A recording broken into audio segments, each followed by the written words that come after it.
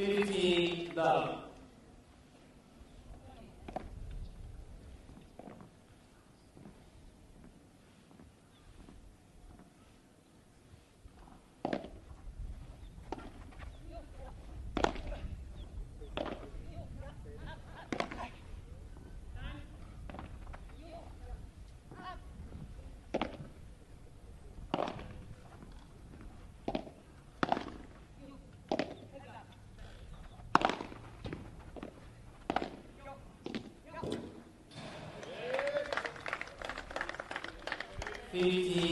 Off.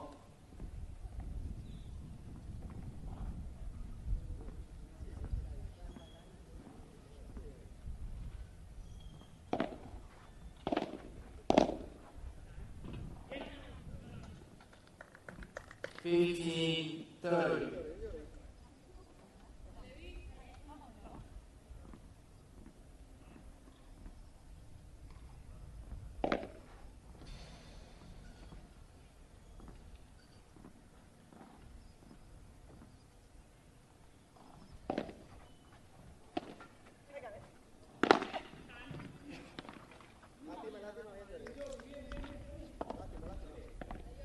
All.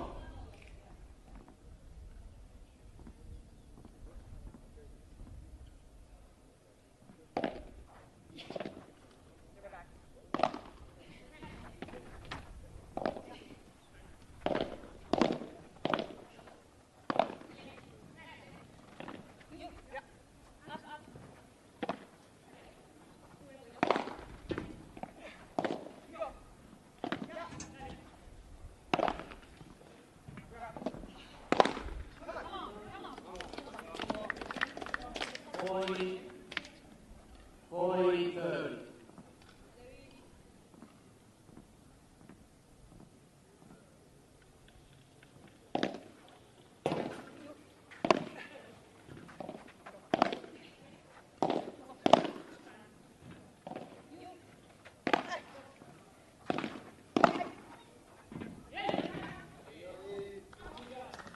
Use all points.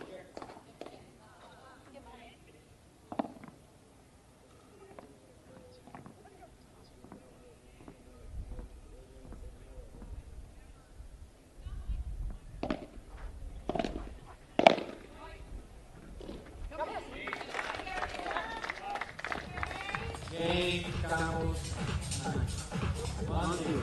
All right, we're underway in our day 2 of the Pro Padel League, or weekend 2, day 3. And as you just saw, that is the golden point. There's no ad scoring here in the Pro Padel League. The golden point's all important in winning these matches. We have it right off the top as San Diego takes a quick lead here. Campus and Mackie up 1-0.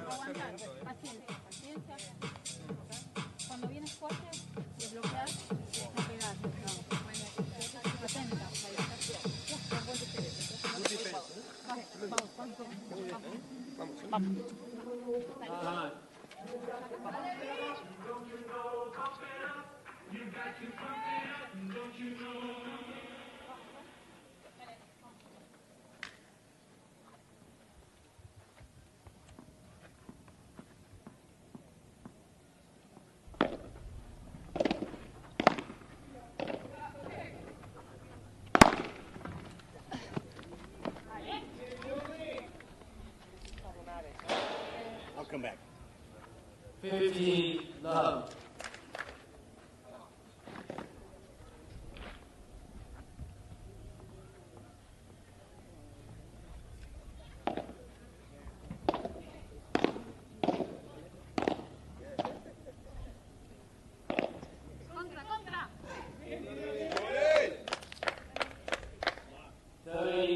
Love.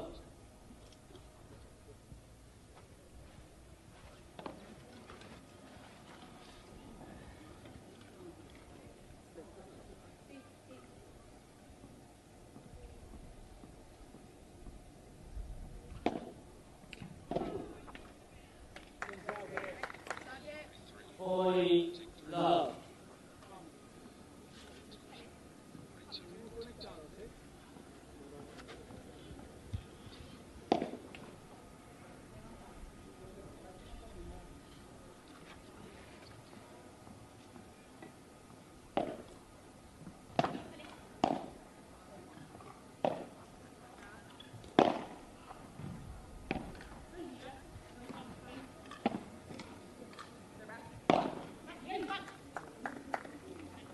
Game Padel.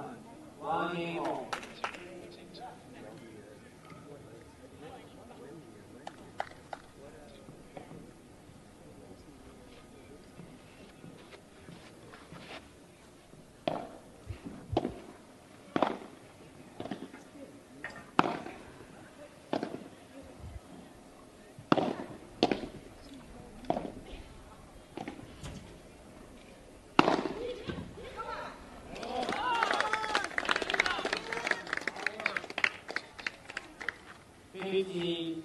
Love. All.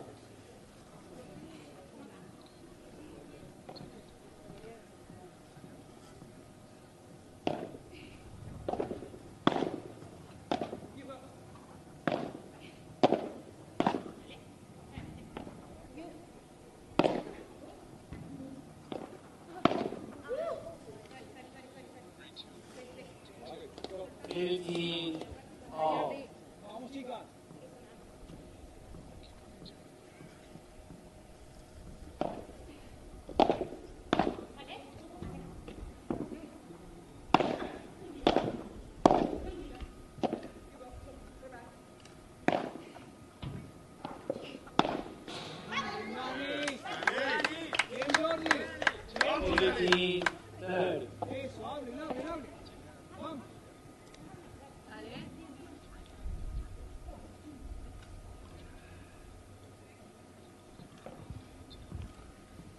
Copy that.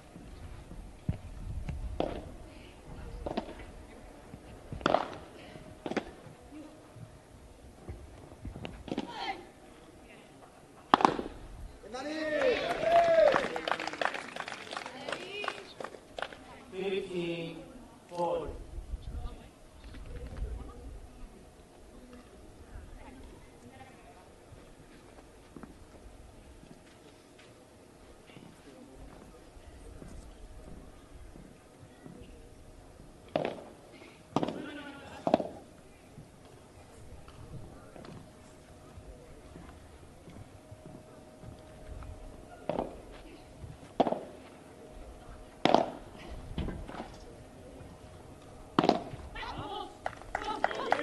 Game Angelo Alice 2 games to 1.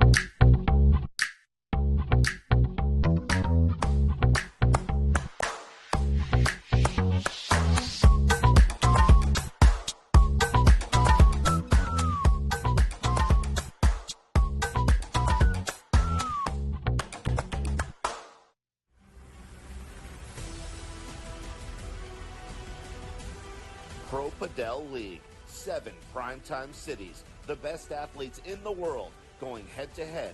4 bragging rights, cash prizes, and the opportunity to be the Pro Padel League champion. The action kicks off May 13th through June 11th in Tampa at SVB Tennis Center. Go to ProPadelLeague.com for tickets and more information. Elevate your barbecue game this grilling season with Allegro Marinades. Allegro's Tennessee whiskey will take your meat preparation to the next level. Discover your new grilling advantage online at AllegroMarinade.com.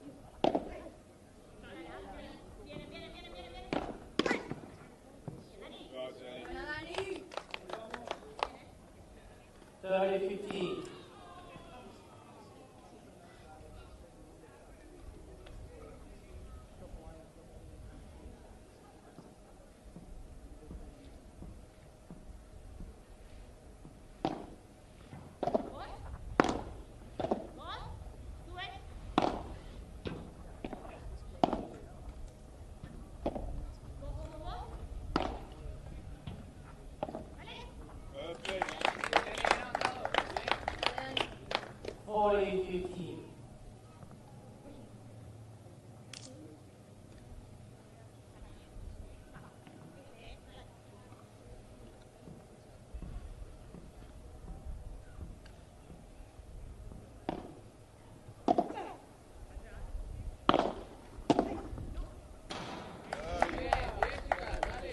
Game Barcelona. 1-3.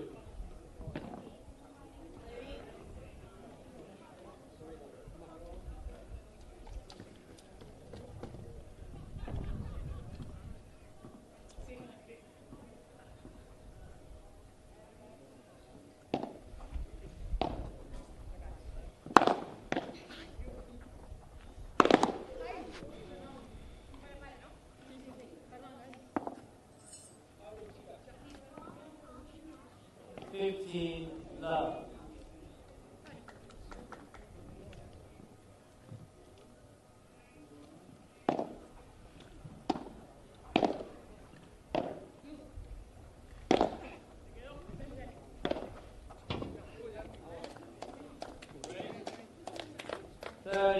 Love.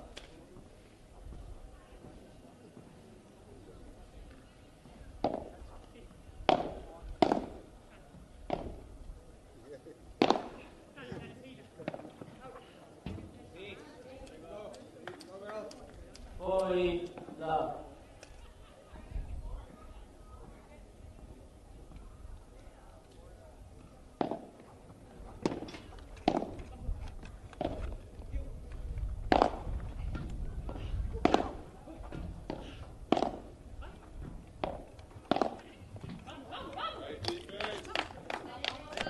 Forty 15.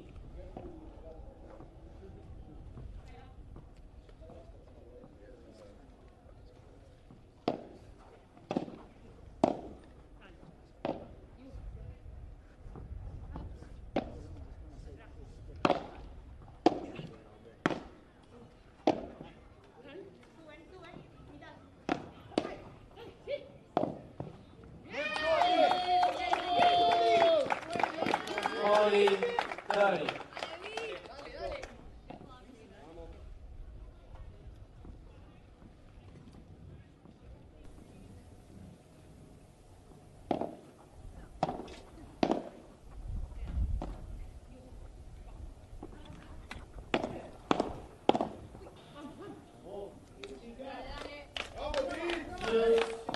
All in point.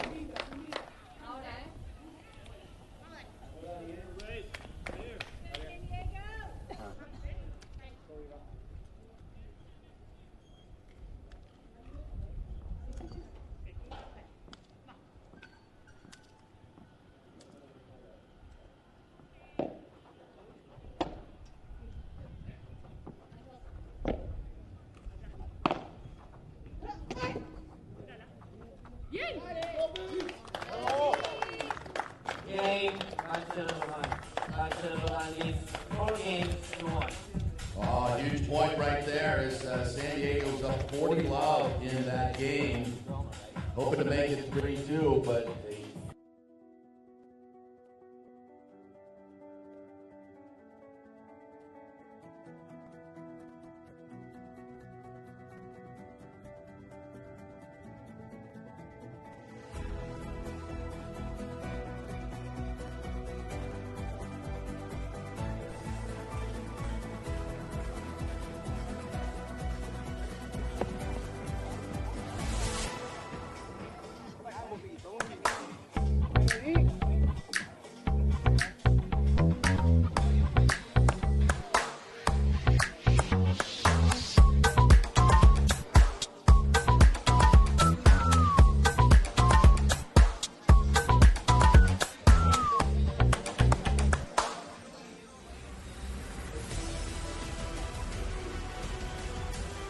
Pro Padel League. 7 primetime cities. The best athletes in the world going head-to-head. 4 bragging rights, cash prizes, and the opportunity to be the Pro Padel League champion. The action kicks off May 13th through June 11th in Tampa at SVB Tennis Center. Go to ProPadelLeague.com for tickets and more information. Elevate your barbecue game this grilling season with Allegro marinades. Allegro's Tennessee whiskey will take your meat preparation to the next level. Discover your new grilling advantage online at allegromarinade.com. It makes Time.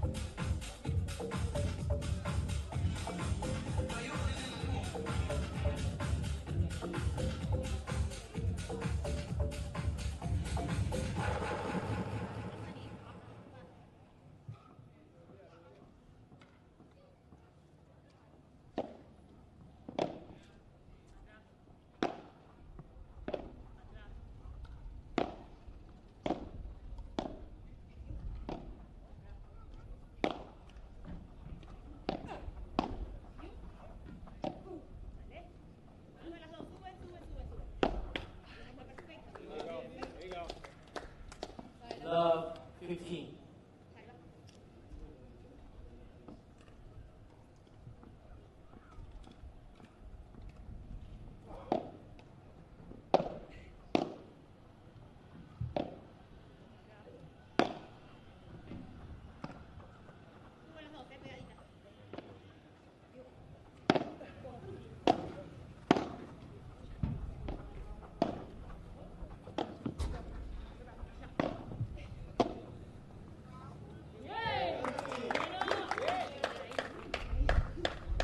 Fifteen all.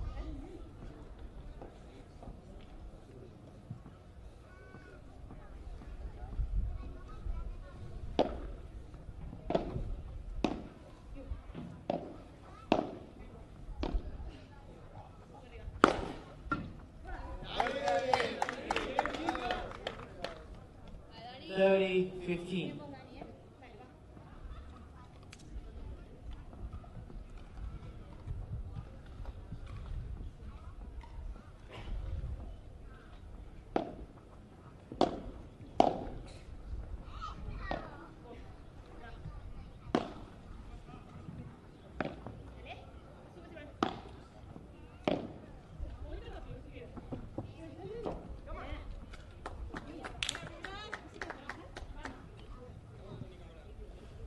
Thirty all.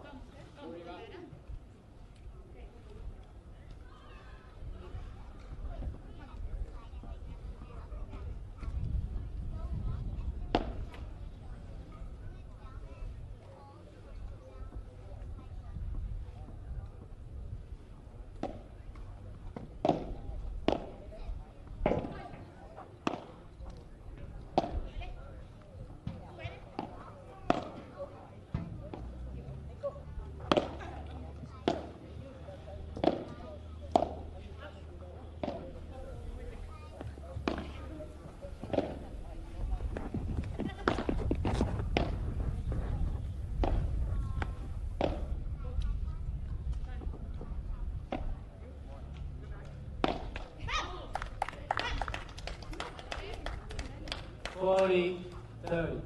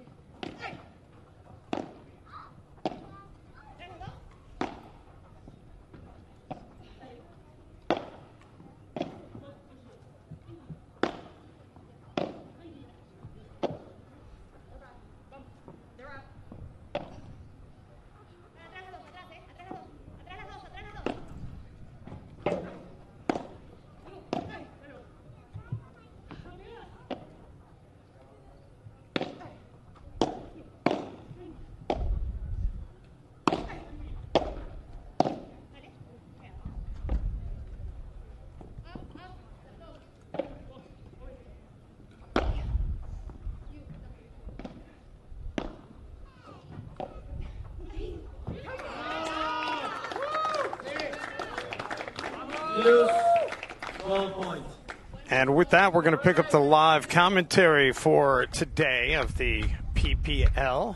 And Dave Benz alongside Nico Macritelli. Did I say it right? Agritelli. Nico Agritelli of the team Matrix, the Arkansas Matrix, kind enough to stop by the booth and join us here. And thank you to those of you who've been enjoying the sights and sounds here without the commentary. But we're thrilled to be bringing you the full day of coverage here, as should be a whole lot of fun. Got a head start today, moving it up an hour from the times from last week to try and get ahead of any potential weather delays and see if you can get a little bit of a buffer, because last Saturday it took 2 lightning delays and then some rain late in the day. Were you involved in that late match, right? We were. Our women's match played Saturday evening, and then we had to delay the rest of the match until Sunday morning, and we were the first match to go to a mixed doubles match Sunday morning. So we started at 8:30, finished around 12:30 with the mixed, and then after the mixed, then we had to do doubleheader. After the doubleheader, we went Sunday evening. We had back-to-back matches. It was a long day. Yeah, and you guys actually, you on Saturday, you guys actually warmed up on the court, and then the rains came, right? And because you were hoping you were going to be able to get it in. Correct. Our women's match went on. We started on court 1. So we didn't even play our women's match on center court. They pulled out a 7-6 victory in the third set. It was incredible. Well, it should be a whole lot of fun to see every match on this center court here today. And right now, Los Angeles taking on San Diego, and Los Angeles with this 5-1 lead here in this opening set. And Los Angeles would love to make quick work here of San Diego, and it is Los Angeles that is in the far court and San Diego in the near court right now.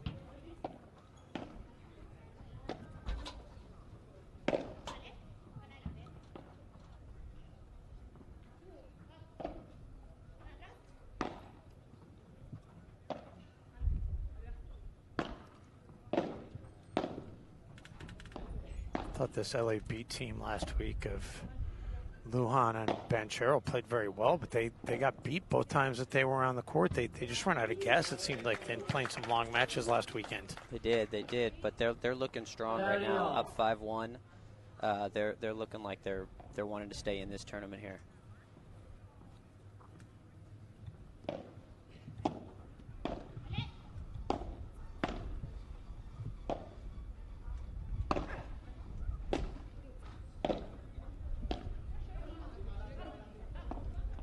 So that'll take us to double break point here. Or excuse me, double game point, I should say. As they're trying to hang on our San Diego and see if they can keep this first set interesting. They can just build up a little bit of momentum here at the end of this first set. Going back into the second set, they might be able to start rolling. And that is going to be the game. So it'll be 5-2. They're going to take a quick breather. We'll step aside for a quick moment, but our coverage just getting started here from Zephyr Hills, Florida. All right, San Diego.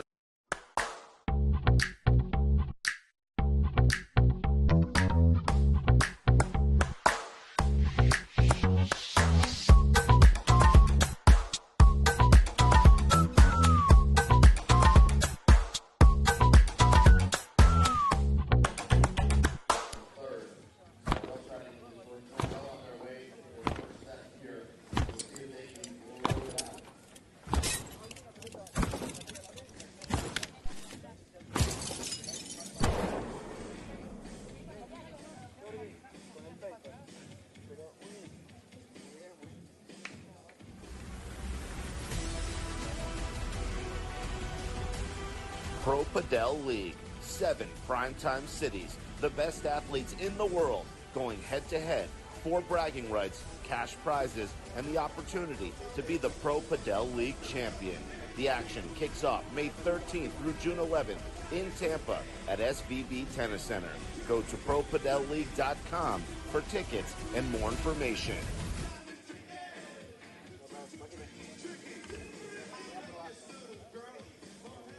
Amazing. We're not still live right now, are we?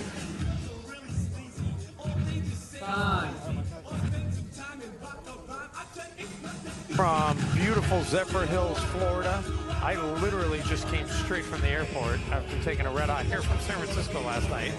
So it was it's been a long night, but I'm pumped up now, man. I'm ready to be here for a long day and be able to watch some great padel. And you call it paddle, so that was the big conversation I had with Sid Newcomb last week, who's the tournament director. Do we go paddle? Do we go padel? And I've heard it said both ways. And Sid said, it's kind of interesting because most of the Europeans now say paddle, and the Americans have been saying padel to try and mimic the Europeans, and the Europeans have been saying paddle to mimic what they think the Americans want to say. So I don't know what the right thing to say is. I've heard people say padel, and the reason being is to try to differentiate the sport from some of the other racket sports out there. When I say I play paddle, people think pickleball. Or they think platform tennis up in the Northeast. Or table tennis. Or table tennis. So by saying padel, it just differentiates the sport a little bit, which I like the idea. I've been saying paddle, though, for 5 years, so it's kind of hard for me to develop a new habit right off the bat. Right. So it's a work in progress on my end. LAB trying to close out this set here.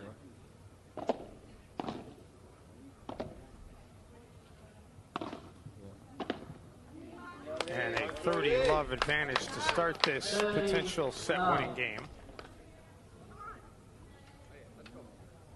And then what? Put the mic at the corner. How did you get introduced to paddle? So I played college tennis. I played tennis since I was 3 years old, and then when I graduated college, we had just built the courts at my club, T-Bar M. Was kind of burnt out on tennis. Had heard a lot of good things about the sport, so started playing and absolutely fell in love with padel, and haven't looked back since. I've probably played tennis maybe once a year now, and padel, I actually just quit my day job last May to pursue a big smash there. Yeah, Danny puts it away and puts them on the precipice here of being able to close out this set.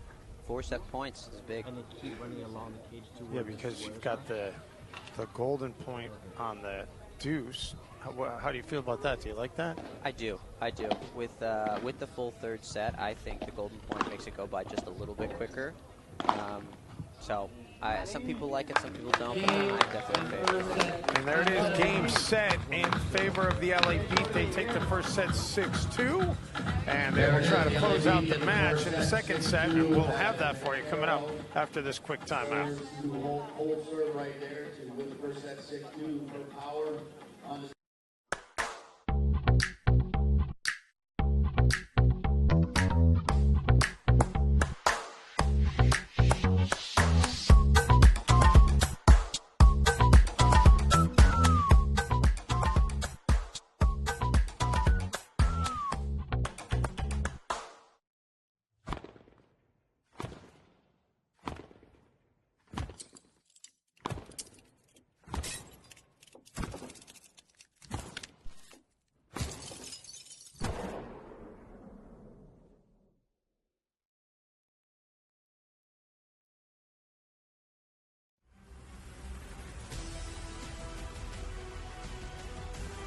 Pro Padel League. 7 primetime cities. The best athletes in the world going head-to-head.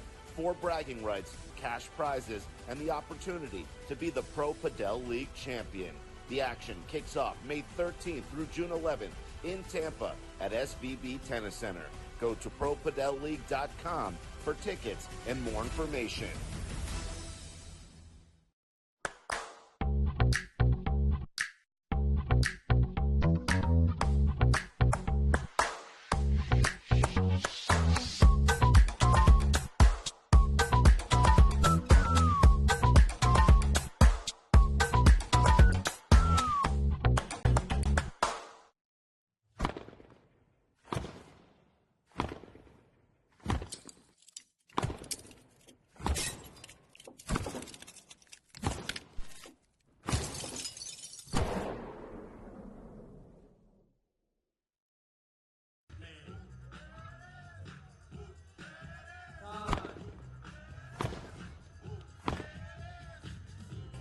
Mackey is on the right side. Okay. On the deuce side. Okay. Back here in Zephyr Hills, Florida.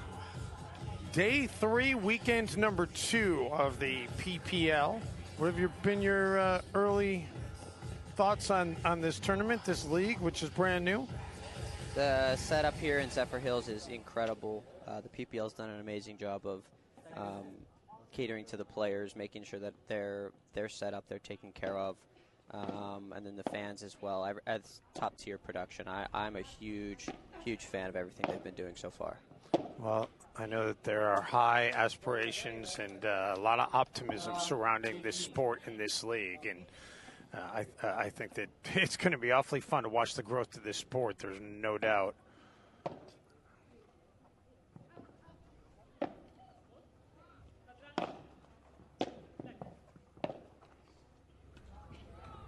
Campus plays it off that back wall.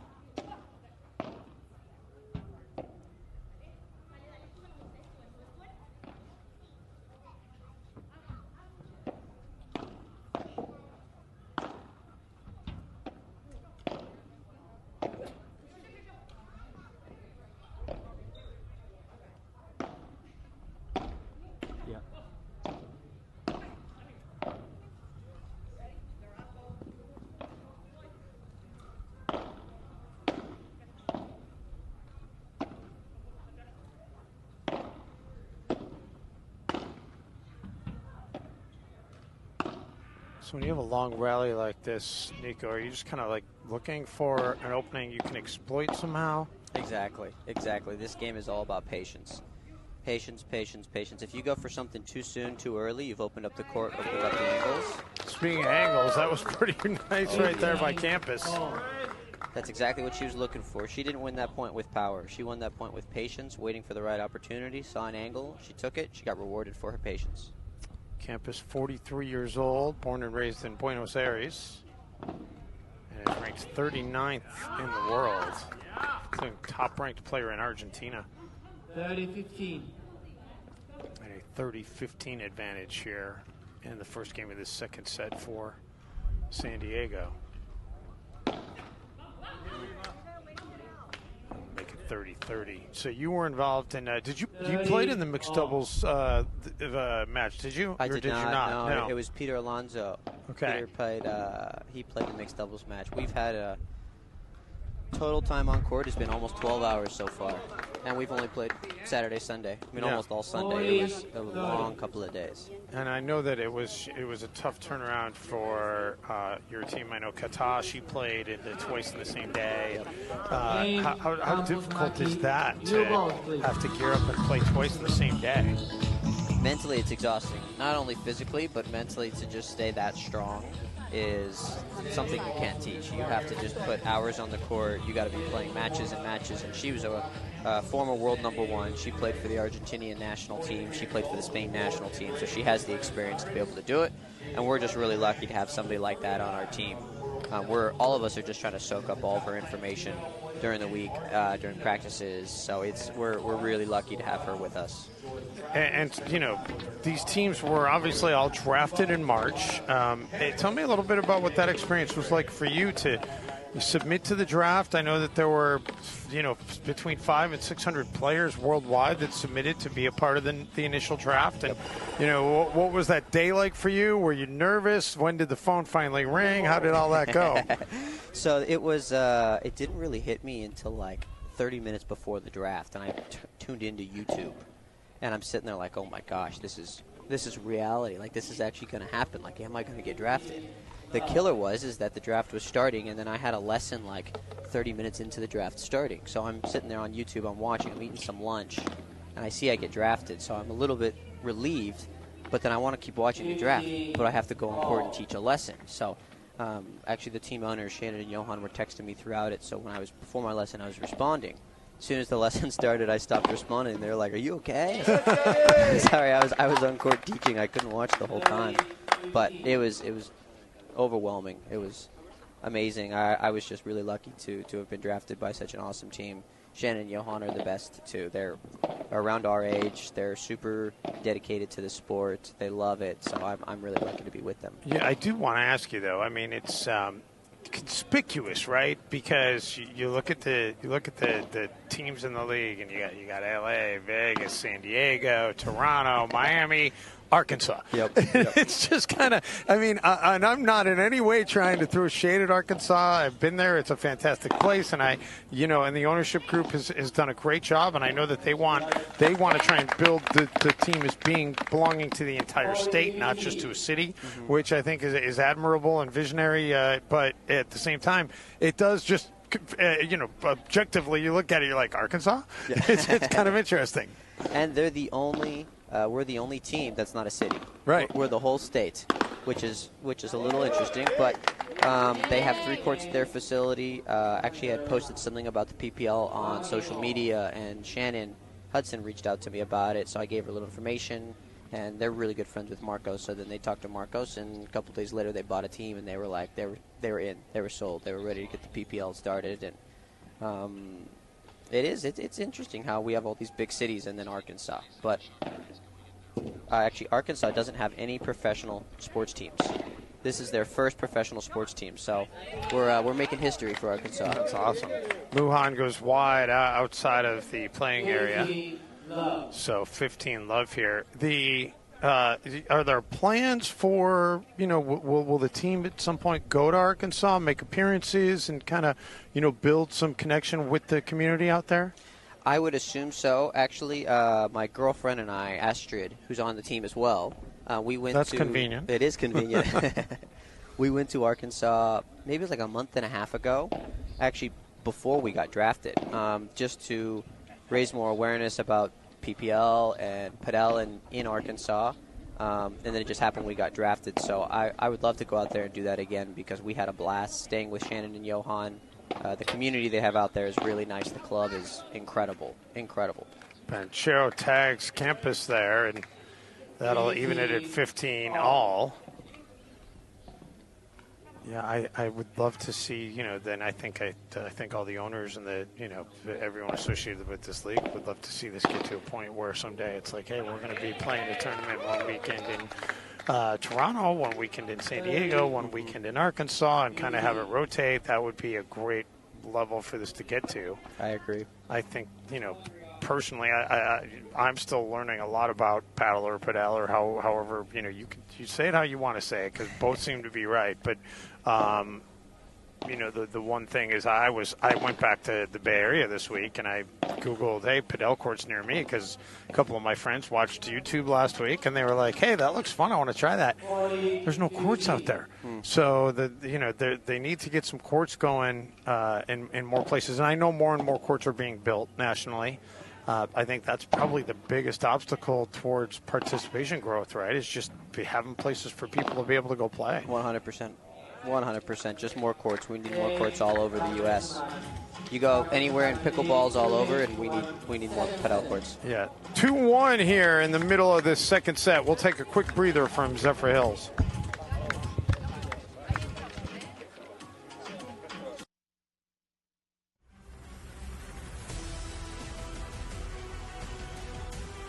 Pro Padel League. 7 primetime cities. The best athletes in the world going head-to-head. 4 bragging rights, cash prizes, and the opportunity to be the Pro Padel League champion. The action kicks off May 13th through June 11th in Tampa at SVB Tennis Center. Go to ProPadelLeague.com for tickets and more information.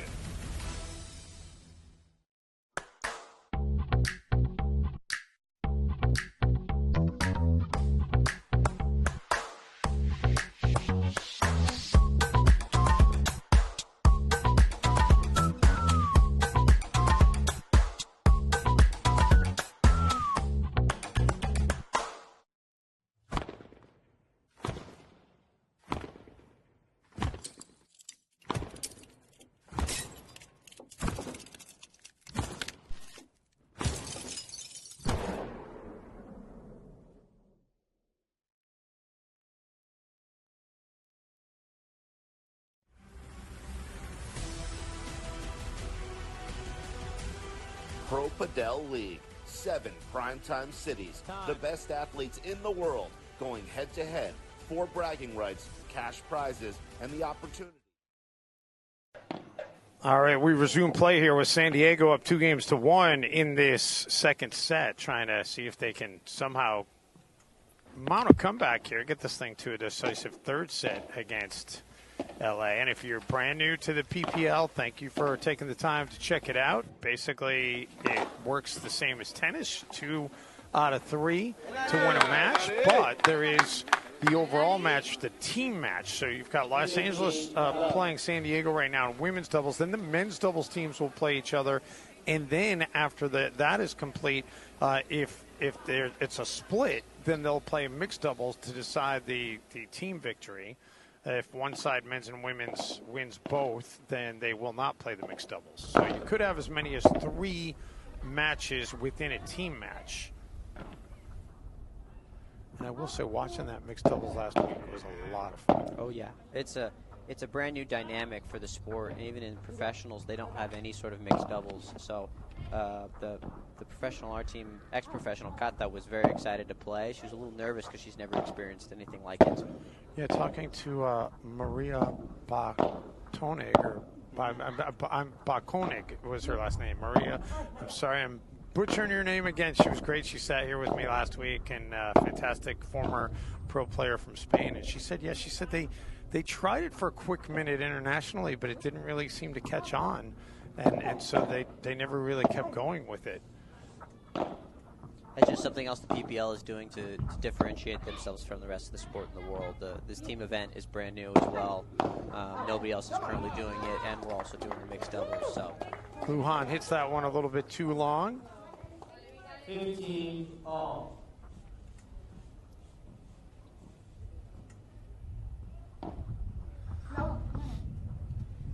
We've got the force behind the PPL taking pictures of us right now, which is always good. Marcos Del Pilar, the man, the myth, the legend. Yeah, Marcos has done a great job getting this tournament and this league off the ground.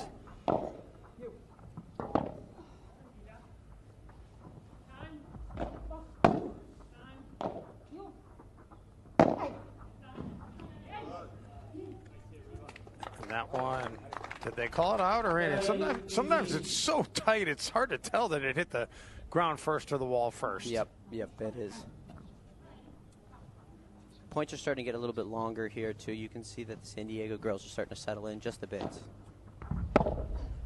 You know, that was one thing Maria did say last week. She said she thought that the humidity here in Florida kind of leveled the playing field a little bit. She felt like the points as a result were a little bit longer than what she was used to seeing internationally. Do you think there's anything to that? Does the humidity play into this a little bit? Definitely. It's much harder to do exactly what Danny just did. Smack an easy overhead and send it either over the back cage or the outside of the cage. The humidity makes the ball a little bit heavier, a little bit harder to clear, so you have to have a little bit more point construction. I personally like it more. I like it when the game's a little bit slower. You can construct a point more than just smash all over the place. Love 15 advantage to start here for the Beat. Pete would love to get a break and be in a position to get into the driver's seat here in this set.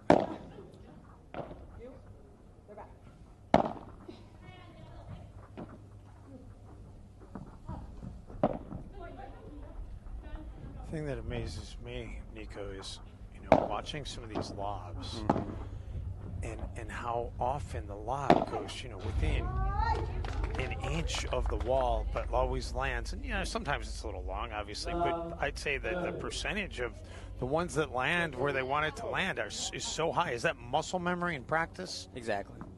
These girls have done it thousands and thousands and thousands of times, and as soon as that ball leaves their paddle, they know if it's going in or out. They've done it over and over. And it's such a crucial part of this game, too. It helps reset the point, give you more time to get back in position, and eventually try to get your opponents off of net. Lujan couldn't get out of the way of that one. It ends up catching her body, so move to 15-30.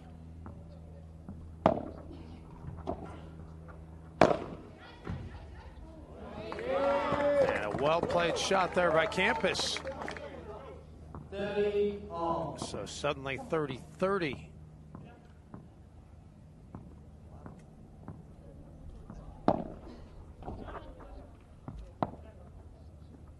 I do have to ask you, okay, so the terminology, this was one thing that threw me last week, right? So when you serve the first time and it's not a valid serve, you reserve. They call the reserve the first serve? No, it's just like tennis. So it's your first serve and then second serve. Okay, and if you don't get it in on 2, then it's a fault. Correct. Okay. Correct. Exact same rules as tennis. Okay. Yeah, that was kind of throwing me last week. I thought it was because on the reserve, Maria was saying, okay, no, the first serve, and I was second serve. So I was like, I'm a little lost on that. Same rules as tennis. And the thing that really threw me last week, and the LA Beat do force the break as that one by Campus goes into the net. So LA now in the driver's seat, up a break, 3-2 here in the second set, and they'll have the serve coming up on the other side of this timeout.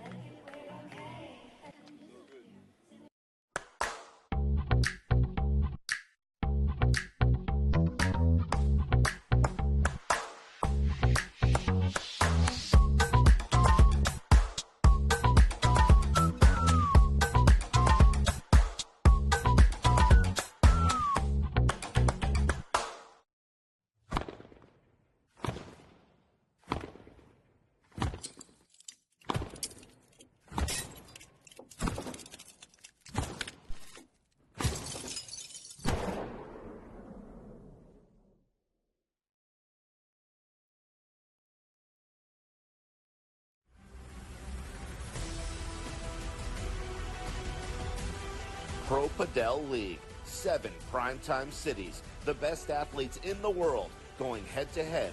4 bragging rights, cash prizes, and the opportunity to be the Pro Padel League champion. The action kicks off May 13th through June 11th in Tampa at SVB Tennis Center. Go to ProPadelLeague.com for tickets and more information.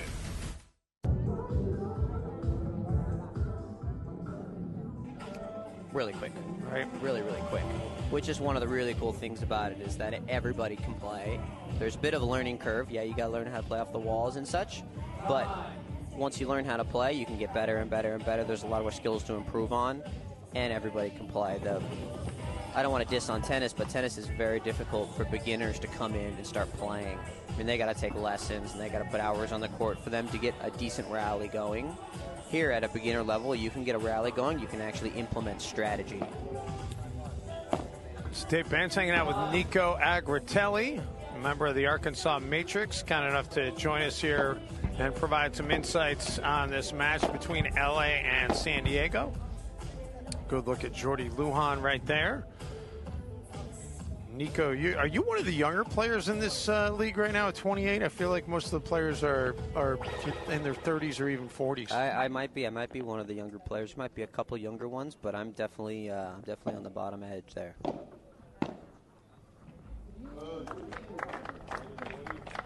That one, Mackey unable to catch up to it.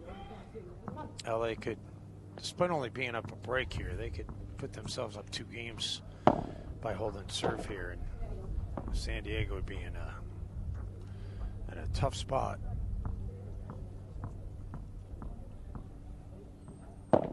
I was going to tell you right before we took the break, when I got here last week, I was under the impression that like nothing was out of bounds, that you could hit anything. So the first couple of times the ball hit the back wall, and I was like, wait, what happened? Yeah.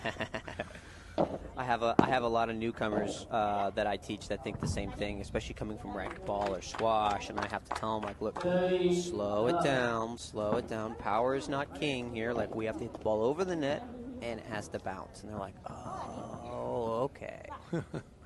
Yeah, once you realize that, it makes much more sense. Mm-hmm. Otherwise, the points would just go on forever. Yeah. If you're waiting for it to bounce twice for it to be an end, you could be there a while. Yep. Of course, then you could just play, games to 3. Yeah. Points would be 20 minutes long each. Oh, how about this? The LA Beat now have quadruple game point. Already up 3-2 in the second. They'd love to close this thing out in 2 sets.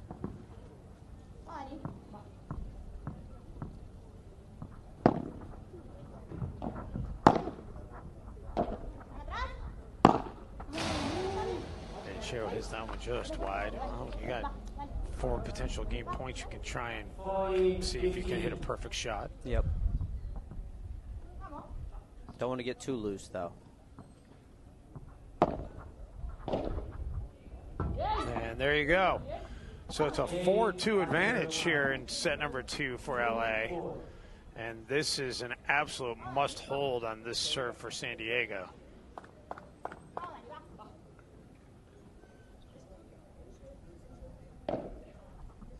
Reva Mackey, originally born in Canada, now lives in Miami.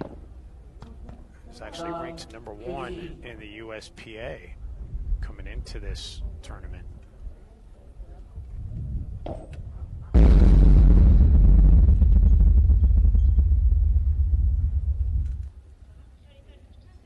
This is Reva's first match of the PPL, so you can tell she's not quite playing up to her potential, whereas her opponent there on the cross court, Jordy, has played 2 matches already, so she's probably got a couple of those nerves out of the system.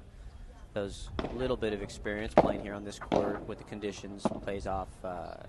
You can see it's paying off today. Now, are you playing today? I am. I'm playing with Cristobal, who is from Chile.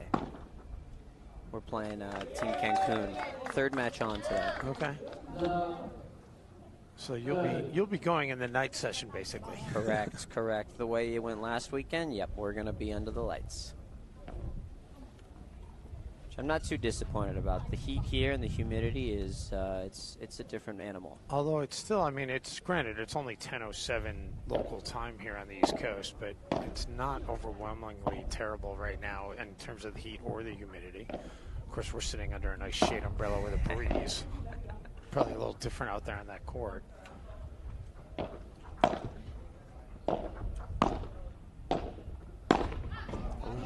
Sails it long. Yeah. Didn't quite get the paddle in as far in front as she wanted to get a better angle on that.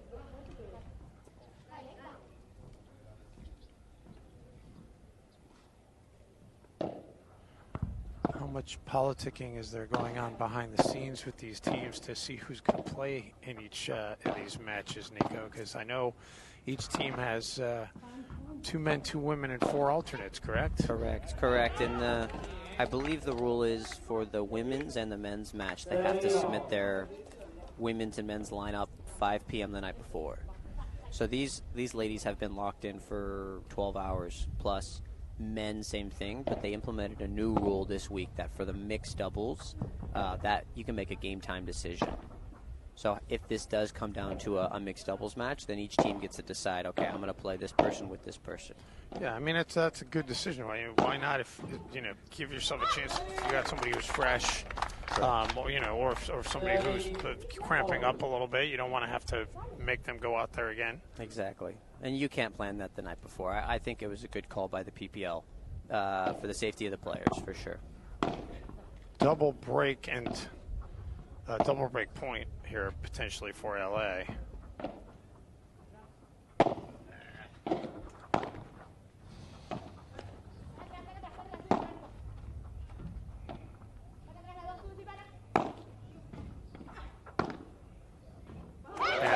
So the beat breaks San Diego again, and now up 5-2, and they have a chance to serve for the match. They'll take a quick hydration break, and we will catch a breather as well. Back to Zephyr Hills after this quick timeout.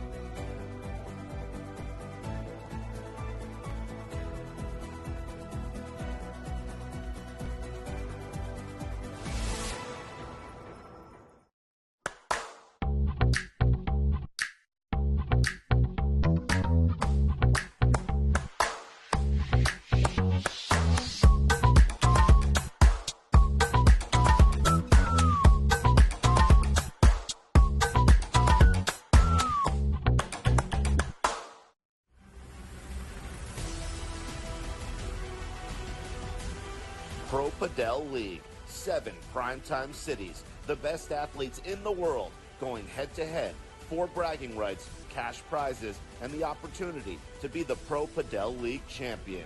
The action kicks off May 13th through June 11th in Tampa at SVB Tennis Center. Go to ProPadelLeague.com for tickets and more information.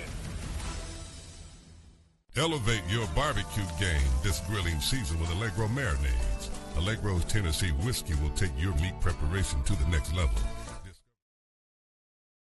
Back here in Zephyr Hills, the LA Beat with the serve and already with a 15-love advantage as they're trying to close out this match in 2 sets and move their team halfway to winning a team point. Men's doubles will follow whenever this women's doubles match concludes. And Banchero quickly makes it 30-love. 30-love.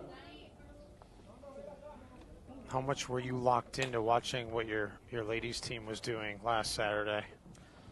Oh man, I was hooting and hollering on that sideline. I wasn't playing for that match. Was your girlfriend playing? No, she was not playing either. We had Egle played and then Kata play, and they won 7-6 in the third. It was a nail biter. And here we go. This is quadruple match point. And they'll have to reserve it.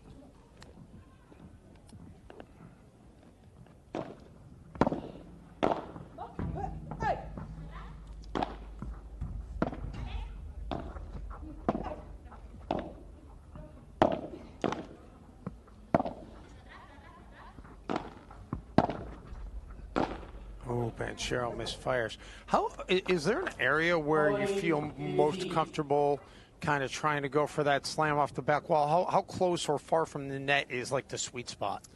Kind of where you see this this first pole, right where Jordy's just behind. Okay. That's kind of the sweet spot there. You'll see the pros do it all the time from behind the white line, and they make it look easy. But trust me, it's not that easy. Is it possible to be too close to the net to do it? Not really. Not really. No, not really. Well, LA makes light work of San Diego here in this first match of the day, 6-2, 6-2. And the LA Beats, Luan and Banchero, finally get the elusive match victory that they've been looking for here in Zephyr Hills, Florida. And some smiles out of the veterans right there as they are up in terms of the team match. 1-love as well. JP Peterson is on the court, has the mic, doing a great job emceeing and doing the post-match interviews. And we're going to lay out and listen to what JP has to say as he will talk to the victorious ladies here in Zephyr Hills.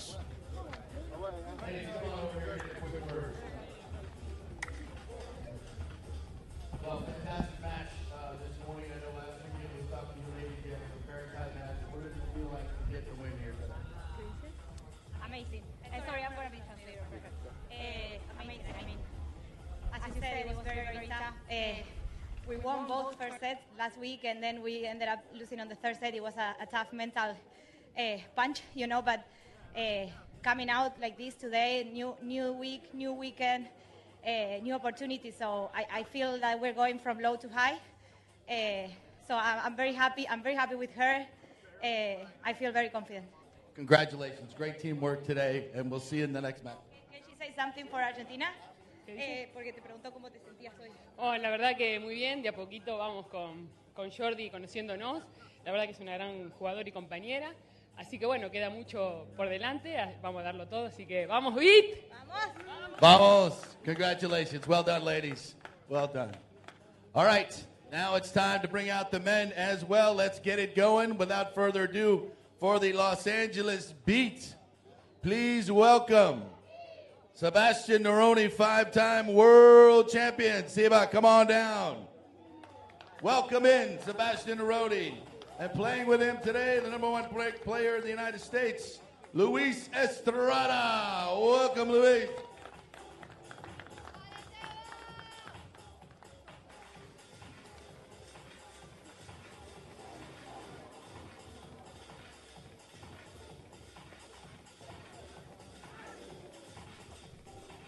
All right, And for Team San Diego, the Stingrays, the men trying to even things up. Please welcome Matthias Elmada.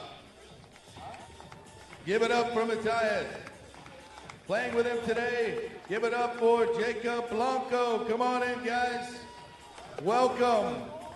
We'll get this rolling. We'll do the coin toss. Diego, come on out. We'll get the coin toss done and the warm-up to begin, and we'll get it rolling to see if San Diego can even things up, or LA can get their first big win.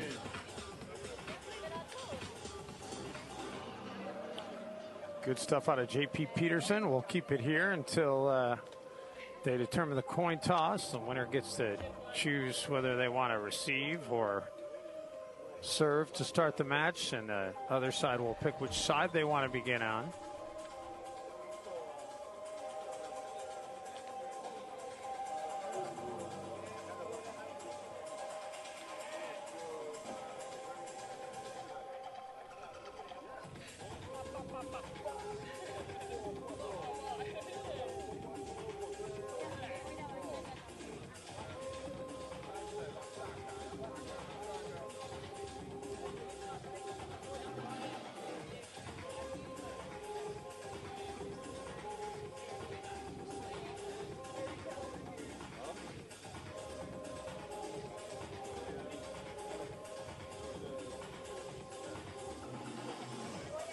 And the coin toss is in the air.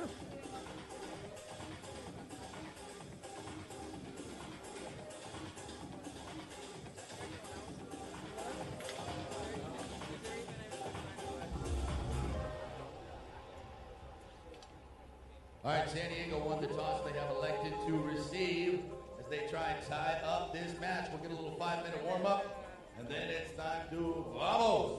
All right, great stuff out of J.P. Peterson. And the sides will get a 5-minute warm-up, and we will just listen in and begin the commentary when they are ready to go, as we will have the first men's doubles match of the day coming your way here from Zephyr Hills, Florida.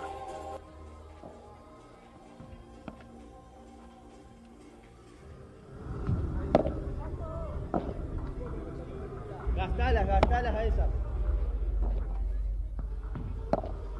And a huge Pro Padel League thanks to our sponsors. We couldn't do it without them.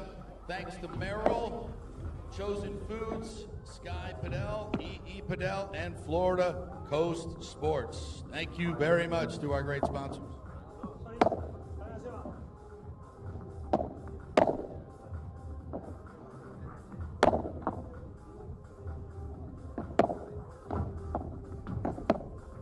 Reminder, these matches are the best of 3, men's, women's, and a mixed if needed. We only had one match go to a mixed last weekend. We'll see if we have that today, as San Diego will try to even things up here.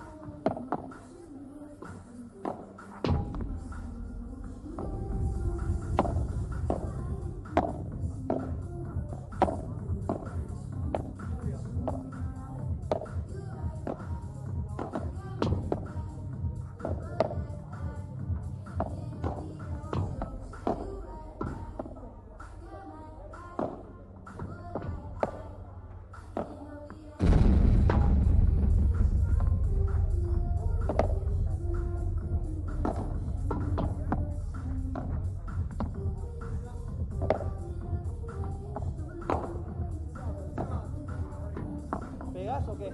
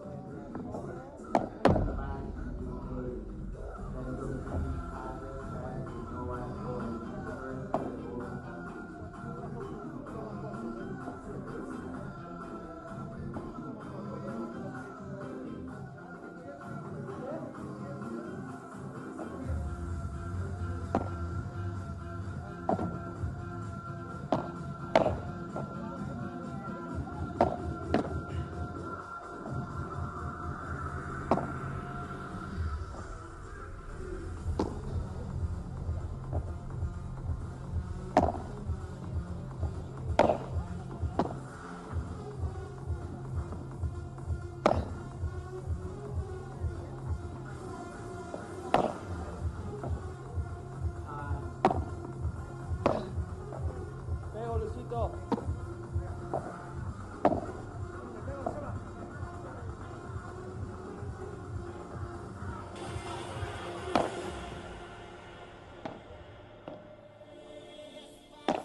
right, we're about set for our men's match here as the LA Beat try to get their first match win here.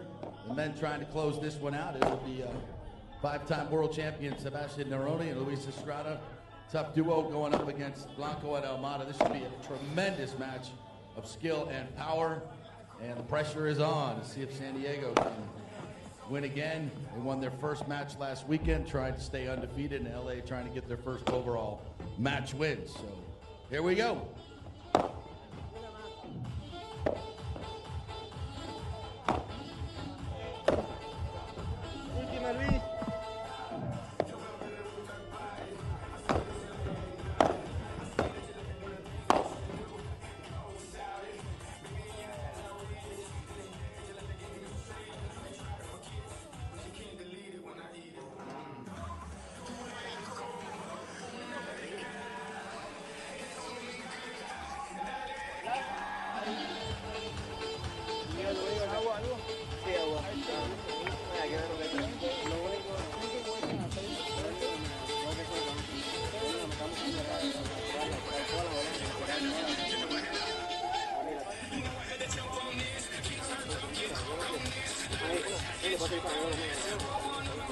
And just about set to get this men's doubles match underway.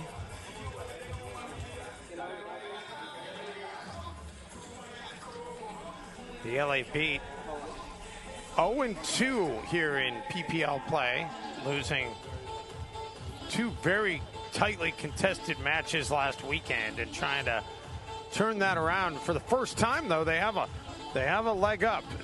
That was the first doubles victory by the LA Beat women. So see whether or not the men can follow that up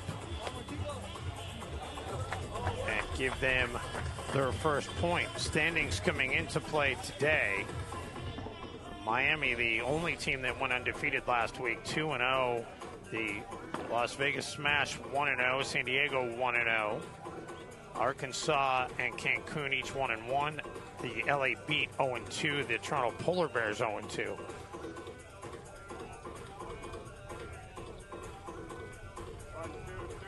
As they pose for the pictures, so to familiarize you with this entire league, it's as of now there are a total of 7 teams in this league, and they will play a round-robin format.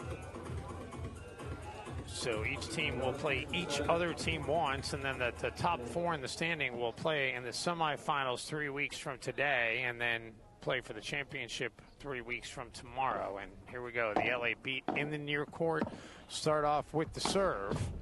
And Luis Estrada, the overhead, and then couldn't catch up to the return off the wall. So San Diego starts this with a love 15 advantage. And you heard J.P. Peterson introduce the players for you, but in the far court for San Diego, you got Jacob Blanco and his teammate Matias Almada. And it's the team of Luis Estrada and Sebastian Nerone, the two in the near court for the LA Beat.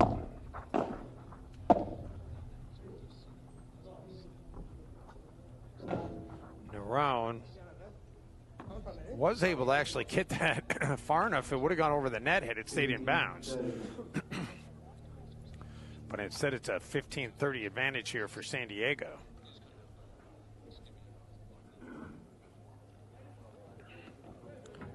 San Diego would love to start this match off with a break. Just before 10:30 local time here on the East Coast. And Nerone will have to go to the second serve.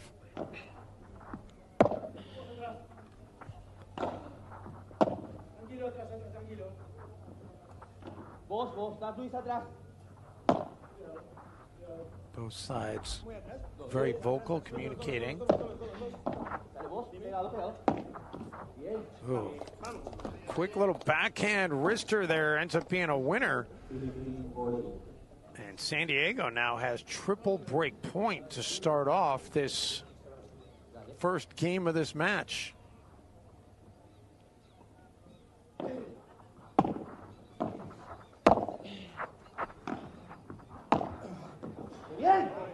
And how about that? San Diego comes out of the gates with a break, and they go up 1-0 to start off this must-win men's doubles match. We'll take a very quick breather, and the action is going to continue in just a moment.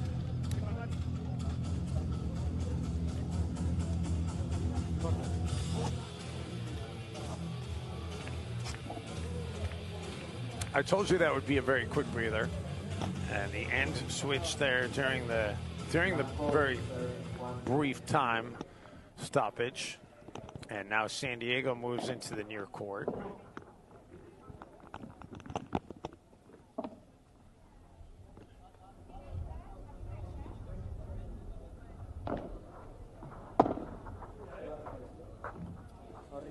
And that return on serve is long.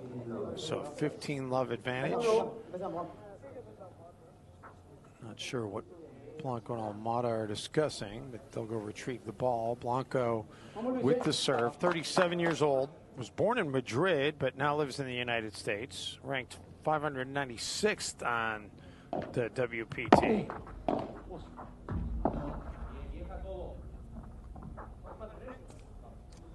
And 30 love in favor of San Diego.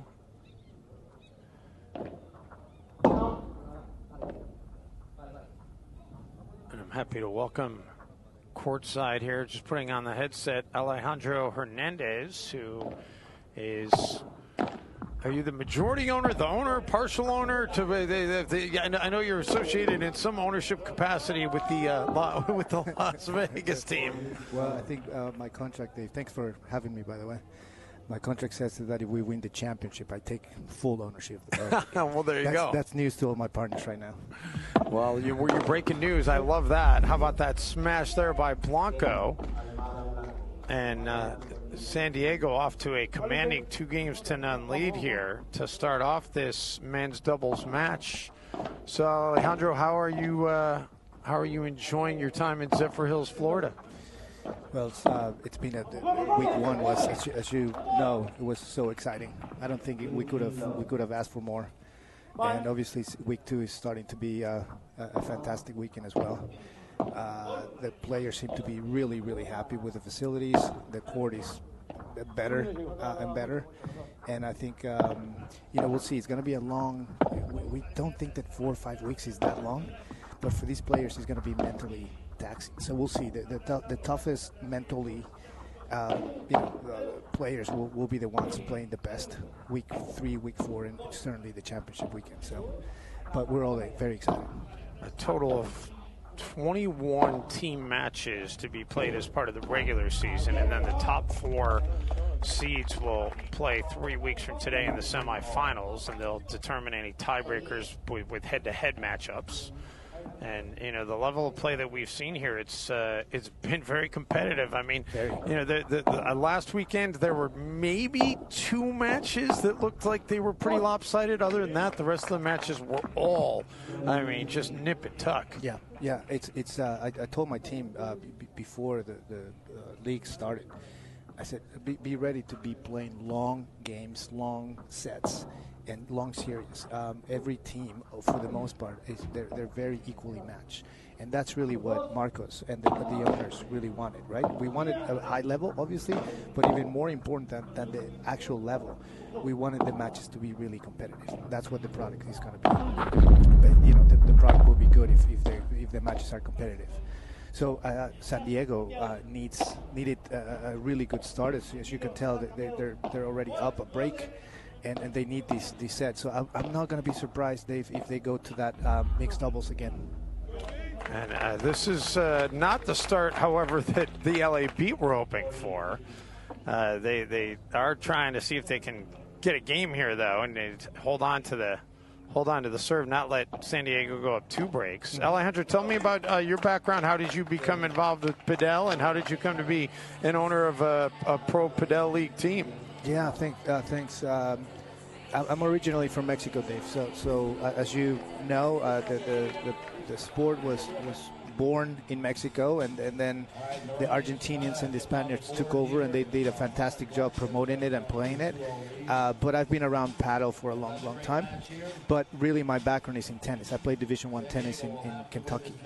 So that's my background. And the last couple of times that I've been back in Mexico visiting family, my brother also played college tennis, and he was telling me that all the players that we used to play against in the tennis circuit, they're now paddle players. I have a couple cousins that also played in college, and now they're playing paddle. And the coaches that used to be, taught us how to play tennis, now they're involved with paddle. So I'm like, oh my God, this is crazy. Like, so there's a huge shift happening, and that happened the last couple times that I visited.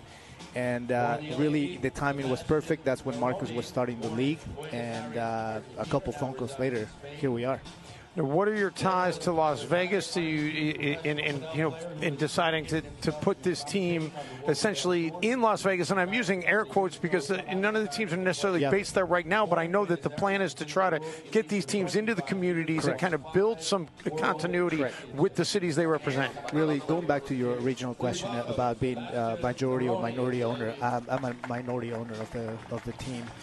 My partners were, they opened the door for me to participate in the project, and they needed somebody local that understands the sport. So I live in Las Vegas. I'm based out of there, and I understand the sport. That's where my value comes in. So I am based out of there. Really, I'm boots on the ground, basically. I want to be the driving force in the community. Hopefully, when we have these players based out of there, then that's when we'll start doing a lot of community outreach. And then, as you know, we have Gavin as well, based out of Vegas. But yeah, so we have two of our partners live there, including myself. Good effort by Sebastian to try to catch up to that one. Could not get there. How many paddle? And you say paddle, and this is the great mystery, because some people it's padel, some people it's paddle, and which one do you hear more often? Well, here in the U.S., I hear more padel, but I think it was in an effort. What I heard was in an effort to separate, and when you hear in the U.S. paddle, a lot of people think that you're going to go to the water and do stand-up boarding. They think of that. So I think I don't know if that's true or not, but that's what I heard. That's why they changed kind of like the way that you say the word. But outside of the U.S., I think most people say paddle. Paddle, yeah. Okay. Well, it's whatever you want to use to describe it. It's fantastic, and it looks amazingly fun. I can't wait to get out there and have a chance to play. Are there a lot of courts in Las Vegas? We have 8 courts total, and they're all in one club. And they do it's a great facility. It's a great facility. I wish it was more utilized. That's where the community outreach needs to come in. We need to collaborate with those folks so we can promote the sport. We can get those courts filled. My dream, Dave, is to see those courts filled with youth, with kids. Sure. Because that will ensure that our future is bright. Triple game point here for San Diego. Not so fast, say the LA Beat, so they'll get it to 40-30 here. That's probably, the biggest thing, and I was, talking with Nico Agritelli about this earlier on our broadcast. That's probably the biggest thing, is just having the availability for people to be able to go play, because I don't think there's any doubt that once people get out there and play, they're going to be absolutely riveted with being out there and playing, but getting the opportunity to be on a court is the biggest thing I think that needs to develop. Yeah, I think that's what's coming to this country, right? The infrastructure of it, how many courts, how many clubs, and then the exposure. And obviously the league, the PPL, will help us with the outreach, the exposure to the sport, and then we just need to make sure that there's support building the infrastructure behind the sport. And I think that's what's coming. Nerone and Estrada battling here. Great rally. Yeah, it really is, as it's double game point for San Diego. Oh, nice.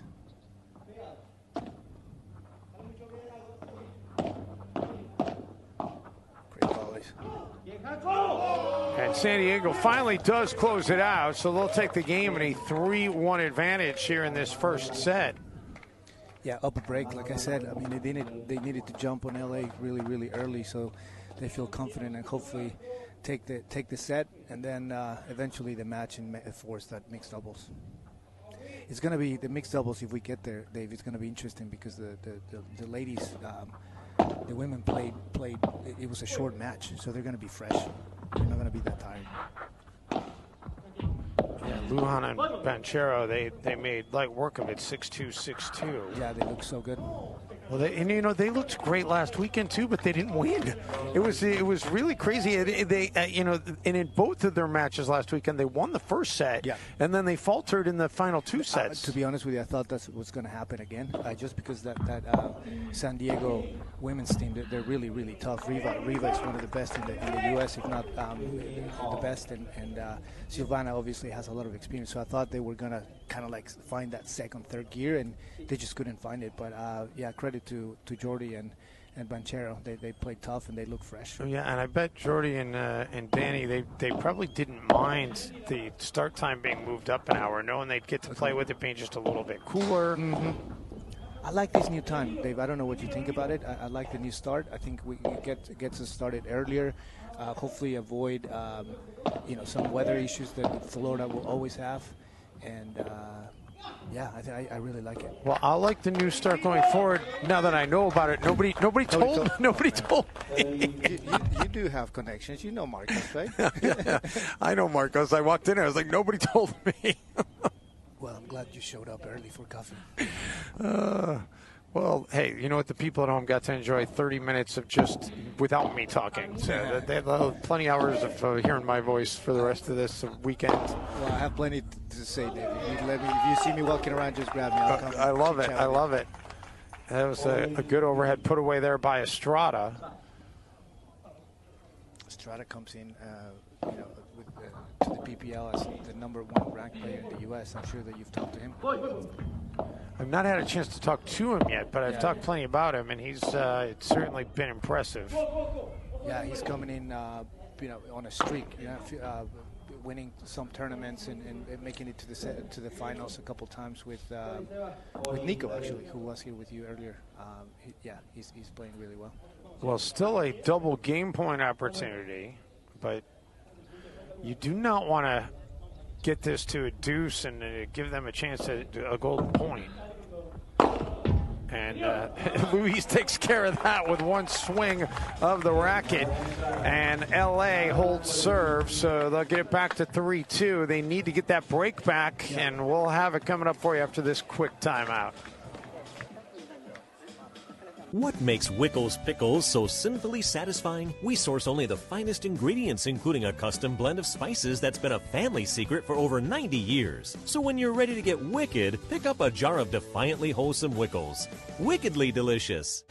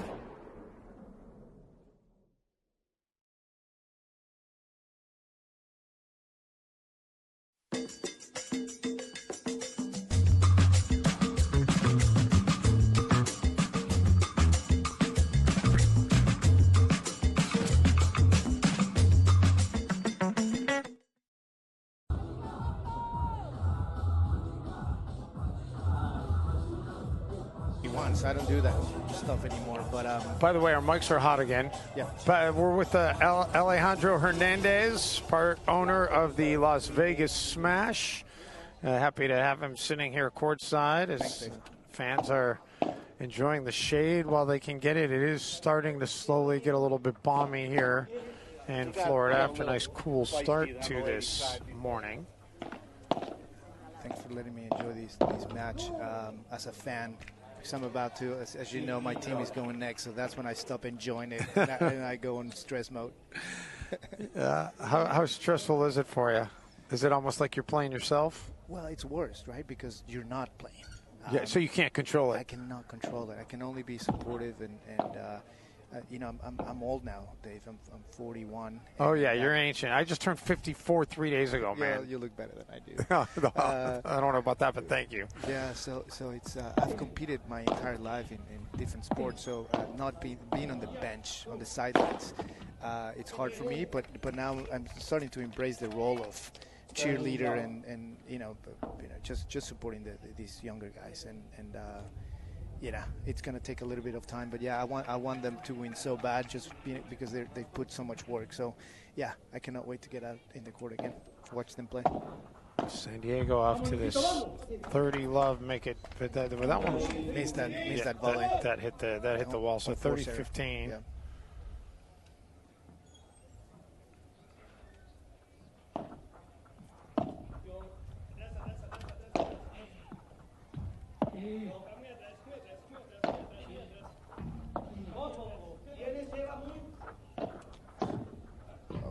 Volley.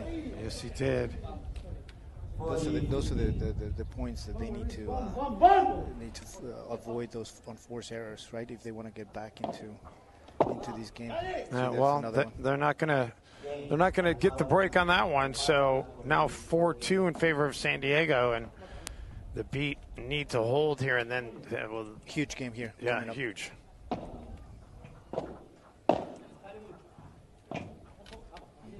They'll get off to a good start. Well, LA up 15 love.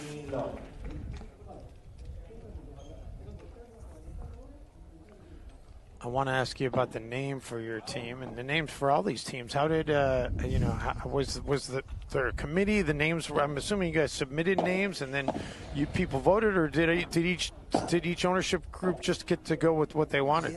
Yeah, pretty much. I'll give credit to my friends and partners in Canada. Most of my partners are based out of Canada. They're a bunch of fun people to be around, and they love Vegas. Actually, that's part of the reason why they pick Vegas is because they go there every year, and I think they just got together. They started brainstorming, and they came up with what I thought was a cool, unique name, and obviously related to the sport, the Smash. So.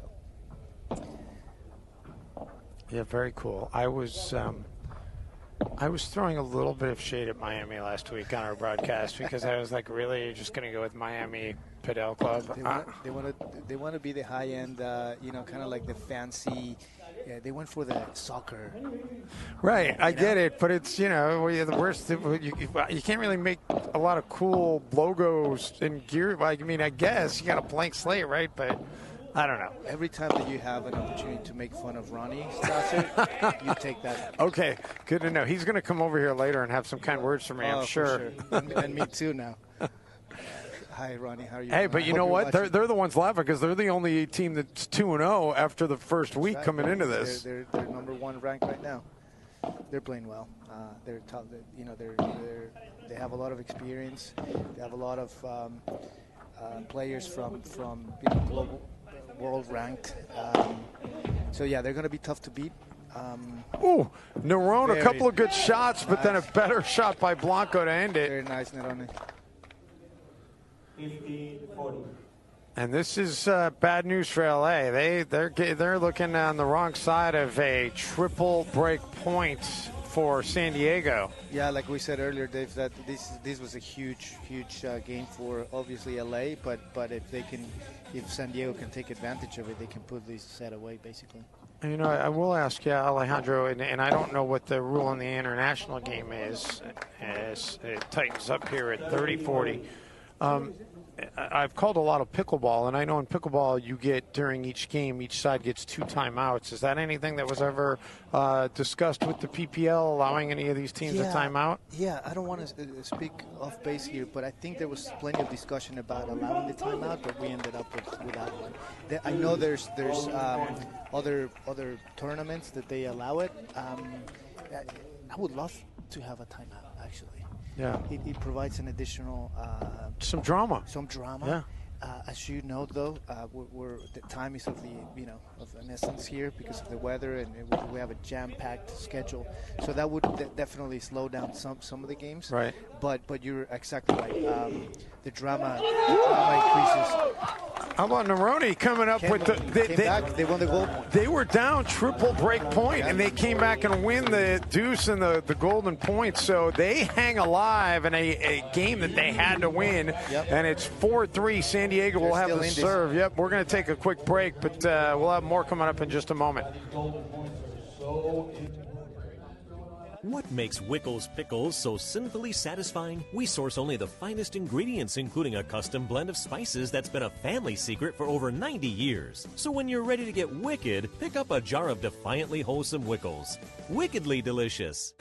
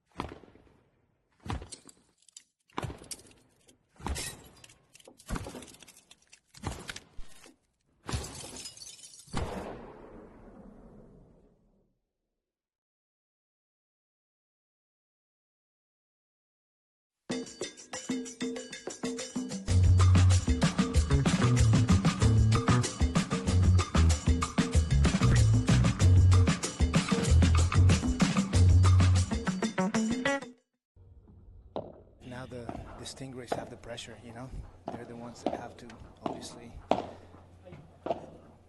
They've got to hold the. They got to hold the serve. They have to hold it. But now the pressure is on, right? If I was LA, I would try to be a little bit more aggressive here and take some risks and try to get that break back.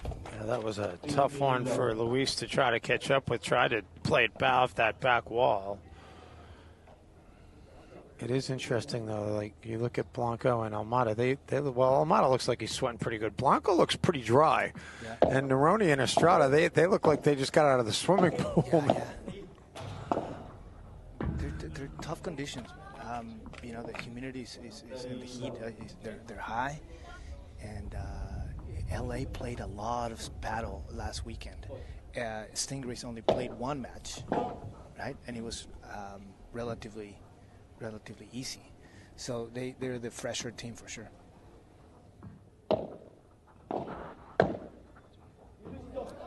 That one's long, so... Yeah, this is where the pressure comes in, and then you have on the other side Nerone, who has all the experience in the world, so we'll see if he can do something. Was able to dig that one out. Yeah, that was out. Yep. Second serve.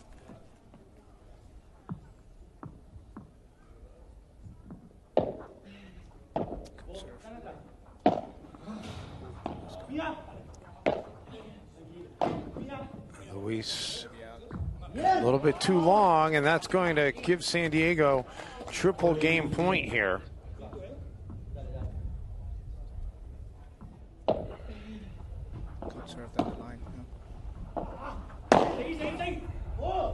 And that's going to be game San Diego, so they take a 5-3 advantage here. And the worst case scenario for them is they would have to go to a tiebreak. LA needs to just worry about this game and then see what they can do about forcing it into a tiebreak situation.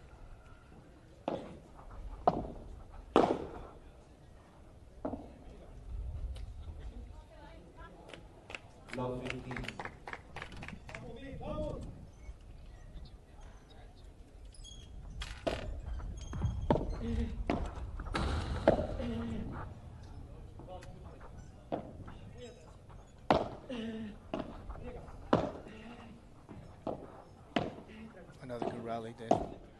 Really good rally. You watch San Diego, it looks like they're not having to work quite as hard to keep it alive. Yeah, LA's running all over the court. I agree with you. They look just very like they're controlling almost every point. Whether they lose or win the point, they're controlling the pace, They're the ones in control of that. And that's also something that can not only pay dividends in the exact present, but as the match goes on, you get a little bit more worn out if you're the one running all over the court. Absolutely, everything's going to catch up to you at some point. You like again, watch the games from last week, LA, Arkansas, right? Especially the older players, it starts to catch up with you.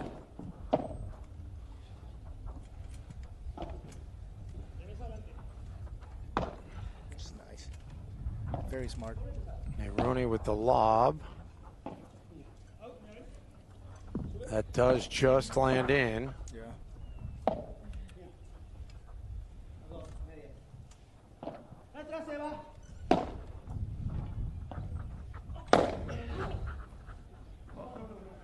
And that one out of the reach of Sebastian.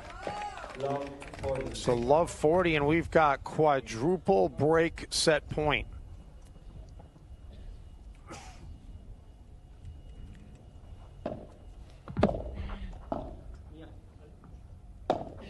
San Diego's just playing really smart paddle right now. They're not forcing like anything, you know. They're not taking a lot of risks. Good volley by Estrada. 15-40. It's a 15-40, but still a mountain to climb here to be able to keep this set going.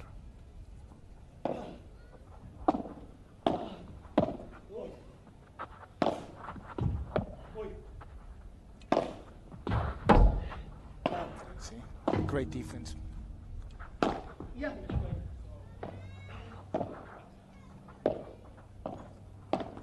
Oh, Blanco gets up to the net, tags Neroni, and that's going to do it. How about San Diego jumping out of the gates in the first set, 6-3. San Diego wants to take this to the mix. Yeah, they want to see some mixed doubles. Yeah. So we'll have the second set of this match coming up after this quick timeout. Stay with us from Zephyr Hills.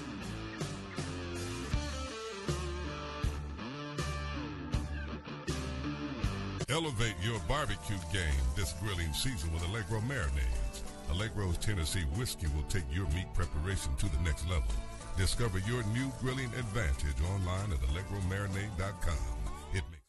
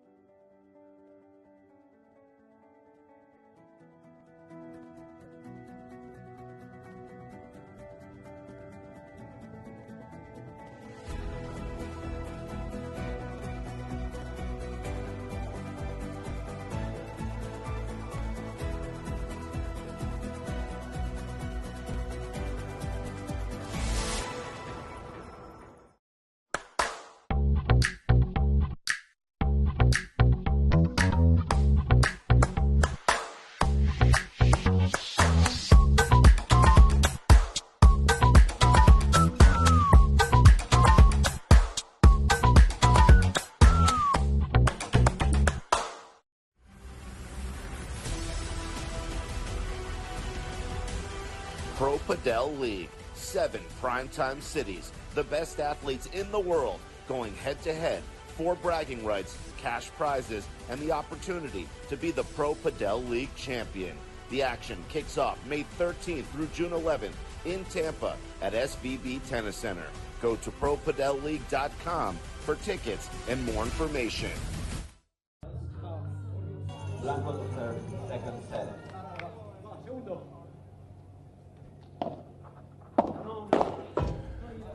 So San Diego jumps out to that 6-3 advantage by winning that first set. And I should say a 1-love advantage by winning that first set 6-3. And Alejandro's going to stay with us through this first game. And then after that, he's going to step aside. And we're going to have Iker Esripe, who's going to teach me the proper way to say his name when he puts on the headset. But for now, I'm going with that. And I'll start helping you. Iker Arispe. Iker Arispe. There you go. That's much better. Okay. Dave. Yeah. Again, thanks for having me, Dave. We'll let Iker jump in after this game. But thanks for having me, and it's been fun. Yeah. Well, and we'll be looking for you on the sidelines when Las Vegas is playing. Yeah, maybe get some shots of you stressing out. Yeah, I know. You'll ask the camera to zoom in on me. Or at least ask them not to. Absolutely. So San Diego, they take that first set, and they're off already to a 30-love advantage here in this first game. Once again, I think LA just needs to be more so urgent with these early games, because they have an early break, then they put the pressure back on the Stingrays. Right now, I feel like the Stingrays are playing too relaxed in a good way, for them. Yeah, that's a good problem to have. Well, they're also playing, as a Vegas guy, you can appreciate this. They're playing right now with house money in this match, so. Yep. Of course, sometimes you get that house money and you get a little too loose with it, yeah, and then all of a sudden the house money's gone. It's crazy how that happens. Yeah, right now San Diego needs to just keep doing what they're doing. They very smart paddle and let LA make the adjustments and based on that respond. But nice follow.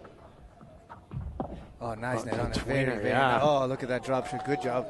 And that'll close it out. San Diego takes game one, so they lead 1-love in this second set. Dave, Alejandro, my man, thank you for the time. I'll see you soon. All right. Thanks for having me. And we'll step aside when we come back. Iker Azrispe is going to be here with me. Back to Zephyr Hills in a moment.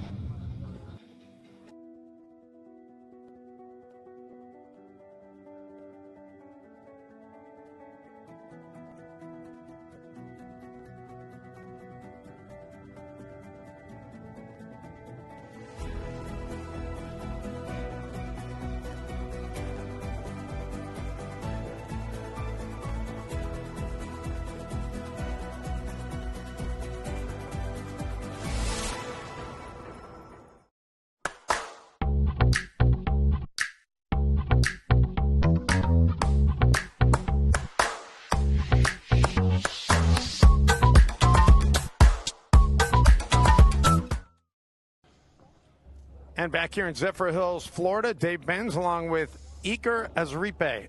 Is that my close? Iker. Iker. Yes, Dave. Nice to meet you. Okay.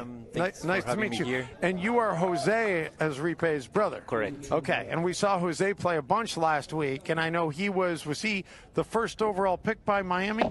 Was he their first round draft choice? I believe he was. Okay. Yeah, I saw the podcast in which he was on, and they were talking about that. So congratulations to him for being drafted. And where is home for you?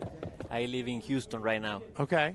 Yes, I've been there for a year now, and I used to live in Spain, but now I'm on the paddle and turf business. Okay, well that's a good business to be in. We need more padel courts here in the United States. Yes, I think it's about to start growing up and more with these beautiful events. Yeah, this event has been fantastic. The LA beat in a hole right now, though, down a set. And needing to try and hold serve here to draw it even. They've yet to get a break in this match against San Diego. San Diego has broken LA twice already in this match. Yes, they have been pretty solid. I think the strategy of Almada and Blanco has been the best so far. Well, the heat is a challenge for everyone. Yeah, Nerone tried to put that one away, but Blanco had other ideas. Quick reaction there. As Jacob Blanco. So he's born in Madrid. How would you say that in Madrid? Jacob? How we would say Jacob here in the United States. How would he pronounce his name in Spain? Jacob. Jacob. Yeah, or Jacobo. Jacobo. No, I believe it's Jacob.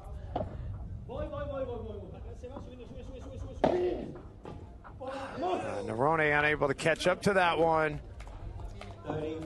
And the LA beat in danger of going down a break here as it's double break point for San Diego. How impressed have you been by San Diego in this match? I've been very impressed. They all are amazing players. They're in the best shape. They have been very aggressive against the fence. They're playing a lot to the sides, and you see the frustration there out of Luis as LA already down a set now and down 2 games to love. these conditions are a little toasty out there. Yes. What did your brother have to sure. say about playing out there last week? He was out here a bunch. Yeah, he said it's tough for the body to be struggling with the heat, but I believe all of the players are on their best shape to be able to hold this rhythm.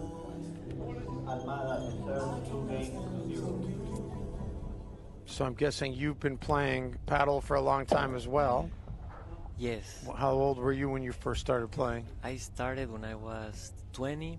Now I'm 35. Okay, so 15 years. 15 years, close to this beautiful sport, and I hope to be long more. So here in the United States, I know that pickleball exploded in part because of COVID, and I'm wondering internationally, was that the same effect? Did paddle become more popular overseas because of COVID? Yes, I think the COVID delayed everything for everyone, and pickleball was already big when COVID happened, and still big. But I see now Padel is growing way faster in the last 2 years, and well, let's see what happened in the next 2 years. I have good expectations about the sport. And try to get to that one. He needed about another extra 15 inches on the vertical to be able to reach that one, and it's a 40-love advantage for San Diego here in this third game of the second set, and that's going to close out the third game of the second set. San Diego up 3-love, and they are 3 games away from forcing a mixed doubles match to decide this team match. We'll step aside, back to Florida in just a moment.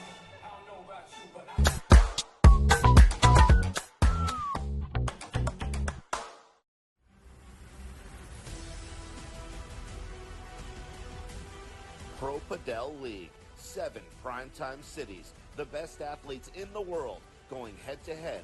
4 bragging rights, cash prizes, and the opportunity to be the Pro Padel League champion. The action kicks off May 13th through June 11th in Tampa at SVB Tennis Center. Go to ProPadelLeague.com for tickets and more information.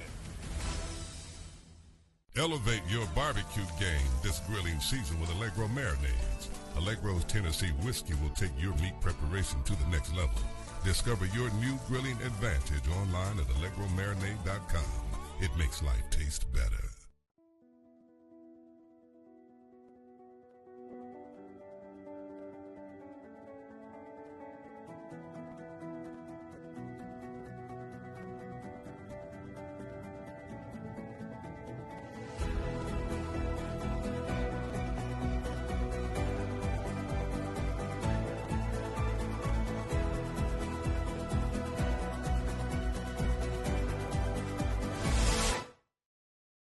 Watched some videos. It was the first time I'd ever seen it in person.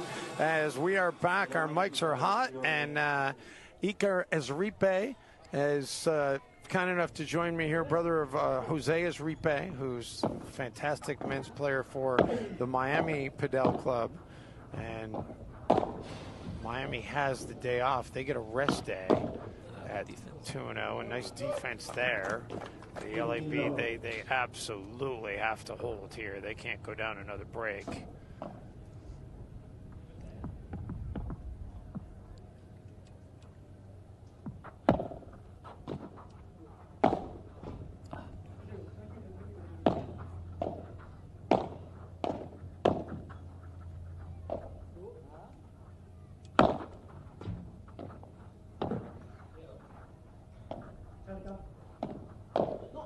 Oh, Almada just put it out of the reach of Estrada with some touch.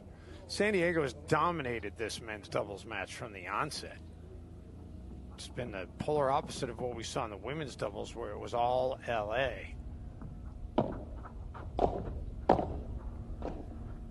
Do you like the mixed doubles addition to this league? Yeah, I think it's a new mix on the combo, and it needs to happen to see how the players feel, how the tournament goes. But yeah, I think it's a good idea. It's not something that's done with frequency internationally, though, right? No, this is the first time I see it. Or maybe in smaller tournaments than this one. But playing as a team, I think it would be important. Estrada hammers that one away, and LA goes up 40-15 here in this fourth game of the second set. I'm going to guess, though, internationally, on a recreational level, there's people that play mixed doubles. Yeah, all the time, and training, and you can. It's a good place to take a date. Yeah, yeah, I believe it too.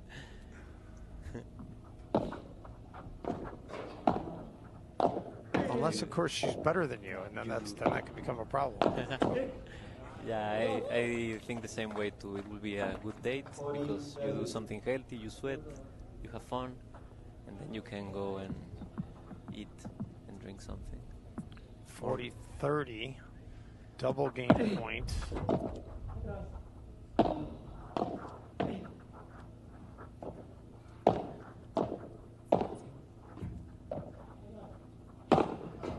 Estrada hammers that one home, and LA is finally on the board here in this second set.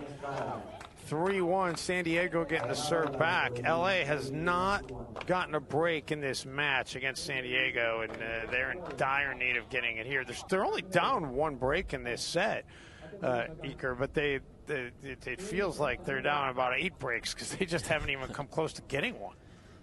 Yeah, it has been tough.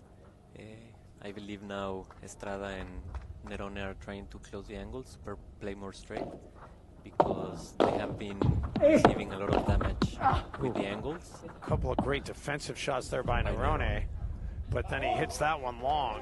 It's a shame after that fight.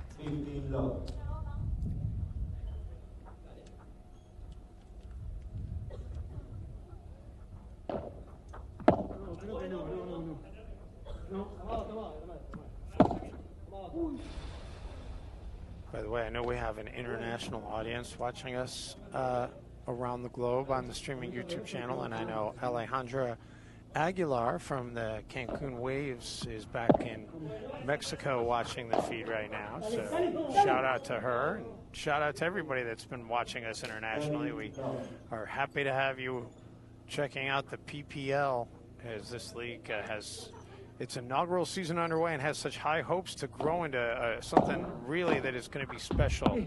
If you feel like the seeds are all in place. Say it again. Do you feel like that the seeds are all in place for this to be able to grow into something huge? This whole tournament. Yes, I believe they have done amazing work. They have been working very hard to set up this event, and I think that's what we need to keep Padel growing and suddenly become an Olympic sport. I think Padel is very close to being an Olympic sport, so this is what we need. Very frustrating 4-1 deficit for the LA Beat. We'll take a quick time out, back to Florida in just a moment. What makes Wickles Pickles so sinfully satisfying? We source only the finest ingredients, including a custom blend of spices that's been a family secret for over 90 years. So when you're ready to get wicked, pick up a jar of defiantly wholesome Wickles. Wickedly delicious.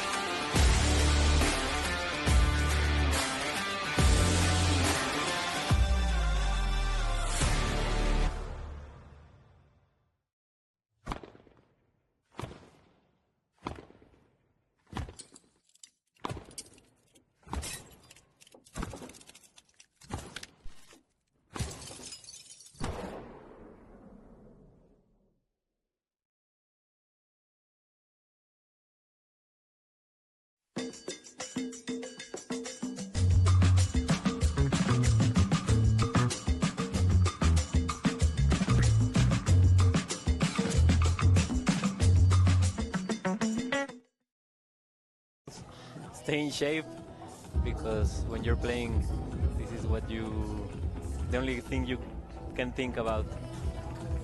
Back here in Florida, Dave Benz alongside Iker Esripe as the LA beat in a huge hole here, down 4-1, and already down a set to the San Diego Stingrays. And during the commercial, Iker was telling me that he was on this court yesterday playing some sets and how hot it can get out there on that center court under that sun. There's no shade to be found anywhere, and you've got the glass trapping in, I would imagine, a little bit more of the heat. And I believe that may be part of the reason, actually, why it's not glass all the way around, because it would be an absolute it would be so hot in there if there wasn't the cage part of this court. Like a sauna. Which is great when you're actually trying to go to a sauna. But other than that, not wonderful. You know, you can get easily dehydrated. Yes. Very easy, and that's when the cramps can come. Love 30. Man, San Diego is just dominated. Right as I say that, Blanco somehow loses the ball.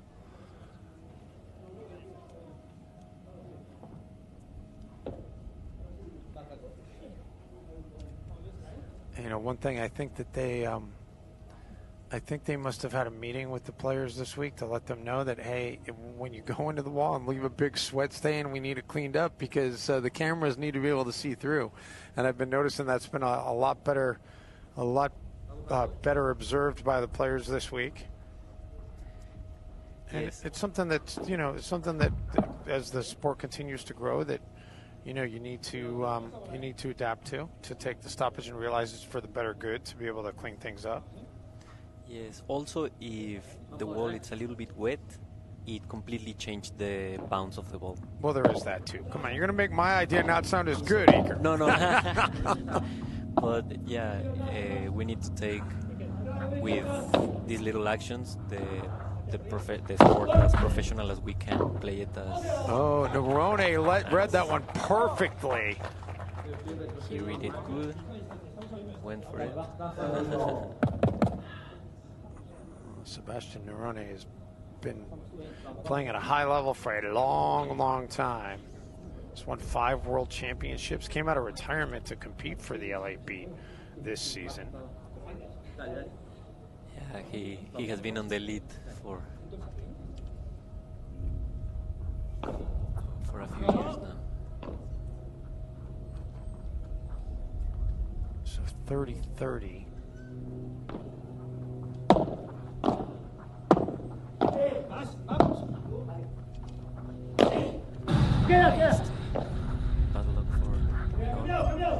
He was hoping that one was going to get up over that wall.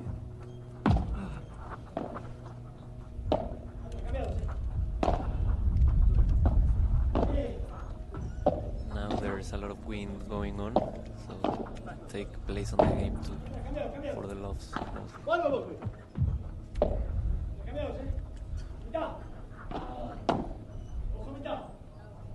Estrada with the lob. Off the tape, favorable bounce there for Nerone, keeps it going. What a good point. And it's finally won by the Beat. And they'll go up 40-30 and have double game point here in an absolute must-win game.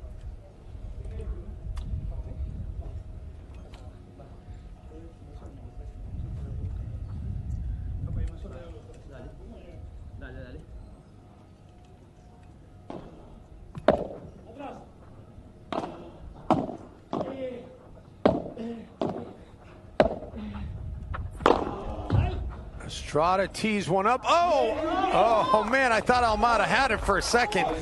Just didn't get it up over, but a great effort at it. Yeah, he was already there.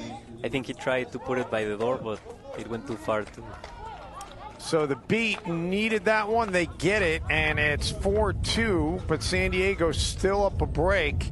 And San Diego a chance to get on the precipice of closing out this set. We'll take a quick breather. Back to Zephyr Hills in just a moment.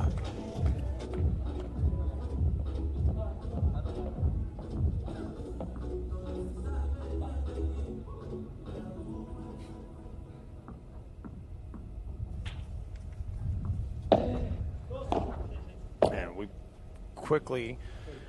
That was a very quick stoppage. Continue on here. They need this break to.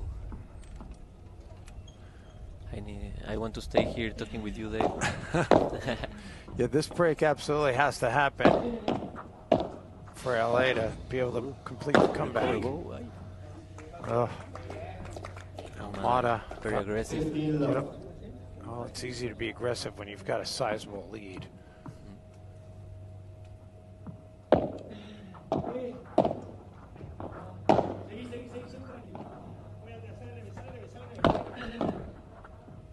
Oh, perfectly played shot there by Sebastian.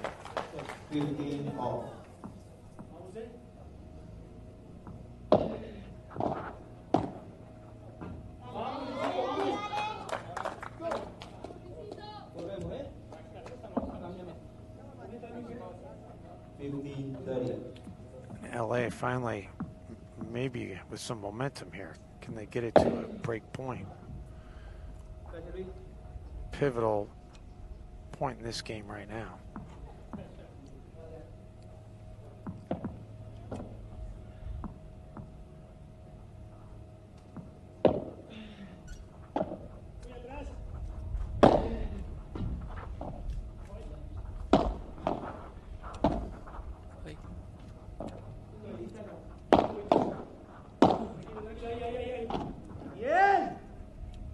Well, Strada couldn't catch up to that, and now at 30-30.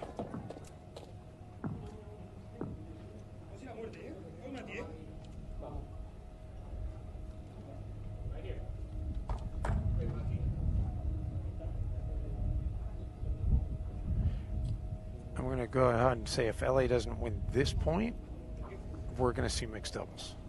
Yes, I think it's one of the most important points of the set.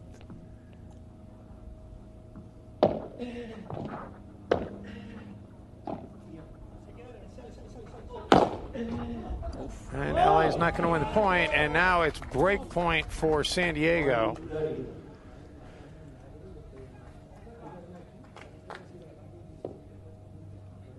Very solid in that overhead.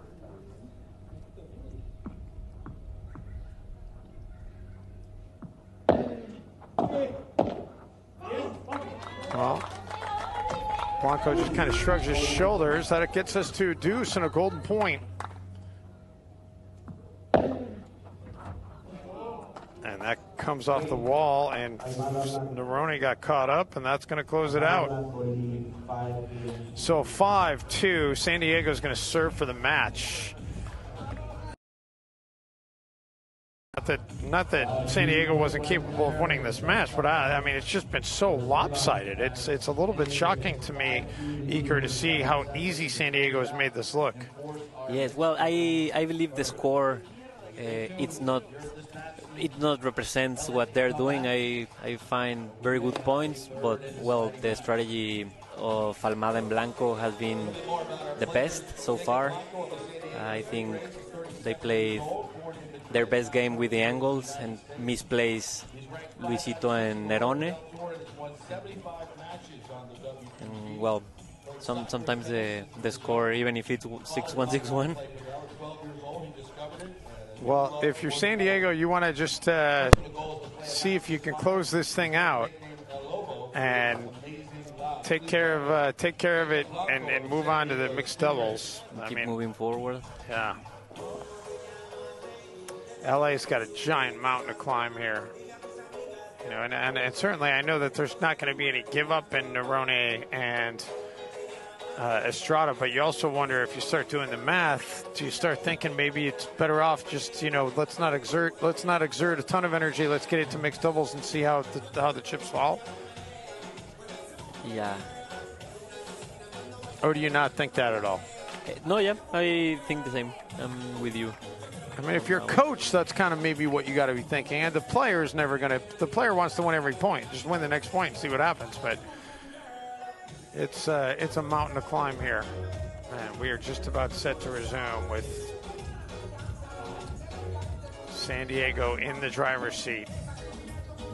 Big mountain to climb.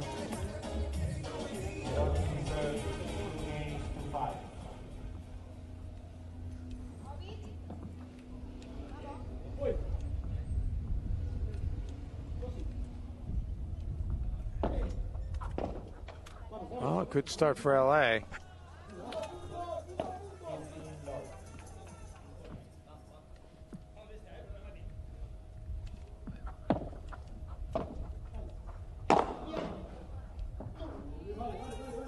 And Estrada just gets that out of the reach of Almada. He missed it by an inch. 30 off.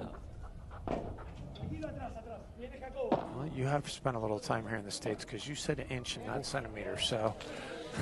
And I just heard Nerone call him Jacobo. So well, there you go. So that's Jacobo. Jacob. They'll reserve it.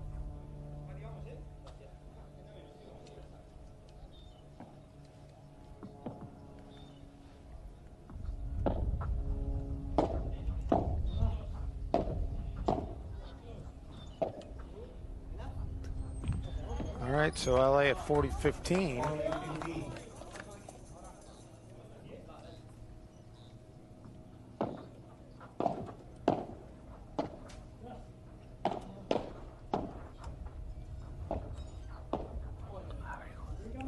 Beautiful drop shot there by Estrada, and LA takes the game, and they'll move it to 5-3. San Diego now, though, with the serve and a chance to close this thing out.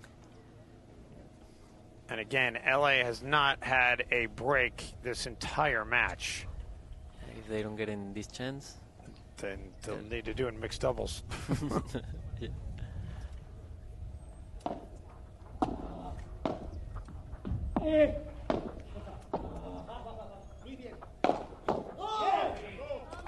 San Diego 15 love.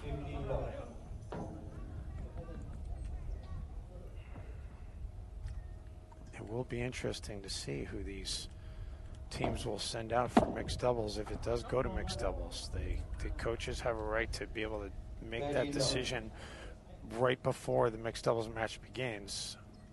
The men's and women's doubles have to be submitted the night before, but the mixed doubles, that was a change from last week. And I think it's a good change because, you know, you need to be able to read as a coach. You've got all these players, and if you've got somebody who's struggling, somebody who's, you know, either not having a great day or gets a little bit banged up, you should have the chance to be able to bring a fresh player in. Yes, and to make that adjust, the necessary adjust to your team play as best as they can and take them to their highest level.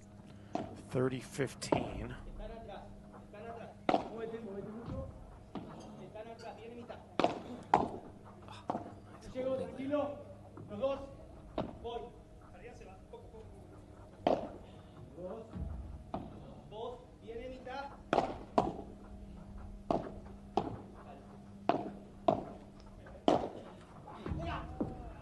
And that's going to put San Diego 1 point away.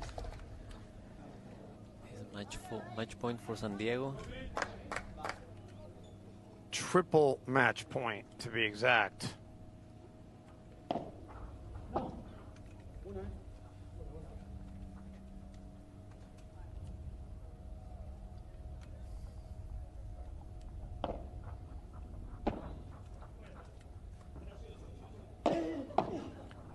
And that'll do it. San Diego wins at 6-3, 6-3. They make quick work of the LA beat in the men's doubles. And we are going to have mixed doubles to decide this team match here in Zephyr Hills, Florida. How about the teamwork there? Exhibited by Almada and Blanco. They were a force. It was a tough match. They play as the best they could, but this time Almada and Blanco had the chance to celebrate. So if you are the coach for San Diego, who are you now? And granted, there could be other variables, right? I mean, is Blanco more comfortable with one of the women's partners, or is Almada? That can be factored in. But just based upon the way they were playing, which one of those two men, assuming one of them is going to play in this mixed doubles, which one would you choose? My personal opinion, I will choose Almada. I'd choose Almada too. I think Blanco played well, but I would go with Almada.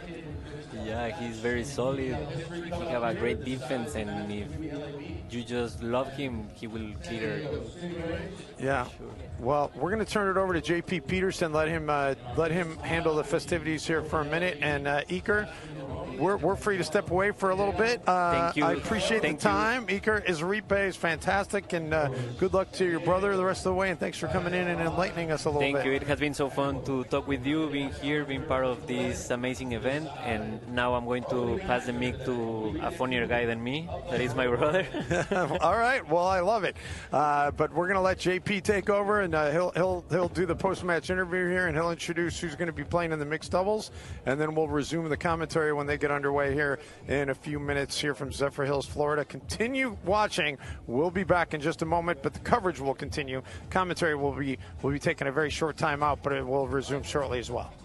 Thank you, Dave. Thank you for. We're going to play the best out of 3 sets here for the mixed. And if we go to a third set, we'll put a 10-point tiebreaker. 10-point tiebreaker for the third set if they split the set. So here we go. The mixed coming up to decide this match between LA and San Diego.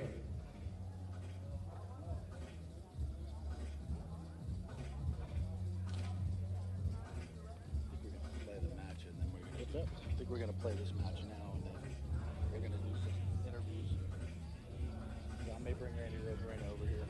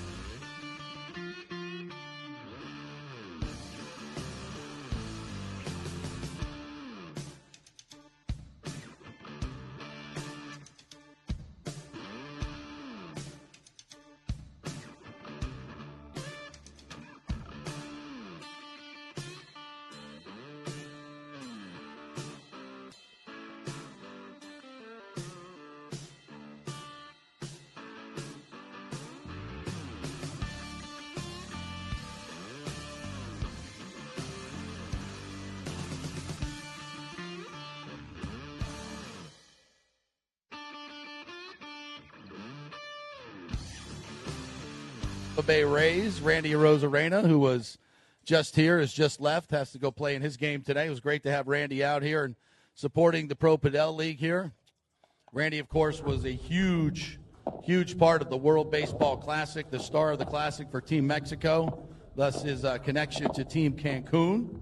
So it's great to have Randy Arozarena out here, one of the biggest stars in baseball globally. And, of course, last week we had all the stars out. Juan Martin Del Potro was here. Tommy Haas was here as owners of the some of the teams here. And, of course, Daddy Yankee was here as the new owner of the Orlando franchise. So a lot of big celebs, big names connected to Pro Padel League. We thank you guys for being here as well on weekend 2. Mixed match coming up.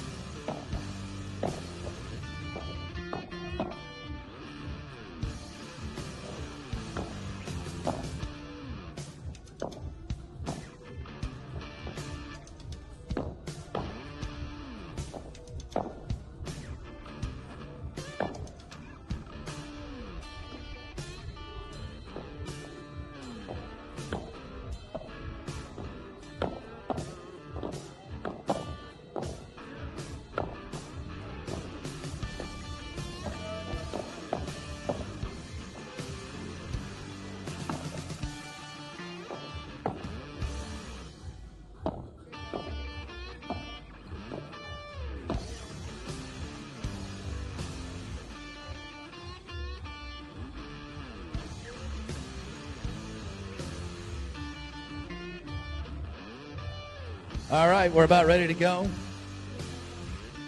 Carlos, our umpire, will conduct the coin toss here. We'll get some players out here on the court.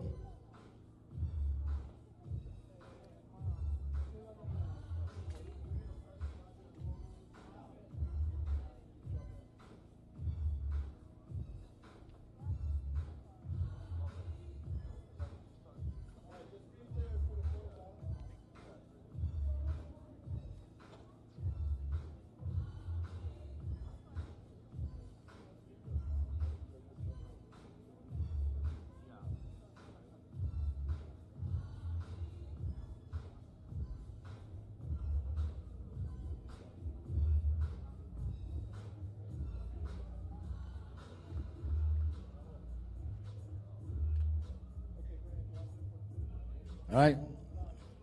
Have our players out here for the coin toss.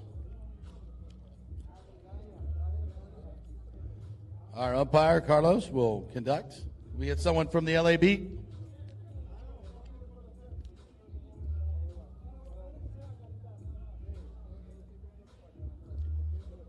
Danny, you want to call it?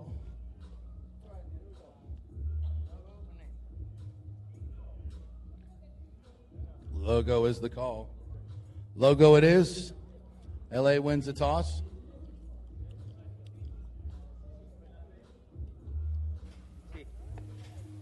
LA chose to receive.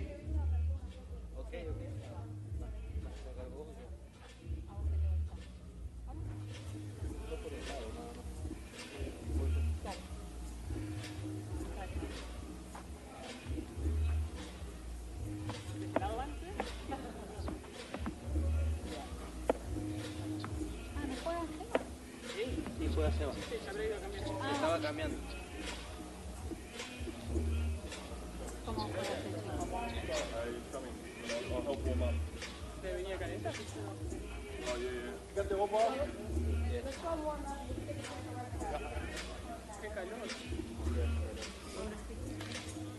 All right, we'll begin our quick warm-up here and then get the match rolling to decide our first overall match today between San Diego and L.A. Another great day of competition out here. We thank our sponsors for being part of this. Comisario Tequila, Kudoba, Sky Padel, and Merrill.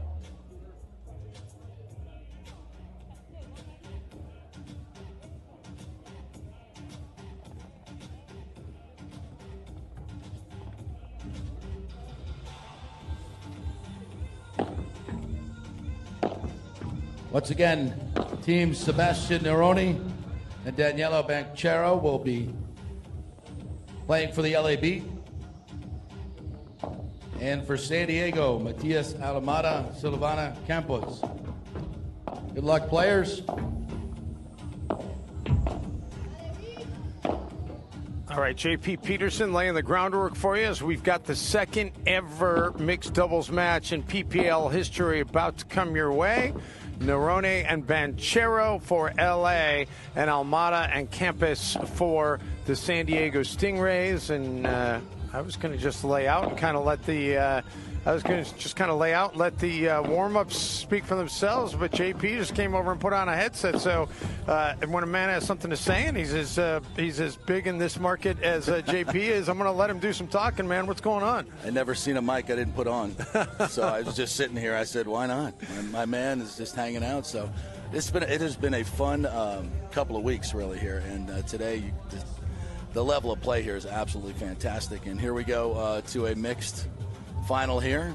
As we'll get things a little. We changed the rules a little bit. I don't know if you've already explained this, but if we go to a third set, instead of playing a full set, they're going to do a 10-point tiebreaker to decide the third set, because we had some scheduling issues last week. Matches were running a little long, and we invariably get a lot of lightning delays in the summer here in Tampa. So we've changed the format a little bit to accommodate that. So we'll see if we get there.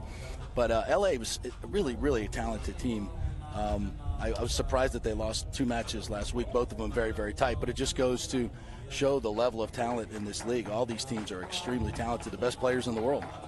Yeah, there was only one team last week that I thought looked overmatched, and I'm going to not really dwell on that. But, hopefully that was because they maybe just didn't play the right players, and they figured it out this week. But we shall see. And we've got some dignitaries in the house here that are kind of more, I don't know how many people on our international audience are familiar with Major League Baseball, and especially the Tampa Bay Rays. Yeah. They're not the Devil Rays anymore, right? They're just not the Rays? the Devil Rays anymore, although they've been wearing a lot of their Devil Ray uniforms as a throwback. Okay. So, yes, Randy Arozarena was here. He's as big a star globally in baseball as there is after the World Baseball Classic. He was one of the big stars, if not the biggest star in that for Team Mexico.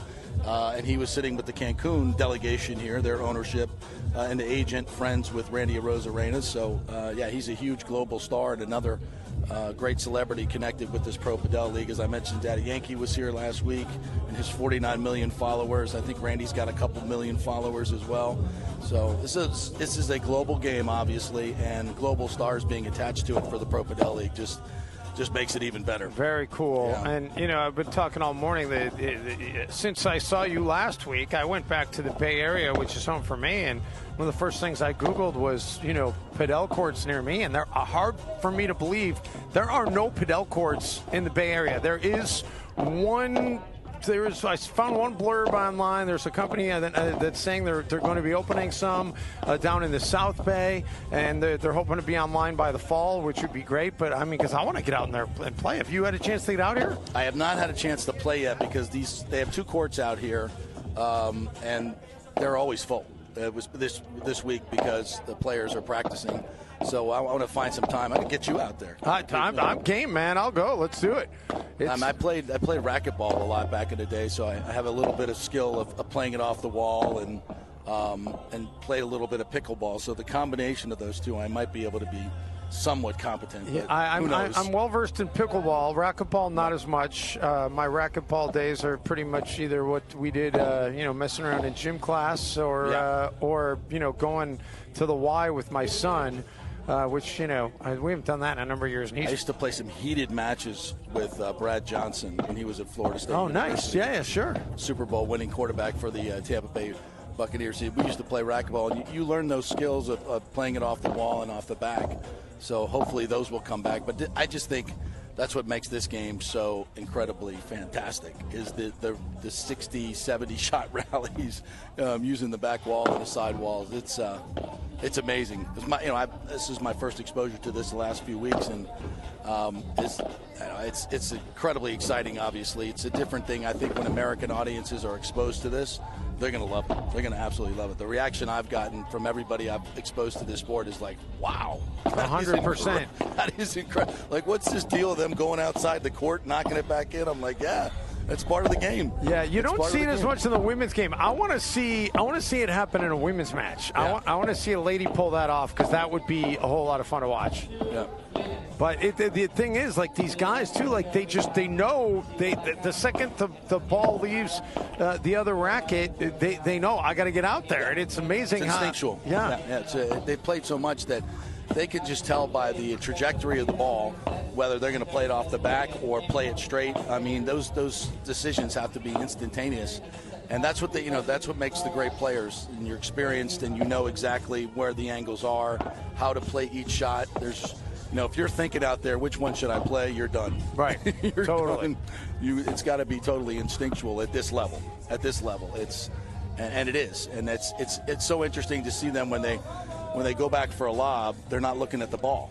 They're looking at what the other team is doing, and then they go find the ball off the back wall. Well, and I don't know about you, but the thing that amazes me is when they hit a lob. I mean, sure, we've seen some sail long, but I mean, what, 75, 80% of the lobs all land within like 6 inches of the wall. It's like the muscle memory to be able to do that is ridiculous. That's such a hard shot. It's such a hard shot. And these guys make it look, and ladies make it look effortless, and like they can do it every time. That's one of the things that amazed me about it, because I know that's not easy. That's not easy, but the level at which they're playing, and then they have to decide. As you see, Danny Bancaro right here, one of the most powerful women players. When to go for the overhead, when not to. They have nice. Have you learned the terms yet for the overheads, the different types of overheads? I'm still working on that. Yeah, I'm still kind of working Spanish on terms, it. Yeah.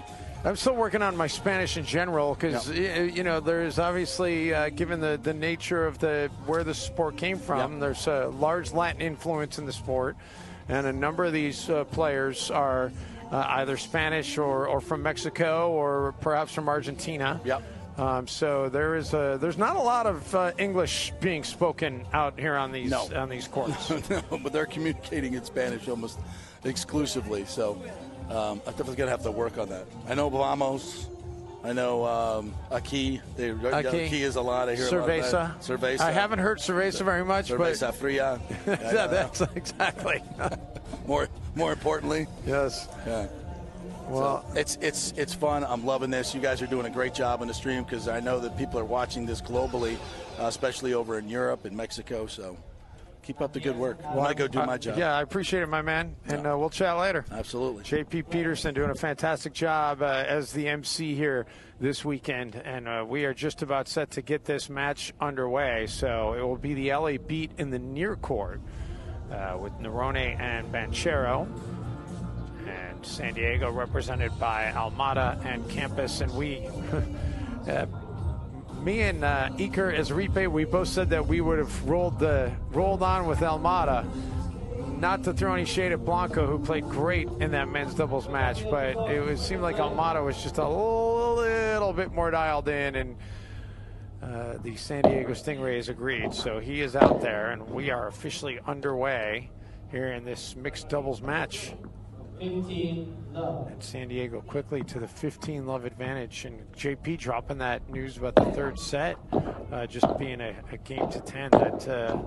That is a rule change that they enacted, and good for the PPL to say, hey, how can we make this game even better? Not necessarily only for the players, which obviously that's a big part of it, but how can you make it better for the fans as well? And to recognize that, hey, this might be something that we could do a little bit better and give it a try. That's a great adjustment. So kudos to them.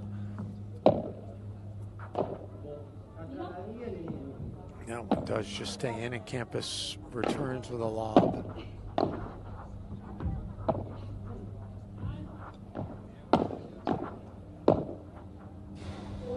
And that took a weird bounce off of the cage, and nothing Nerone could do about that.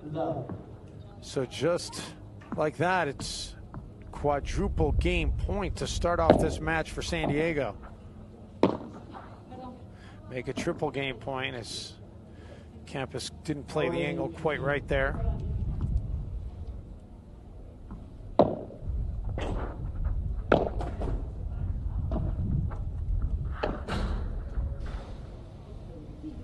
Almada wins it. So That was a little bit too easy if you're an LA Beat fan. San Diego takes the first game, and they lead 1-0 here in Zephyr Hills.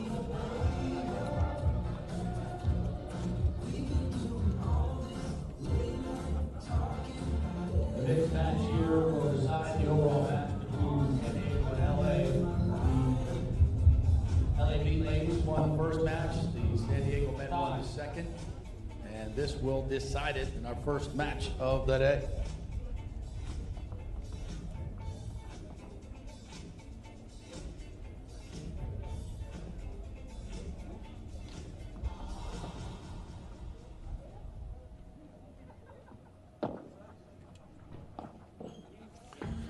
Second game underway. 15 love. Now San Diego in the near court. It was the LA women dominating their women's doubles match to get the day started. 6-2, 6-2, and then the LA Beat men were dominated 6-3, 6-3 by San Diego. That's how we got to this mixed doubles to decide the team match. Banchero couldn't quite get it over the cage all the way, and it stays alive.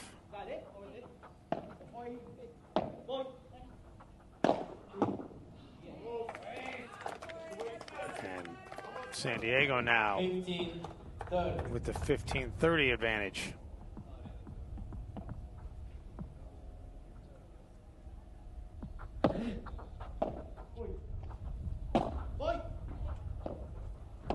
Did hit the ground first, so they play on. But San Diego now at 15-40, and they've got triple break point.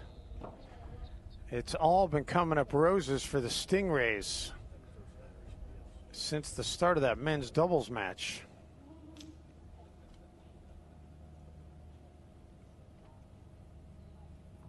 Matthias Almada lives in Puebla, Mexico.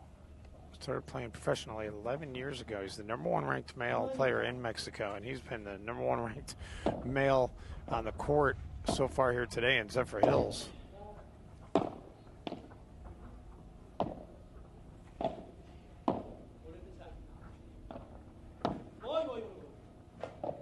Good communication there. And Banchero hit that long, and San Diego with the break. So San Diego up a break, up 2 games to love, and getting the serve.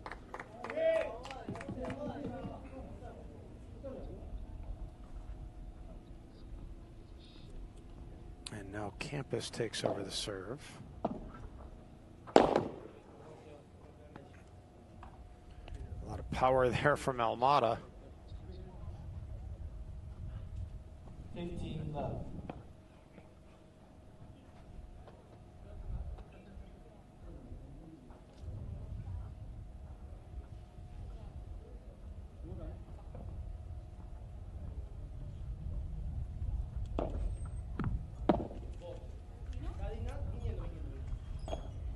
Campus with that backhand. Able to get one into a forehand, and it's a winner, and it's 30 love. 30 love.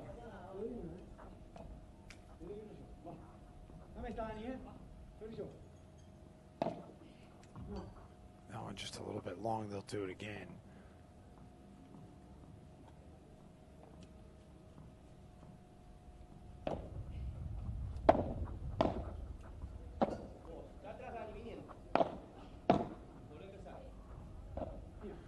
So let that one play off the wall.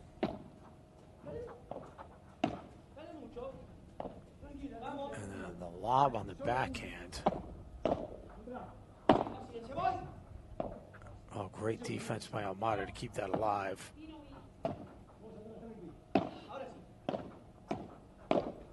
And then finally into the net. That's only the second point of the match that LA has won.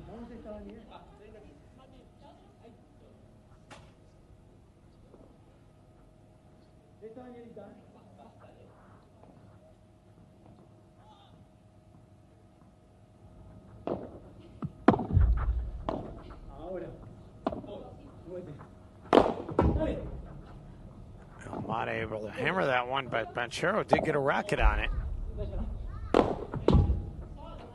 Nobody's getting a racket on that one, though. And that'll take us to triple game point.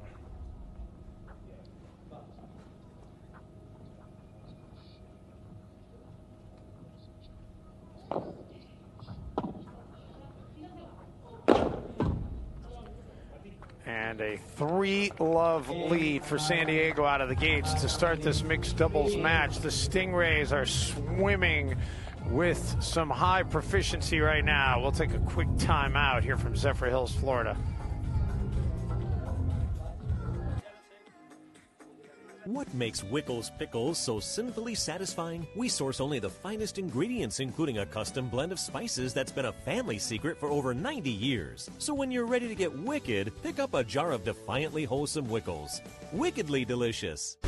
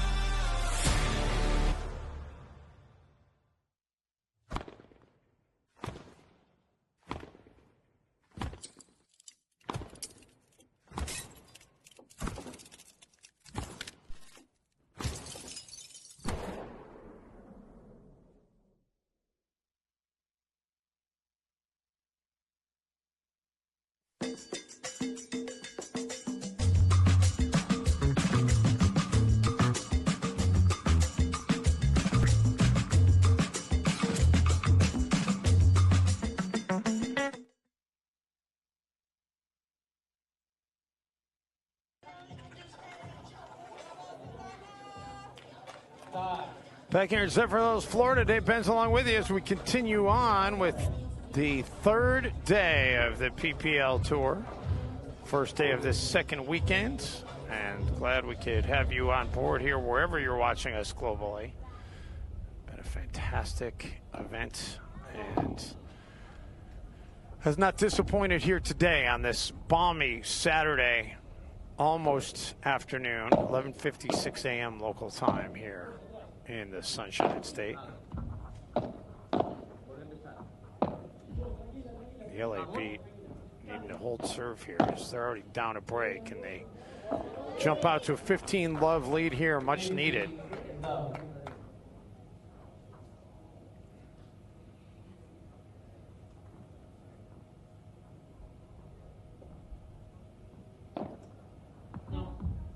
Banchero misses, so she'll do it again.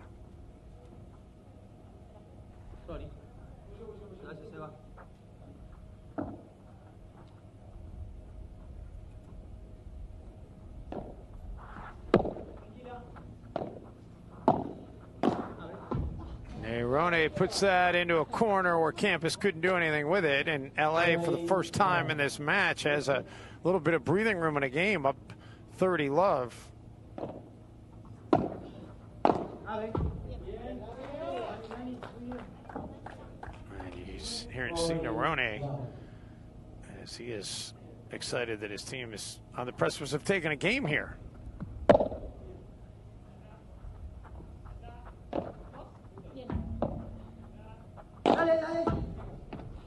And that is game. So LA finally on the board here, but the serve going back over to San Diego at 3-1.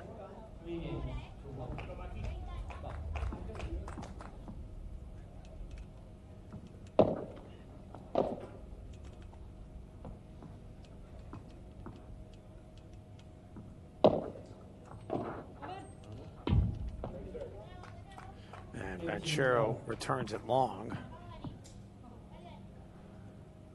But they said serve did. No, the serve did touch down. So 15-love and make it 30-love as Almada tags Danny Banchero. 30-love.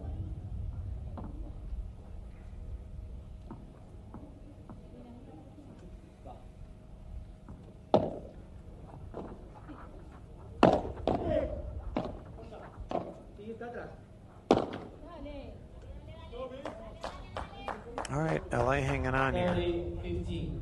30-15. See if LA's only down one break, but it feels like San Diego is just dominated, and that carried over from that men's match. Almada covering some major ground. Almada calls off Campus.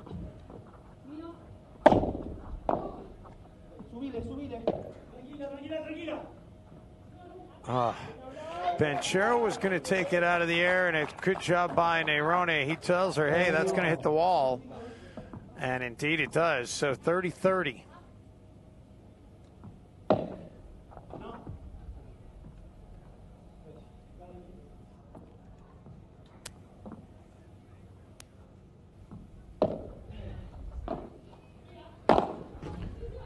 Oh, some power on display by Campus. She flexes the muscle. She says when she's not on the Padel court, she enjoys working out. She shows off the time in the gym, paying off. She hammered that ball.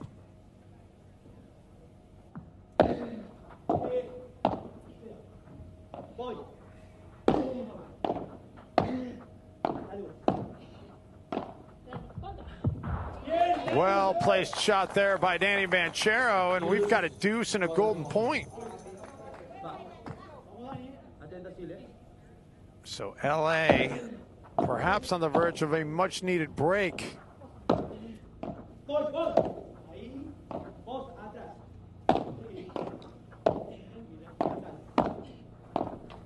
But the break does not come. San Diego holds, and the Stingrays off to a 3-1 lead. We'll take a quick timeout. More to come from the PPL in Zephyr Hills, Florida. What makes Wickles Pickles so sinfully satisfying? We source only the finest ingredients, including a custom blend of spices that's been a family secret for over 90 years. So when you're ready to get wicked, pick up a jar of defiantly wholesome Wickles. Wickedly delicious.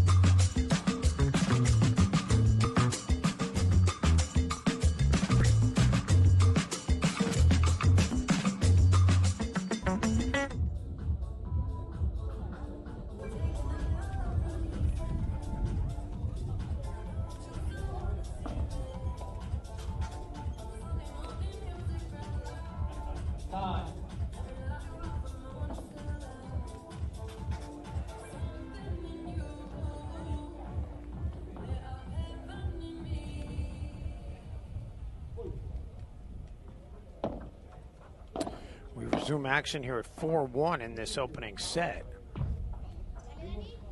And the LA beat now in the far court. Needing to hold serve here and see if they can get a break to get this thing back into where it needs to be for them.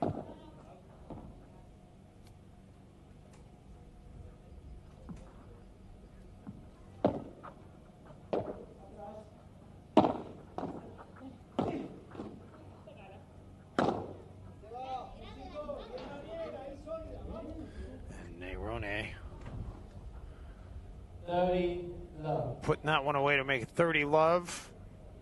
And Almada and Campus, a little quick discussion here in the near court. For the first time in this match, maybe things not going as easily for them as they had from the onset.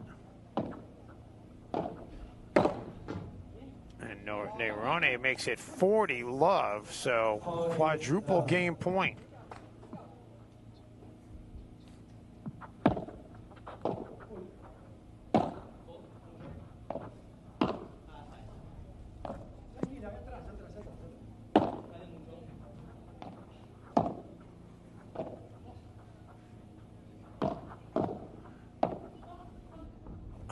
Really well played shot there by Danny.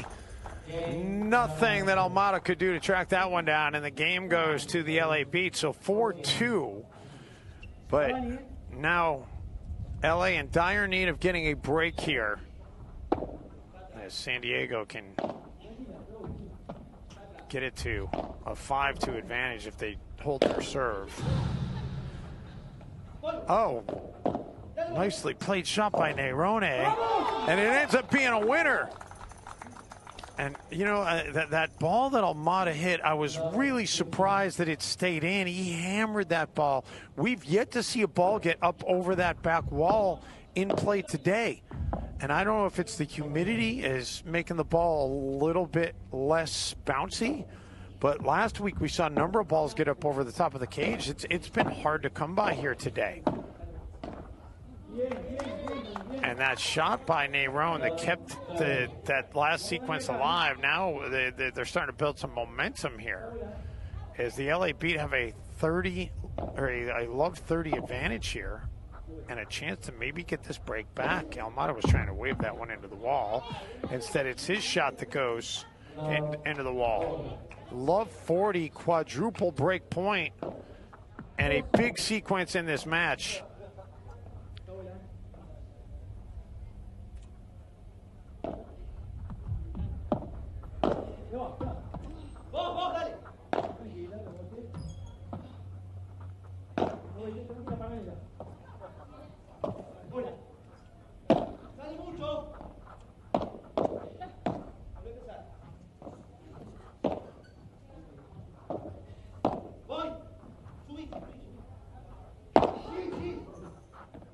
Oh, what a great shot. What a great shot.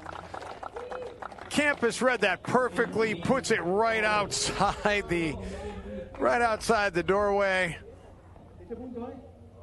But still, triple break point here for LA.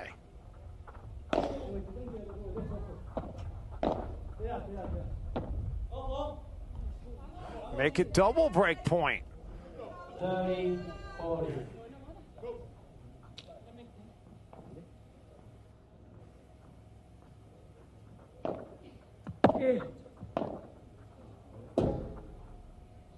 Wow. Quadruple break point for LA has turned into a deuce and a golden point. And San Diego, if they can win this, will go up 5-2.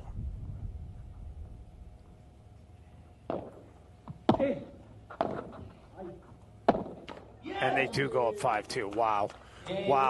Wasted opportunity for LA, and you just wonder how costly that might be in the big picture for this match, as they are now down 5-2 in this first set. We'll take a breather. Back to Florida in just a moment.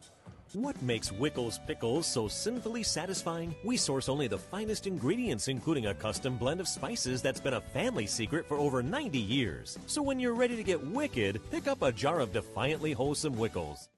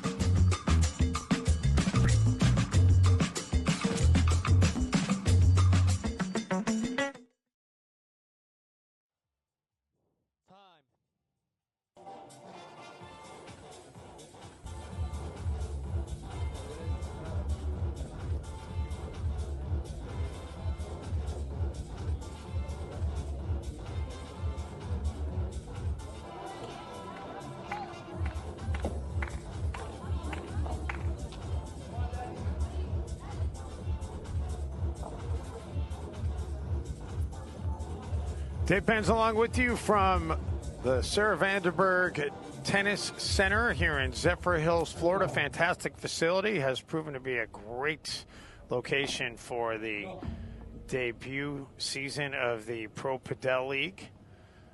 And San Diego in a commanding 5-2 advantage here in this first set.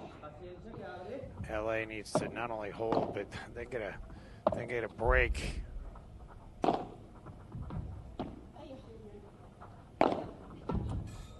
Well, LA gets this game off to a good start. Well played shot by Banchero to get it to 15-love.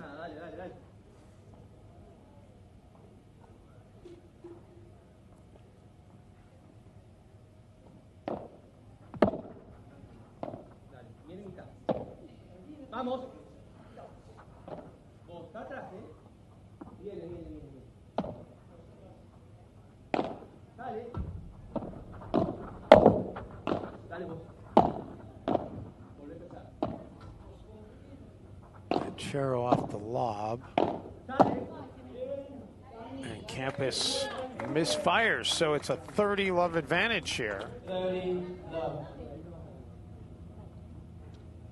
Danny Banchero, originally from Argentina, still calls Argentina home. Has been part of the Argentine national team for a long time, has won 3 world championships with them. She's got LA on the verge of getting this back to a 5-3 first set.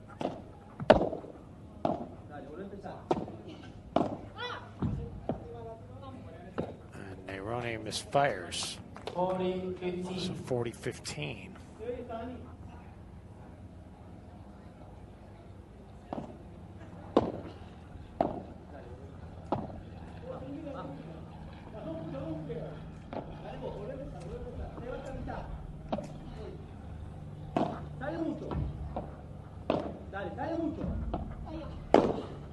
Oh, Banchero proves that the ball can go back up over the cage. Finally, somebody able to show that the humidity is not going to win the day all the time.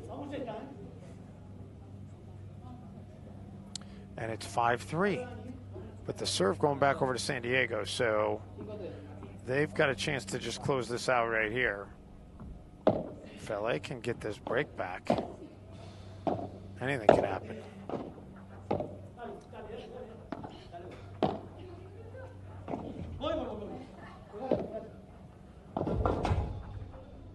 Oh, that one does just get over, and then Almada able to tee that one up. 15-love. And 15-love Stingrays.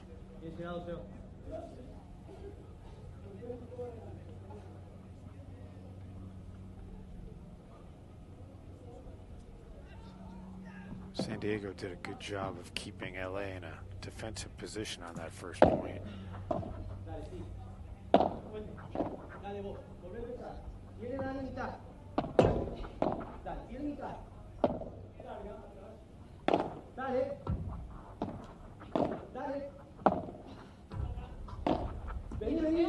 Roney off that back wall where Almada's able to play it. Oh, Almada got a racket on it, but the point is going to be won by LA. And we're at 15 all here in this pivotal 9th game.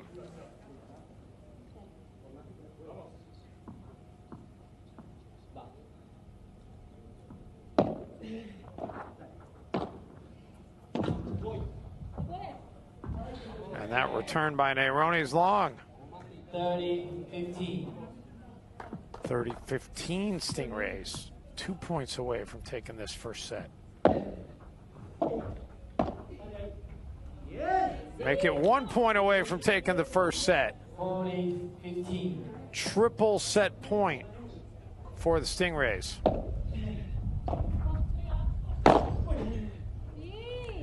And make it a 6-3 win in the first set for San Diego. So they lead this mixed doubles match 1-love. And they'll hope to close it out in 2 After a quick timeout, don't go anywhere. Our coverage of the PPL continues in just a moment. What makes Wickles pickles so sinfully satisfying? We source only the finest ingredients, including a custom blend of spices that's been a family secret for over 90 years. So when you're ready to get wicked, pick up a jar of defiantly wholesome Wickles. Wickedly delicious.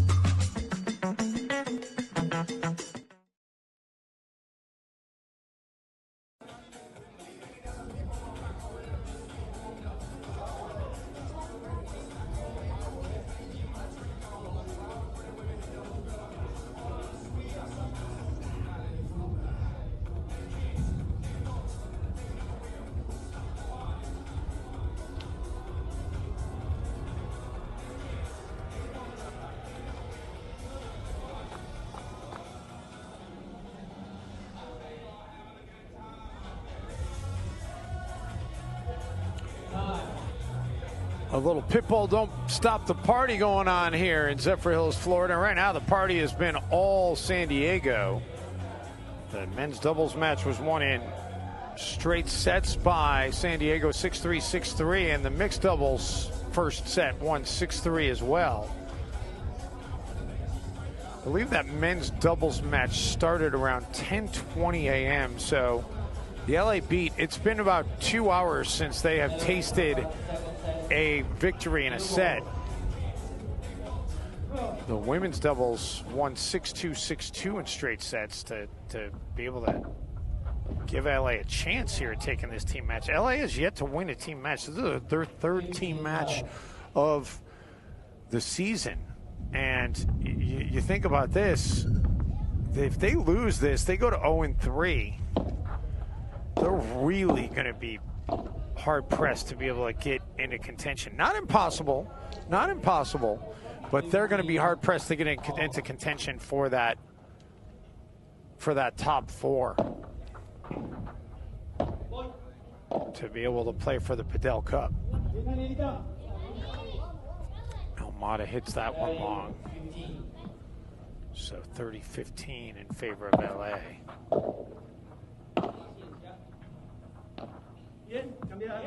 What a great shot by Campus, and Nerone kind of got caught leaning the wrong way there.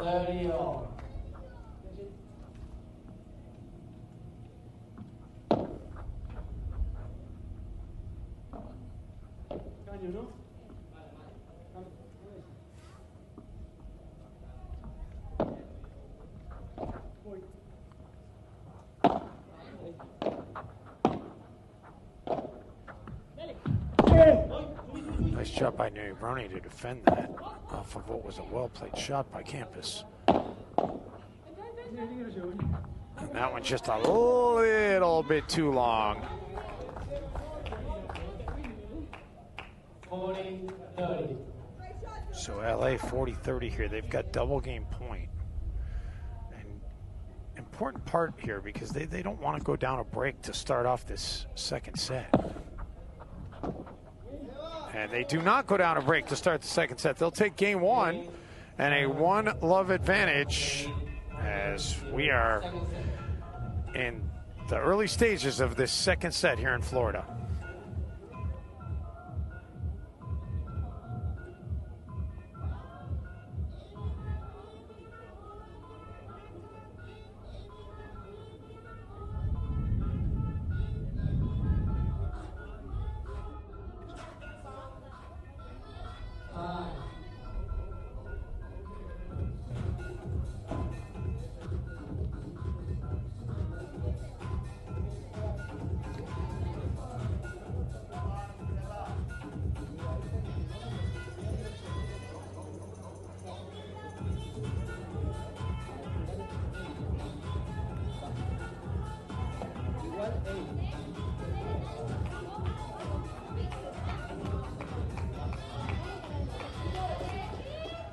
So game 2 about to get underway here in this second set. LA with that early hold, although was not easy.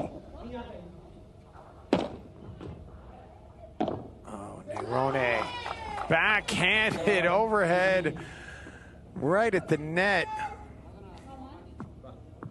He says, I'll take more of those, please. It's the first of 3 team matches today.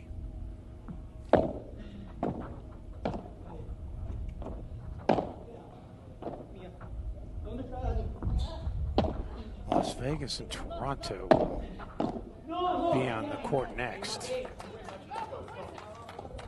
15 all.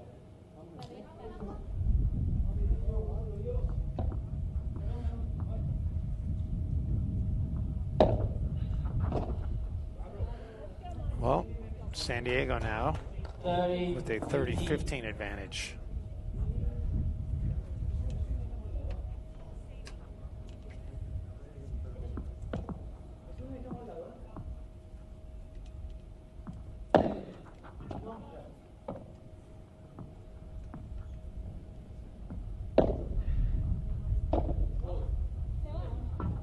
And that does hit the wall first, so 40-15. 40-15. And triple game point to try and draw even here in this second set.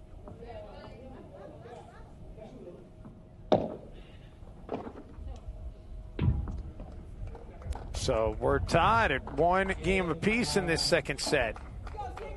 1 game all.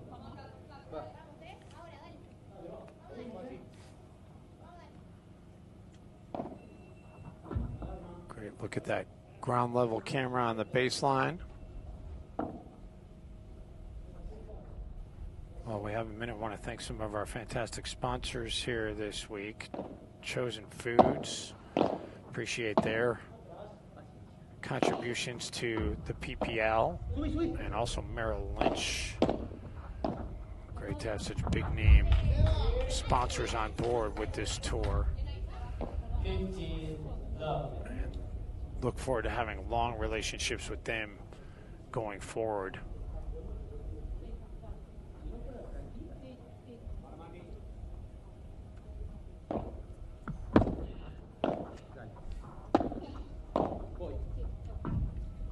That one's just a little bit long, so 15 all here.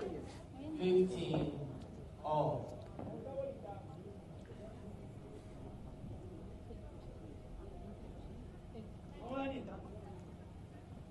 A couple of other sponsors to mention: Padel,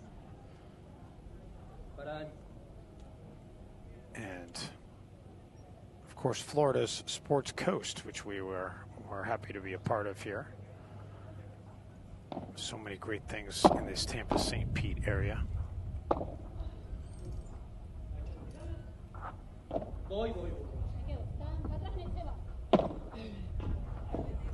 Nerone, nice defense to keep it alive.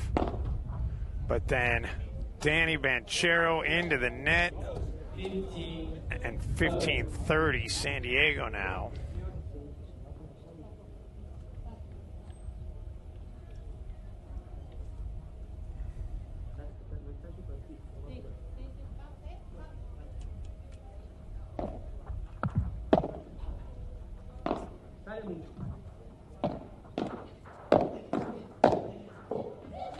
And Almada puts it right down the middle where neither Banchero nor Nerone could catch up to it. And 15-40 triple break point.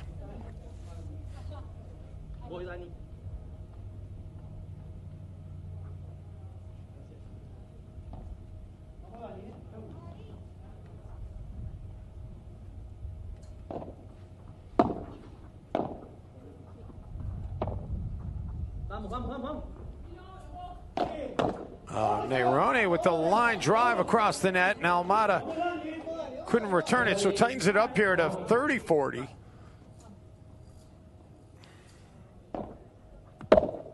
And how about this? A deuce and a golden point.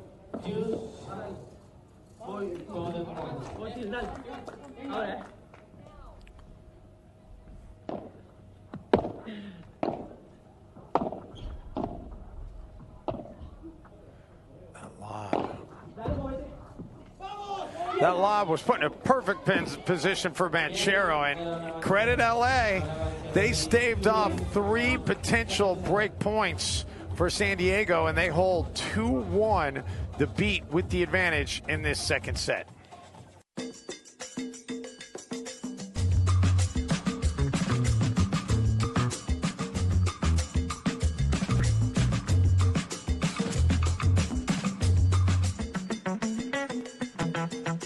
What makes Wickles pickles so sinfully satisfying? We source only the finest ingredients, including a custom blend of spices that's been a family secret for over 90 years. So when you're ready to get wicked, pick up a jar of defiantly wholesome Wickles. Wickedly delicious.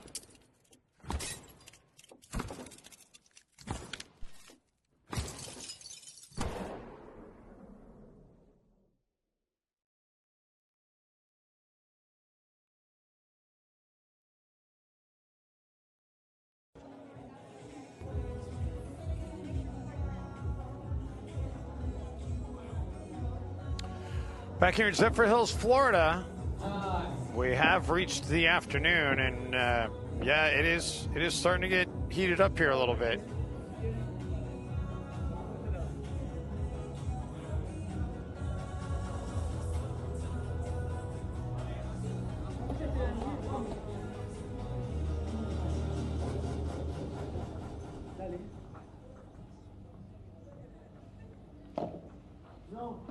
I meant heated up in terms of the temperature, not only the play on the court. No doubt it is a sauna in terms of the temperature on the court. LA showing some signs of life here in this second set, though. Love 15 trying to get an elusive break. They've not gotten a break yet in this match.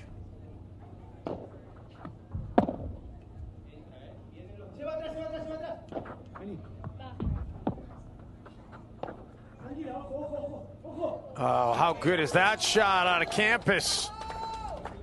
15-all.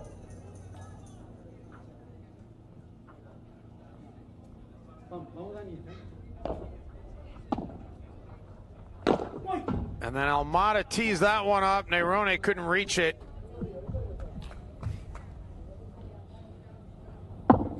30-15.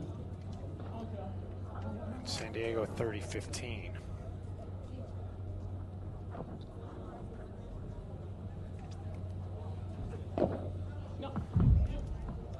Let's serve a little bit long.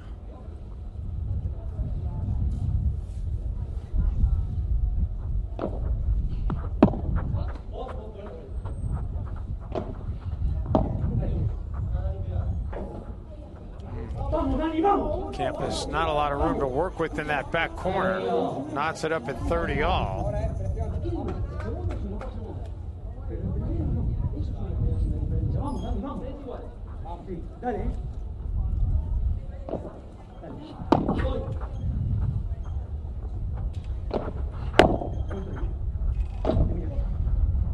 Almada plays it off the back wall. Wind's starting to pick up a little bit here. Oh, Almada comes in and hammers it. Nerone actually got a racket on it, but didn't have much to work with. 40-30 San Diego. Double game point opportunity.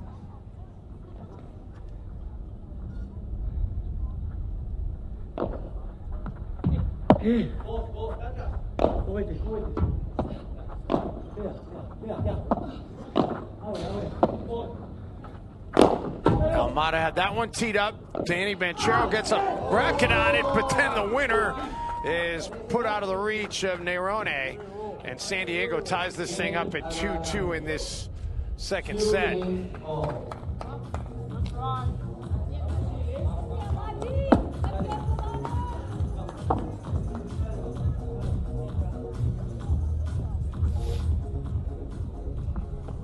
So the serve back over to LA.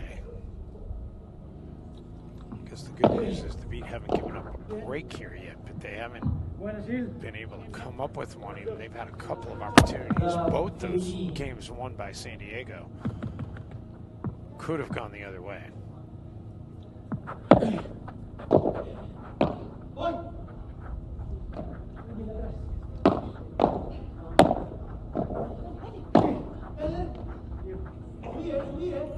that does just stay in. And they were only able to put it away from deep in the court. And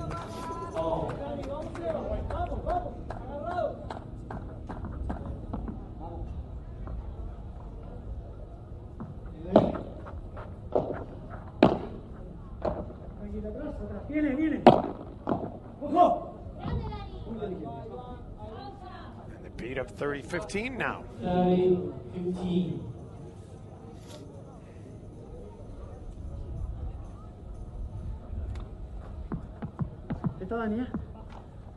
The second set has been decidedly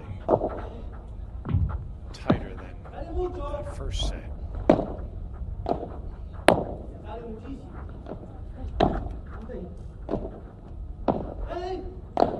Ooh. Campus misfires. 15.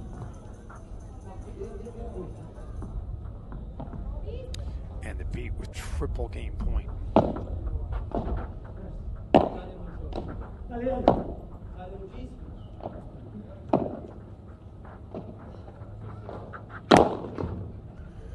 And they'll take the game, so 3-2. Everybody's held serve here in this second set.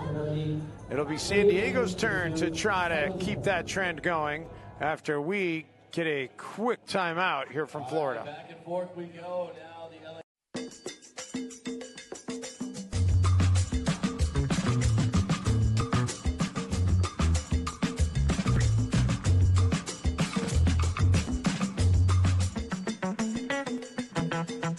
What makes Wickles Pickles so sinfully satisfying? We source only the finest ingredients, including a custom blend of spices that's been a family secret for over 90 years. So when you're ready to get wicked, pick up a jar of defiantly wholesome Wickles.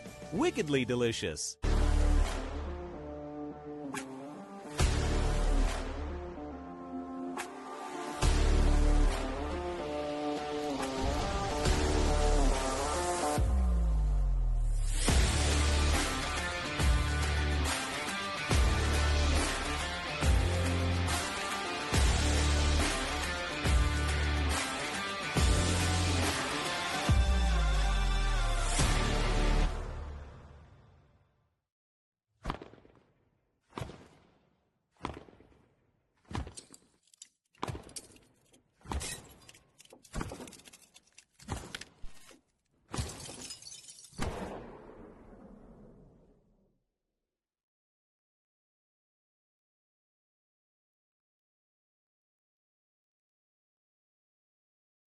Beautiful Zephyr Hills, Florida.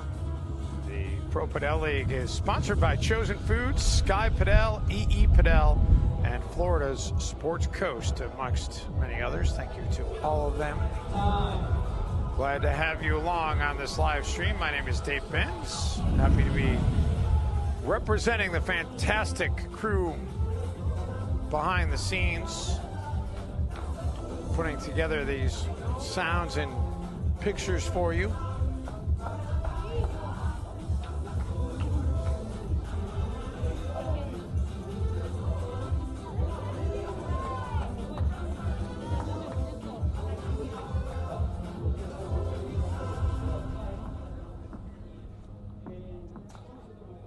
So at 3-2, San Diego takes over the serve in the far court. And that did stay in. Oh, whoa, what a great defensive shot by Campus. Great awareness to keep it going. They both thought that that shot was going to hit the back wall.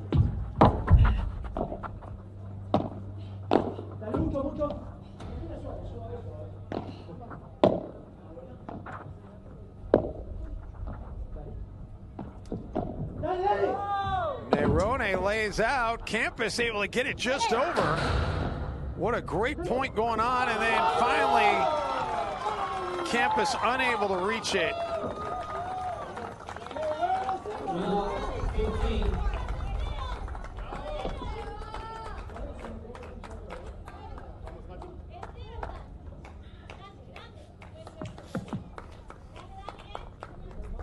Another look at it. What a great exchange. I mean, that's Padel at the highest level.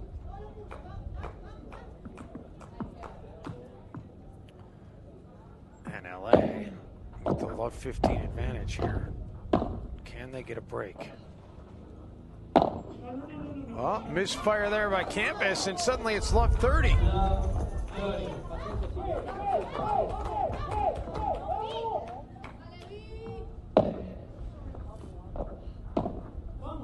How about love 40, quadruple break points?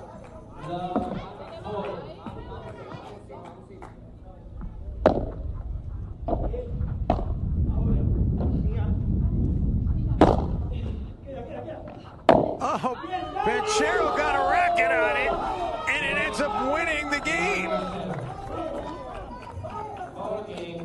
So not so fast, say the LA Beat, as they finally come up with a break. And now they'll get the serve with a 4-2 advantage in this second set.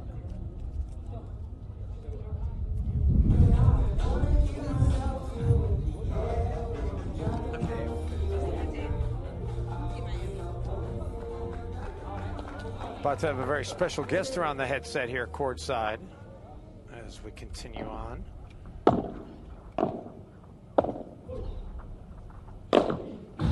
Nerone unable to get it out. At Campus, she left the court. I was excited to potentially see her be able to play it from out there, as I haven't seen a female execute that yet. And then Almada into the net, and LA suddenly has all the momentum.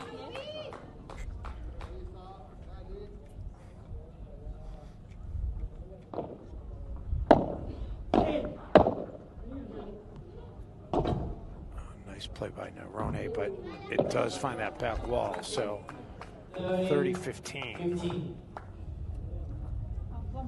If LA can hold, they would be in great position to be able to force this to a third set.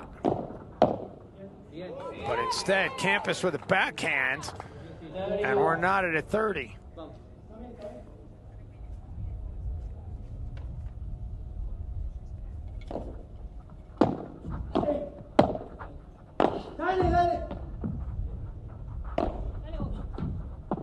Banchero's shot defended well, but then ultimately the winner by Nerone, and the Beat with a 40-30 advantage here, double game point.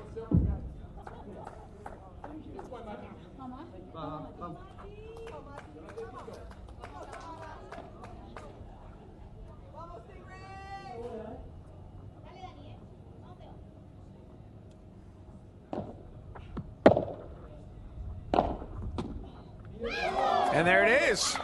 They take the game. They've got a 5-2 lead. And San Diego is going to get the serve, but hanging on by the skin of their teeth in this second set. We'll step aside. When we come back, Paloma Cortina joins me courtside. Stay with us from Zephyr Hills, Florida.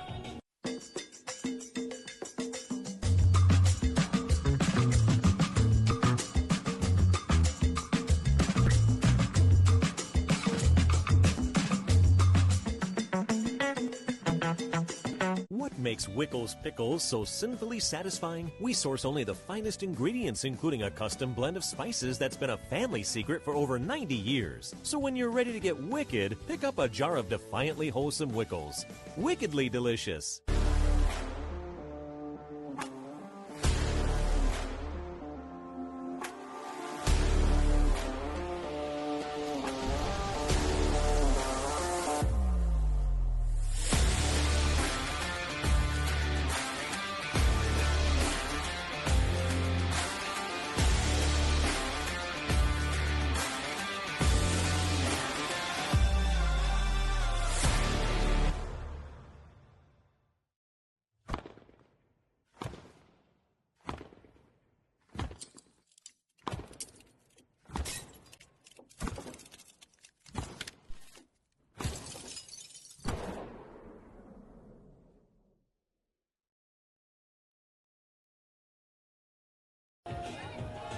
Back here in Zephyrhills, Florida, as LA is looking to get this thing to a decisive third set. And third set would be just basically a tiebreak to 10 points. So we'll see whether or not that happens. San Diego going to try to serve to see if they can keep this second set going. And Paloma Cortina, who has been the last couple of years the #1 ranked women's player in the United States, and now down to #2 in the United States, putting on the headset, joining me courtside. Thank you so much. I know Miami has today off, a day of rest, and I know you'll be playing a bunch tomorrow, but as a spectator, how are you enjoying this event? Well, I think it's great. Thank you for having me, first of all, and I'm enjoying some very good paddle here. And we're definitely getting ready for tomorrow. We're training a little bit, getting used to the humidity, and yeah, I'm feeling ready. And Miami was the only team to escape the first weekend undefeated. That was pretty impressive. Yeah, thank you. We plan to keep it that way. You and Maria made quite the team to watch the two of you do your thing. Yes, Marta's been great. And you had Marta Maria. I said Maria. You two had the distinction of getting the first ever win in the history of the PPL. How cool was that?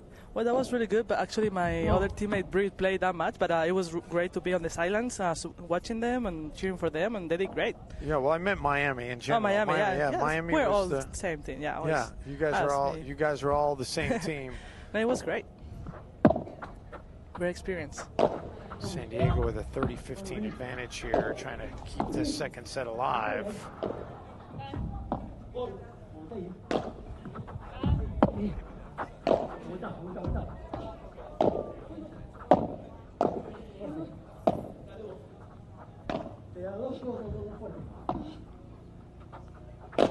Ooh, didn't play the angle quite right on that. That was a nice long point there. And 30 all.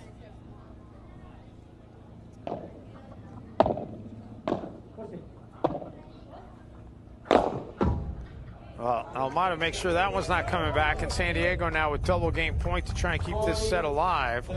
So the one thing I've noticed is the skill level of all these players. It seems like all these teams are so tightly matched. Yes, I think, everybody's here for blood, everybody's trying their best, fighting so hard, and it's funny, the two ladies playing, they play back inside on their women's match, but now they're playing forehand, and they're actually doing very good, so that's impressive. Banchero was unable to catch up to that one, so 5-3, but now San Diego's got to get a break here to keep this thing going, and if you're on the LA side, what do you think they're saying to each other right there in that little brief conversation? Seba better win this serve. Let's go to the third set. Nice serve. Good start for them. 15 love. So 15 love.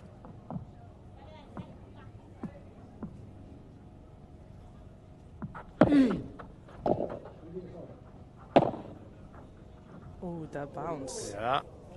Make it 30 love. Do you like this mixed doubles edition? Yeah, I think it's great. It's very interesting to see and to watch, and I think we've watched some very good mixed doubles so far. Vegas versus Arkansas was really good match as well, mix.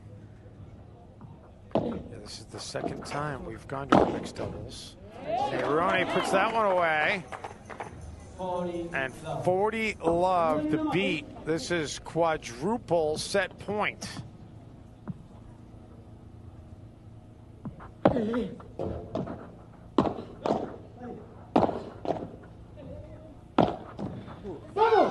And there it is. The set goes to the LA Beat, and we're going to go to a third set to decide the team match.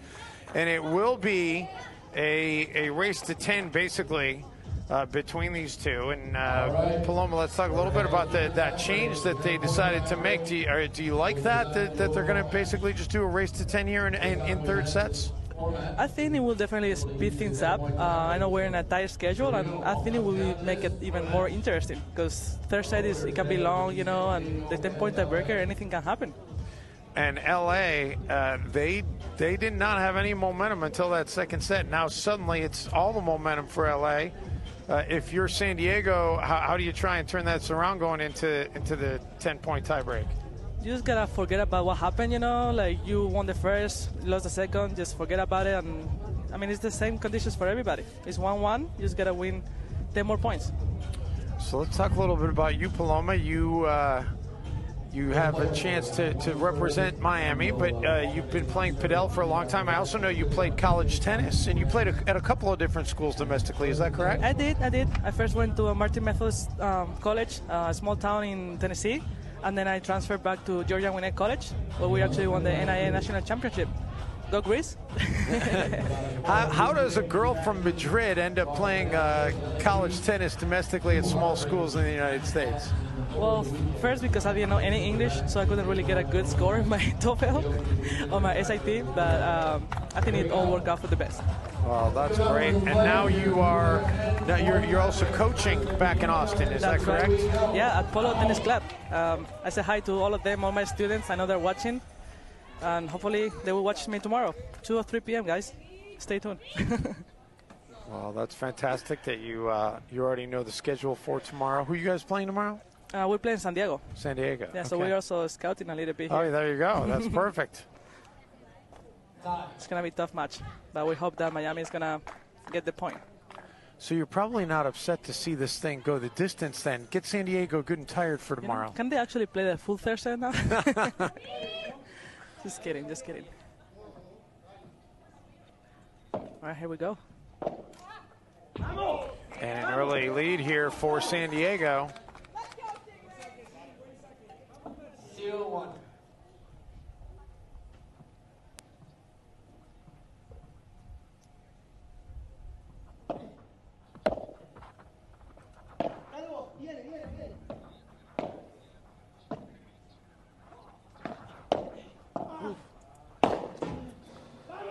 And make it 2-love in favor of San Diego. They just got a mini break. It's called when you win the point when you're returning on the tiebreaker. Mini break. Very important that Seba gets this point now.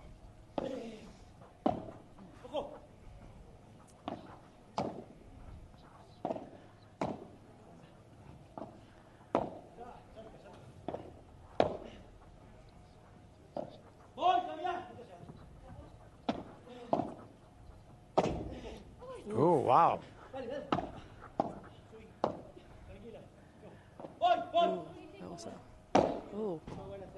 Oh.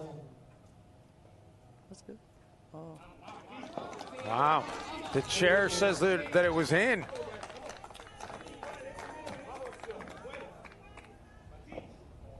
Tough call. Yeah, so the serve goes back over to San Diego with a 3-love advantage. That looked to me like a touchdown first.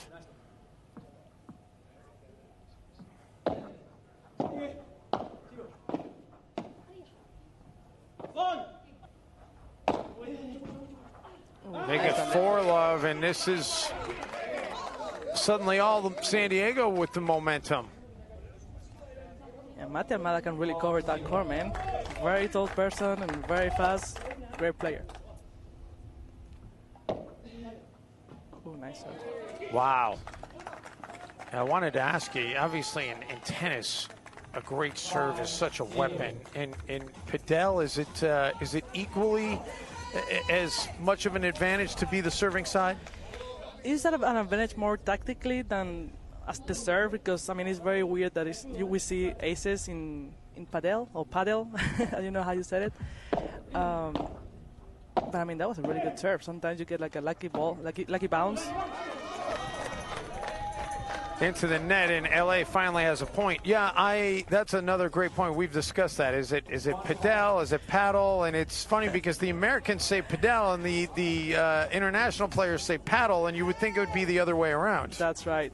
Yeah, like if you ask me, I say paddle, but like if an American person asks me, I might say Padel. It just depends who asks. Yeah, and listen, I'm fine with calling it either. I just want there to be consistency. Let's figure one out and go with it. Maybe after this tournament, we can come up with a name.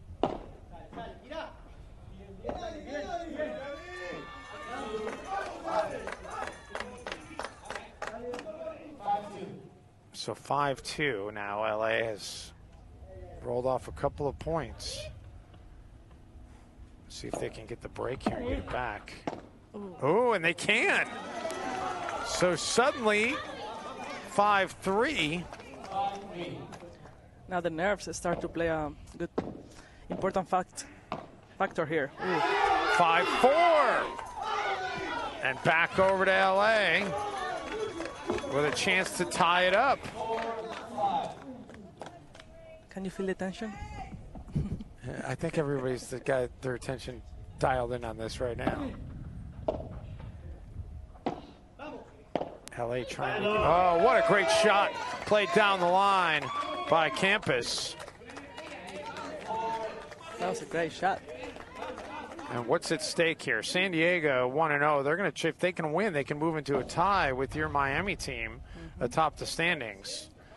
And if LA wins, then they breathe some life into their chances here for the Padel Cup, because they lose, they're going to go to 0-3, and it is going to be a lot of ground to cover to try to get into the semifinals 3 weeks from now. You're right.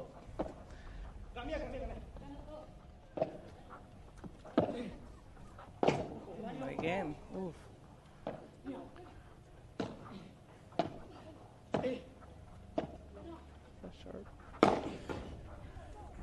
Nice execution by Nerone.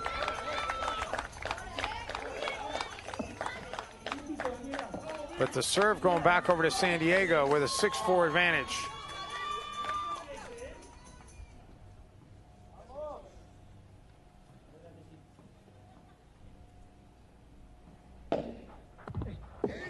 Another ace. He's had 2 in this tiebreak. So 7-5.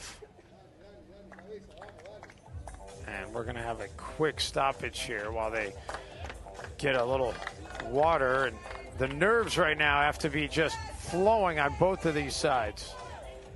And the teammates as well. I think it's worse when you're on the bench than on the court. Everybody cheering with San Diego, cheering for Mati and Silvana, and LA cheering for Sebas and Daniela. From a Miami perspective, is it better for San Diego to win? And I know they move into a tie, but then basically LA is not going to be mathematically out of it, but at 0-3, that's one less team probably you got to worry about realistically. Or is it bad for San Diego to move into a tie with you? I don't know. That's a good question. I'm not gonna say who I want to win. I wanna stay neutral. But I think because it's a round robin, everybody has to play everybody. Even if you lose, it's not like you're gonna not try the next day, you know. Almada got there, but I think he expected to slide a little bit further than he actually did, and ends up leaving it short. So 6-7, and San Diego with a chance to tie it. This is huge right here because, LA with a chance to tie it. San Diego wins this, it's going to be a chance for them to serve it out. This is a very important point.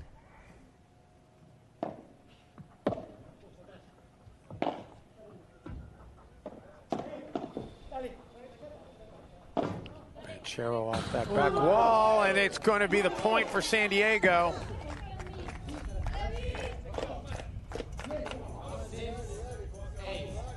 6-8 now. Another big point here.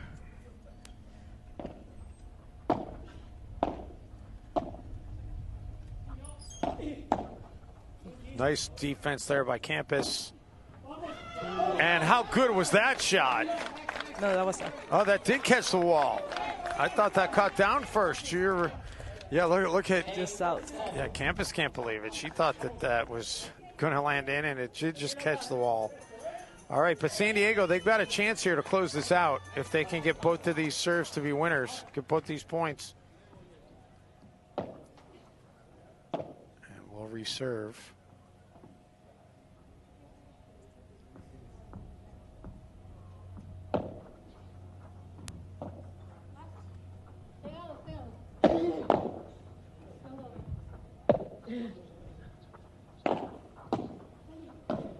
Oof. Nice shot.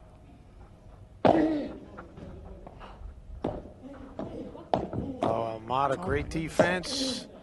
What a great exchange going on right now.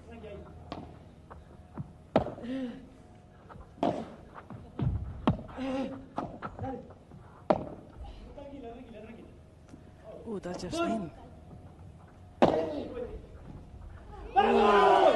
And that one didn't come out of the corner well enough for Banchero to do anything with it, and that puts us on the match points and team match points at 9-7. I got tight on that point. That was a really good point.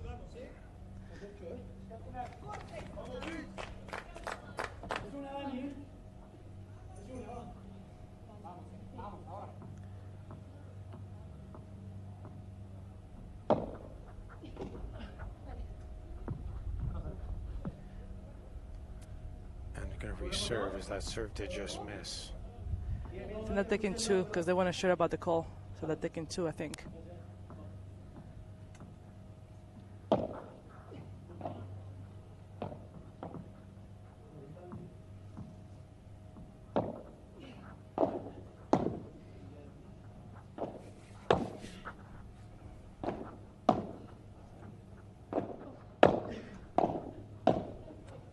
Nice volley.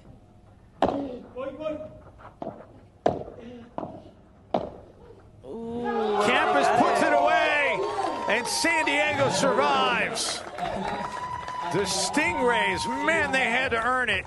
This team match took 3 hours and 57 minutes, but in the end, the Stingrays emerged. They moved to 2-0 to be tied with the Miami Padel Club atop the PPL standings. How fun was that? That was a really good match. I cannot wait to play them tomorrow. Hopefully they'll get tired after today.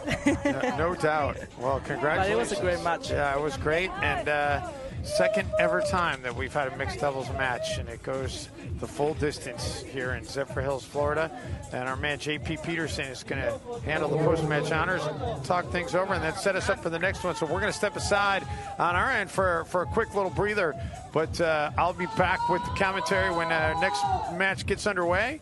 And Paloma, thank you so much for stopping by. We appreciate it, and best of luck to you tomorrow here in Zephyr Hills. Thank you. Thank you for having me, and go Miami. All right. And let's turn it over to JP.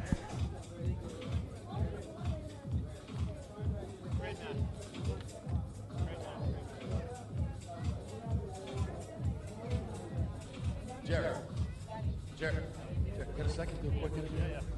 Wow, that's down to the wire there with the tie break. Tell me about what you think of your team's play.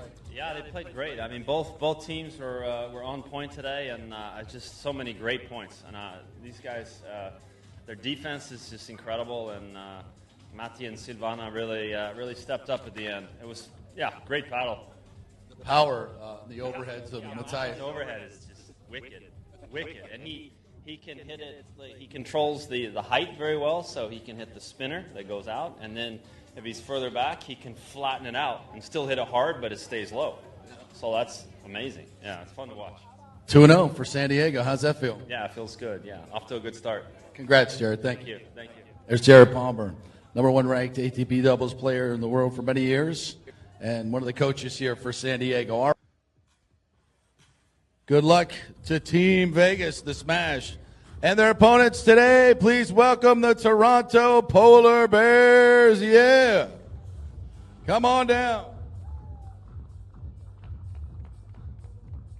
We'll be playing a ladies match, a men's match, and if needed, the mixed. All right, let's bring out our players now for Team Toronto. Please welcome Andrea Sampson. Come on down. And Daniela Ruiz. Let's give it up.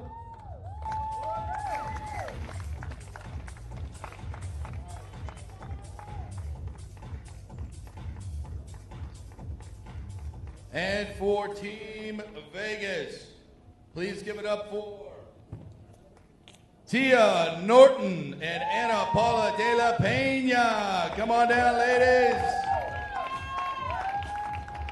good to see you all on center court. We'll have a little coin toss here and then our warm-up. Diego, our umpire, come on out here. Ladies, rejoin us on the court for the coin toss. Let's go. Vamos.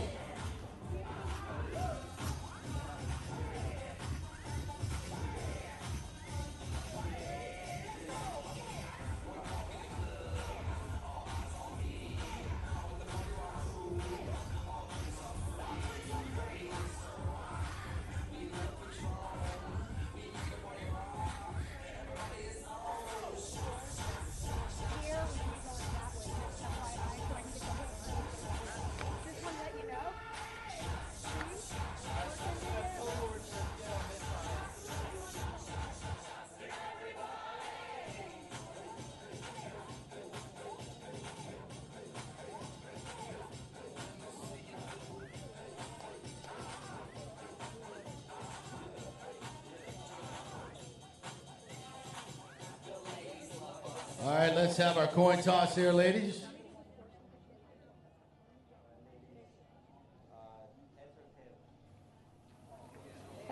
Heads? Okay, this will be heads. Right. Logo it is. Logo it is. Yes, it is. Receive. Toronto's won the toss. They will receive. We'll have a 5-minute warm-up, and then it's time to play. All right, let's go. Vamos. Here we go. Las Vegas and Toronto. Ladies match. Tia Norton and Ana Paula de la Peña.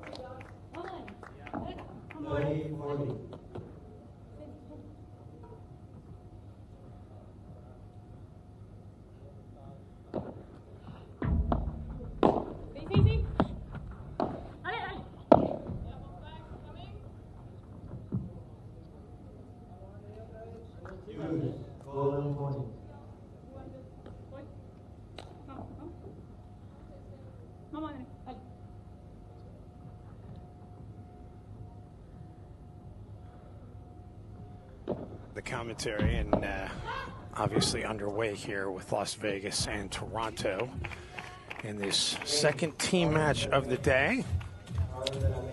And first game of this one goes to Las Vegas, and they're going to take a quick timeout. That gives me a chance to interview Tim Brown. Is that you really Tim Brown? That's right. Yeah, you know, I know you're from Australia. Are you a fan of the NFL? Do you know about Tim Brown, the football player, the American football player? I don't know about it, but I've heard there's a brown jersey out there. There is you should, you'll need to know about Tim Brown if you're going to be spending any time here in the United States. Tim Brown is a very famous wide receiver. He played for the NFL, so American football. He's in the Pro Football Hall of Fame, so that's a very well-known name here in the United States. Oh, great! I'm glad to hear he's doing the name proud. Yeah, he did that. He's probably a little bit older than you, so you got to carry on the tradition. But thanks for joining us, and you're part of the LAB team. And man, what a great match that was between LA and San Diego. I know it didn't go the way that you guys wanted it to go, but man, that was a heck of a match. It was a great match. It was a real shame that we couldn't get over the line in the end, but it's amazing to have it go all the way to the mixed and 10-8, I think, in the super tiebreaker to decide it. So a good showing from Seba and Danny and the whole team. I do have to ask you, though, now you guys are really, you're 0-3 now in PPL play. You're up against it. Are you guys feeling the pressure at all? Because, I mean, the top four are going to be able to play for the Padel Cup, and 0-3, you're not mathematically eliminated yet, but you need to start getting some things happen. You're running out of breathing room. You say it how it is. Yeah, we are getting a bit. We don't have much room for error anymore. We need to win the last three. Well, that would be desirable. Now, do you guys have a rest day tomorrow, or do you guys play again tomorrow? We're on tomorrow against the Polar Bears. They're on right now. Okay. Yeah, so Sampson and Ruiz are in the near court for Toronto, and Norton and Pena for Las Vegas. It's a little bit toasty out there right now, Tim. Yeah, really hot. I need to make sure I'm in the shade here. Notice I adjusted the umbrella before we started resuming. Much appreciated. And apologies to those who had to watch that first game mostly with no commentary, but after a 4-hour first team match, I needed to go stretch the legs and rehydrate for a minute before I threw the headset back on, because if this one could be another 4-hour one, who knows? And that was great. It was great. Padel is such a high level. It's the thing that's really impressed me, Tim, is this these teams are so evenly matched and playing at such a high level. Yeah, for sure. I mean, to go all the way to the mix, we've had a couple of mix now. There was another one, I don't know, where Peter Alonso had to play a ridiculous number of hours in one day, 3 or 4 matches that all went the distance. That's a lot of Padel. There's no question about that. So now you're the first Australian that we've had put on the headset. So I want to know, do you call it paddle or Padel? We actually call it paddle, but I would love for us to start calling it Padel, just to make it a clear difference from all the other sports that use the word paddle. Well, it's I found that the words have been intermixed here in Zephyr Hills, Florida. Yeah. Some people call it paddle, some people call it Padel, but we all know we're talking about the same thing here. 100%. So have you played? I know you didn't play today. Did you play last weekend? I haven't got on yet. I'm just basically backing up for Seba Narone, because he is an absolute star, as we know, ex-world #1. So I'm more than happy to support him from the sidelines unless he gets sick or injured. Yeah, he didn't come out of retirement to not play. Exactly.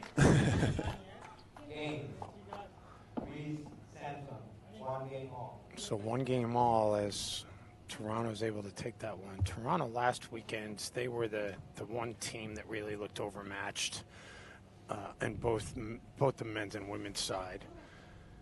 See if they can show some signs of life here on this 3rd overall day of PPL play. An impressive smash there. And a 15-love advantage.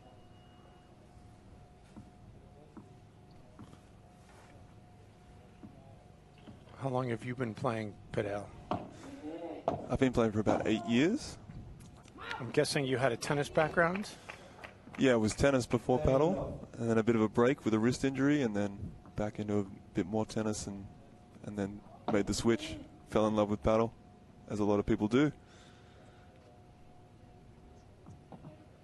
Yeah, it's a common story. It's a common story that a lot of people share. And are you living here domestically now? No, I'm just here for this event. I might play a couple of tournaments in the US after this event, and then head on over to Madrid. Okay. To keep playing paddle in Madrid. That sounds like a desirable travel schedule. I'm not going to lie. It's pretty good.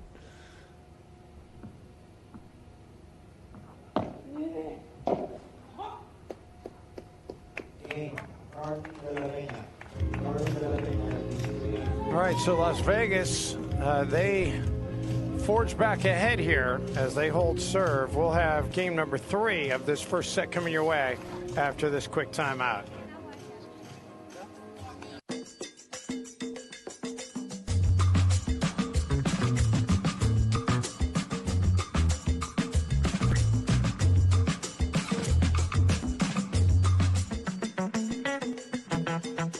What makes Wickles pickles so sinfully satisfying? We source only the finest ingredients, including a custom blend of spices that's been a family secret for over 90 years. So when you're ready to get wicked, pick up a jar of defiantly wholesome Wickles. Wickedly delicious.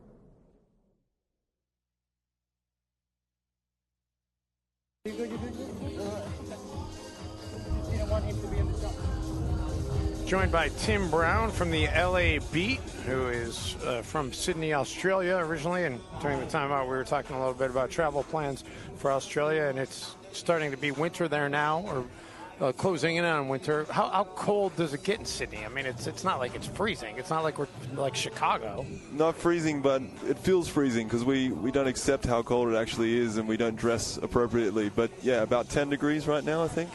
But 10 Celsius. Which I'm going to guess is 50 Fahrenheit. Let's see. Let's break out my... I know it's like times by 9, divide by 5 at 32 or something like that. That's the one thing that confounds me with Celsius and Fahrenheit. There's no like easy like, oh, it's times 0.8. Like that would make way too much sense.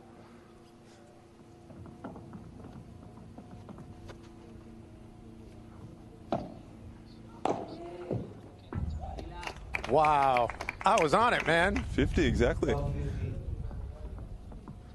right, meantime, Toronto trying to see if they can draw even here.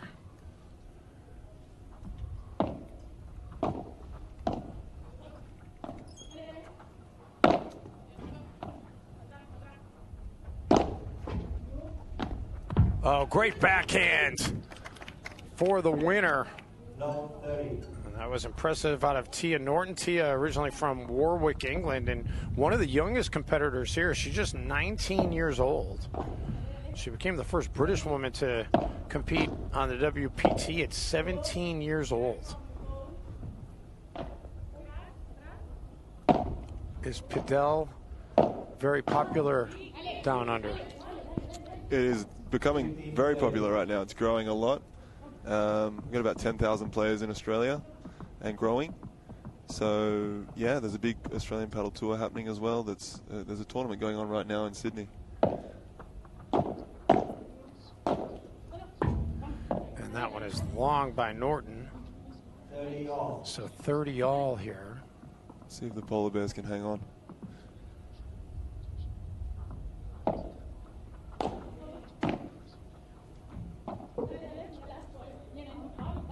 Ruiz wisely lets that one go. So 40-30 Toronto. So it is Las Vegas in the near court with Norton on the left and Ana Paula de la Pena on the right. And Danny Ruiz and Andrea Sampson for Toronto. And Ruiz tried to play it off that back wall, but the swing and the miss. And we've got a deuce and a golden point. Do you like the golden point?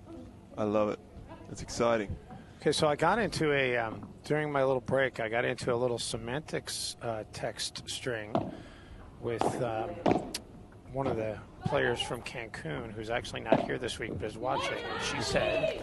Sorry, what a shot. It's a hold serve for the Polar Bears. That was amazing. It was fantastic. And they tie it up at 2. So if you've got a 40-love lead in a game, right? Yeah. I've been saying because of the golden point, I've been calling it quadruple game point because it's not really a triple. You got 4 cracks at it, basically. For sure. But I was being told that, no, you should say triple. But I feel like you can say 4 because of the uniqueness of the golden point. I'm down with you saying 4. Okay. All right. So there you go, Alejandra Aguilar. She was calling me out on it. She announces in Mexico, by the way, in addition to playing for Cancun. But I do love the feedback. Listen, I'm brand new to this sport, so I'll take all the pointers and constructive criticism that I can possibly get. Probably taking a lot of unconstructive criticism on the YouTube feed. That's why I'm not reading the comments section.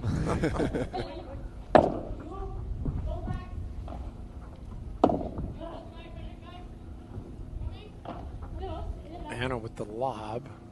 Ruiz had all day to think about it. And that does catch the wall. Polar Bears getting some momentum now, feels. A little bit of 15-30 here, I think. Well, they've needed something to go their way. Right as we say that.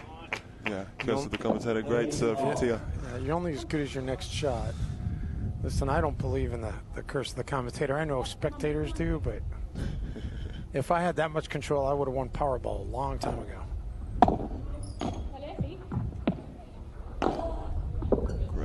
That was just beautifully placed.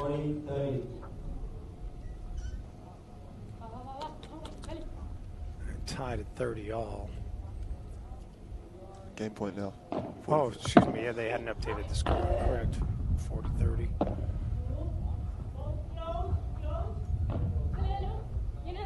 That does just stay in. Oh, what a great touch executed there on that shot. And so Las Vegas forges ahead here at 3-2, and that'll take us to a quick hydration stoppage. We'll catch our breath as well. This first set will continue after this quick timeout.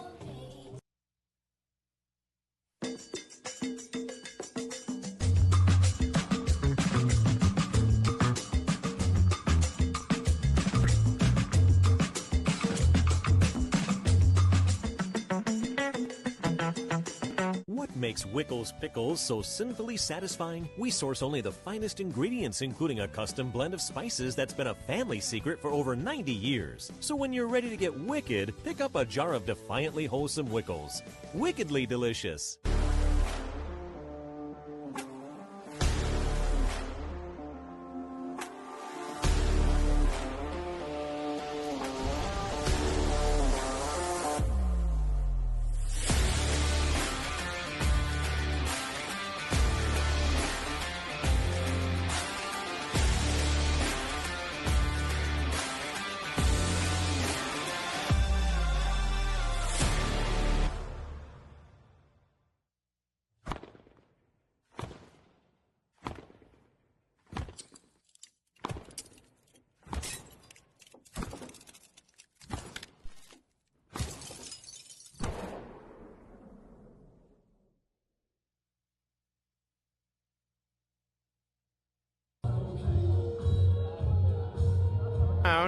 The Australian Tim Brown, not the former Notre Dame and NFL wide receiver Tim Brown. Although I am trying to pull up a picture here. Here you go. This is Tim Brown back in his glory days. I would show you some video, but the Wi-Fi I have here is if I try to load a video, you'll see it by the time we hit the championship round here in 3 weeks.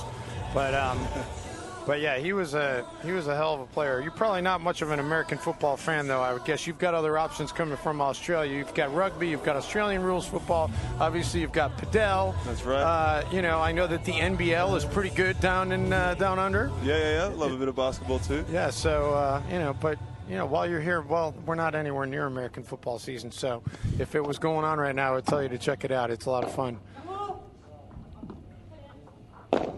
Danny Ruiz tries to put that one away, and how about Anna gets a racket on it to keep it alive. Did she go into the net? I believe that was the call from the chair. Must have just grazed the side. Yeah. Point to Toronto.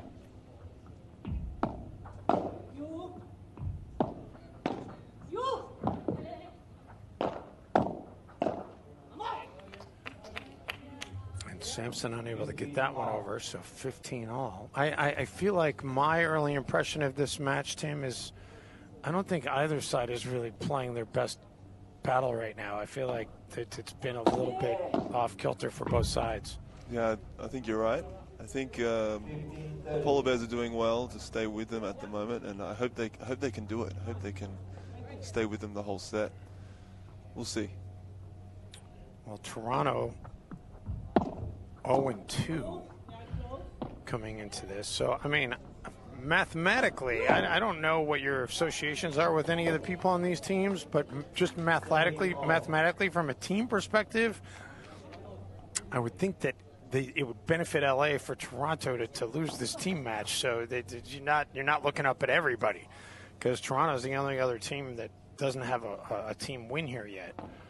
That's right. Well, I think the LA team is looking forward to Toronto tomorrow and looking forward to registering a win. Yeah, no doubt.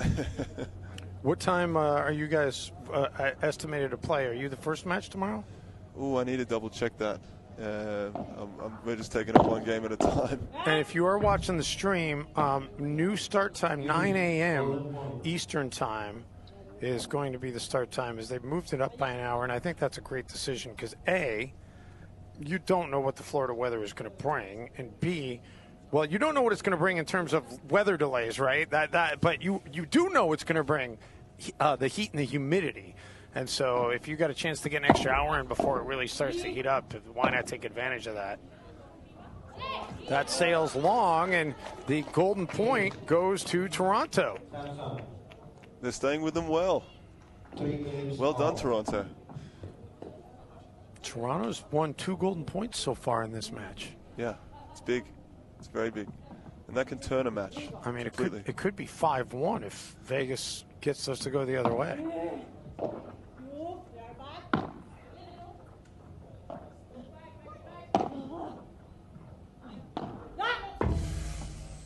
just a bit much there.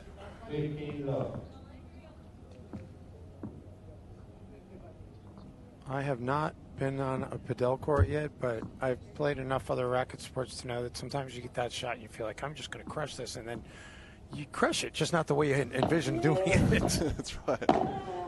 It's a sign of confident play, though. They're getting a bit of confidence after holding serve. Well-placed shot there. There's Tia Norton.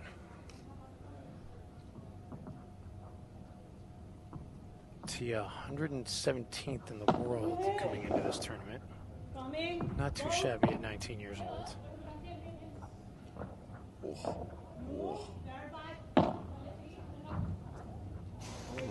And Danny Ruiz unable to catch up with that one. In Vegas now at 40 love, and I'm going to go ahead and say it, quadruple game point.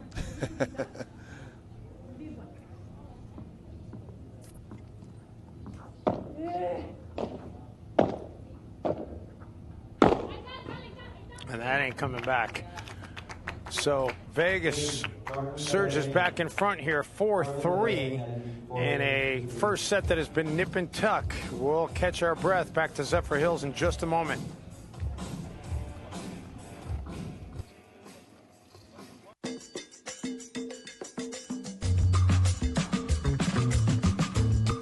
All right, got another great match going here with Norton and Pena up 4-3. Back and forth we go. What makes Wickles pickles so sinfully satisfying? We source only the finest ingredients, including a custom blend of spices that's been a family secret for over 90 years. So when you're ready to get wicked, pick up a jar of defiantly wholesome Wickles. Wickedly delicious.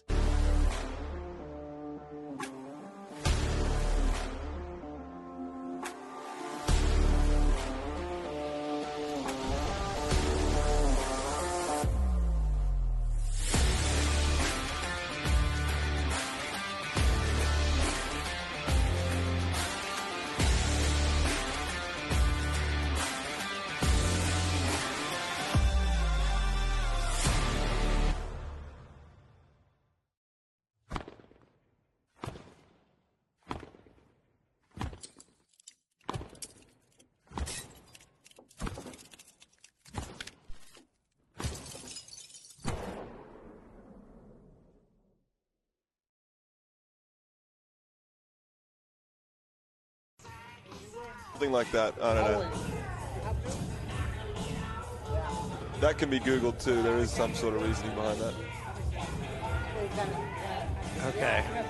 I'm engaged in a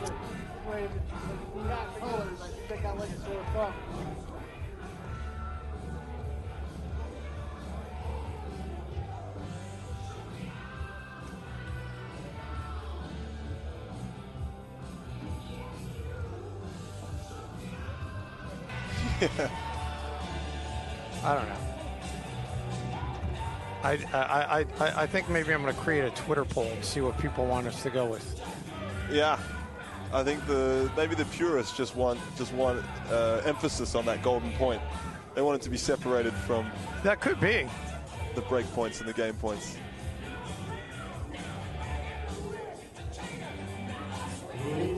Anyway, at 4-3, or now 3-4 in this first set, Toronto gets the serve back.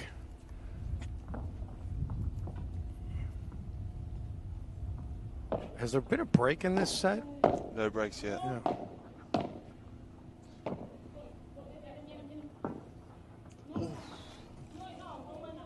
That's a very tough call. Yeah, I mean, just live look, I thought it hit the wall first, but man, that was like right there.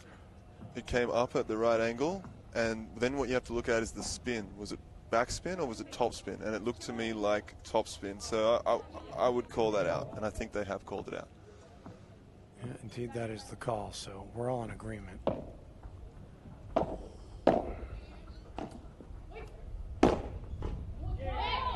And then Sampson with a winner, so Toronto 30 love here.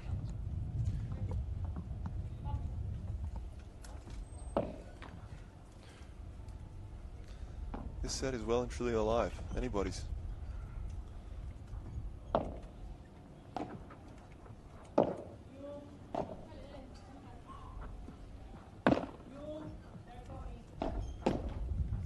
A favorable result off the tape there for Toronto. Oh, a little bit of frustration there.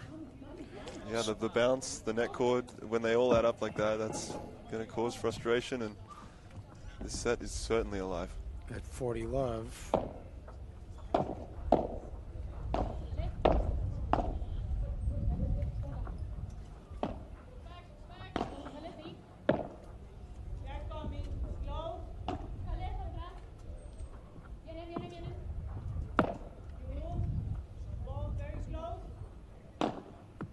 Oh, how good is that from deep in the court?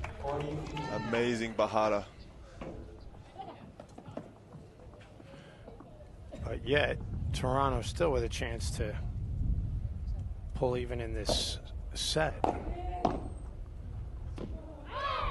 And indeed they do. So knotted up at 4. The serve will go back over to Vegas. So when we came back from the break, they were picking up a part of our conversation, and I've always wondered, and somebody may know the answer to this, but I've always wondered about, you know, clearly Padel is using the same scoring system as tennis, and I've always just kind of wondered, tennis, like the scoring is, I mean, I get it, right? I understand how it works. Everybody understands how it works, but why? Why is it 15, then 30, and then 40 instead of 45? And then why not just do 1, 2, 3, 4? Like I don't get it. Could be. They actually do 1, 2, 3, 4 with the kids sometimes. But yeah, the history behind it, you can Google it. But there's some story there. But yeah, it doesn't really make that much sense to me either. Well, I'm glad that you're in agreement with me on that.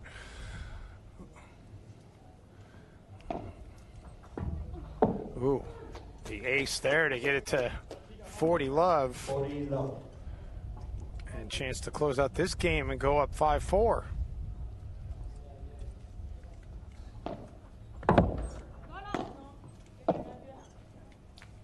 And there it is. So 5-4, we've yet to have a break. Can Vegas get a break to close this out, or will Toronto keep it going? Find out on the other side of this quick breather from Zephyr Hills, Florida.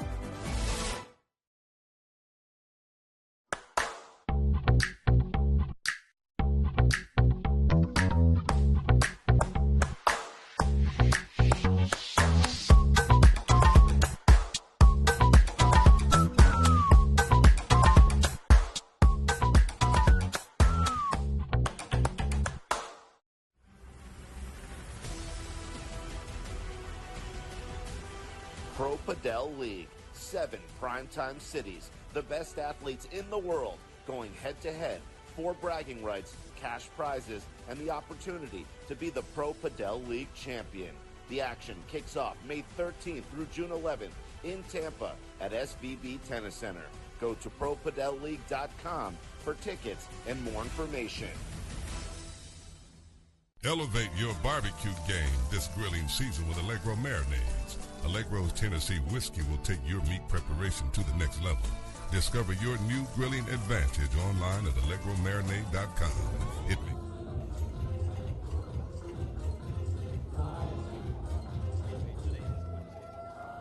Welcome back to our live coverage here from Zephyr Hills, Florida. Dave Benz alongside Tim Brown, and we got Marcos Del Pilar, who is the brains and the force behind the PPL, taking a picture of us right now. And I just asked him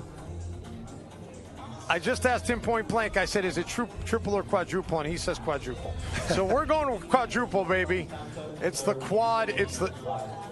Yeah, because there's 4. Yeah. 100%. All right, so we're good. We've got it officially designated.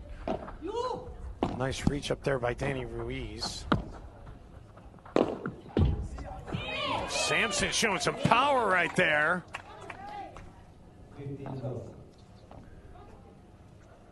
So 15 love Toronto.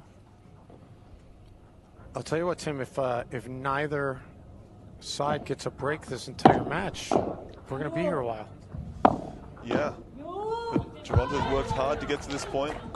They've saved 2 golden points so far. So good luck to them. Let's see if they can hold. And they've got a 30 love advantage here.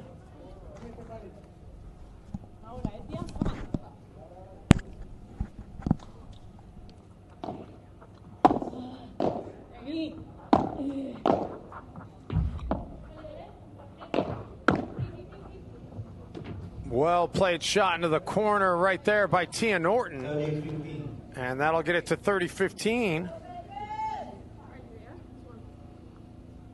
Toronto would love to get their first break of this match here. I mean, excuse me, Vegas would love to get their first break of this match here. And that hit the wall first, so 30-30. Massive point right now.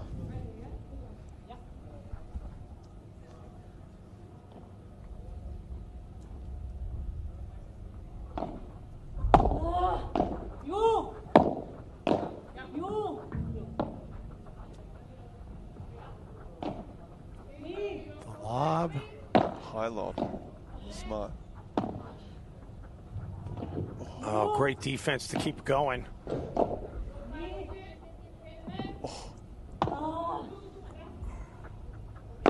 Sampson hammers that, but Norton's able to play it. Oh, wow, Sampson with the answer. And then Anna keeps it going. What an exchange. And then finally the winner by Norton. Wow, put that one on the highlight reel. Amazing finish to that rally as well with a winner. That was really fun to watch. Wow, what a time for it.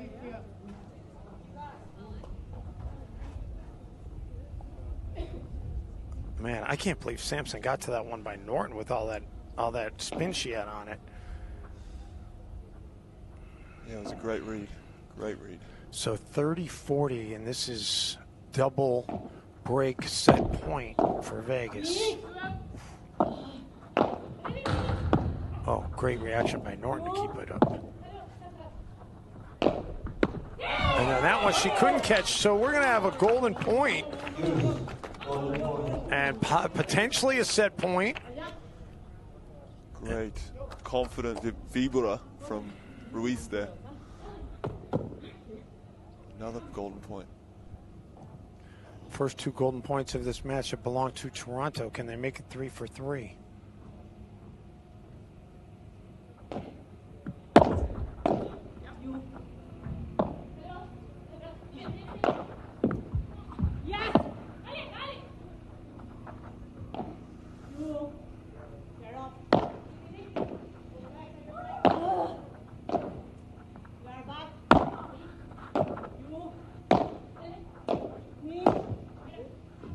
There it is. The third tries the charm for Vegas. They crack through on the golden point, and they take the set 6-4. So amazing from Toronto. Great patience in that rally. Lots of lobs.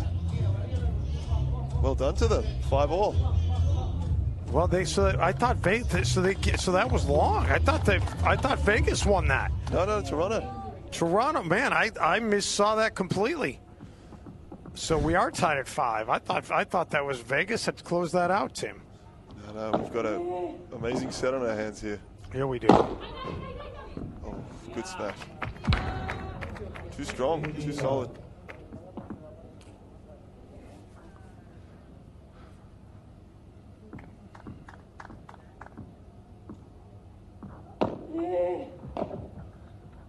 And we continue the trend, by the way. There's not been a break in this match. Let's see if Toronto can put some pressure on here. Now that when you've just missed out on a break, you're the most vulnerable. Well, Ruiz couldn't do anything with that one out of the corner.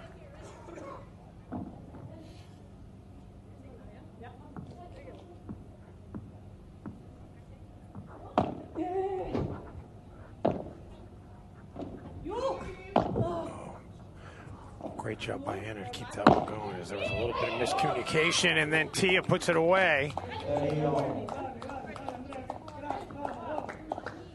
So 30-all. Pressure building here.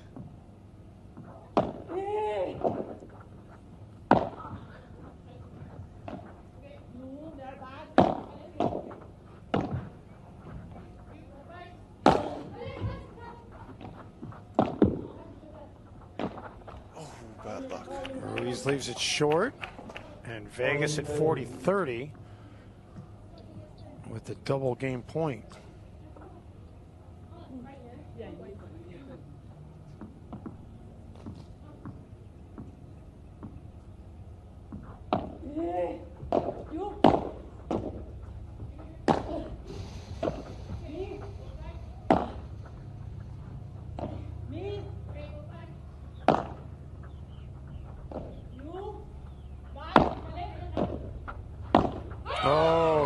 Tia misfires, and now we got another golden point. Toronto's 3 for 3 on golden points.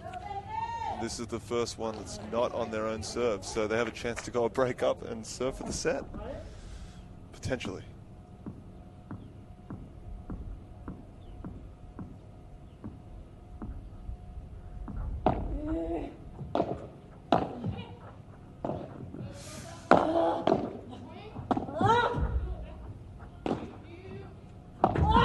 Nice defensive play. They got it. But a better put away by Sampson. It is unbelievable. They're 4 for 4 in golden points. 4 for 4 and a chance to serve out the set after this quick timeout from Zephyr Hills, Florida. Terrific shot right there as Toronto takes a 6-5 lead now.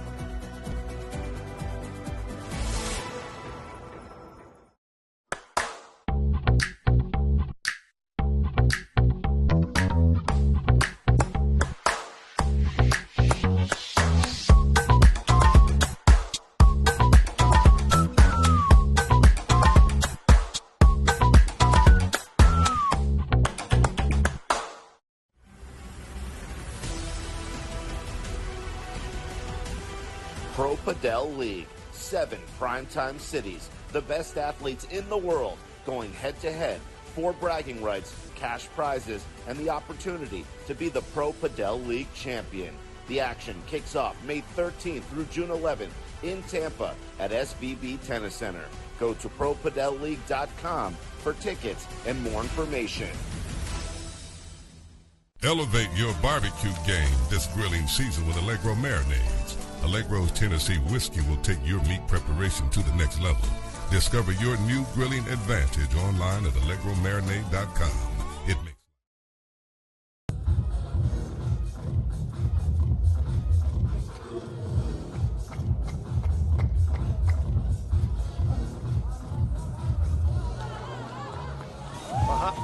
Bajada La Pared. Bajada La Pared, after the wall. Okay, Bajada La Pared. Yeah, after the wall, okay. Dave Benz alongside Tim Brown, part of the LA Beat. You see a good look at some of the Miami team enjoying their perch. They've got today as a rest day, and pretty good rest day when you're 2-0. You're watching everybody you're watching everybody else have to sweat, knowing you're going to get them fresh tomorrow.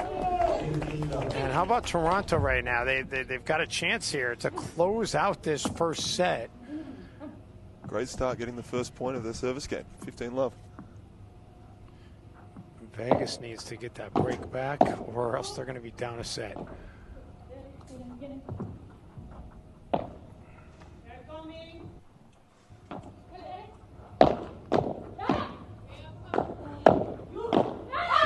Wow, Norton hits that one deep. Toronto looking good here to take the first set. 30-love.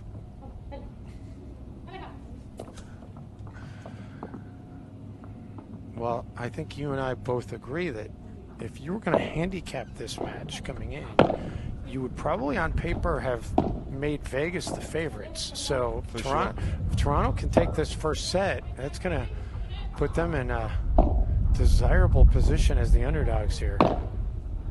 That's it? Oh, the tweener.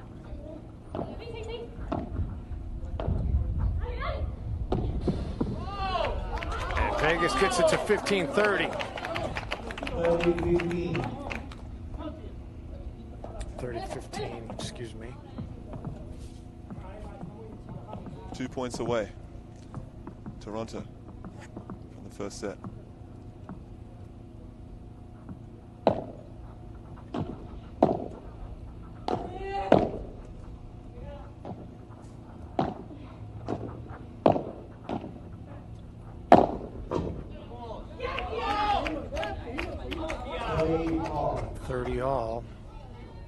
Now it gets a bit tighter. And would this be Toronto's first set of the entire PPL? I believe so. Yeah.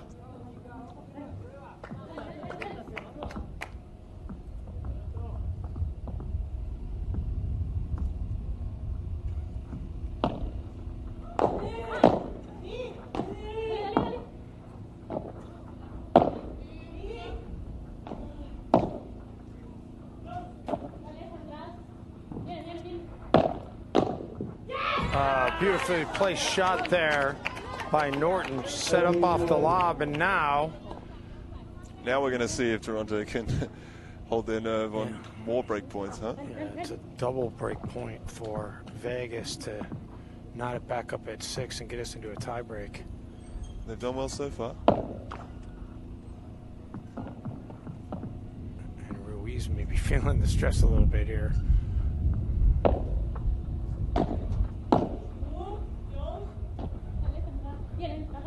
That does land in. Oh, and Norton smashes it, and they do indeed break. Tiebreaker. So here we go. How about that? No breaks until the final 2 games, and then they both break. It's a funny thing, pressure.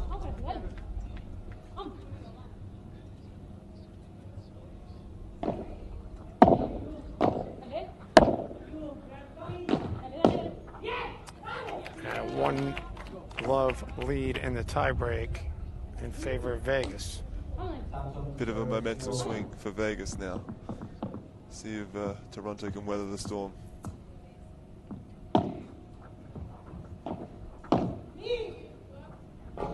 Historically, Toronto has weathered many storms, Tim. That's a great shot. Well done. Great shot from Paula. She's good at that. She's really good at weighting the ball so that it fades out. Second bounce is right in the corner.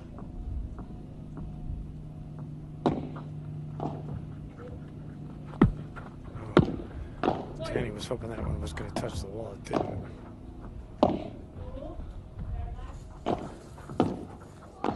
Oh. And his backhand betrays her. But the serve back over to Vegas at 2-1.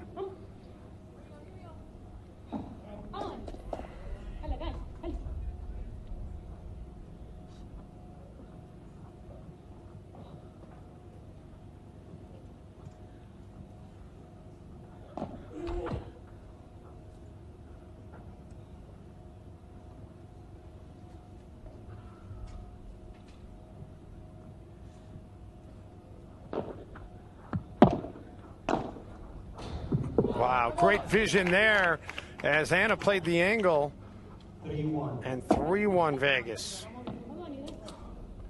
By the way, I want to ask you, the players, sometimes they pick up the ball, put it in their pocket. Sometimes they leave it up against the net. Is that a personal preference based upon each player? Personal preference. Sometimes it's a little bit of strategy to slow the opponents down. If it's an important point. Yeah, it's really personal preference. Some people don't mind if a ball is a meter from the net. I would mind personally. I would drive me crazy having a ball sitting there on the thing. Even though the odds of it coming into play are remote, I would that small infinitesimal thing would drive me nuts. Me too.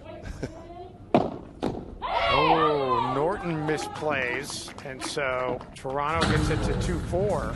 They're not going away. They are not going away. So we'll take a quick breather midway through this tie break, and we'll keep it here, but they'll take a quick breather. And, I just feel like Vegas, as I said, I feel like they're the favorite, but they haven't played like the favorite. And, this is so pivotal because Toronto has not won a set yet in PPL play as a franchise. So they would love to get that under their belts. And, you win this first set, then maybe the fortunes turn around. I feel like if Vegas can somehow win this tiebreak, we might see a one-sided match in the second set. It might be what wakes up the sleeping giant here. I think you're right there, Dave.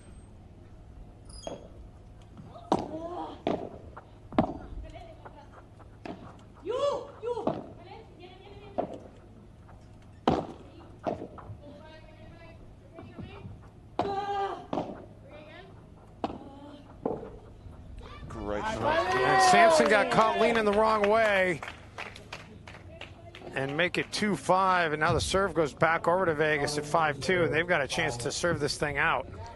A nice delicate chiquita, we call that. Chiquita. A small shot down to the feet with the angle into the fence.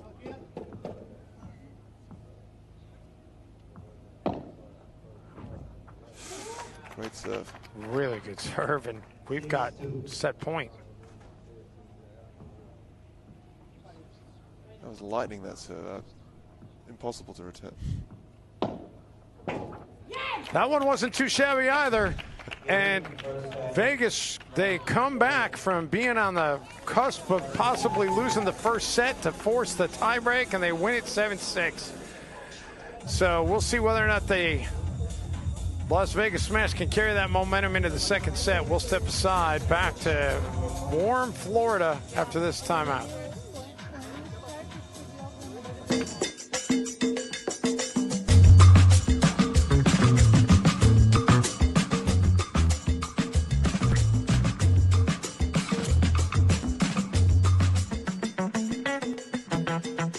What makes Wickles Pickles so sinfully satisfying? We source only the finest ingredients, including a custom blend of spices that's been a family secret for over 90 years. So when you're ready to get wicked, pick up a jar of defiantly wholesome Wickles.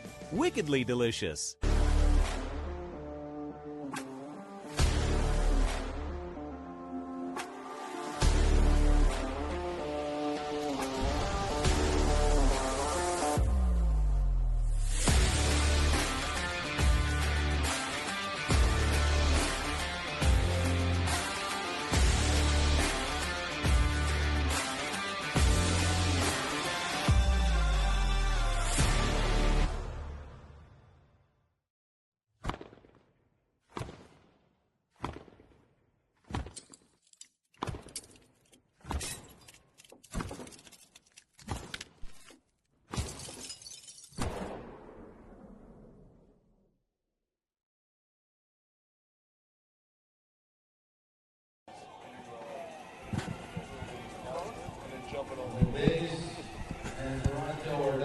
Dave Benz alongside Tim Brown from the Sarah Vanderburg Tennis Center in Zephyr Hills, Florida. Glad to have you along on this Saturday afternoon, 2:11 Eastern Time. Well, it just changed to 12. 14:12 for our international friends who don't love AM PM. Do they do AM PM in Australia, or is it 24-hour clock? We do a bit of both. Bit of both. Yeah. Okay. All right.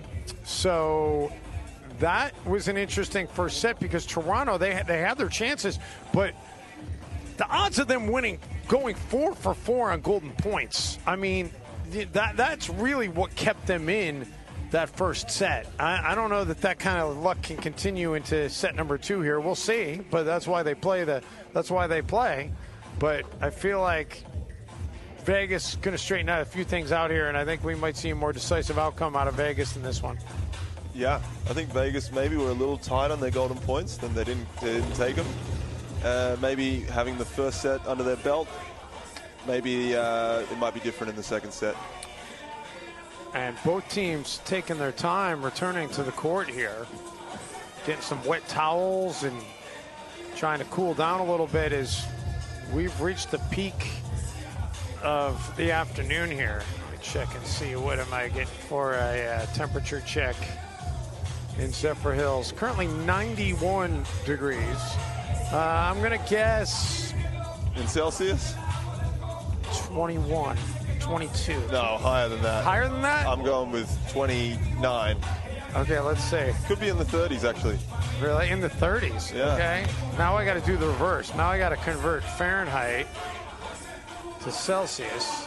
Actually, I'll go 31. You're going 31. All right. Oh. No, that okay, we're going 91. Okay, come on. What are you doing? That's not, I know that's not right. Why is this not calculating for me?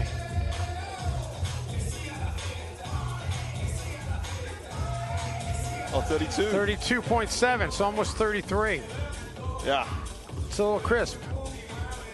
I'm going to guess it's also about 33% humidity. Or, well, no, it'd be, you would do the percentage the same for humidity, right? Yeah. So it'd be 95% humidity. Yeah. Yeah. You could cut the humidity with a knife right here, right?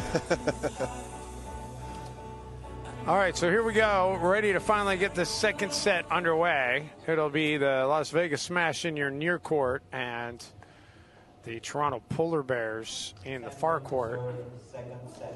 Really interesting first game. See how they open up here, Toronto. Very important.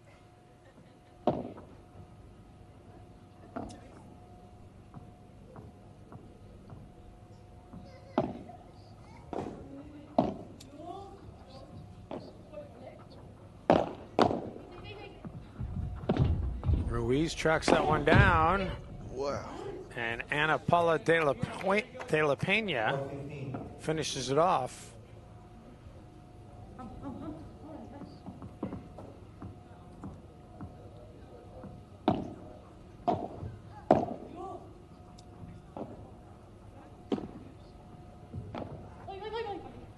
That lob too long.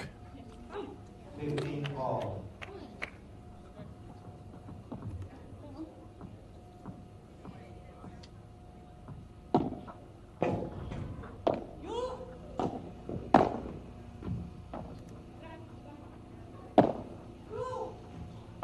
Norton does catch up to it. Great recovery lob. Oh, that one and a good gancho into the fence. Yeah, she got tied up. So Sampson will continue the serve. You speak any Spanish, Dave? Solo un poquito, pero no muy bien. You got gancho? Gancho? Vocabulary? No, what is gancho? Hook. When you hook the ball into the fence. Okay. 40-15.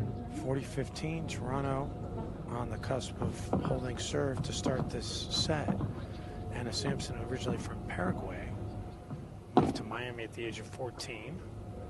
Was introduced to Padel during COVID, and she finishes off the first game. So Toronto bounces back, they hold serve, and they've got a 1-love lead in this second set back to Florida after this quick timeout.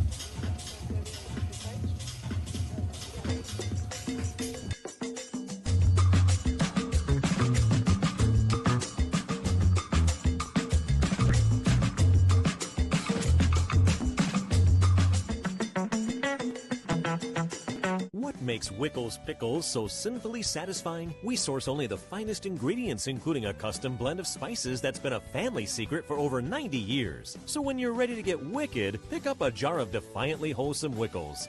Wickedly delicious.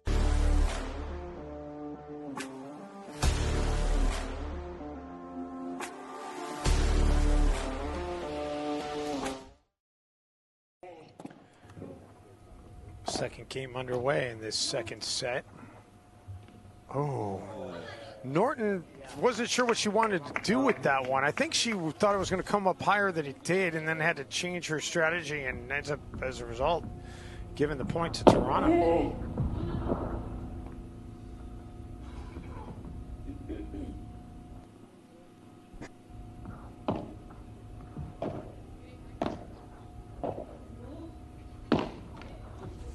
And suddenly, love 30 in favor of the Polar Bears. This would be quite an interesting break to get this thing going and have the decisive advantage to start this set. And that one does hit the wall. Good decision to let it go.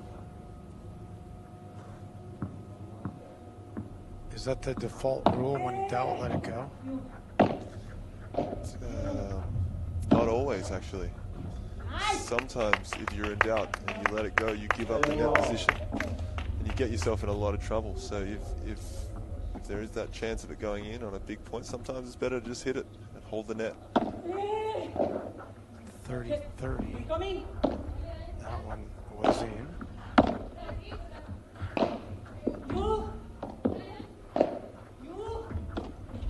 Nice lob. Will it stay in? It does. Great lob.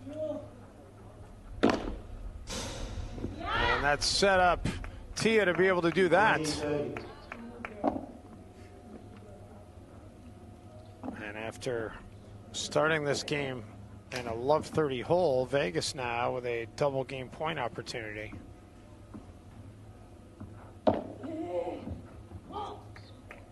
They got it. Yeah, they get the ace, so 1-1. And this set starting much the way that the first set did, with both teams holding their serves, although the game's being tightly contested. Who's going to win this set, Dave? I have a thought.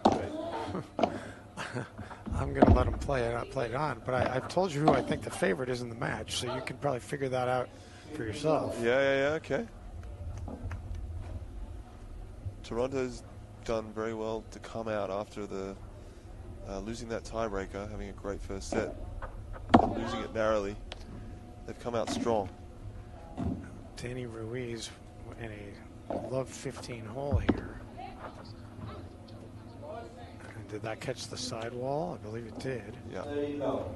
Ruiz with the serve. Played collegiately here in the United States, college tennis at Clemson. Just started playing Padel less than a year ago, back in August of 2022.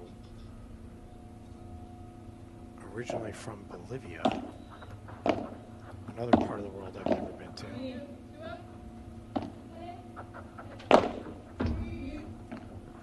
Nice job by Anna to catch up to that. Oh, a little bit too nonchalant from my, meager observation there out of Tia. I know what she was trying to do, but it looked too nonchalant. Is that a phrase in Australia, nonchalant? Yeah, nonchalant. Okay. Yeah, we love it. And there it is. Toronto answers back in emphatic fashion. They hold serve, and it's 2-1 Polar Bears. And we'll get a quick timeout in the middle of this second set here in Zephyr Hills, Florida.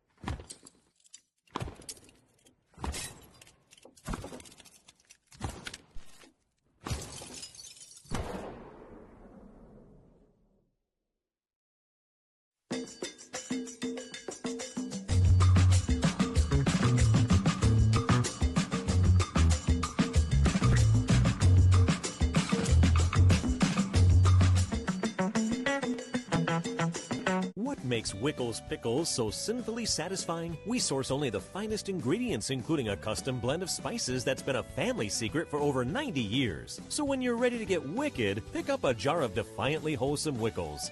Wickedly delicious.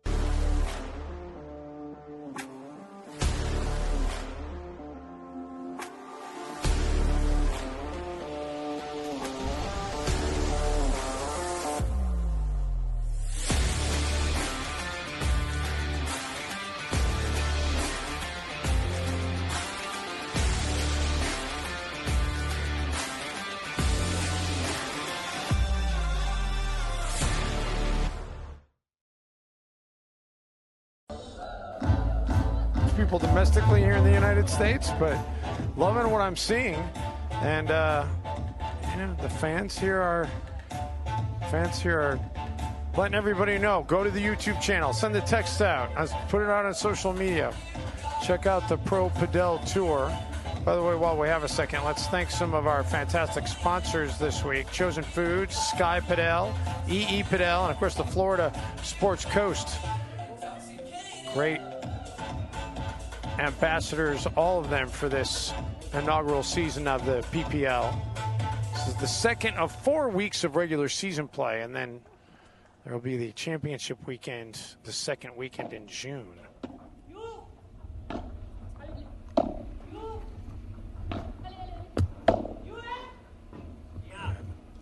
15-love advantage here for Las Vegas to start this fourth game of this set. You and I were commenting during the break that, Tia Norton, she's clearly a high-level Padel player, and it has been fun to watch. But she's left a couple of shots out there that I'm sure if she was to go back and look at this, she'd be like, yeah, I probably should have executed that a little differently. But see if she can get it together here, and this is a good start for Vegas in this game right now. Yeah, I was just mentioning that last point of the previous game. Looked like the serve was going for a fault. It was on its way to hit the fence, and she decided to hit it. But then she followed it in. Maybe that was intentional. I don't know. Only she knows. Well, they take the game 2-2 now, as the serve will go back over to Toronto.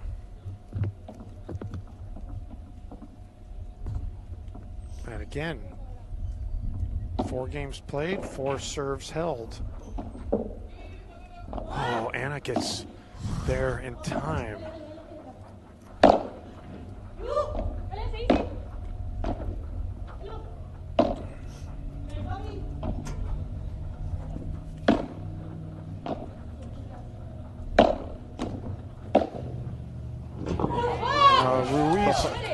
Ruiz with that shot that Anna couldn't get to. And the trend of the net courts continues in the favor of Toronto. Toronto's been living a charmed life in this match. Sampson, too much on that one. And love 15, or excuse me, 15-15 now.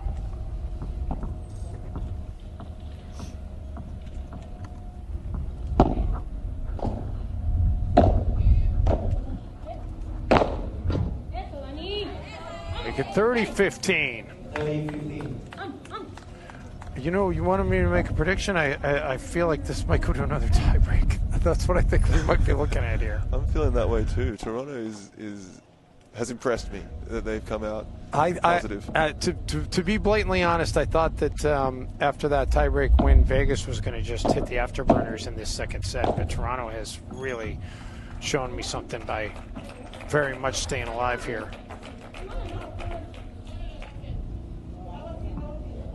And now a little bit of controversy,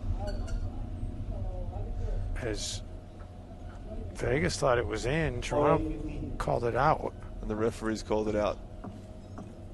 So point to Toronto.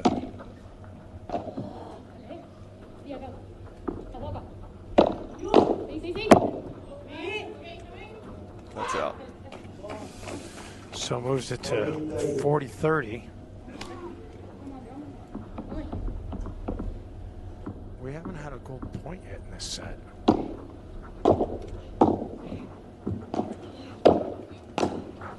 And we won't get one this time either. So Toronto surges ahead. They hold 5 games, 5 holds in this second set. It's 3-2 Toronto. We'll step aside back to Zephyrhills in just a moment.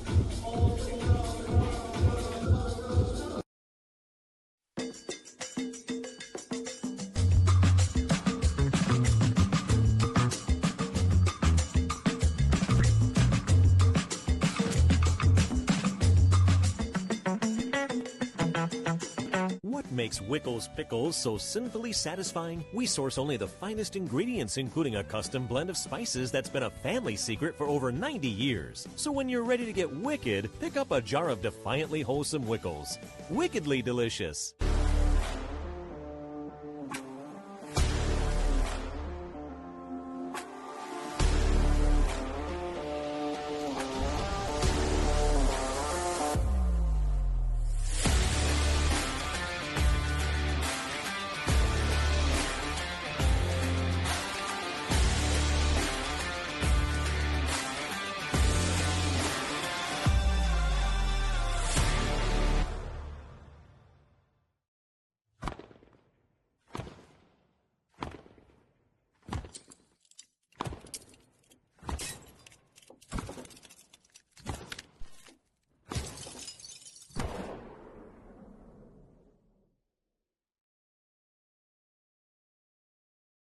The reserve players are not all here.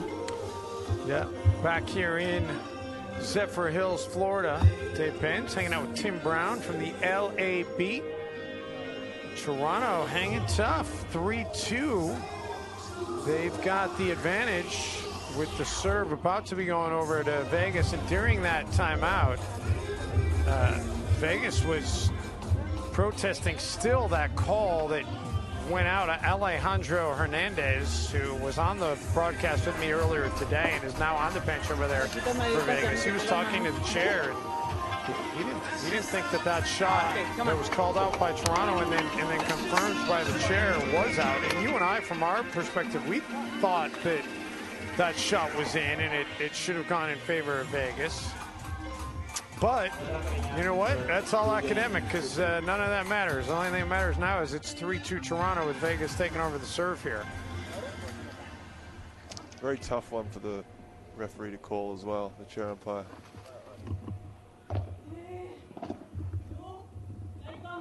Being an official of any kind in any sport is the most thankless job you can possibly have.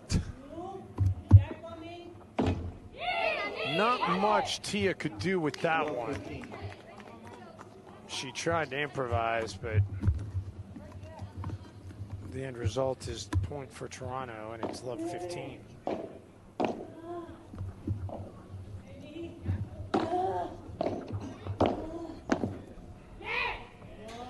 now it's 15 all. 15 all.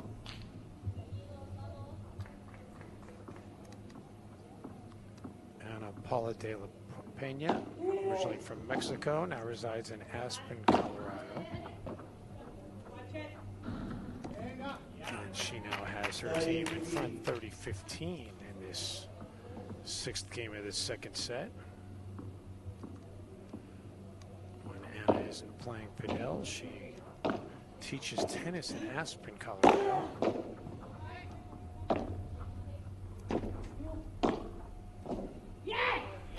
And that's going to move it to 40-15 and triple game point here for Vegas. How many places domestically in the States have you been, Tim? Ooh, I've done a little road trip of the East Coast, and then I've done the southern part of the West Coast. Okay. So, I mean, from Miami up to New York, and from San Diego up to San Fran. That does stay in. Oh, right down the middle, and miscommunication between Ruiz and Sampson. Neither one of them take it, and Vegas draws even here at 3 games apiece. Well, if you ever get a chance to get to Colorado, Aspen is a fantastic place in the mountains. Beautiful in both the winter and the summer. Great skiing, obviously, in the winter, and great golf in the summer.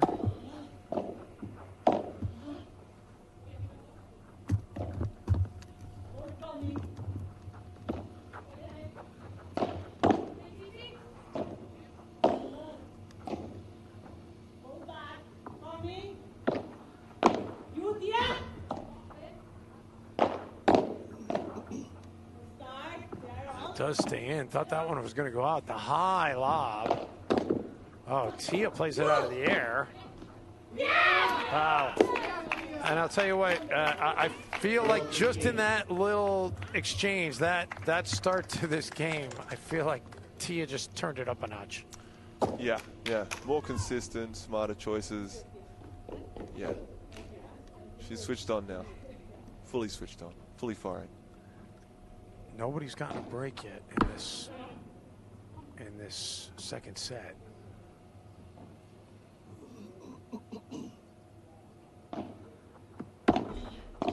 Following the conclusion of this one, whenever it does end, we'll have the men's doubles between Vegas and Toronto. And the two-handed backhand to put it away, and it's love 30.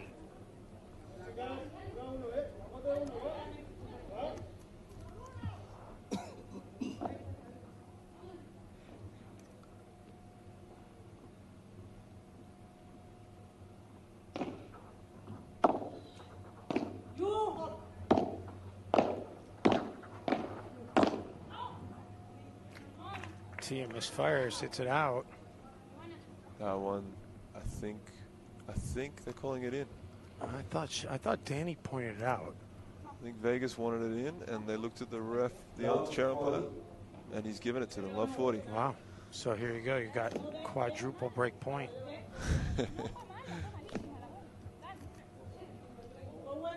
And now Danny is still over there protesting.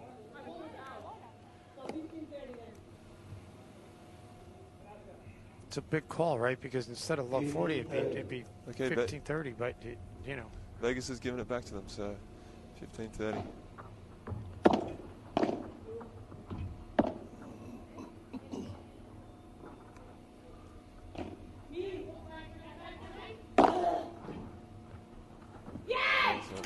So now 15-40, and that's going to move us to triple break point. Credit to Vegas there, because I think Toronto talked them into it. The chair umpire originally called it in. But if the chair umpire calls it for you, why? I don't know the logic in disputing it. I mean, I get it, sportsmanship, sure, but like, you know, you're here to win. You've already had the call in your favor. But you know what? They're just saying, we don't need the calls. We'll just beat you anyway. That's right. They've got the break. They got the break, and they'll have the serve along with a 4-3 lead in the second set after this quick timeout. Boom. Center block.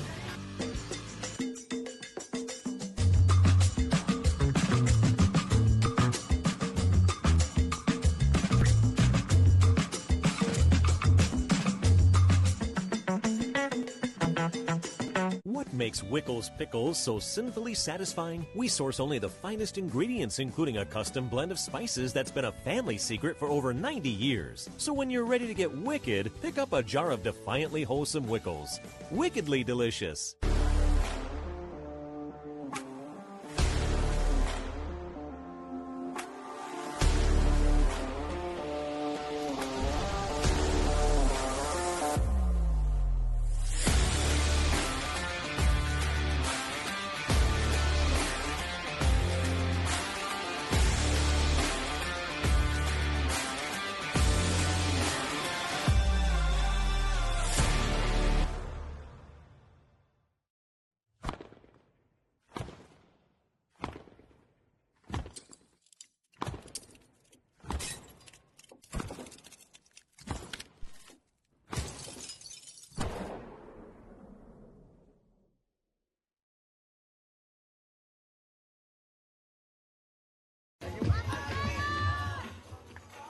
Zephyr Hills, Florida, and the conversation's continuing right now between Toronto and Las Vegas. There have been a few contested calls here, but I think that's actually fired Vegas up. yeah, maybe so. Kind of like, you know, I called basketball for a long time here in the United States. A lot of times, you know, a team that gets a technical foul called against them, it actually ends up benefiting them because it wakes them up and gives them focus. Yeah, that's what happened there. They got the break. Good serve. Yeah, like you said, Tia is in the zone now. At 15 love. A little bit too low on that one.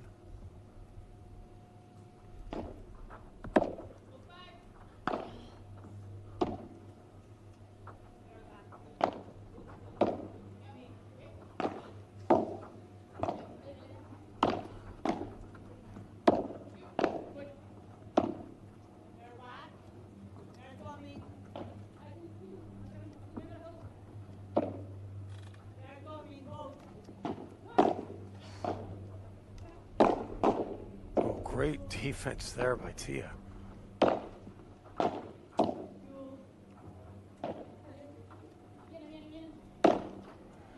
then the misfire by Ruiz to make it 30 love.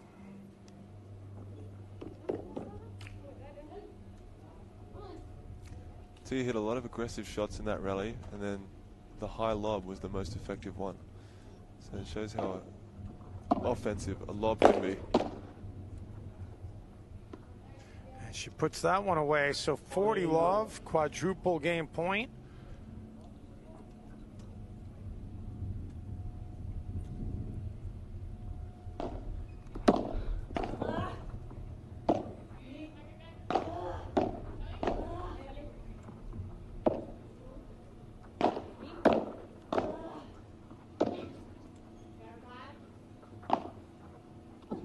And the winner by Tia. A 5-3 advantage for Vegas. And Toronto with their backs squarely against the wall right now.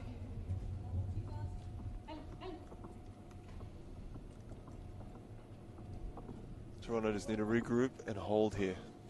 Otherwise, it's curtains.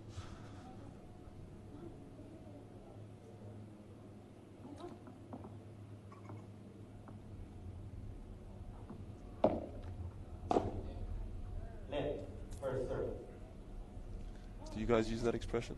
It's curtains. It's curtains, yes. Yeah, yeah. I mean, not often, but I'm familiar with it.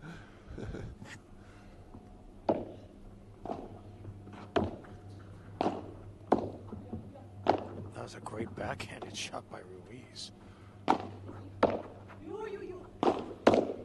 That one might have been heading out. Toronto wants this. They're not going away.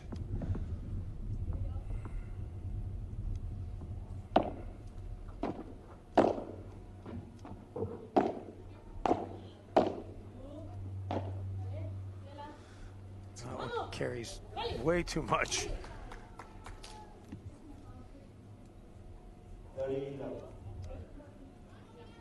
30 love.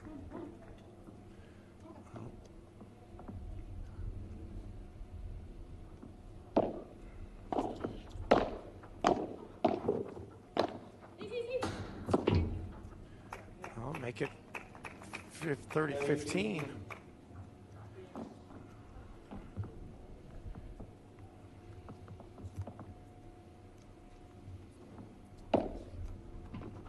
Ooh. Tia kind of got handcuffed there, so 40-15 and a triple game point.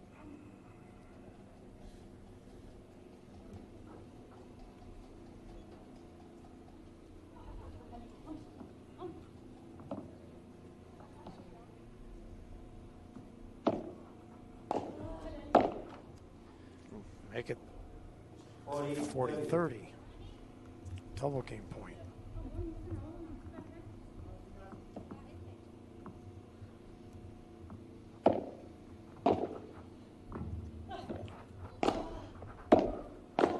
Ooh, misfire, and Toronto stays alive. Vegas, though, will have the serve with a chance to close this thing out. After this quick timeout, we'll step aside for a quick breather and then back to Florida in just a moment.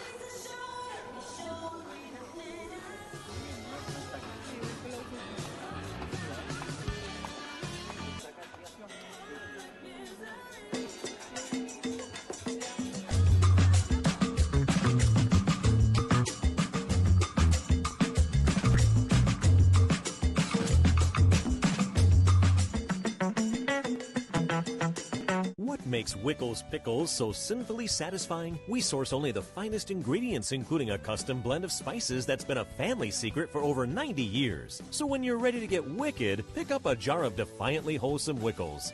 Wickedly delicious.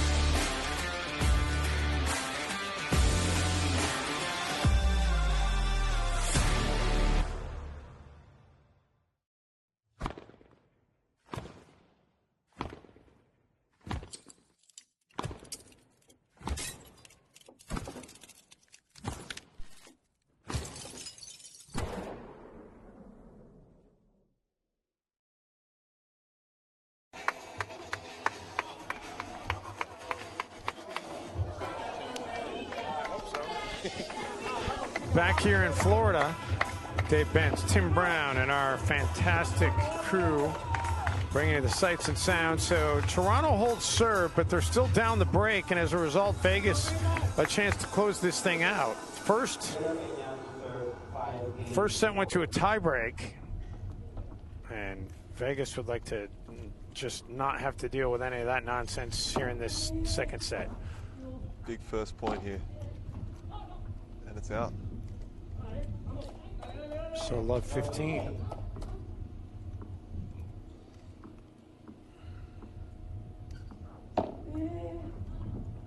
yards deep.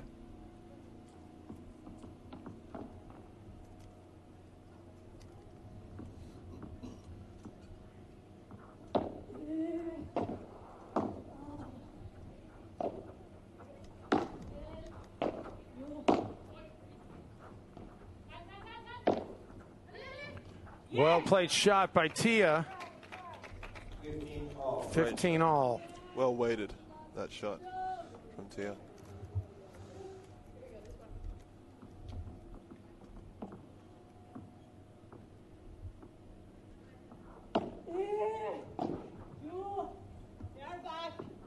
That does land in.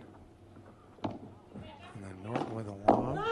Nice job taking that one out by Anna.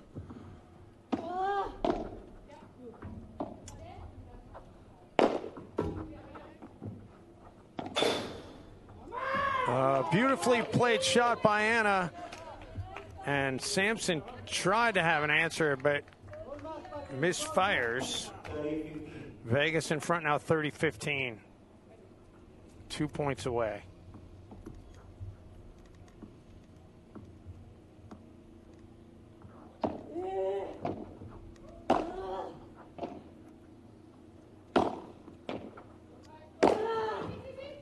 Oh, the power by Anna, and that's going to take us to match point.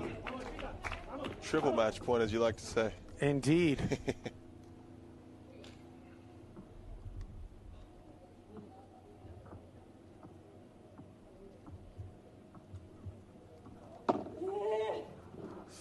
And there it is, an ace to close it out. And the Vegas smash, they had to work. Give Toronto a lot of credit. They battled and put up a big fight, but in the end, it is Vegas when it's 7-6, 6-4. So the women, they win. And now it'll be the men shortly coming up here on center court with a chance to try and close out the team match. Toronto, as a franchise, has yet to win a single set, let alone a match here in PPL play. The good signs today. I think it's coming for them.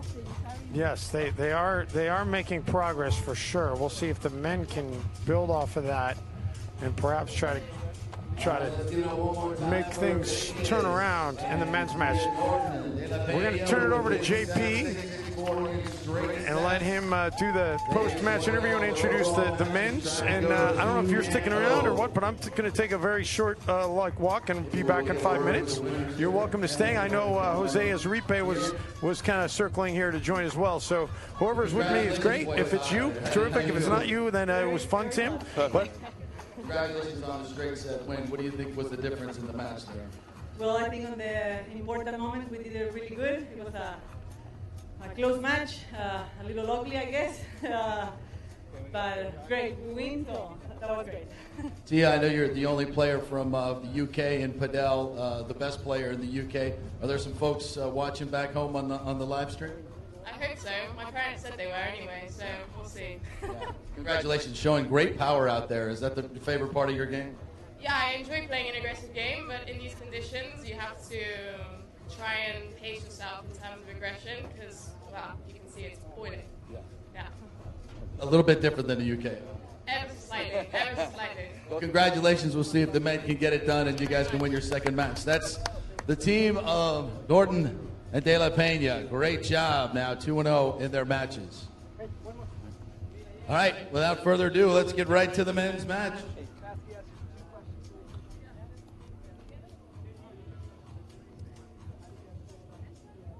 All right, for the Toronto Polar Bears, please welcome Mariano Cabrera and Fausto Beraldi. Come on down, guys. Let's welcome from the Toronto Polar Bears, Mariano Cabrera and Fausto Beraldi, as Toronto tries to get their first win in the Pro Padel League. Gentlemen, welcome. Good luck. We'll get our coin toss here going in just a second. And for Vegas, please welcome Juan Manuel Vasquez and Pablo Amora. Come on down, guys. Vegas shooting to go 2-0. Best Vasquez and Amora. Guys, let's get our coin toss out here as well.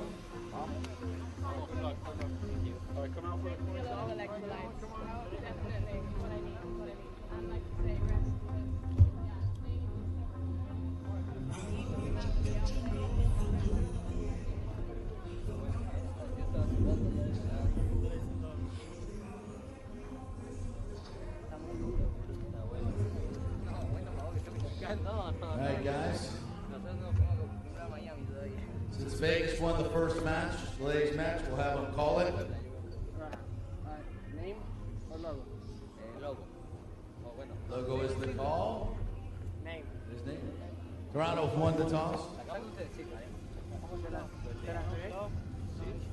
And they will receive. All right, here we go as Vegas tries to take the clean sweep and get their second match win. Toronto looking for their first match win. We'll do a little warm up and then we will play. Vamos!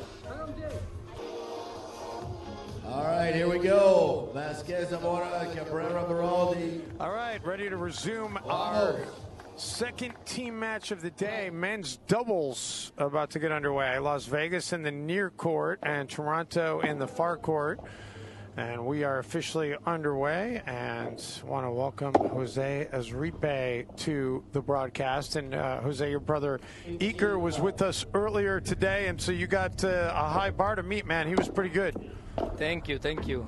Well, first of all, I want to congratulate you for such a good energy and also for hanging in here with this heat. I mean, I'm sure it's been tough. Well, I appreciate that. It's been a whole lot of fun getting to watch Padel being played at such a high level, and really just to, I want to get out there and play. The problem is I'm going to, I'm watching you guys, the best in the world play all day. I'm going to get out there and it's going to be embarrassing to compare to what you guys do. Oh, no, this is how you learn, watching these guys.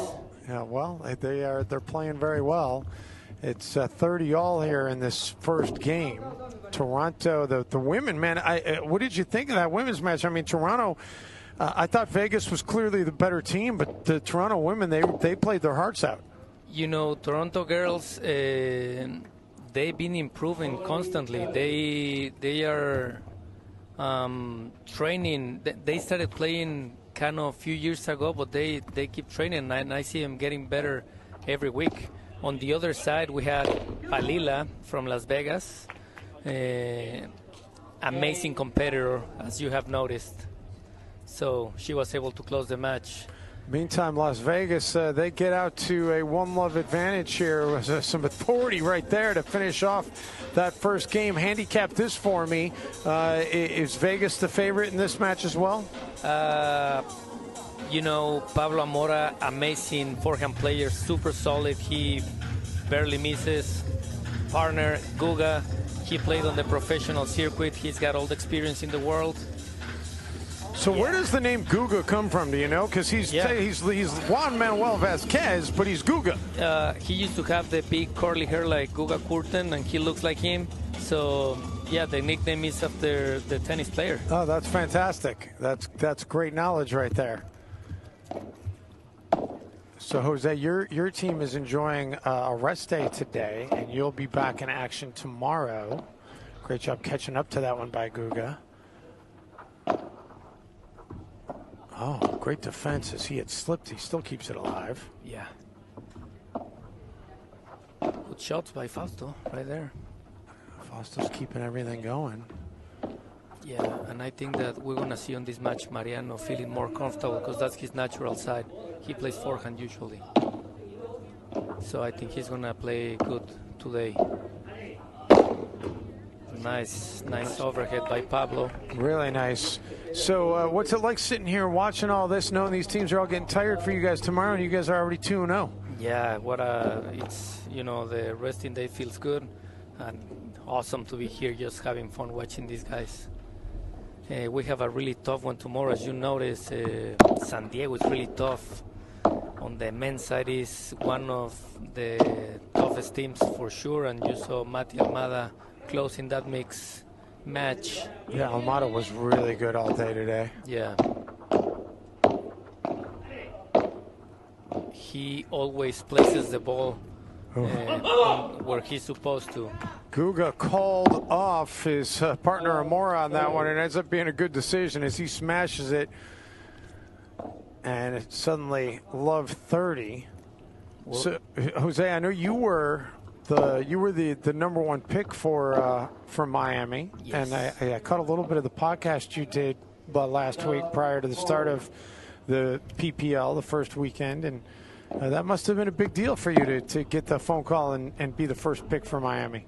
Yeah, I was honestly a little bit skeptical, because I got a call, but I didn't know if he called other players. I was extremely excited that I got the first pick for sure. Love 40.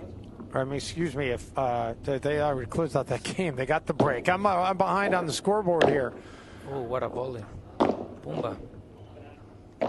Adios. Hasta la vista for sure on that one. Hasta la vista, baby. This has been all Las Vegas to get this thing started. They're not giving Toronto any room to get any kind of ideas of pulling an upset. And they also put their toughest team again.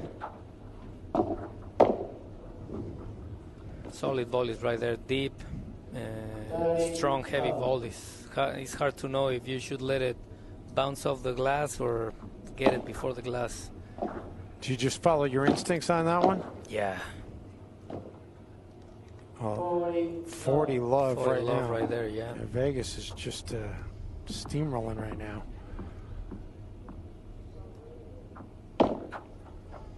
Pumba. Again, those serves to the tee, sometimes the ball bounces very low on this court, so I think we're going to see during the whole tournament a lot of serves to the tee. Well, Maria Bacone sat in here last week with me a little bit. I'm sure you probably know Maria. And she said that, the humidity here, kind of the ball plays differently than maybe it does internationally, and it kind of levels the playing field a little bit. Do you agree with that? Yeah, it gets very slow. And, yeah, as I mentioned, on the middle of the court, the ball bounces extremely low. So, yeah, I would think it gets a little bit more even because otherwise the heavy hitters just clear every overhead. How hot does it get out there inside the glass? Oh, my God. I was dripping. I practiced 30 minutes, and I'm dripping, sweating big time on the court and playing with the adrenaline and everything even more. It's really, really humid. Yeah. I mean, whoever is better physically has got an advantage for sure. Yeah, no question. It's that's why it's important for some of these veteran teams, right, to try to get these things over with quickly. But you know what? What's surprising? We saw Peter Alonso. He's kind of, one of the older guys. Seba Nerone. They can play forever. They just maintain themselves. Right diet, right fitness, conditioning. Well, that's the key, right? Nice overhead by Mariano. And finally, they have something to feel good about.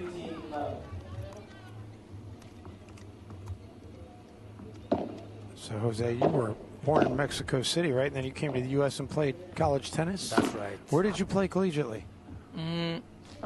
It's a university called Incarnate Word, University of the Incarnate Word. It's a Div 1 small private school in San Antonio. San Antonio, okay. Yeah. Met my wife there and stayed in the U.S. Started playing Padel seriously. Okay, well, I've been to San Antonio many times. Do you like it? I'll be honest with you, it's not my favorite city in Texas. What's your favorite city in Texas? Oh, I love Austin. I spent a lot of time in Dallas. Love Dallas. I've been to Houston a bunch, but not a huge Houston fan. San Antonio is nice if you get away from the Riverwalk. I don't really love being like down by the Riverwalk. But what's that golf course, the Quarry or something? That's we have the TPC as well. They play a professional tournament there. If you have family, it's really nice city to live. Easy to move. Not too big, not too small. We got the best breakfast tacos for sure in the U.S. I did like the hotel. Wow, put away there by Guga. What a shot by Guga, again, showing his experience. 1540 and on the verge possibly of going up 4-love here. Yeah, they don't want to give him any options. They don't want to get him. They don't want to let him get into the match. And you know, these young guns are. Once you let him get into the match, it can get really, really tough match. I mean, these guys, you're gonna see them in a few years being the stars in the U.S. Fausto and Mariano. Well, you would know. You've been around this for a while. I'm calling that they're gonna be some of the stars in the future for sure. Where do you see this league going as we're in this inaugural year? I'm seeing it with more teams. I think it's going to help to have way more courts so people can get to know more about this sport, just like worldwide. And once it grows in the U.S., it's going to explode. Yeah, I think the only thing that is holding it back is just access to courts right now. Yeah, and you know, it grows in one area, but the U.S. is so big that it's hard to, you know, the distance is so hard. For example, I'm in Texas, in San Antonio. By the way, we're going to have three clubs by the end of the year. But again, it just grows in one city, let's say Miami. It's hard for everyone else to go there. You know, it's too far from a lot of places. Yeah, well, I look forward to, I live out in the San Francisco Bay Area, and there's no courts out there anywhere in the Bay Area, so I'm looking forward to that changing. Yeah, for sure. I love San Francisco, by the way. It's great. It's a great place. It's not humid like this. No. No. That's why California weather, everyone loves it. Yeah, I come here and I go to work out, and I'm like, oh my God, how do people do this? So are you from San Francisco? Not originally, but that's home for me now. How many years you've been there? Oh, since 2009. So you're almost local there. Yeah, pretty much. I've lived in 9 states domestically, though. Oh, wow. I've lived all over the United States. I lived in Miami for a while, Miami was great. Yeah. Never mind a trip to Miami. What was your favorite? What was your least favorite? Oh, my least favorite? Yeah. Here we have a huge overhead. Oh, just out of the reach. And Vegas just absolutely steamrolling right now. It's going to take us to 5-love. Well, I'll answer that question on the other side of the timeout. They're going to take a quick break. We'll step aside for a moment as well. Back to Florida in just a moment.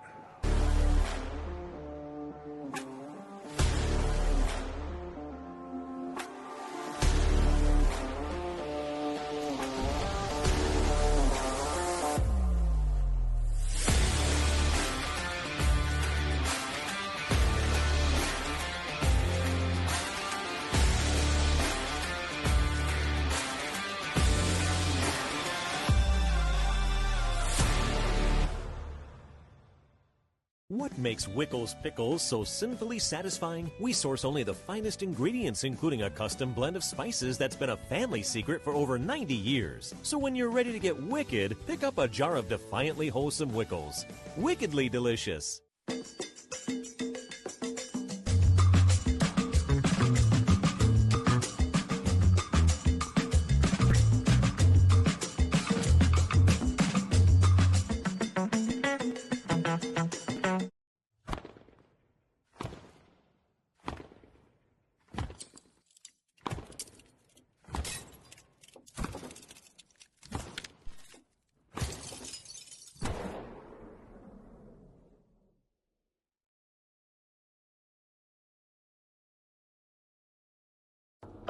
Back in Florida, Toronto with the serve here, trying to see if they can at least salvage a game.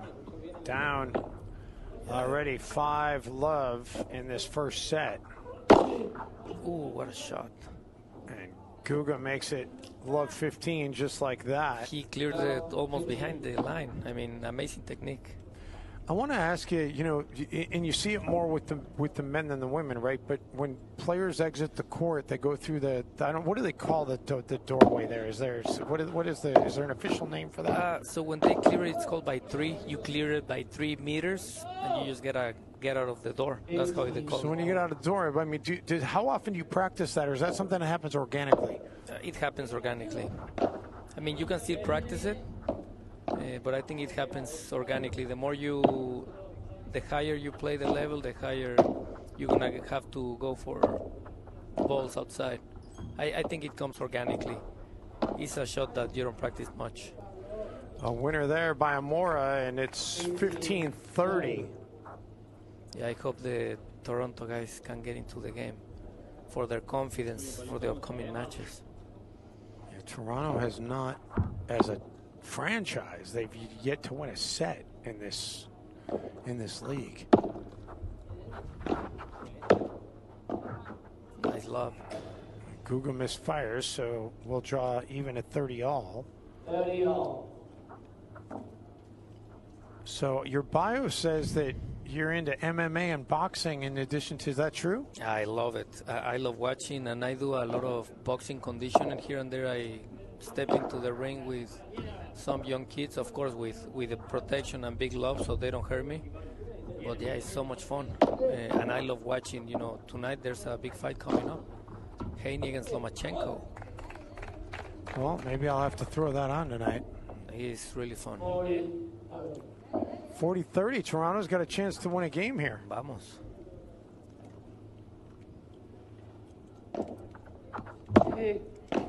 Nice volley. Oh, what a shot by Amora. There you go. I like at least he went for it.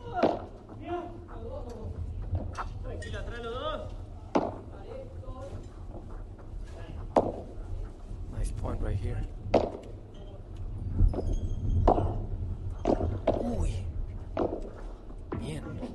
Well, there you go. Toronto able to get a game at least. Nice point by Toronto guys. I'm hoping this helps them for the second set, some confidence.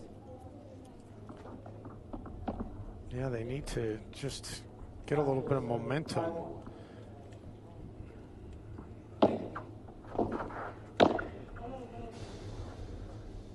That volley is key in paddle. You know, hitting cross court to the fence is really hard for anyone because you never know how it's gonna come out of the fence. Kind of sleep there. Yeah. Love 30. A lot of the courts they have glass all the way around, Oh, right? 15. Oh, my bad. Excuse me. A lot of courts they have glass all the way around and not a fence. Is that correct? No, this is how it's supposed to build the court. Even in the World Padel Tour or AP1, FIP, they play same way with the same setup on the court with the fence on the side.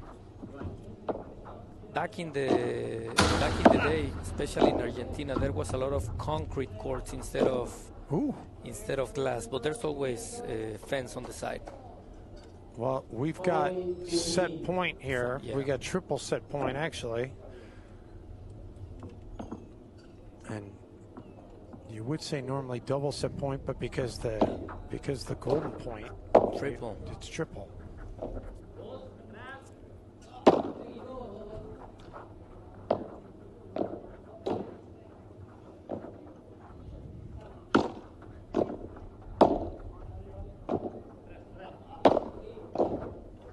And there it is. So the first set goes to Vegas 6-1, and they'll try to close it out in 2 sets. Will Toronto have a little bit more life in them in the second? We'll find out on the other side of this timeout. First set goes to Cancun tomorrow for Las Vegas, who are trying to go for the clean one in straight sets as well.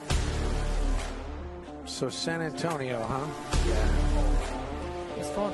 Yeah, no, it's. I mean, I've enjoyed my time there, but we stayed.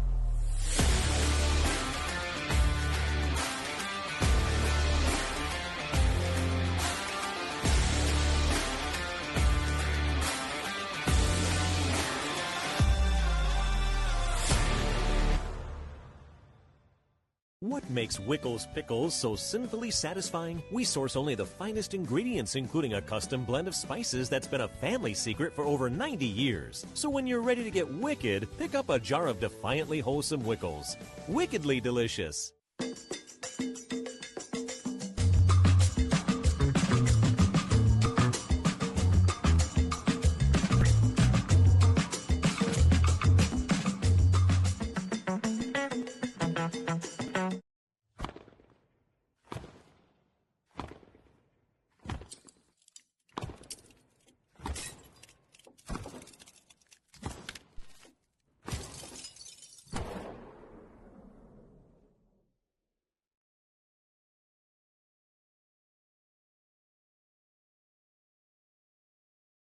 Hills, Florida.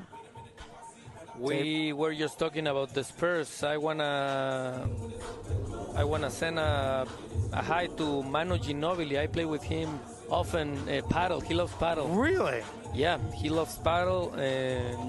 Great player, by the way. You know, the athleticism is there. Sure. And he's Argentinian, so he grew up playing.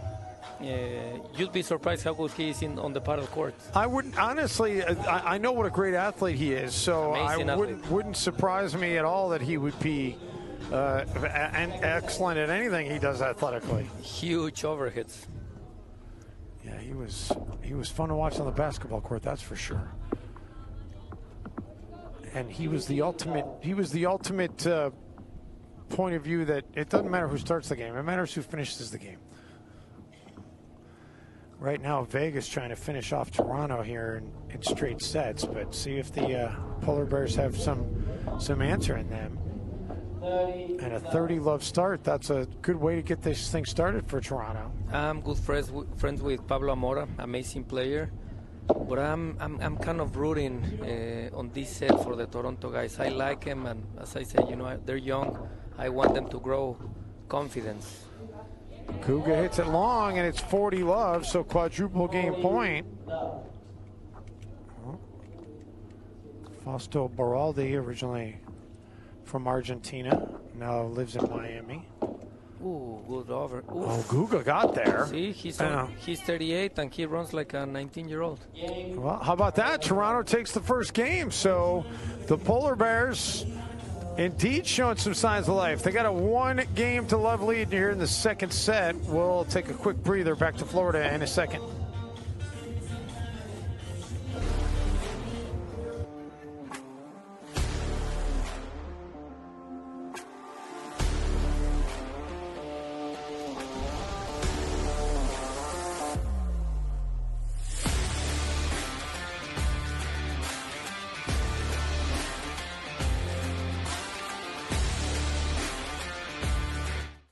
Huge things in Miami.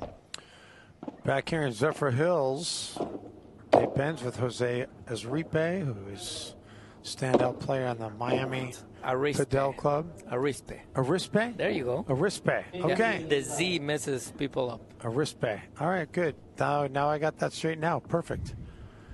Yeah, it does. It does not at all. If for an American trying to read it, it's not at all how you would think it would say. Teachers in college, they struggle big time as well. Vegas already out to 30-love advantage here. Pumbas. Make it 40-love. That one goes into the bleachers. Holy guacamole with that overhead. Yes. How old is he? 38? Mm-hmm. Another one. And that's a quick game. 1-0. Let's see if they can hang in there with Fausto serve. Yeah, I have a feeling this one's going to be over quickly. I think Vegas doesn't want to mess around. Well, it's hot, but I'm hoping the Polar Bears can hang in there.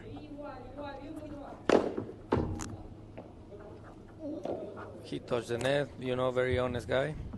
Sportsmanship, showing some sportsmanship there. So, 15-love Toronto.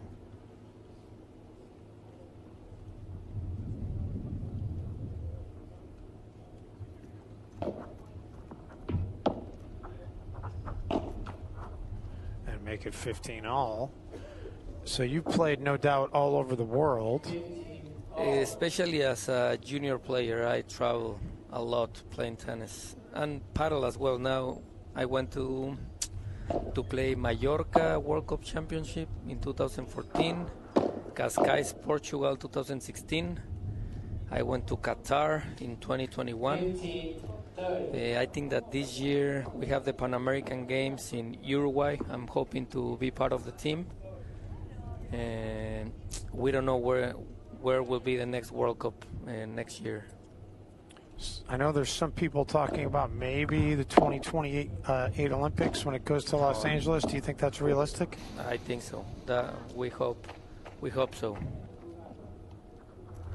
I know there are a lot of players internationally, and that's the biggest key. Is the sport played around the world? Yeah, it's played globally, and as soon as it grows in the U.S., for sure it's going to go to the Olympics. And it's kind of the opposite of I've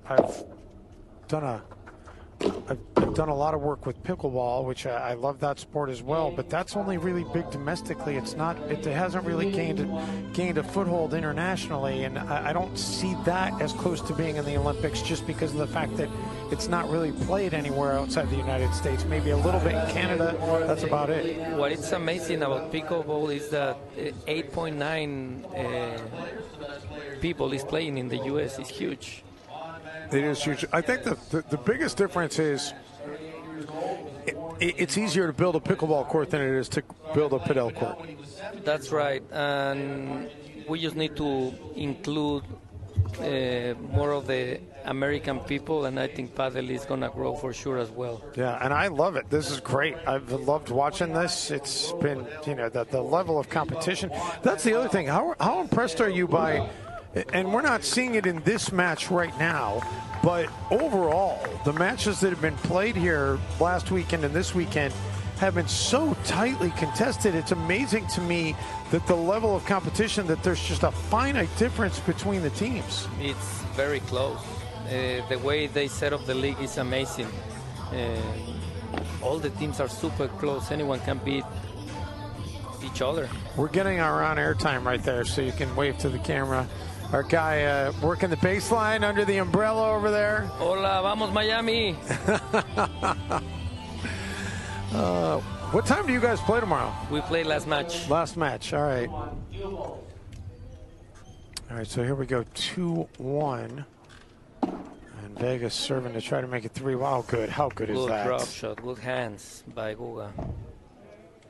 He's got the power and the finesse. So who had the #1 overall pick in the draft? Can't remember right now, but I know that Nico Agritelli got picked very quick. I remember that. He's in Arkansas. He was probably the first one or second. How about that? Guga went up for that and mistimed it. He's facing the sun as well, so he probably got blinded by the sun on that one.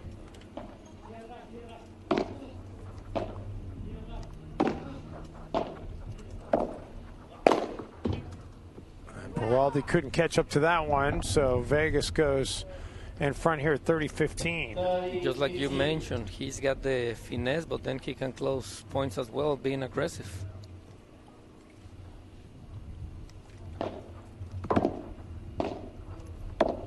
And I think that Pablo sets up the game really well for Guga. Super solid forehand player. Oh, misfired. I'm pretty sure the sun is messing over there on that side. Yeah, you're probably right on the money. I mean, that's about the right angle where it could be getting in his eyes. And now a little bit of frustration being shown here by Vegas. They don't want to give these young Toronto players any reason to believe they got a chance to. I'm telling you, because once they believe in, they're young, but once they believe in themselves, they can be dangerous. 40-30, so double game point here. And we'll get the let and the reserve.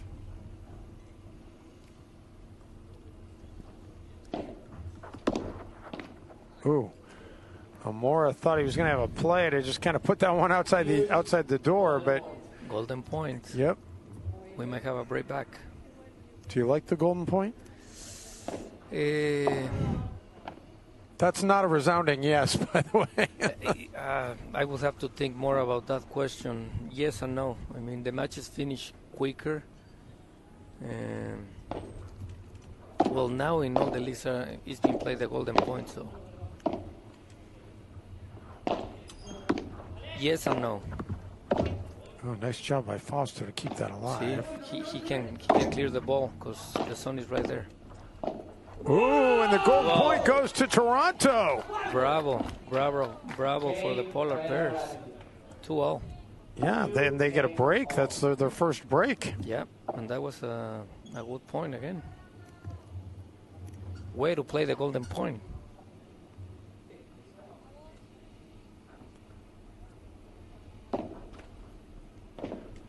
Toronto at 0-2 as a team coming into today.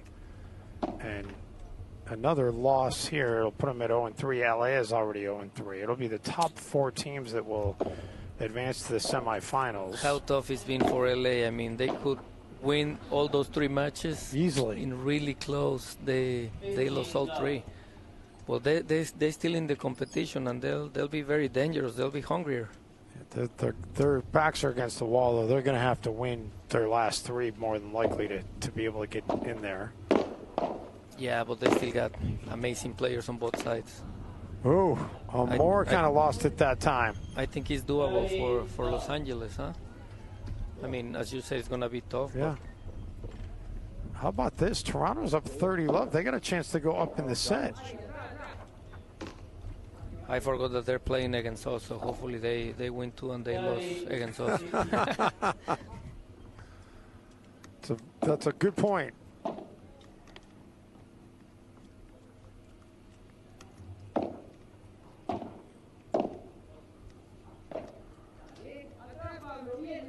Nice lob right there.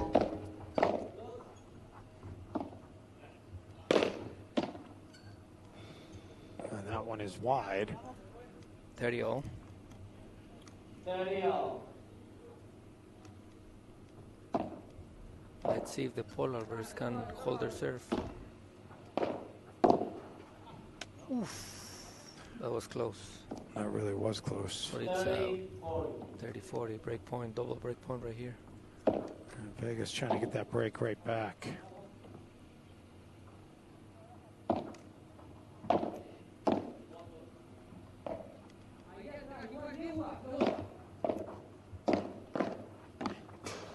And that hits the wall, so that's it. So the break is going right back over to Vegas. 3-2. And we'll get a quick timeout. Vegas getting the serve along with the lead on the other side of this break.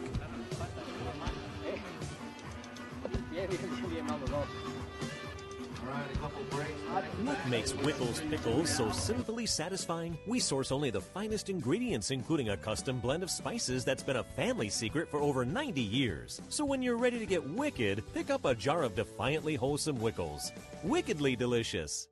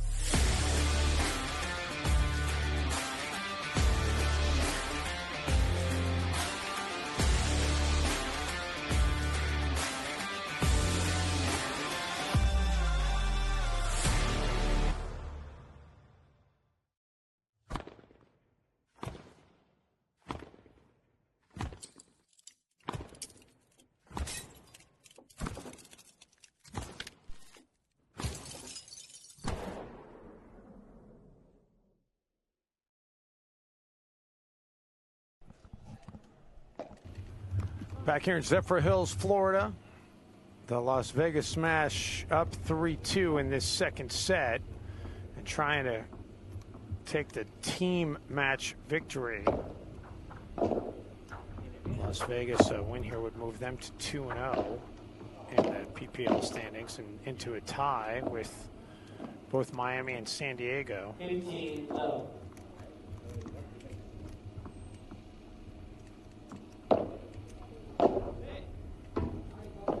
And 30-love. 30-0.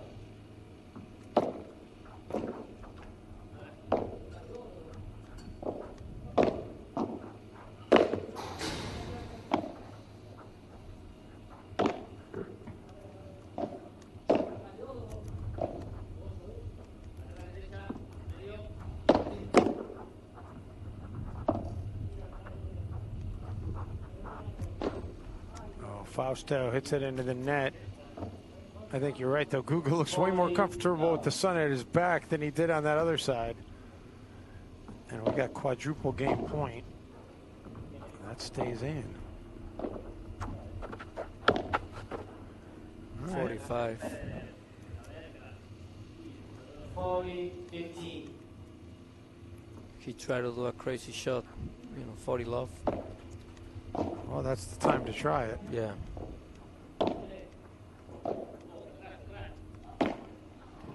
Oof. He's light, still an easy hole for Vegas, 4-2. And now Toronto, if they can hold serve, at least try to keep this thing interesting. Still only down a break.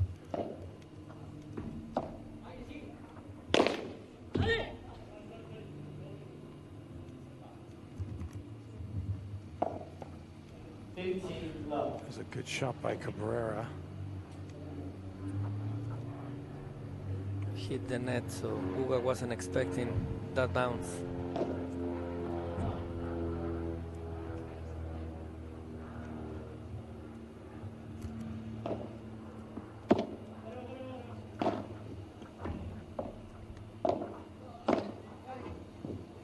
Mora, well-placed shot. Nice Vibora by Fausto, but they defend really well. Fausto hit a volley, and Namora hit an even better volley. Is there such a thing as a perfect shot? Like, what is the ultimate goal as a paddle player? What constitutes a perfect shot? I would say when the opponent doesn't know if they should let it hit the wall or hit it before the wall. So you have to make them think.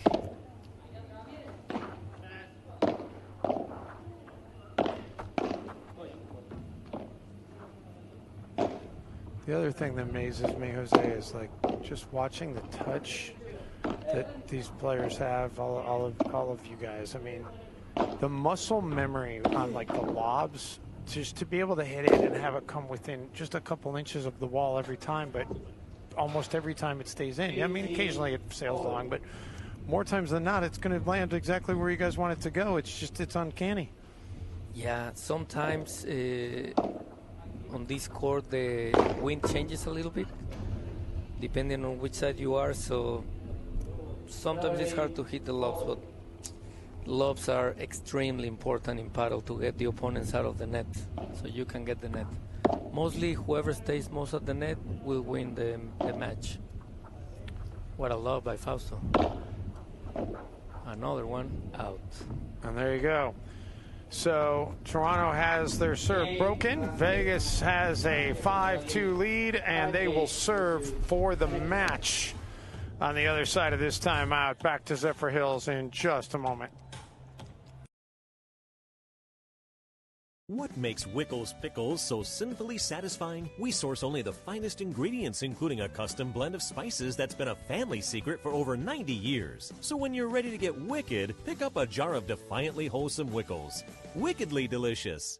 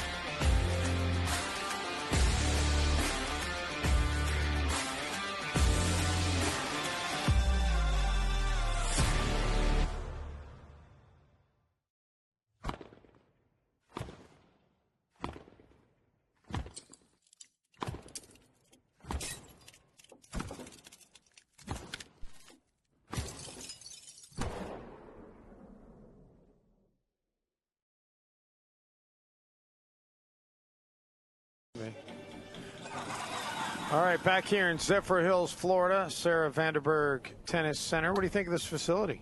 It's an amazing facility. you got the 3 racket sports. You got pickleball, you got tennis, and you got paddle as well. And you have beach tennis. And you got beach tennis. There you go, 4 racket sports. So what an amazing facility. Hopefully we could have more like this in the entire U.S. That would be outstanding. And the owners are extremely amazing as well. Ooh, finesse by Guga. Amazing get by Mariano.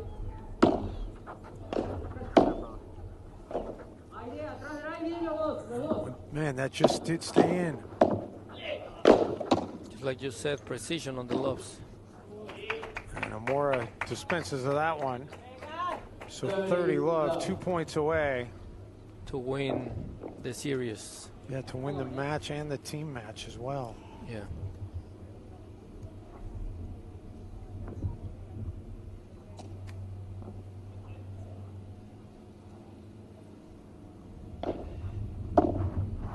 They don't want to waste any energy for tomorrow. Oh, Toronto hanging on here. 30-15 now.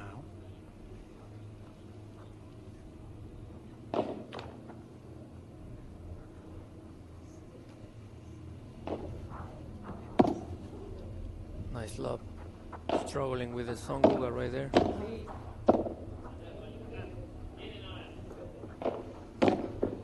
Oh, unforced. Fausto into the net, and that takes us to triple match point. Well, before this ends, thank you so much for having me. It's been a pleasure. I will be happy to comment again on another match. That would be fantastic. We love having you here. And there it is. This is it. Game, set, at match. 6-1, 6-2 in favor of Las Vegas. So they win the men's doubles, they win the women's doubles, they win the team match, and they move to 2-0 in the standings. So they're in a 3-way tie now atop the standings. San Diego, Las Vegas, and Miami. Oh, Miami. Are all tied. Thank you so much for everything. Thanks so much. We're going to send it down to JP, let him do the post-match interview, and then I'll be back in a little bit with the commentary for the final team match of the day as you get a look at Vegas celebrating. JP's taking it over. Thanks again to Jose Esripe.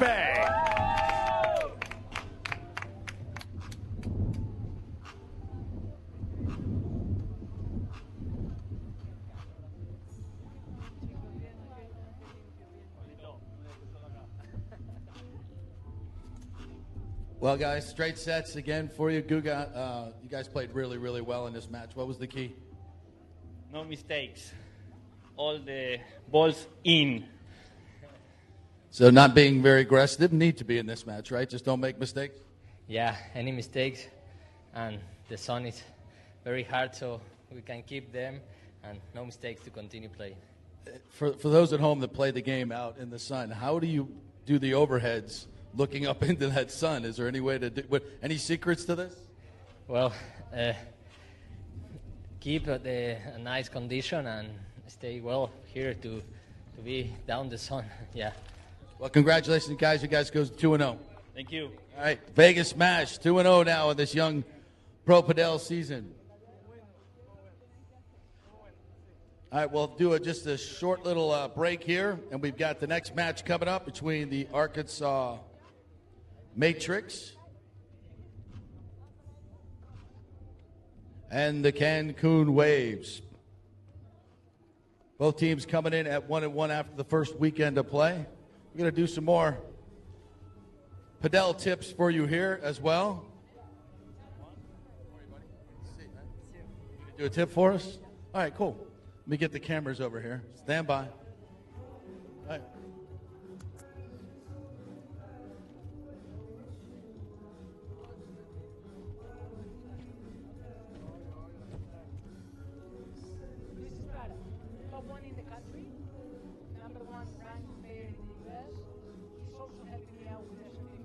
Certified coach, certified master professional, so superstar. All right. Let's say hello to Luis Estrada of the Los Angeles Beat, everybody. Ranked #1 in the United States. We're going to learn a little bit from you about Padel. What are you going to talk to us about here in this tip? So I'm going to be teaching you guys a shot called the bandeja. It's like kind of overhead, but it's actually a little bit defensive. Okay. And I explained to the viewer, and now I'm going to explain it on the This is a shot that basically when you're getting attacked, instead of letting the ball bounce, you're going to be doing a sort of overhead, and you're going to take it out of the air. So basically, I can take it. So basically, I'm going to be doing a shot around my shoulder while I'm moving back. The goal of the shot is actually not losing the net. So my whole goal is not letting the ball bounce. So basically, I'm going to try to move back, make contact around my shoulder height, and let me show you more or less how it is. So first to start, keep going. First to start, it will be actually my continental grip. I'm going to be in my ready position at the net. Ready position and everything. So basically, I'm gonna get lob. So basically, I'm gonna be turning sideways. Both arms go up right way. My first step goes back, and after that, I'm gonna be moving back. when lob, I have a good partner here. So after, let me do a shadow first. So basically, the whole motion it will be split. I'm gonna turn in my shoulders. I'm moving back. Basically, I gotta. All my stability or all my weight's gonna be on the right foot. From here, I'm gonna let the ball drop. I'm gonna be doing like a high long volley. My contact point is gonna be shoulder height. I finish my swing like if I was wrapping a skirt or if I was throwing a rock. Then when I finish, I go back and then I'm back at the net. So I'm not losing the net. So Ale, give me a good lob. So ready position, continental grip. I'm moving back. I let the ball drop, and then I go forward. Again, one more. So basically, this is more a defensive shot. I'm not going to be hitting it hard. I'm going to be going slow, and then I'm taking the net again. Okay? It's called the bandeja. Vamos! So the key here is so you can come back to the net. You want to, don't want to lose that's the whole goal, yeah. You're going to see that a lot happening, whether here in the men's or the girls' match. So basically, that's a shot that if you don't have it, then you're So how do you decide whether to play that shot or an overhead smash? Good, your positioning, because if you're leaning back, when you're falling back, that's exactly the shot you want to do. If you're in balance or you can move forward, you can be a little more aggressive, whether with the biura or with the overhead smash. Awesome. Juan Estrada right there, number one player in the world, giving you the great Padel tips. All right, well done. All right, we'll get it going here in just a second. We'll get the court ready, and we'll be ready to bring on our next players.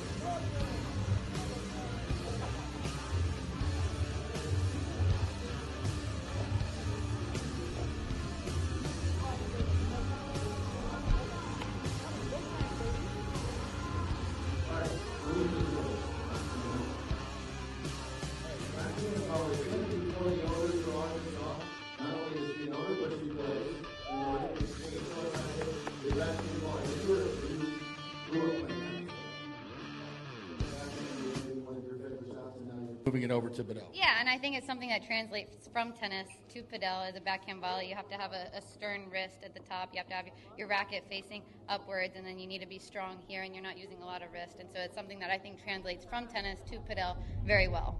All right. Well done. She's done this before, I think. All right, let's do a little demonstration here with your partner.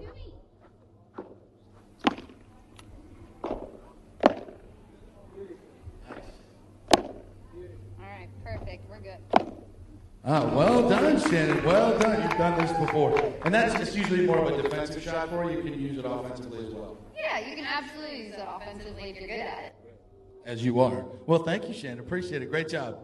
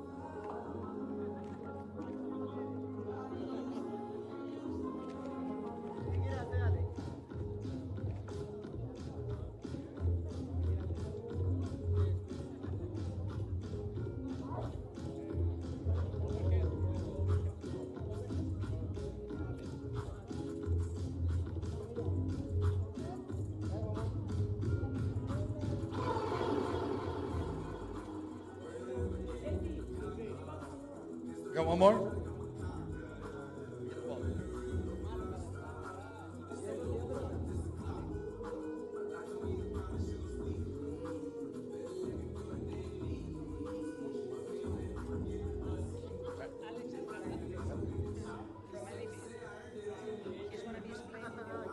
Okay.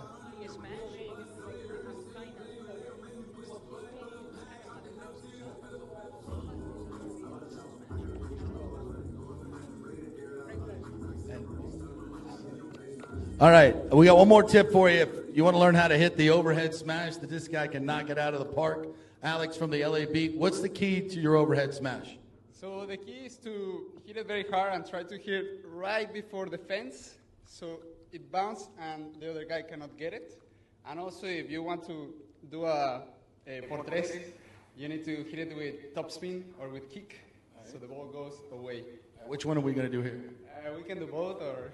Here we go. Here we go on the demo. Juan's going to take this one for the team. Woo! A little bit of power there.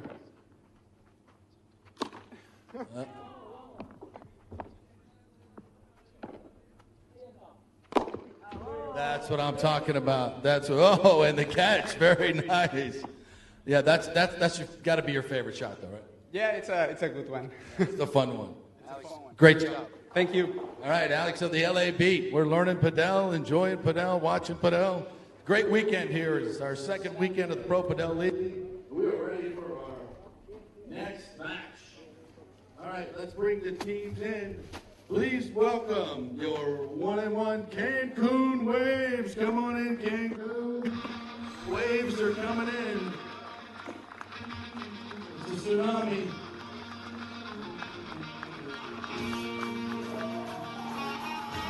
All right, also at 1-1, please welcome the Arkansas Matrix. Come on down.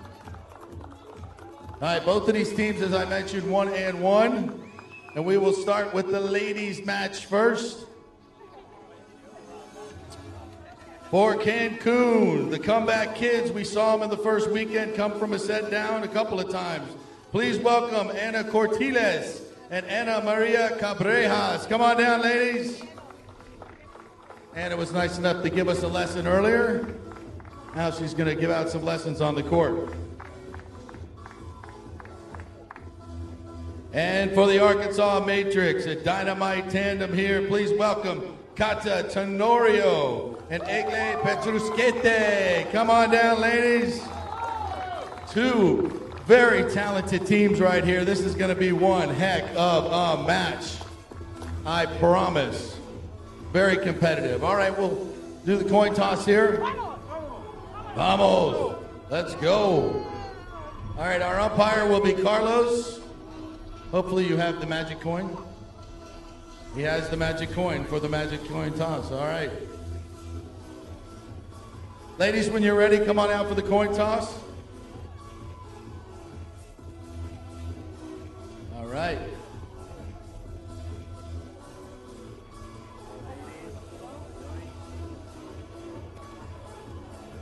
All right, we'll let Arkansas make the call here.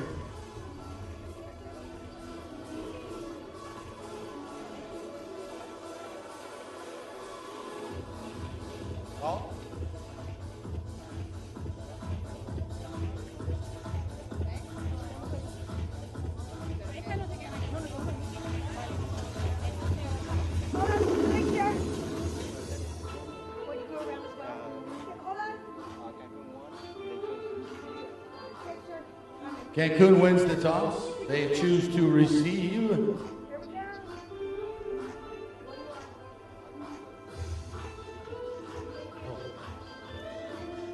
Arkansas will receive. My bad. Arkansas will receive.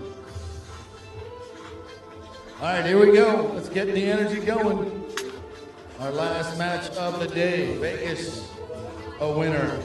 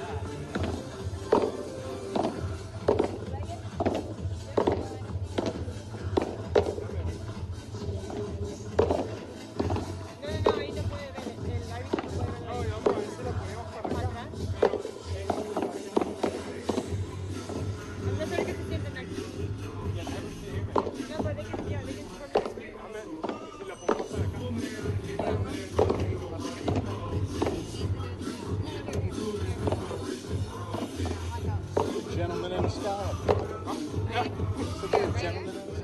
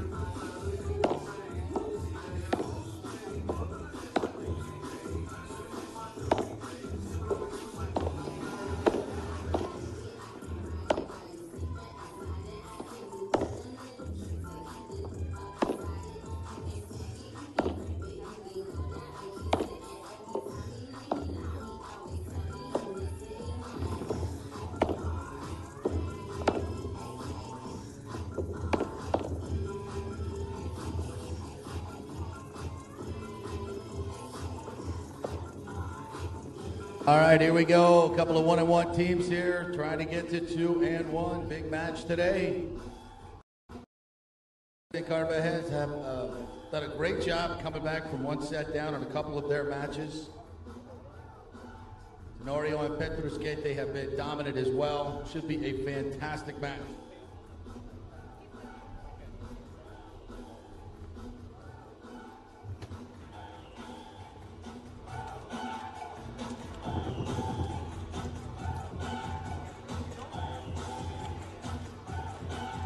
All right, just about set to get this one underway as our final team match of the day pits a pair of teams that are 2-1 so far here in the PPL. Cancun battled back last week to be able to get their first win, and Arkansas had to play over the span of a couple of days last week. They started the day. They started Saturday night, and then rain ended their match, and then they continued on Sunday to start the day, and then the women had to come back and play again later in the day. So it was a couple of stops and goes for Arkansas, but it should be a good one. And you and I were talking, by the way, I should say you and I, Tim Brown has rejoined me from the LA Beat, so thanks for coming back by. And we've got the Cancun Waves in the near court and the Arkansas Matrix in the far court. And you and I were saying before we got on headset here, you know, handicapping this one, and I think you and I both think that this is going to be a really, really tightly contested nip and tuck battle. I didn't feel like the teams in the last match were all that evenly matched with Vegas and Toronto. This one I feel differently. I think these are two very well-matched teams, especially here in this women's doubles. I agree totally. I could not tell you who's going to win this one, but I can tell you it's going to be a cracker. It's going to be a while before there's any curtains as well. Yeah.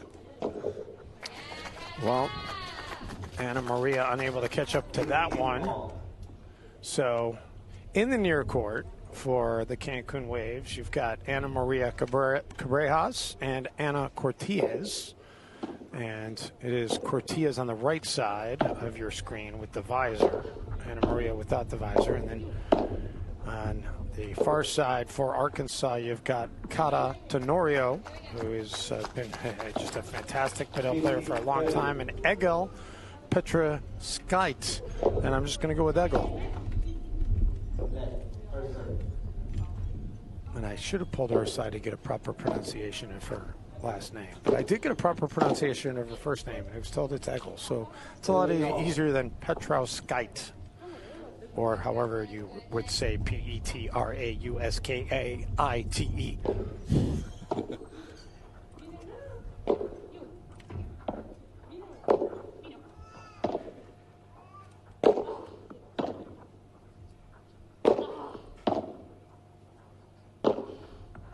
By the way, that is Eggle in the white visor for Arkansas.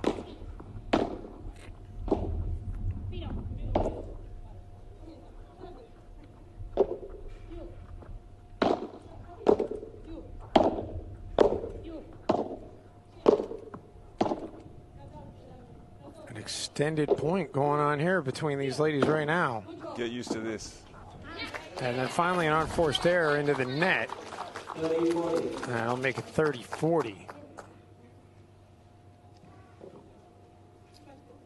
Early pressure to Cancun. And we're just in the first game. Yeah, this one, as far as the team match is concerned, this could be a, we could be here a while. That first team match of the day went the distance, women's, men's, and then mixed doubles, and it was just under 4 hours. I'm not going to say this one's going to be 4 hours, but I think this thing's got a chance to be, you know, to go 3 matches and to go an hour per. Golden point here.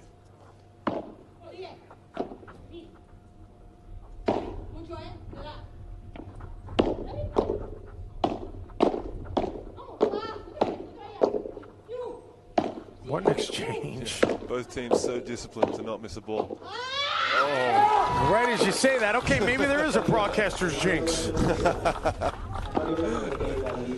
got to miss sometime. That was one heck of a golden point right there. In the end, Arkansas holds on. They take the first game. They lead 1-0 here in set number 1.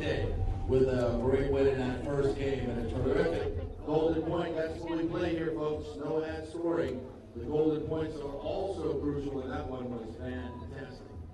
I'm back here in just a second.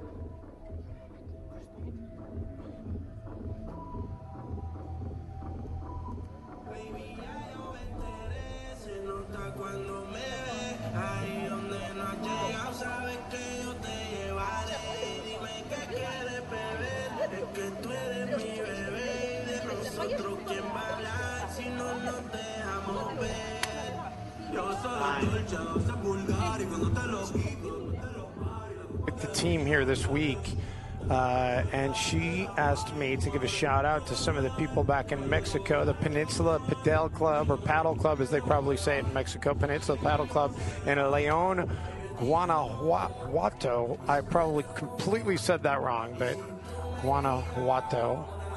And that's where Alejandra is the head coach. And so thanks to everybody there for watching. And she's telling me her daughters, Isabella and Maria, are also watching. So now they can know that their mom's a star on YouTube International TV.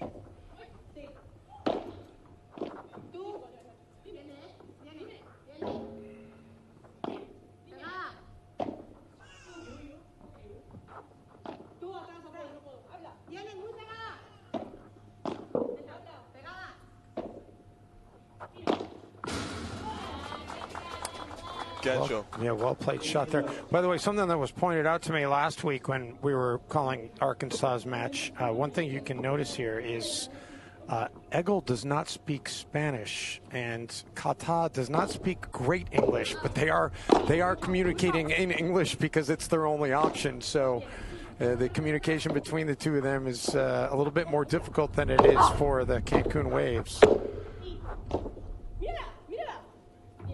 And Ana Maria eggs that one into the wall.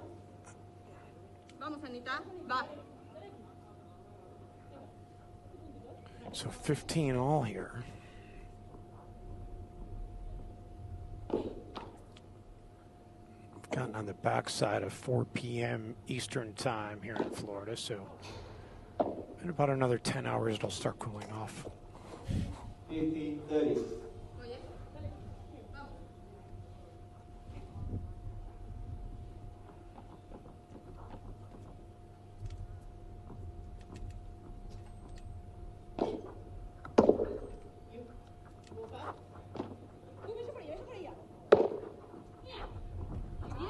well-placed shot by Anna Maria. And Cancun now with a triple break opportunity.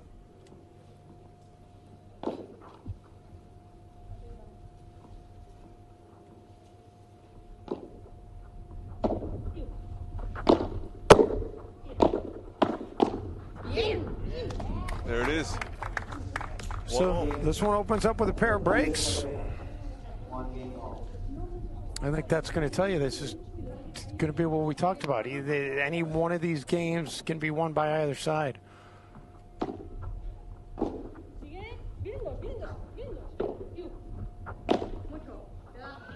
Well measured, another well measured shot.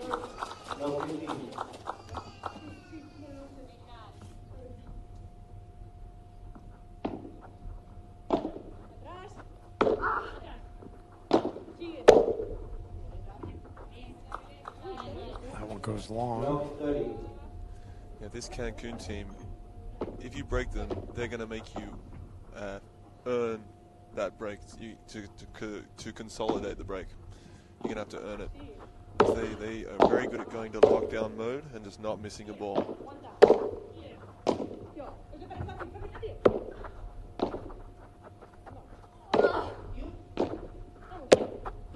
They're not going to hurt themselves, is what you're saying. Exactly. And that Vibra is a weapon that they need to use as much as possible. In English, it's called the snake. The snake.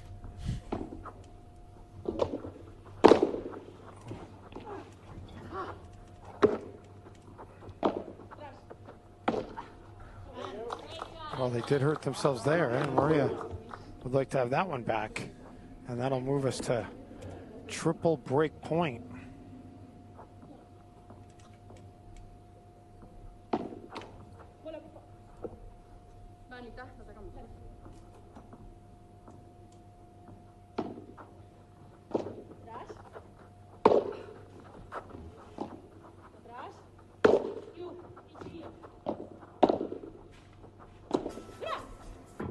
That one does just sail along. So 30-40 still alive is Cancun in this game.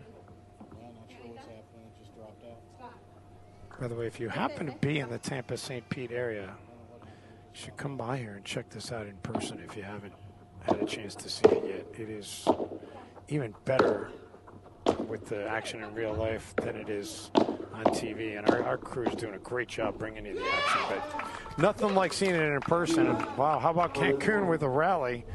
Shouldn't be surprised. They've had that from the onset of this tournament. At the golden point. And they've held. So Cancun goes in front 2-1 early in this first set here in Zephyr Hills, Florida. All right, great service winner right there by Cortules. They take the game. What makes Wickles Pickles so sinfully satisfying? We source only the finest ingredients, including a custom blend of spices that's been a family secret for over 90 years. So when you're ready to get wicked, pick up a jar of defiantly wholesome Wickles. Wickedly delicious.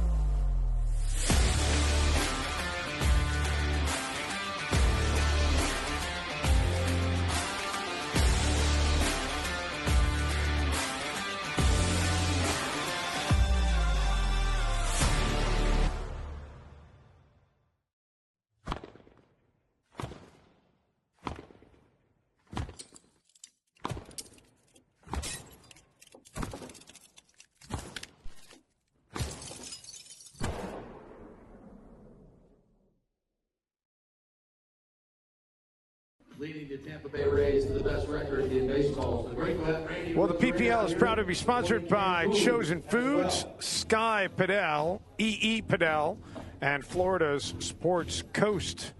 Dave Benz alongside Tim Brown coming to you from the Sarah Vandenberg Tennis Center which is also a Padel center and a pickleball center and a beach volleyball and tennis, beach tennis center. Have you ever played beach tennis?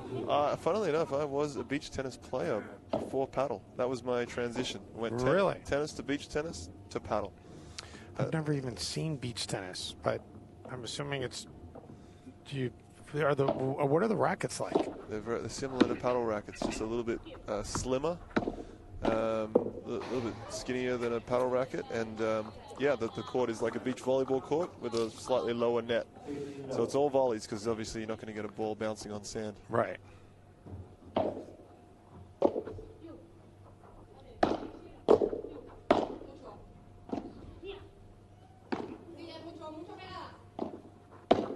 By the way, you admitted during the break you were a little confused as you're saying, wait, which one's Anna?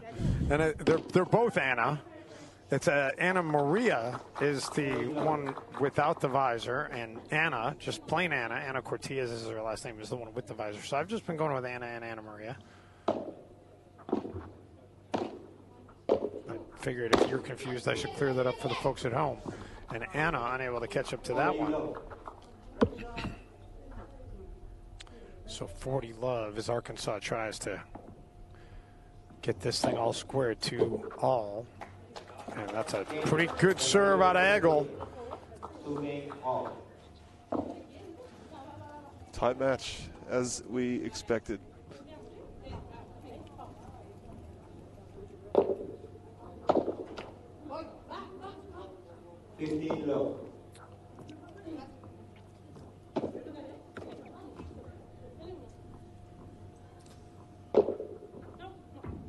That one was wide.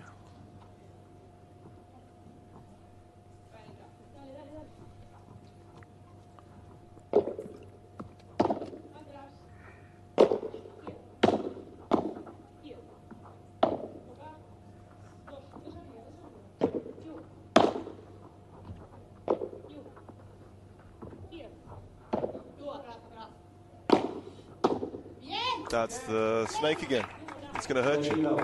It bit her there for sure. A lot of venom on that shot.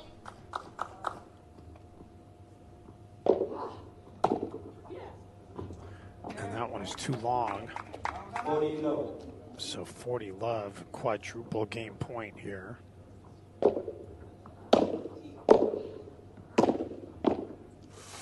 How about that shot? Wow.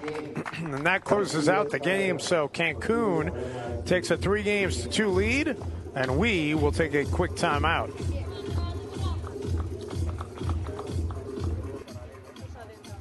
What makes Wickles Pickles so sinfully satisfying? We source only the finest ingredients, including a custom blend of spices that's been a family secret for over 90 years. So when you're ready to get wicked, pick up a jar of defiantly wholesome Wickles.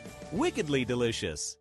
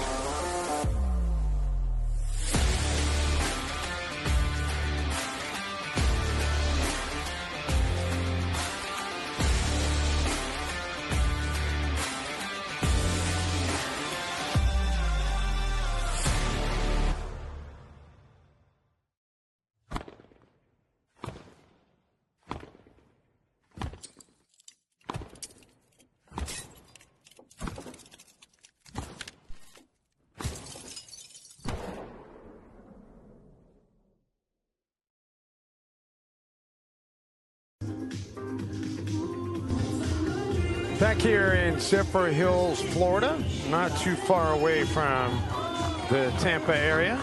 Just a little bit northeast of Tampa, maybe 30 miles or so.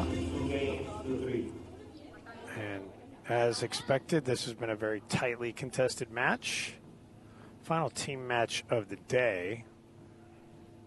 And Eggle does just get that one in.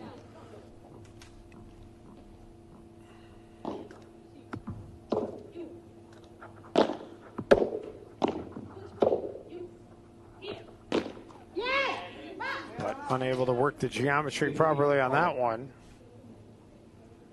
So 15 all. And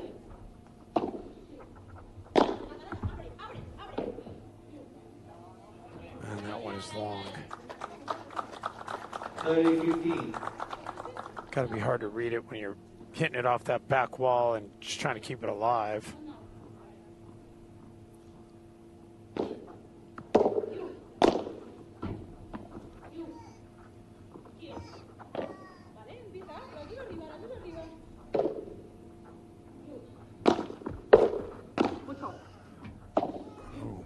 Nice job keeping it alive by Anna.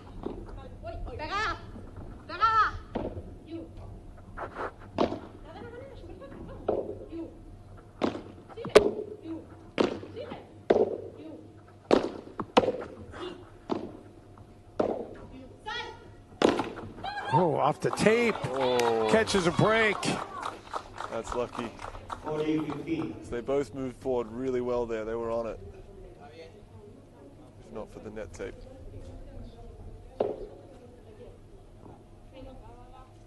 Good look at Cata Tenorio. Born in Panama, or Parana, Argentina, I should say, excuse me, and then moved to Spain in 2003. Began playing paddle at 18 years old. All right, so tied up at 3-3, and not really a surprise. I think the margin between these two teams talent-wise is razor thin.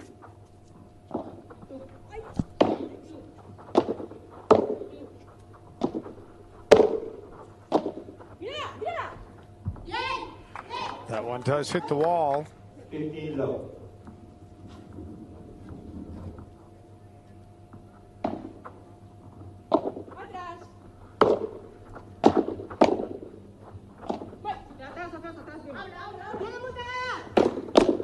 Ooh, nice shot.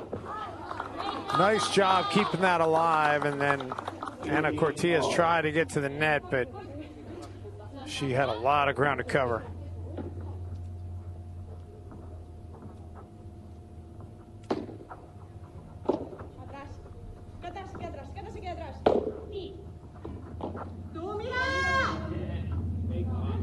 I mean, I know they got to play it out, right? And we're enjoying, obviously, watching this at such a high level, but I almost just feel like they should just go straight to the third set, race to 10, because I mean, I'll be shocked if that's not where this one ends up. Yeah. Well, actually, is it going to be to 10 in the third? I think this might be a full third set. No, it's as far as I know, the third sets are all going to be to 10. Oh, great. I thought that was just for the mix, but... Oh, well, you may have information that I don't know. That was the impression that I got from J.P. Peterson when he shared the news with me, but maybe that all is only for the mixed doubles. Tell you what, we'll probably find out in this match. Yes, I believe we will. And Maria tried to make something happen there. But Arkansas gets it to 40-30.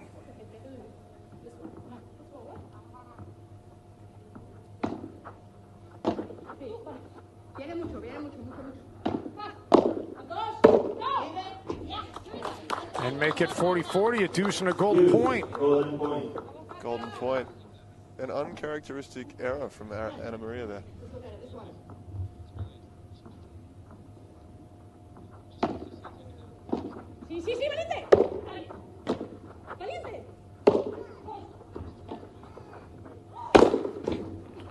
And Cortez tried to hammer that one home.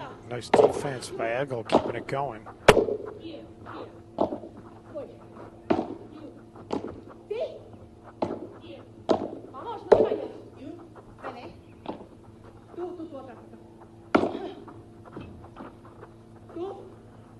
Top with the lob.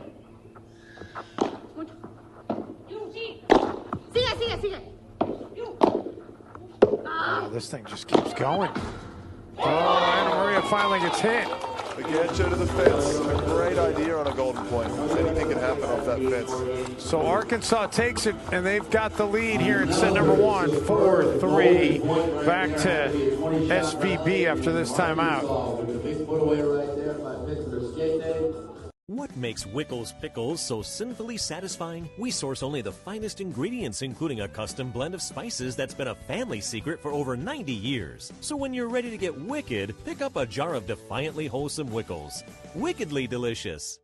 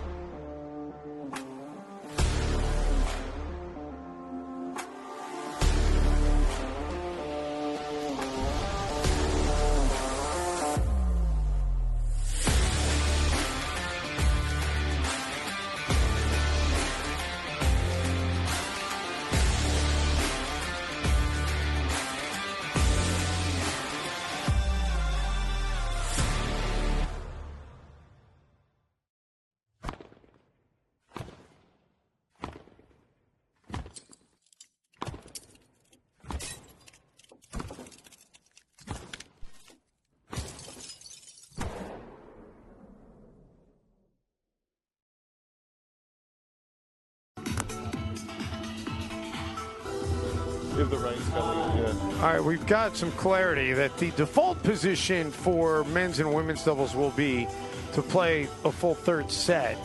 And mixed doubles will be the tiebreak to 10. However, should weather be a factor, they may change from that position. But as of right now, strap yourself in because this is a full regular best of 3, and why not? These two teams are so evenly matched. Who doesn't want to see this thing decided with best of 3 actual full sets? A 15-love advantage here for Arkansas to get this thing started. And Eggle hammers that one home. Big 3-meter smash.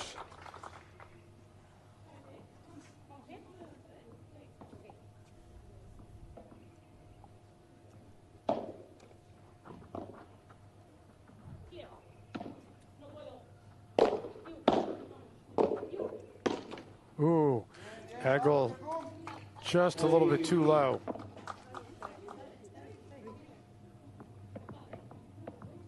$30-15.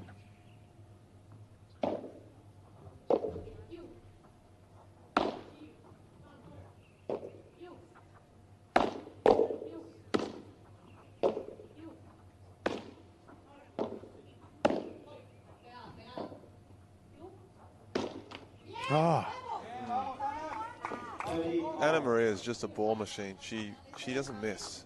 She doesn't miss. That's why I said earlier it was an uncharacteristic error for her to miss a ball out of nowhere. Well played in that last point. Anna Maria from Mexico City. She's currently ranked 117th on the WPT.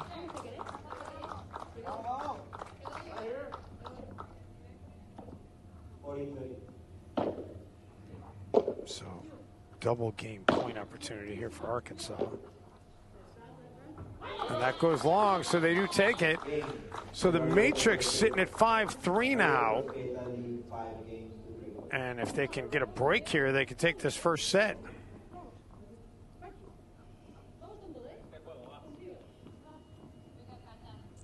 I feel like Anna and Anna Maria get better, though, as their matches go on. Like, if memory serves, each of their first 2 matches last weekend, they dropped the first set, and then they came back and won the match. Yeah, Padel is a game of longevity and patience, and they are a patient team who keeps balls alive, keeps balls in, and that wears teams out. So if they lose the first set, it's not a big problem for them. They know they can back themselves to come back into any match.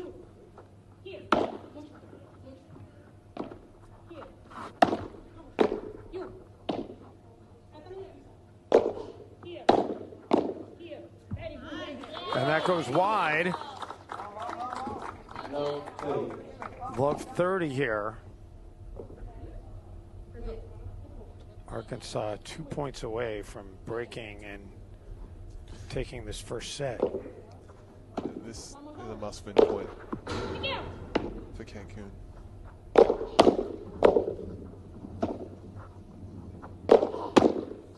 They got it. Cancun got it.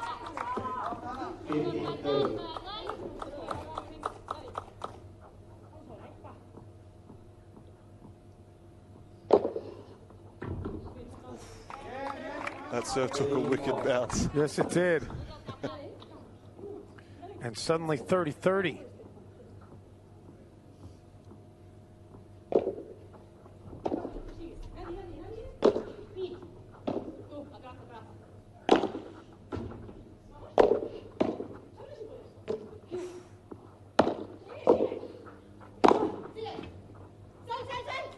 Oh, that would have been the first one I've seen in this league. I've not seen a women's doubles player execute the shot outside the court.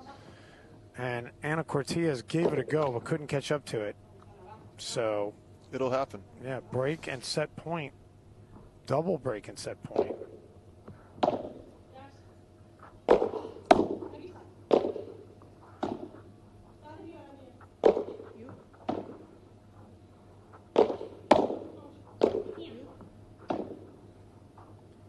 They keep going at Anna Maria, though, don't they? I see that. Oh, and Anna puts it into the net. So Arkansas takes the first set, 6-3. Don't let that score deceive you, though. This was pretty tight the entire way. And I think both Tim and I would be shocked if Cancun doesn't show some bounce back in the second set. And we'll have that for you coming up after this quick timeout.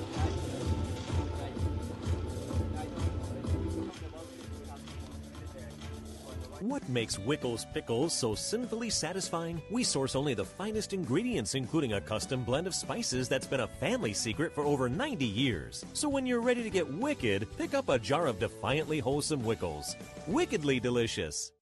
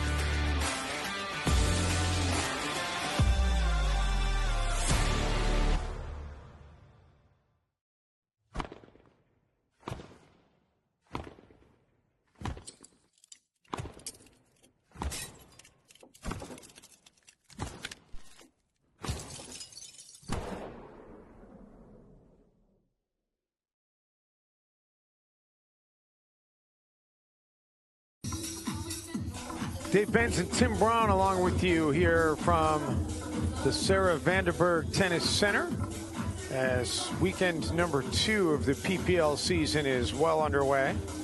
Our third team match of the day. And earlier today, San Diego won their team match to move to 2-0. And a short while ago, Las Vegas won their team match. And Tim, I'm sure it probably is of little solace to you, but Jose Asripe says that he's frankly shocked that the LA beat are 0-3. Yeah, they've all been tight losses, not much in it. You know, winning the first set and then losing the match in 3, that kind of thing's happened quite a few times. A few injuries. It was a shame we couldn't play Danny in the first mixed doubles against Arkansas. She was dealing with a calf injury, and the team decided to rest her, looking at the big picture, so she could play. Ooh, how good is that shot out of Qatar? Great shot. So 15 all here.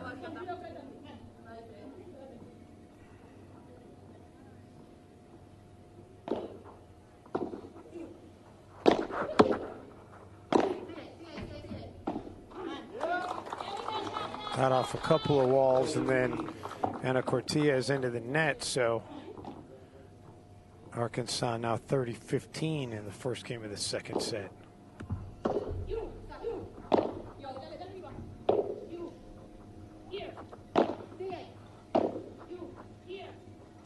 Ooh. Oh.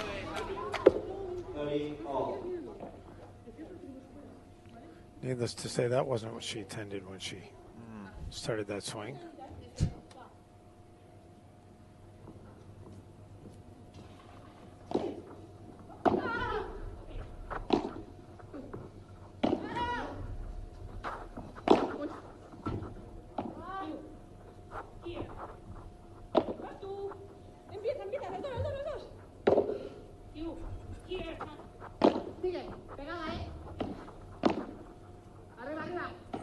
Just stand. Thought that one was going to go for sure.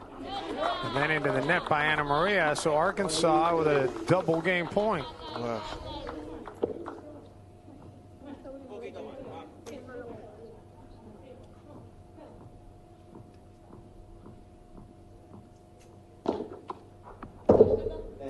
I was talking to Ana Cortez this morning, and I really think that they could complement each other even better if they were switch sides for a set.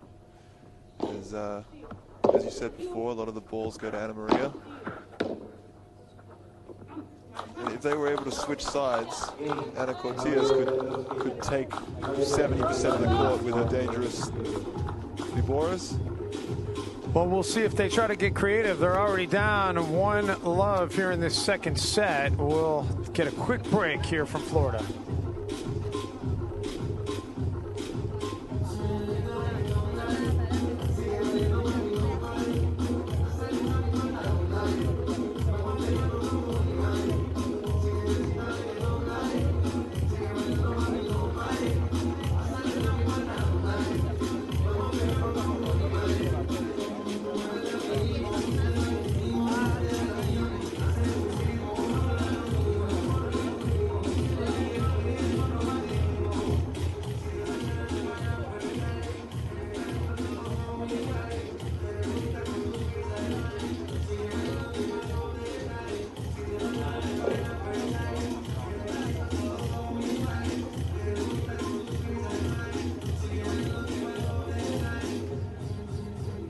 Ready to go with the second game of this second set. Cancun needing to hold serve here. Kauta taking her time, coming back out onto the court. 47 years old, and listen, that's younger than me, so I'm not throwing any shade. But at 47, she's definitely trying to maximize her rest during these breaks. Hey, I'm not sure if I'm right on this yet, but it almost looks like what I was talking about may be about to happen. Yeah, it looks like Ana Cortez is jumping on the left side. This could make a difference. And if you're on the other side of that, if you're Arkansas, does it change how you play against them? For sure. You watch now. A lot more balls will go to the right corner. Actually, they're still playing the left corner. And they got it. They're talented enough to hit it wherever they like, but I still think that this is a smart change for Cancun.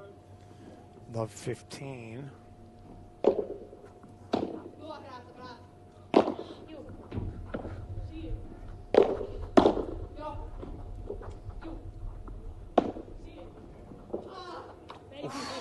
And into the net for luck 30. Oh,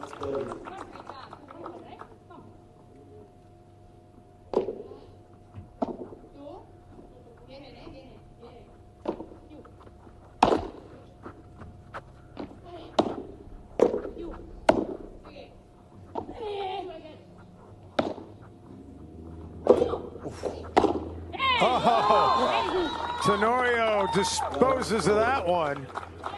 And love 40, so quadruple break points.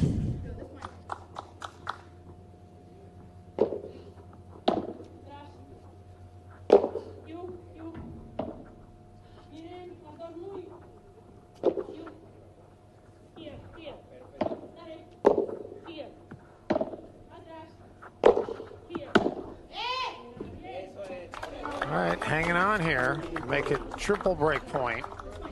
Back to normal in that point. Maybe they are just more comfortable in their own corners. Well, they've got it back to double break point.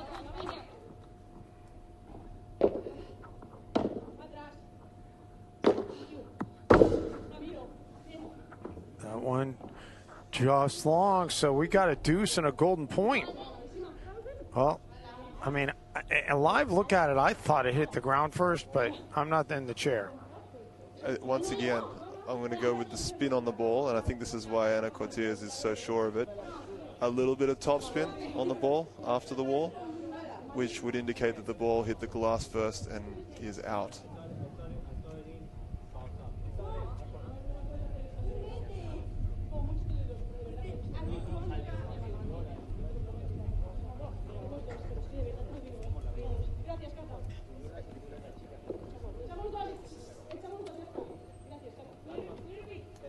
Take another look, see, well. I think Kata has acknowledged that if the ball did have topspin, it would have been out, and she's given Cancun the point. So I believe it's 40-40 and a golden point, but the chair has not made an announcement, but I believe it's 40-40. Or maybe they're playing two?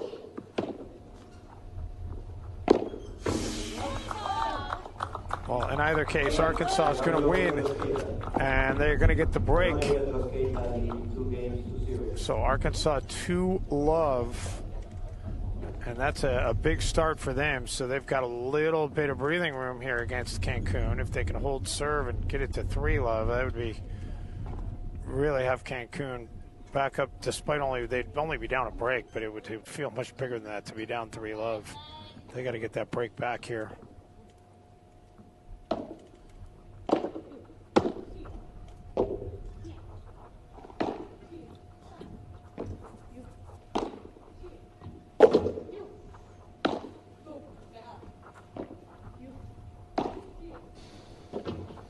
Couple of nice plays by Henry off that back wall to keep it going. And then Eggle puts it in a tough spot to be returned, and it's 15-love. Crafty point there from Eggle.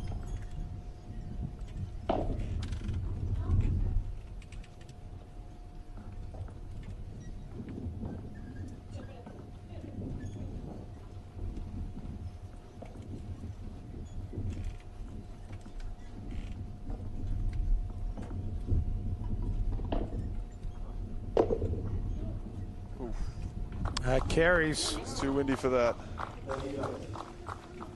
30-love.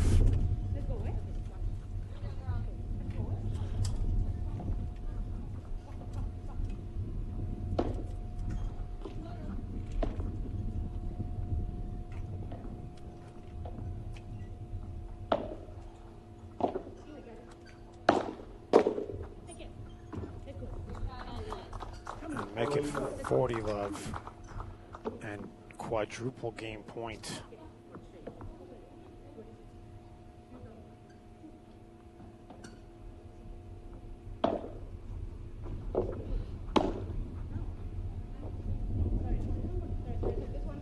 So 15-40, triple game point.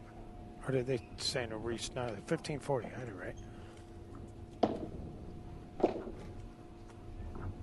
That does stay in. As does that one. The way that wind's blowing, though, they're making wise decisions, seeing if where they're going to come down. And into the net, and it's a 3-love advantage for Arkansas.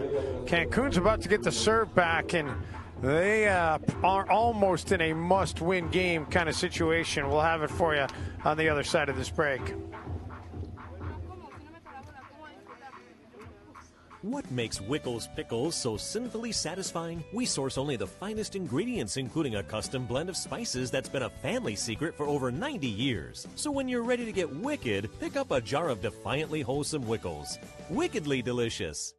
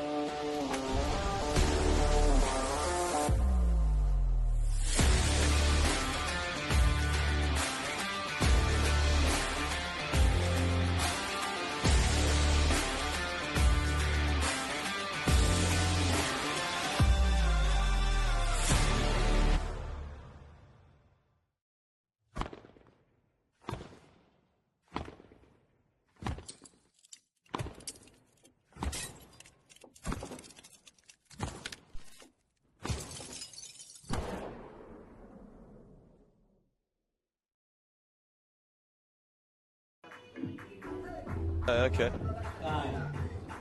Well, the Miami Padel Club has had an easy day. They had a rest day today and taken full advantage of it, but they'll play tomorrow.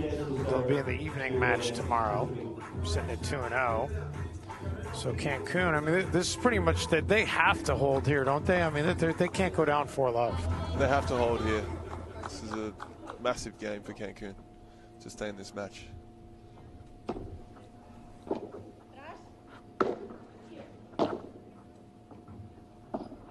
I think Anna thought that one was not going to stay in.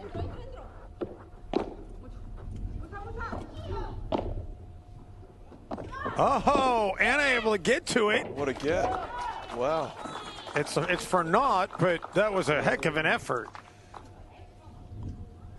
Arkansas, you have to give them credit. They are playing an incredible level right now.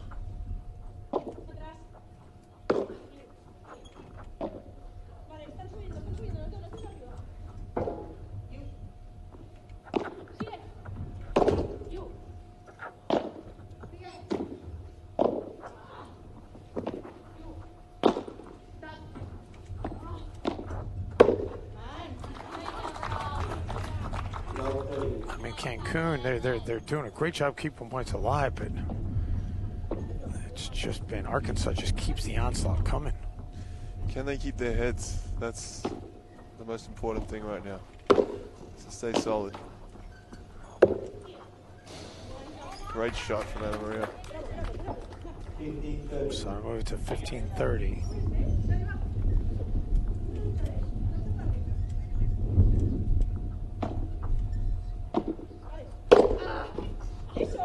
All right, now we're 30 all. 30 all. Signs of life here for Cancun. Big point now. This could be a turning point in the match.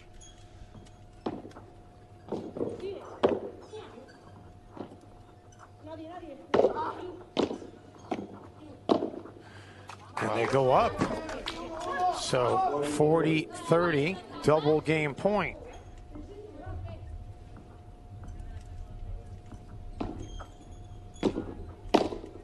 Ooh. And a golden point now at 40-40.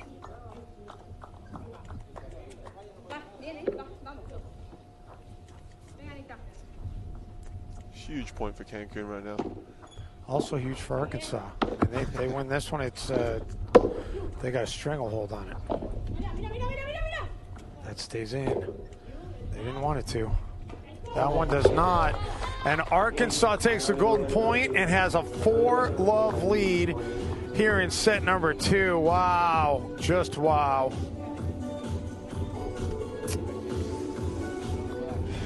Yeah.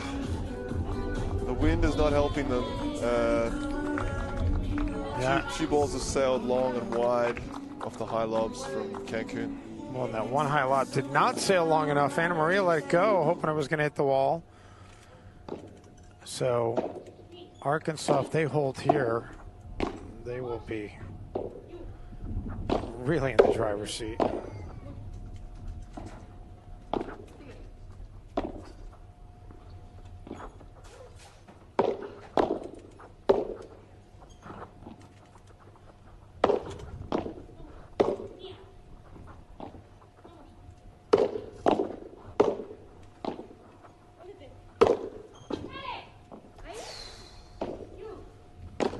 Oh,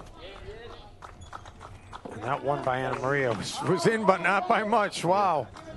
It sounded nasty. It sounded like it might have been out, but it looked in. Love 15.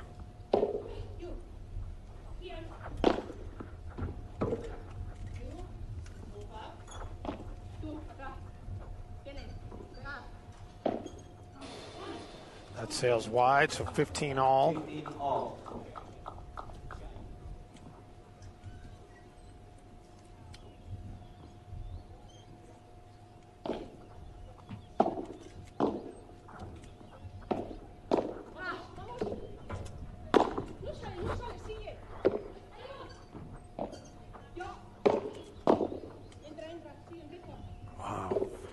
All of Eggle's shots just seem to just barely stay in. And a winner there by Kata to make it 30-15. 30-15. 3-meter smash on the forehand side.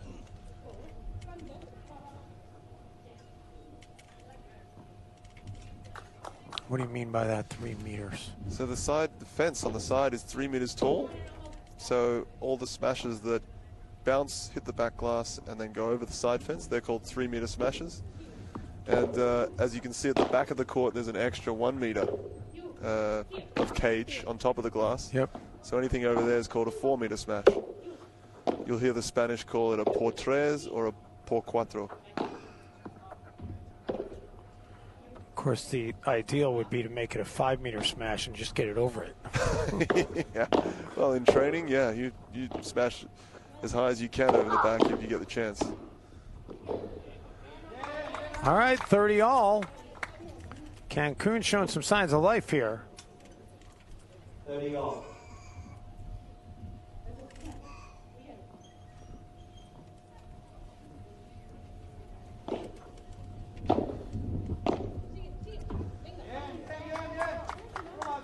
So 30-40.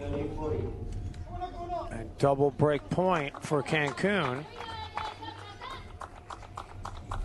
to keep hope alive. They need something to go their way.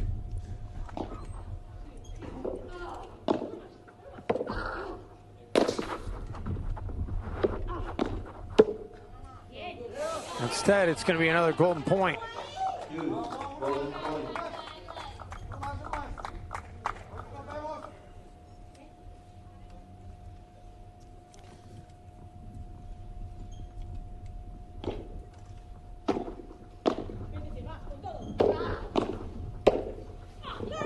Well played shot by Anna Maria, and something finally goes Cancun's way.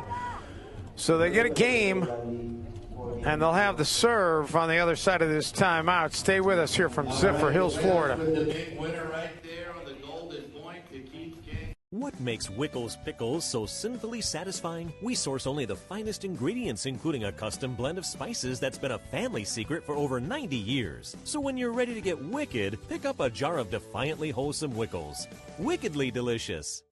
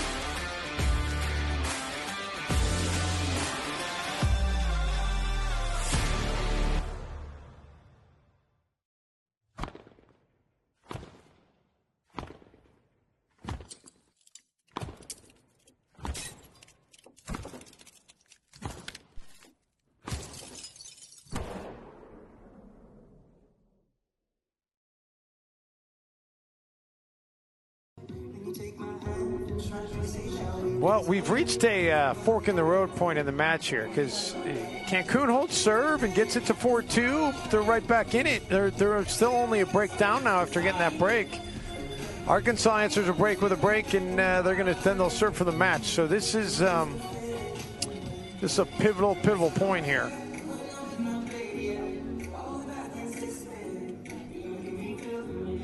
Glad to have you watching wherever you are across the globe on this live stream. I'm sensing a little bit more energy from Cancun here. I think they're gonna do it. I think they're gonna put some pressure on and hold here.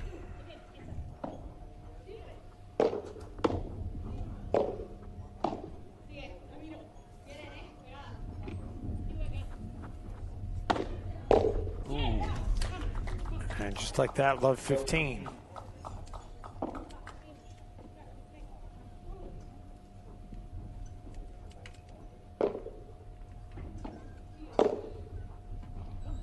And that's wide, so love 30. Love 30. Feels like they're rushing a bit. Just need to slow down. Oh, good serve. Yeah, Cancun. really good serve. Yep. 15-30.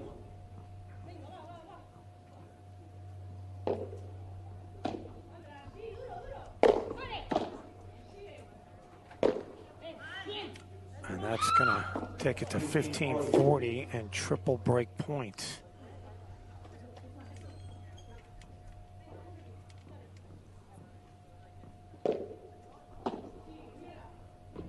That's long, so double break point.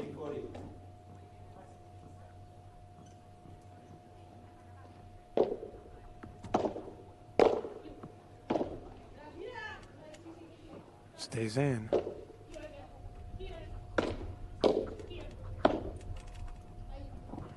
Oh, great job by Hannah to be able to return that.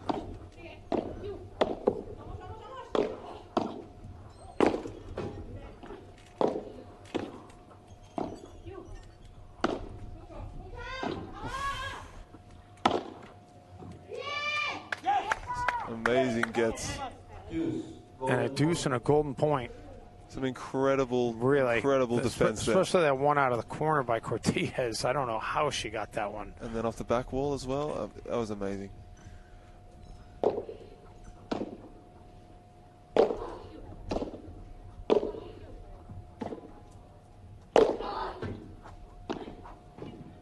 Oh, Kata! And remind me not to go to Vegas with you. Yeah, I'm not going to put the curse on them anymore. So at 5-1 now, Arkansas trying to serve out the match.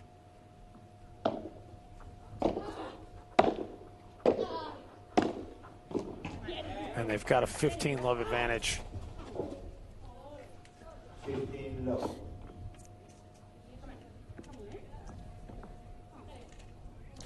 I think Arkansas draws errors out of teams that wouldn't otherwise make them. They just keep the pressure on so much with high-quality paddle. Really good shots. I would concur.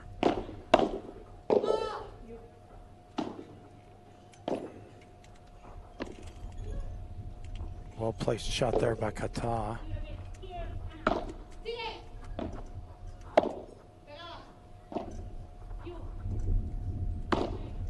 And Egel misfires, so break for Cancun. And they pull even at 15 all.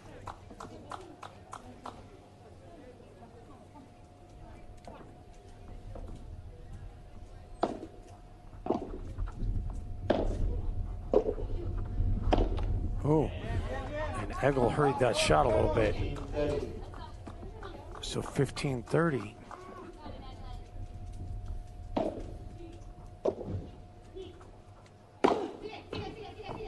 Great shot by Tenorio. 30 all.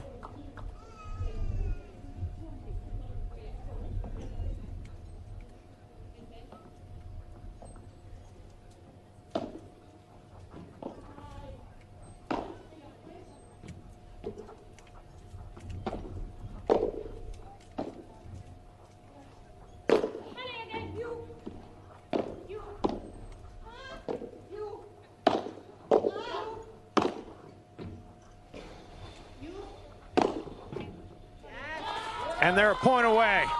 40-30.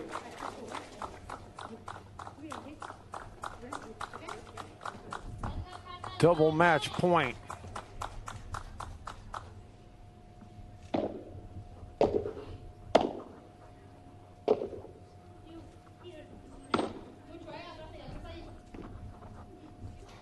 Great shot. Really good. And how about this, another golden point?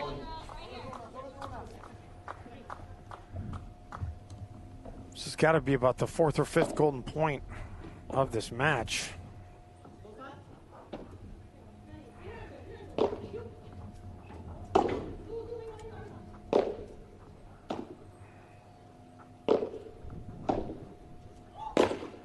And into the net, and the gold belongs to the Arkansas Matrix.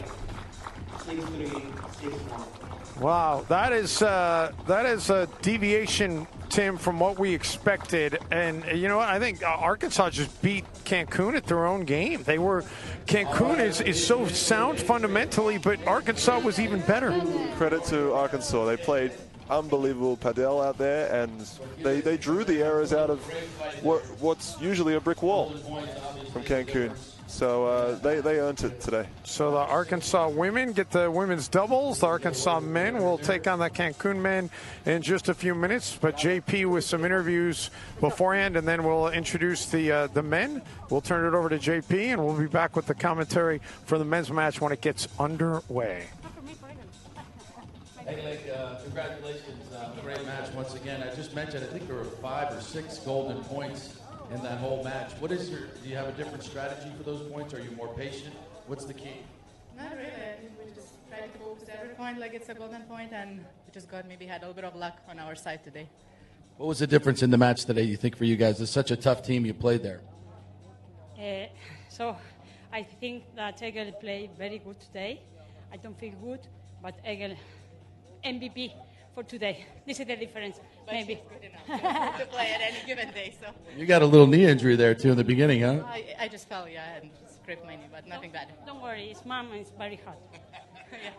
Congratulations, you two. Fantastic match. Sure. Can I just say hi to my son, Caden? Hi, Caden. And the other kids, too. See you soon. Yes, I am very happy to be here in Pro Padel League. Thank you very much for coming with me. Well, thank you guys for coming. Tremendous playing. Great stuff. Egle Petroskete and Kata Tenorio, two of the best in the game right there. We bring you the best players, and that's proof positive right there. All right, we're ready for the men's match. Without further ado, let's get it going. All right, let's bring in from the Cancun Waves. Please welcome Agustin Torre and Manuel Fernandez. Come on down, gentlemen. Let's give it up for the Cancun Waves, Agustin Torre and Manuel Fernandez. And for the Arkansas Matrix, please welcome Nico Agritelli and Cristobal Martinez. Come on down, guys. Welcome in. Here come the Matrix. Trying to put this match away in straight sets. Welcome, gentlemen. And if we could have the two teams out to center court here for the coin flip. Carlos, our umpire, will handle the festivities here.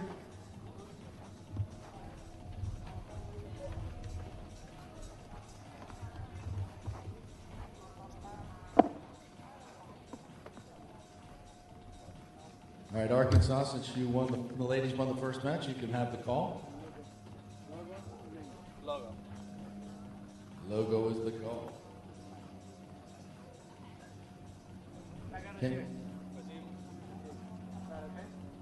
Cancun has won the toss, and they will serve. And here we go, a little warm up, and we'll get it going with the men's match here as Cancun tries to stay alive, and Arkansas tries to go to 2-1.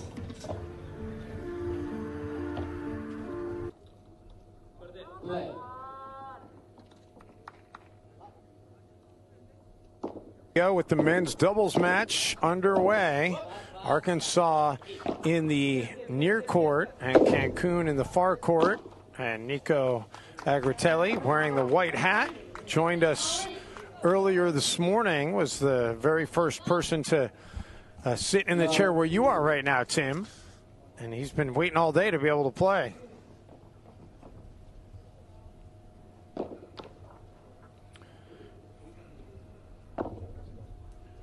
On the other side, Fernandez at 45 years old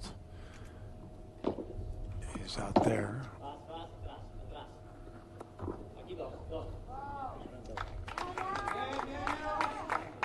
Wow, is that a winner? That just bounced. Yeah, that's a winner straight. I think it bounced in and straight out of the court. So, point to Cancun.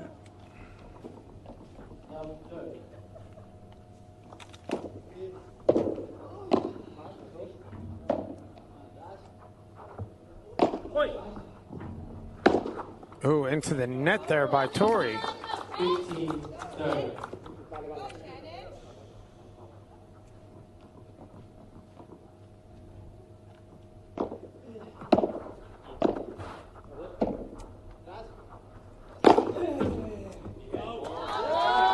That's big from Nico. It's one of his assets. He's got a big smash in him. So 30 all here. How would you handicap this match between these two men's teams?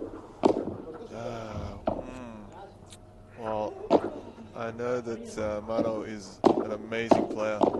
I know that much. So I'm going to give the slight edge to Cancun here. But it's not a done deal by any means. Yeah, by the way, I misspoke. That is Mono Neal Fernandez. There's two Fernandezes on Cancun. Mono Neal is in his 20s, not in his 40s.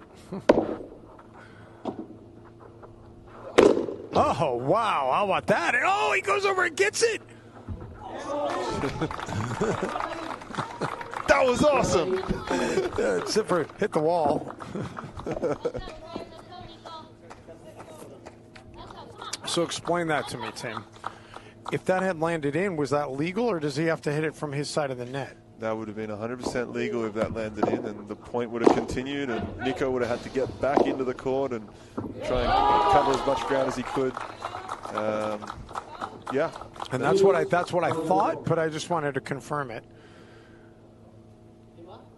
There's the look at him going out. Yeah, so he just hit it a little bit too much. That was a great effort, though. He's quick. He got out there quickly. He actually had more time than he thought.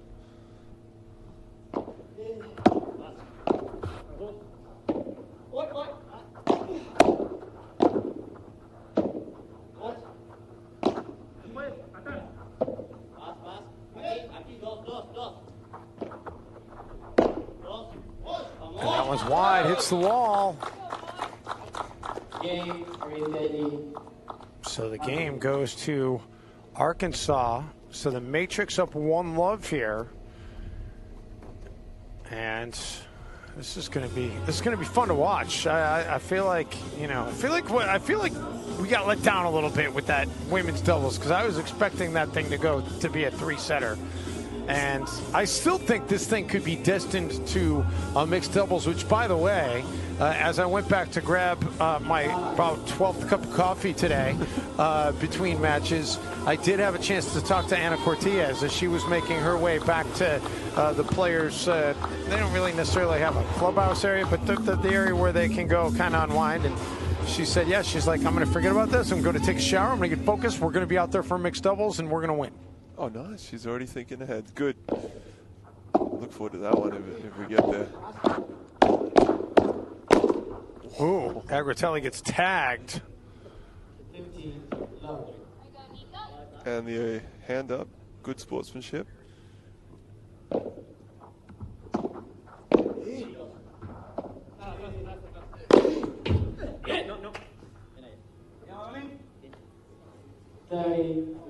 So 30 love now.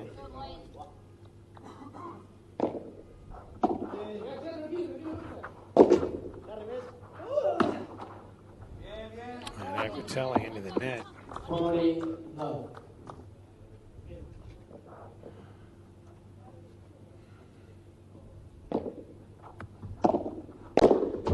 Oh, how nasty was that two-handed backhand? That was nice from Mano. Very, not your typical paddle volley, but very effective. And we're tied at a game apiece here.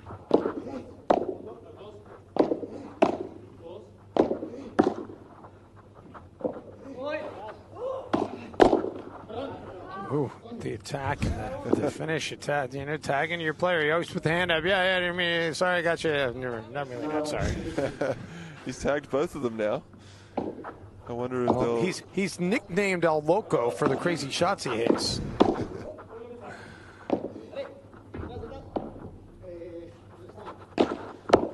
We're only in the third game. Great shot there as well. Tori made it to 10th on the APT tour.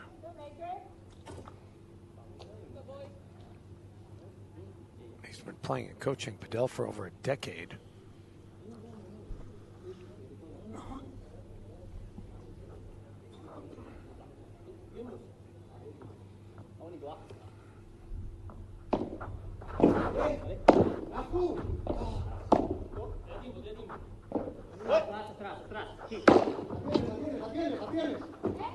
Great effort to catch that by Torre, and the point goes on.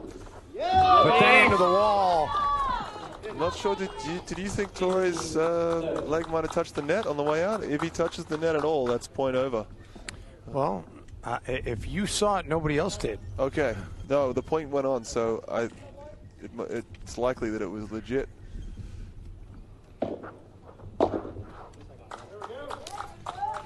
And now Arkansas draws even at 30 all. Here's another look.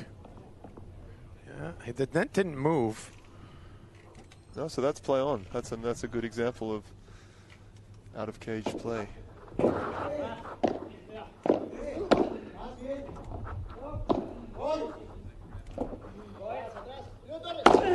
Agritelli got a little extra hot sauce on that one, and it was spicy. Arkansas now with the double game point opportunity. Double break point, yeah? Break this up. Oh, no, game point. Yeah, sorry. double game you're point. Right. Yeah, I was like, right. you had me wondering what's going on. No, you're right. All right, Arkansas, they close it out. So 2-1 lead. We'll step aside for a quick moment here from beautiful Zephyr Hills, Florida. Some incredible shot making in that game right there.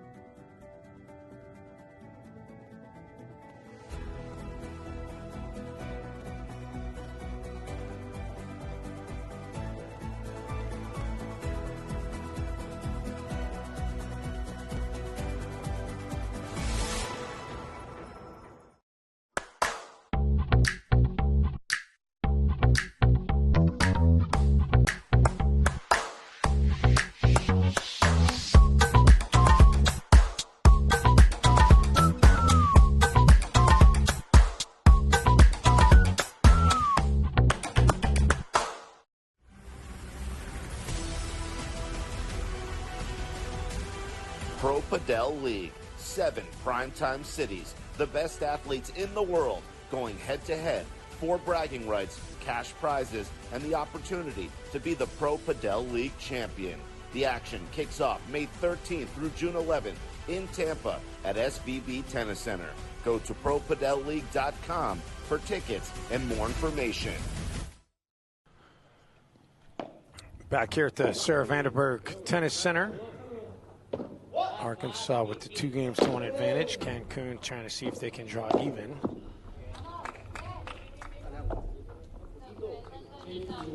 A 15-love advantage here in this 4th game.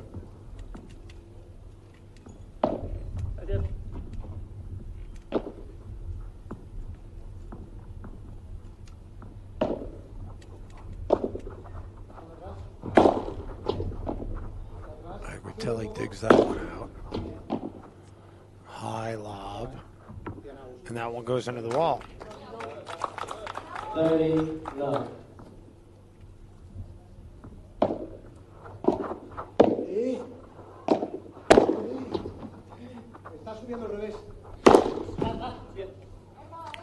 And nothing Martinez could do about that one. He jumped out of the way to make sure he didn't get tagged, but that was about the only thing that went right. And 40 love here. Quadruple game point. Make that triple. Triple game point. Good variation from Torre.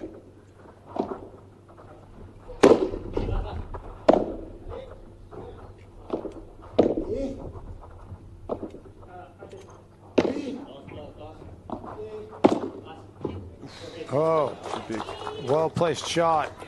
40-30.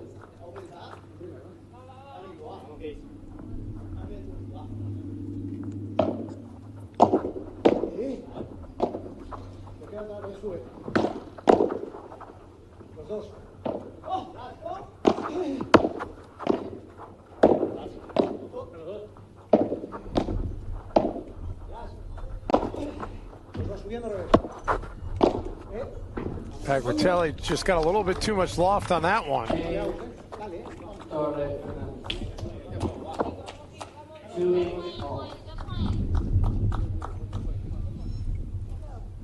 2-2 as the serve will go back over to Arkansas now.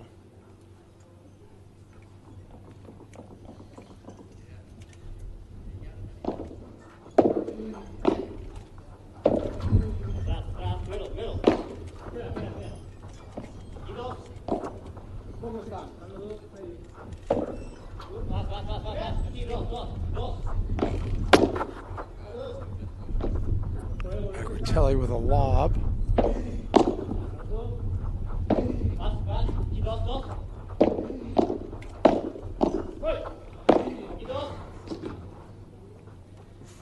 And that exchange finally won by Cancun.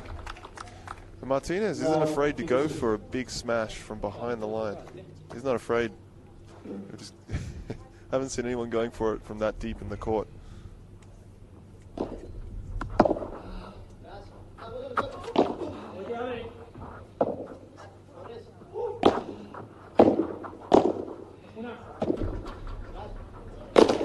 Oh, Agritelli tried to smash that one home, but too low into the net. So Cancun in a favorable spot here to try and get a break up love 30.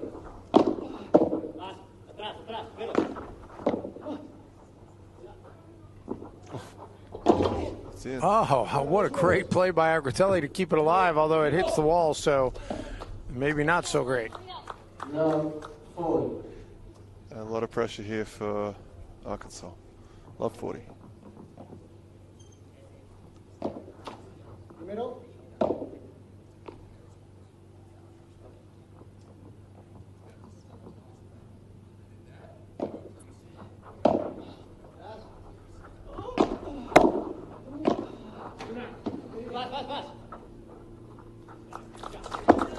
Make it 15-40. 15-40.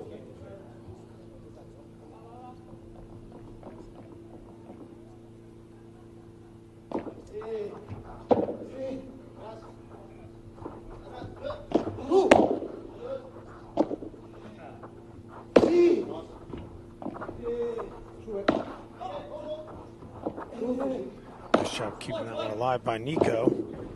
Great recovery low. Man. Now Nico and Martinez on their opposite sides. Yeah, very strange for a lefty to be on that side. They should try and switch back as soon as they can, which they've just done right now.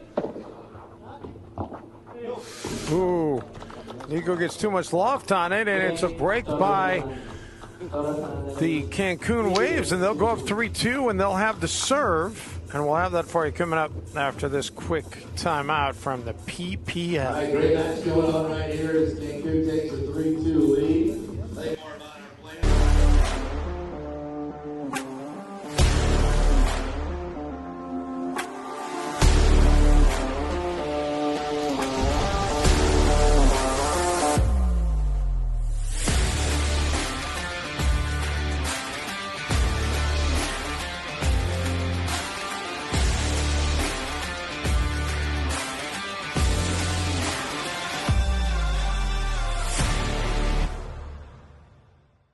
What makes Wickles Pickles so sinfully satisfying? We source only the finest ingredients, including a custom blend of spices that's been a family secret for over 90 years. So when you're ready to get wicked, pick up a jar of defiantly wholesome Wickles. Wickedly delicious.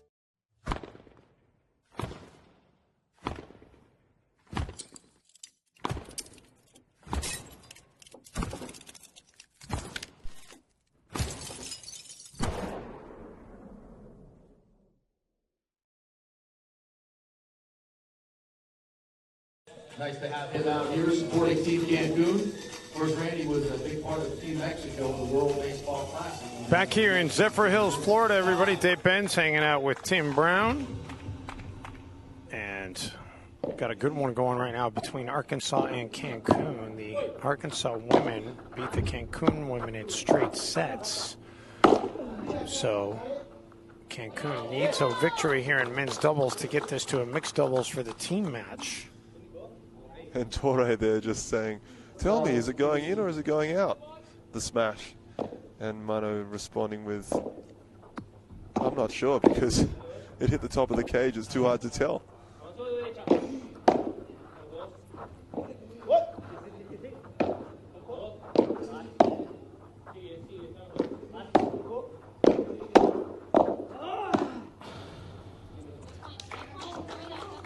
Agritelli. 15 all.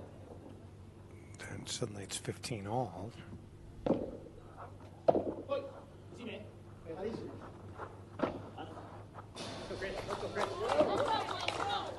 Both teams going for some risky shots here.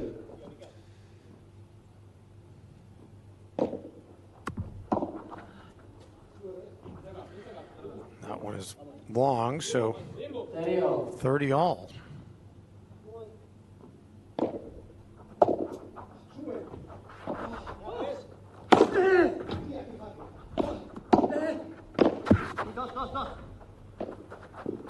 Oh, how good was that shot? Amazing. 30, 40. Can't place it much better than that.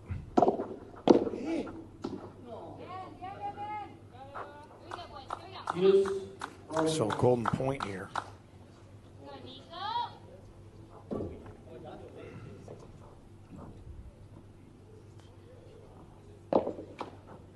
And they'll do it again.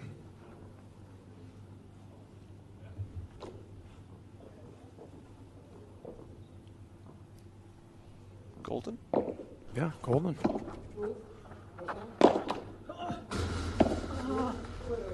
Nico able to catch up with that one. Big. Too big. Excellent. So Cancun, they hold and go up 4-2. 2-4.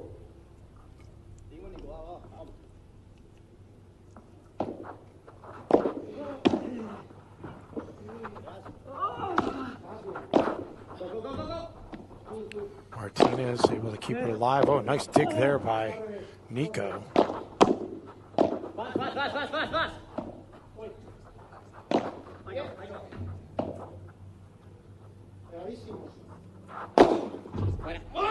And a Loco dispenses of the pleasantries. That's as good a Bajada as you'll see. Nails it after the wall.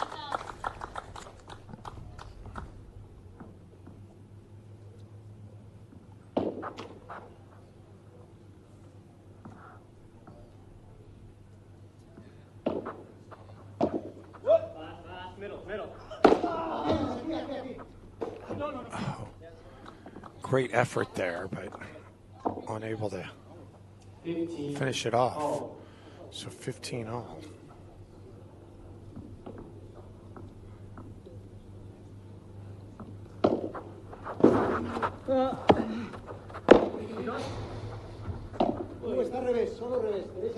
That one does stay in.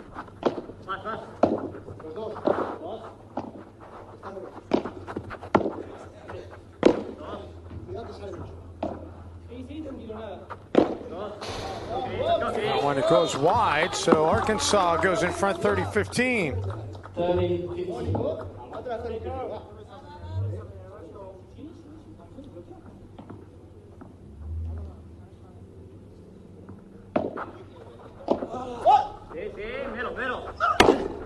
Martinez gets enough on it. Straight smash. That was a great straight smash. He came all the way over to the other side, so it had to be a winner, or they were going to be in trouble.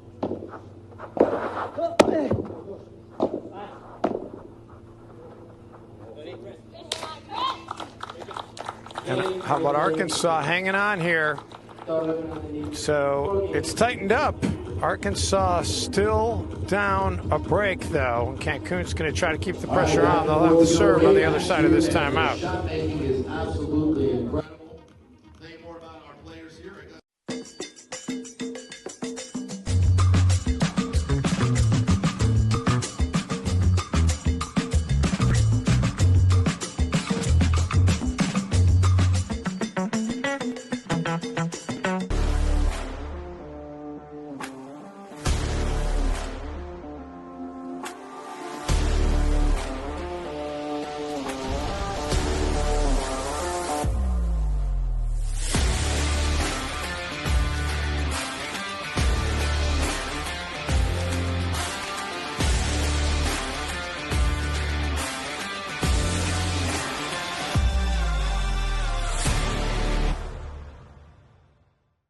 What makes Wickles pickles so sinfully satisfying? We source only the finest ingredients, including a custom blend of spices that's been a family secret for over 90 years. So when you're ready to get wicked, pick up a jar of defiantly wholesome Wickles. Wickedly delicious.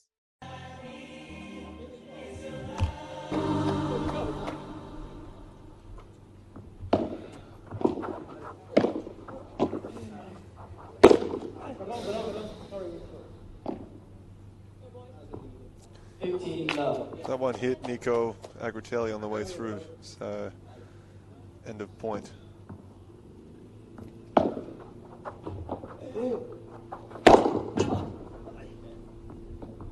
And that one put away to make it 30 love. 30 love.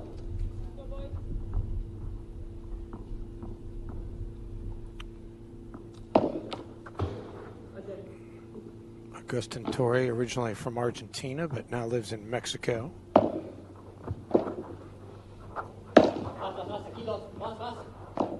Al revés. Ahora los dos pegadísimos. Los dos. Después, atrás.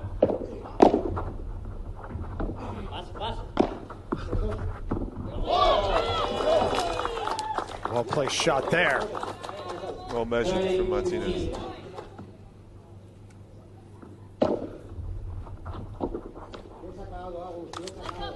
40-15, so triple game point.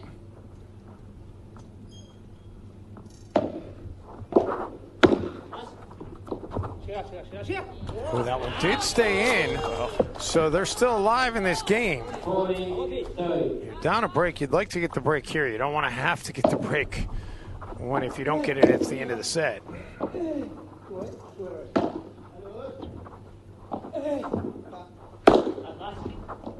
Oh, great return. Can't get to that one, though.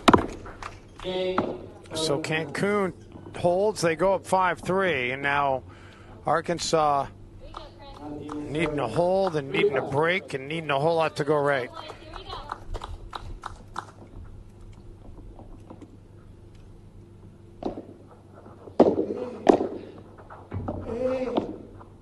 Oh, great shot by Martinez. Martinez is playing well right now. I've had about 3 winners in a row from him. Martinez was born and raised in Chile. Still lives there. Oh, that had a little bit on it. This is what they need. Both start playing well at the same time.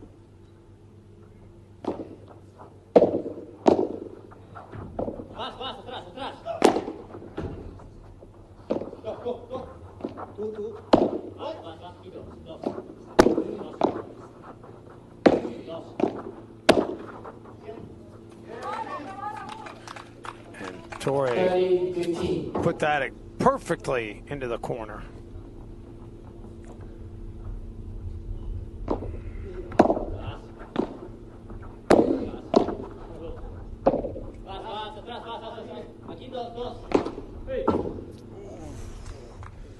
Just a slight miscommunication there. That can happen with a right-handed player playing with a lefty. The middle balls, there can be a little bit of indecisiveness on who takes. The ace, though. So 40-30, double game point.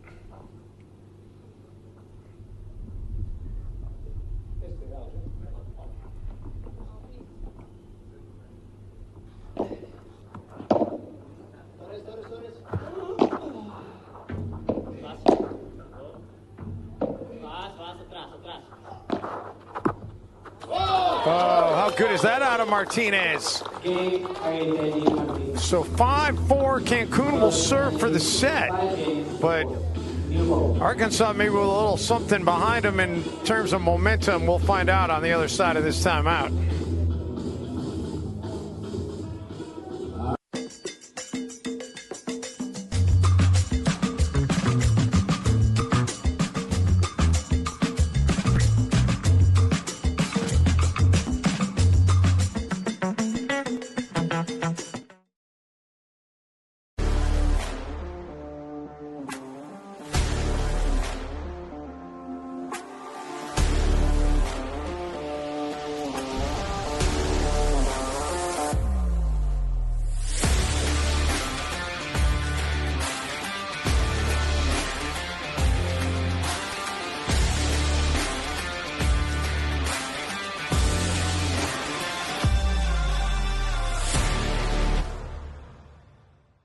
What makes Wickles Pickles so sinfully satisfying? We source only the finest ingredients, including a custom blend of spices that's been a family secret for over 90 years. So when you're ready to get wicked, pick up a jar of defiantly wholesome Wickles. Wickedly delicious.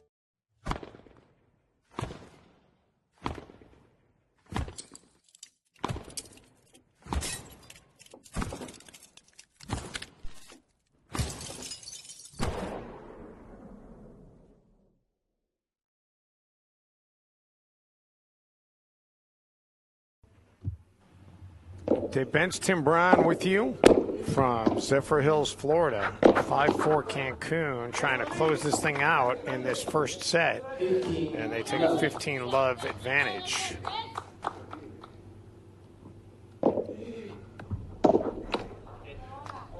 Make it 30-love. 30-love. Good serve from Mano. He's got a very extreme serve. You notice that? His serve's a bit different to the rest. Yes, he does. It's a little bit awkward to watch in terms of if you're trying to return it. He comes right under it. He gets a lot of spin on it. Makes it difficult for the opponents.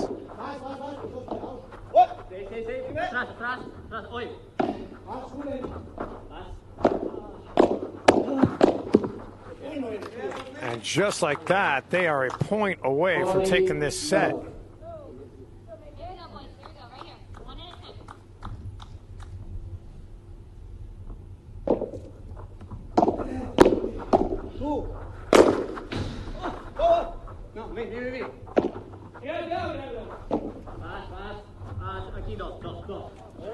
And they're still alive. Are the Arkansas Matrix at 40-15, but still triple set point. The fence was nice to them there. That could have gone anywhere.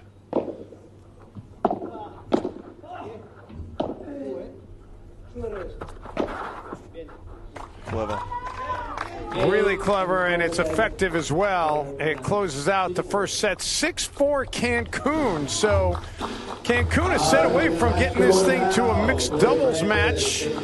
We'll have set number 2 coming your way after this quick timeout from the Sarah Vanderburg Tennis Center.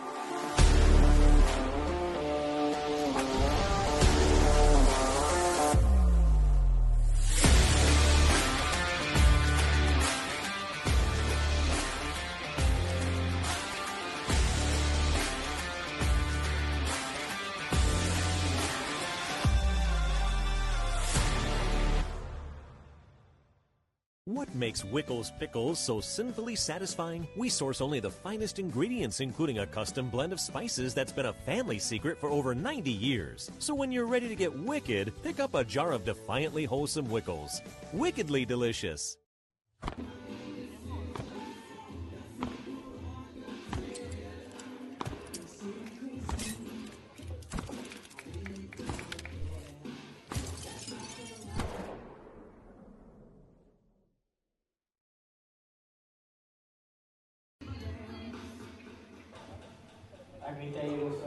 Well, the Arkansas Matrix contingent not liking the result of that opening set. So let's see if Martinez and Agritelli can find some magic here in the second set and get this thing to a third, or if we're going to go to a mixed doubles.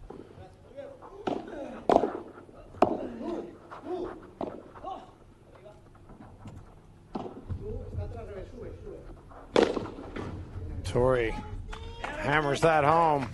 They keep the pressure on you, Cancun, because any short lob is going to get eaten alive, just like that one.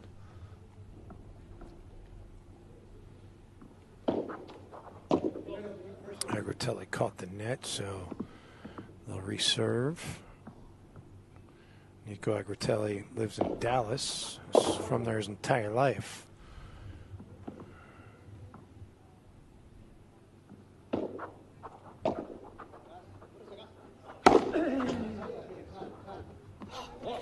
Torrey couldn't catch up to that one. 15 all. It's a great smash from Nico.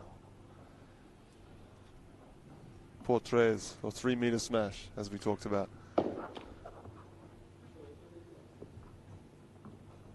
Sounds better in Spanish. Por tres? Yeah. 15-30. 15-30.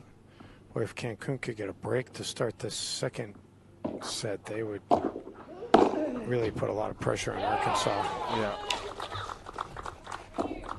30 all. 30 all, here we go. Big point for both teams.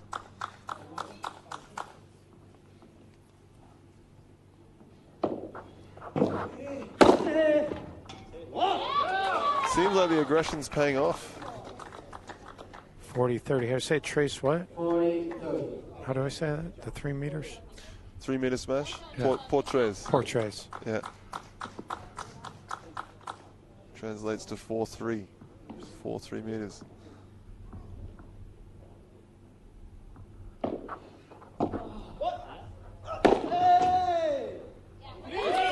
Well, Martinez hammers that one home to finish off the first game, and Arkansas with a 1-love advantage in set number 2. Back to the PPL in just a moment.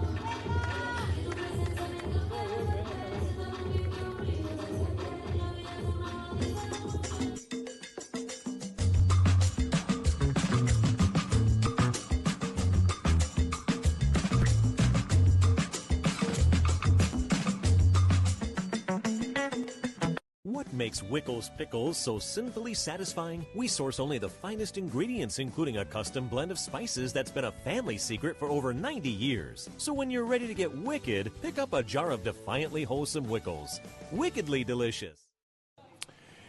Game 2 of the second set underway. Love 15 after Torrey hit the return into the wall, and now 15 all.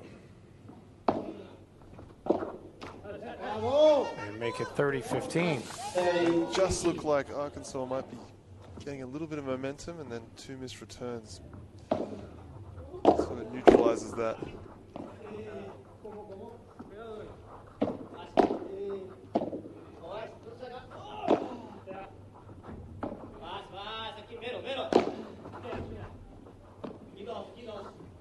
Another deep smash from Martinez.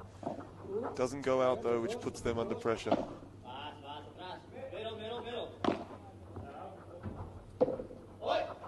Arbertelli takes that one.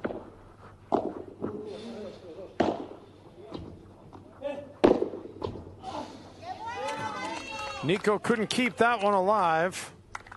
40-15. And 40-15, Cancun, triple game point, trying to draw even in this second set.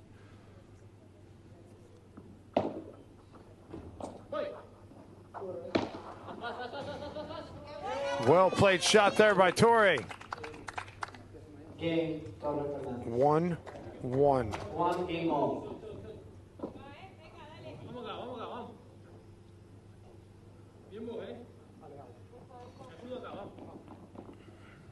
Should this go to mixed doubles?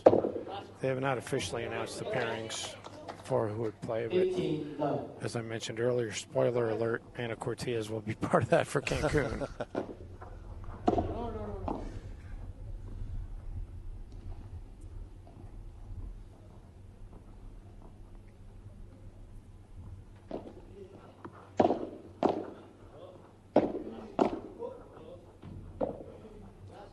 We know Ana likes to play the forehand side.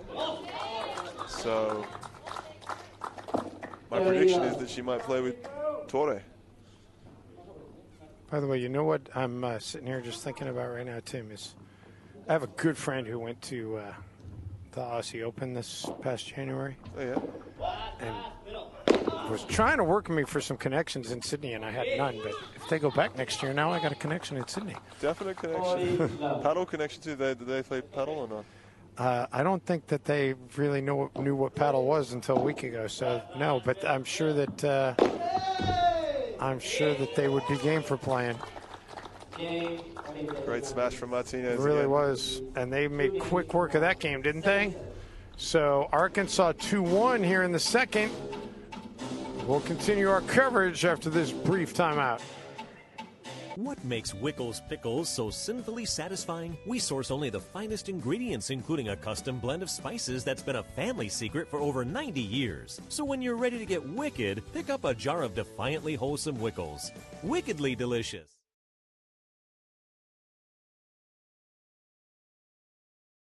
What makes Wickles pickles so sinfully satisfying? We source only the finest ingredients, including a custom blend of spices that's been a family secret for over 90 years. So when you're ready to get wicked, pick up a jar of defiantly wholesome Wickles. Wickedly delicious.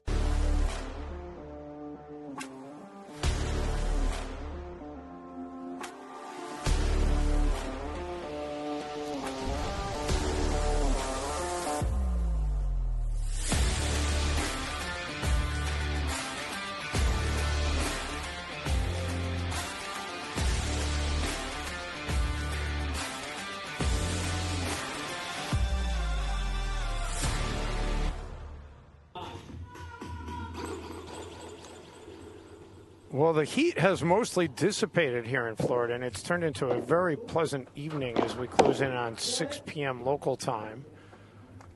And 15-love start to this game for Cancun. And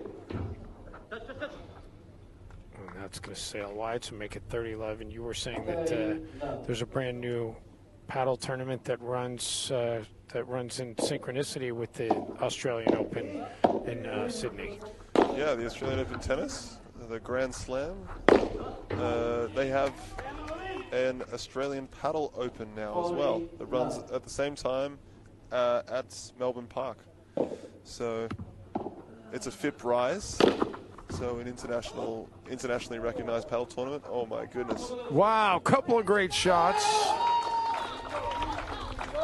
Man, that was really fun. Amazing. I mean, Nico went out and got it, and then just Tori barely keeps it going, and then finally put away by Martinez. But that was high level right there. But I think it was Arkansas's point due to, was it Martinez touching the net? Oh, I thought it was, yeah, okay. I thought it was Martinez putting it away a bit.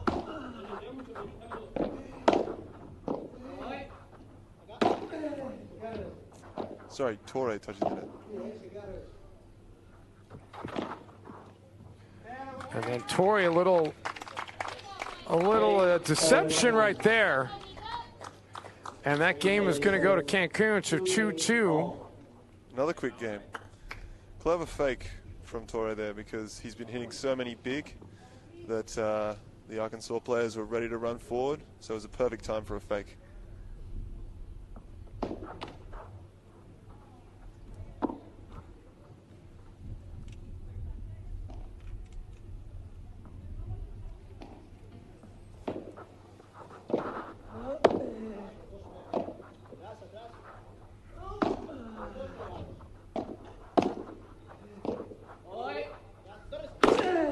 Nico hits the tape, and it ends up being a good thing. Not so good for Cancun. 15-love Arkansas.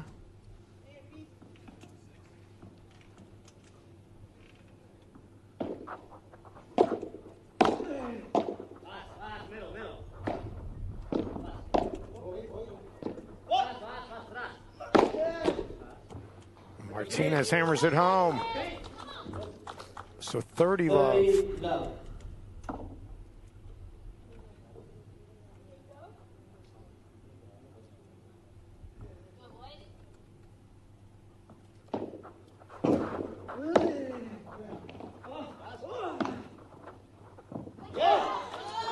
Wow. Great fake from Nico there. Yeah, yep. Both sides flexing some deception muscles here. And a quadruple game point.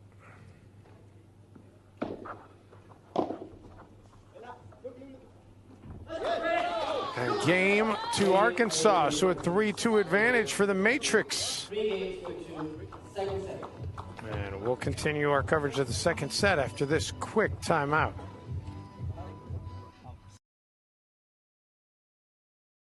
What makes Wickles pickles so sinfully satisfying? We source only the finest ingredients, including a custom blend of spices that's been a family secret for over 90 years. So when you're ready to get wicked, pick up a jar of defiantly wholesome Wickles. Wickedly delicious. What makes Wickles pickles so sinfully satisfying? We source only the finest ingredients, including a custom blend of spices that's been a family secret for over 90 years. So when you're ready to get wicked, pick up a jar of defiantly wholesome Wickles. Wickedly.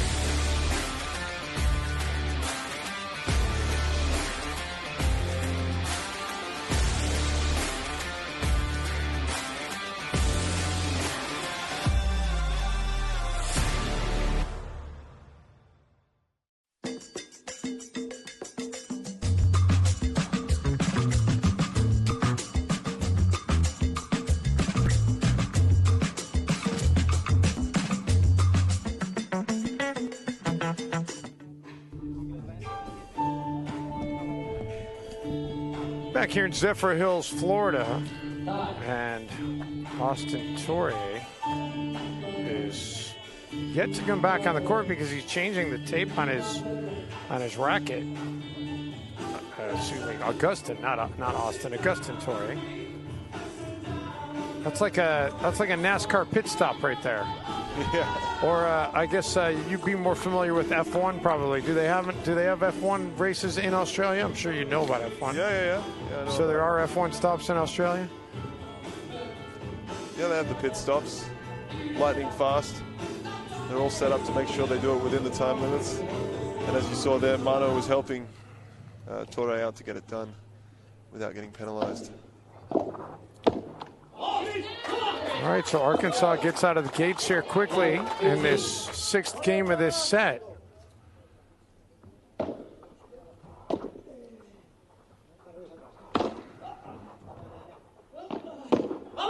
Oh, Fernandez into the net, make it love 30.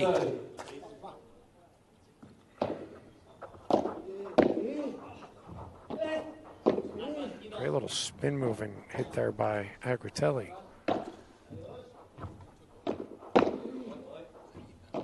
Great defense from Nico. Really well placed shot by Martinez. And make it love 40, quadruple break point.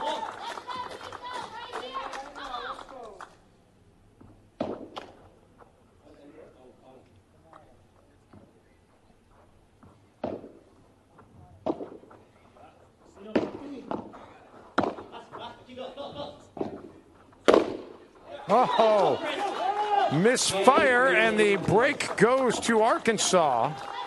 So the Matrix a 4-2 advantage now. That was a quick break. Well done to Arkansas. They played well there. Great defense from Nico, spitting in the corner, as you said. And Arkansas a chance now to put a stranglehold on this second set.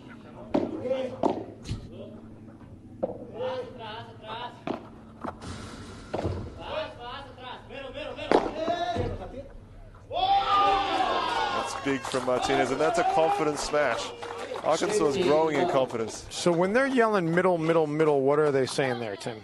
Who was yelling middle, middle, middle? That's a good question, but I'm going to guess it's the Arkansas side because I believe that the Cancun side is probably communicating in Spanish. Okay, so likely that both Cancun players moved forward and they ran on the edges of the court, leaving the middle wide open. So maybe Nico was communicating to Martinez that he can go a soft one to the middle, one of those ones that fades out to the back to win the point. But Martinez chose to just hammer it home, which he did well. And there's another one hammered home from Nico. They're really confident right now. We could be looking at 5-2 any minute.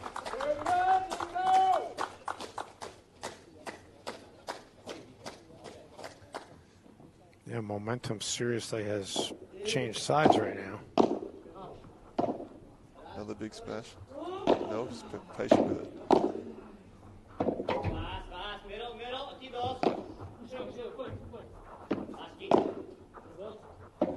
Torre poaching at the net. There's the big one. And make it 40-15. It's paying dividends. The big smashing is paying dividends for Arkansas.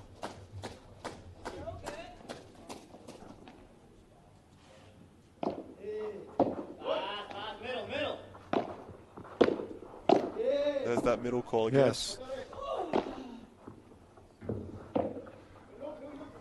And a good example of middle being executed. 5-2 Arkansas in the second set.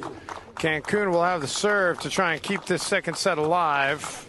Back to Zephyr Hills in just a moment.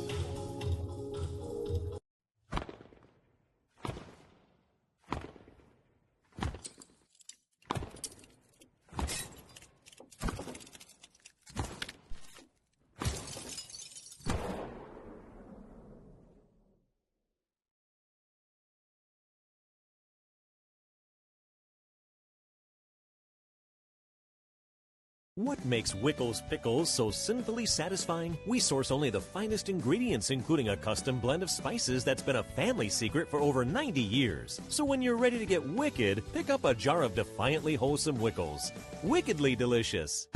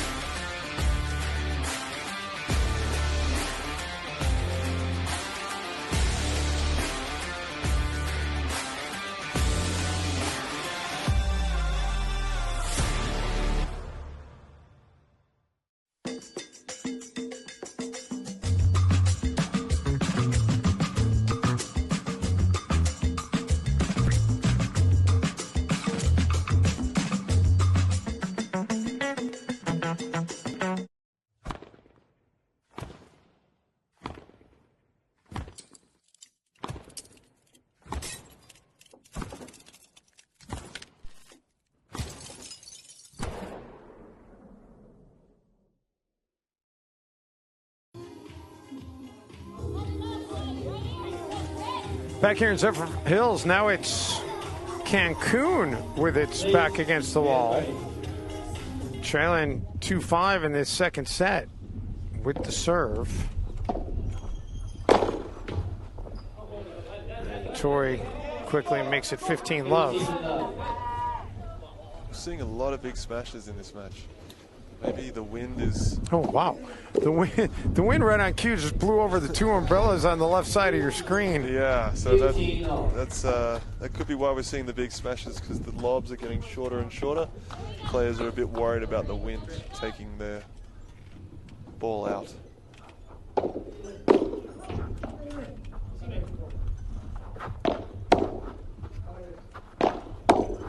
couple of nice digs there by Nico.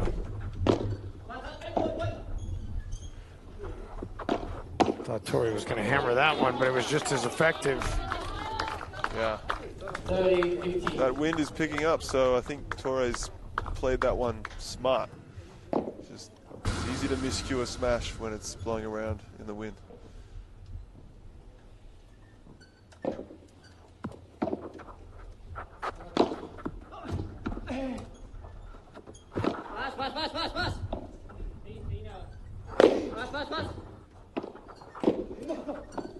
Oh, Martinez into the net. And now Cancun at 40-15. Trying to keep hope alive here in this second set.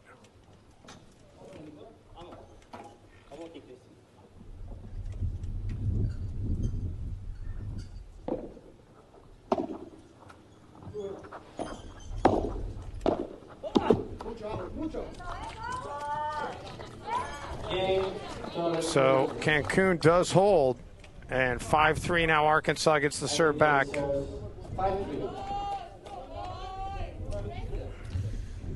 So it's Nico Agritelli to serve this set out for Arkansas. Can they do it?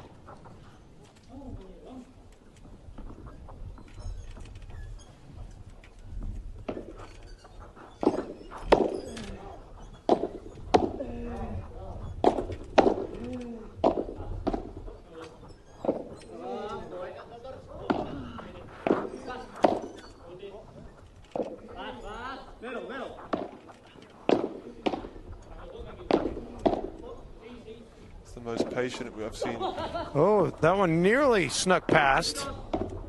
The big smashing was working.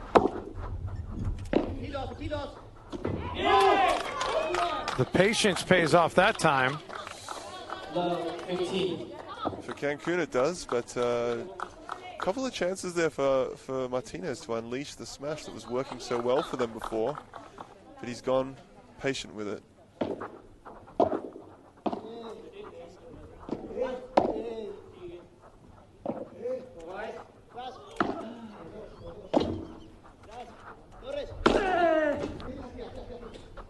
There's the big smash. Yeah, and Troy might have had a play on it had it not caught the cage.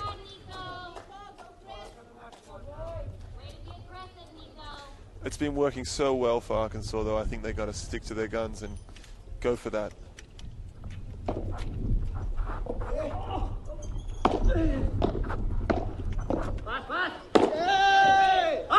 it is. Another big one. That's how they win most of their points right now. So that gets it to 30-15.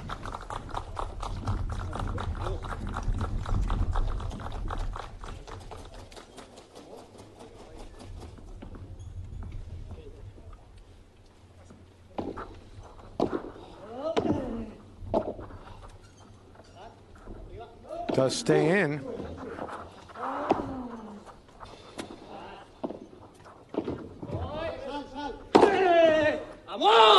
Kelly dispenses that one, so 40-15 and triple set point here for Arkansas. Big credit to Arkansas here. They've earned this chance to take this set. I think they've earned this set. I think they deserve it.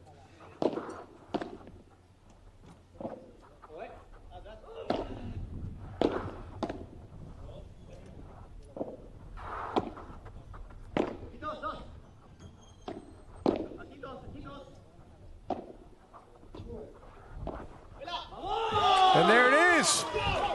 Arkansas takes the second set, 6-3, and we will go to a third and decisive set here. And what's at stake here? Well, either we're going to have a mixed doubles match to decide the team match, or if Arkansas wins the team match, and we'll have the third set in this men's doubles coming up after this quick timeout. What makes Wickles pickles so sinfully satisfying? We source only the finest ingredients, including a custom blend of spices that's been a family secret for over 90 years. So when you're ready to get wicked, pick up a jar of defiantly wholesome Wickles. Wickedly delicious.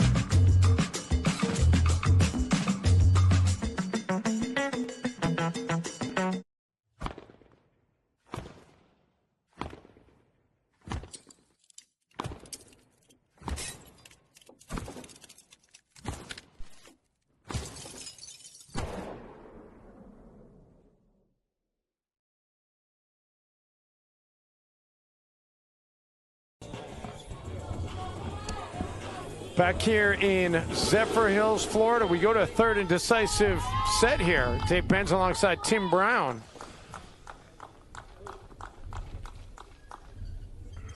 This has been fun.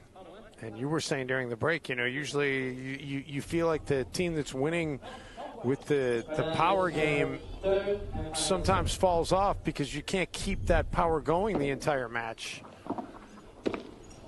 Yeah, quite often those big smashes, those 3-meter smashes and straight smashes fall away in the third set.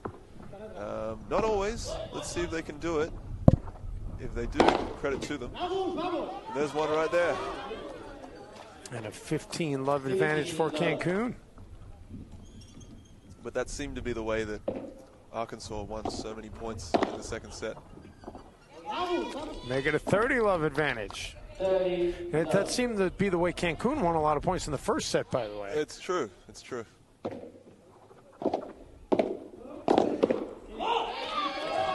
lot of power on that one. It wasn't a smash, but it was a line drive, and it was effective.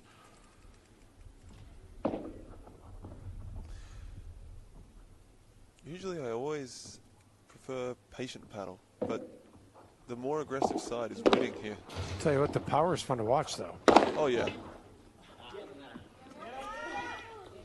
And 40-15 Cancun, chance to go ahead first.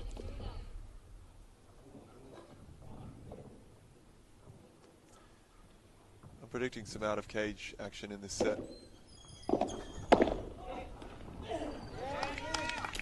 Cancun takes game one. 1-love. So we'll see whether or not we can have another mixed doubles. We started the day with a match that went to mixed doubles with San Diego outlasting. I'm drawing a blank on who they played at this point. So LA beat the LA beat. Yeah. I thought you were stirring me there. That was in the morning, and we've been going for a while. It's been great. It's been a great day of Padel. And by the way, tip of the cap to our entire crew. It's the camera people and the audio people, and our director, our producer. These guys are just here doing a terrific job doing yeoman's work. Amazing job. Oh, Nico misplays it, and it's an early love 15 advantage for Cancun.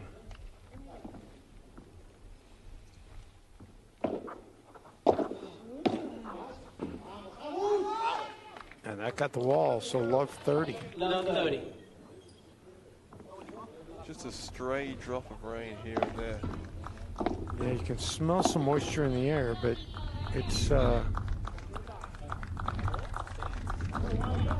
now it's not anything to be too concerned about, and hopefully that doesn't change. Big pressure on Arkansas right now.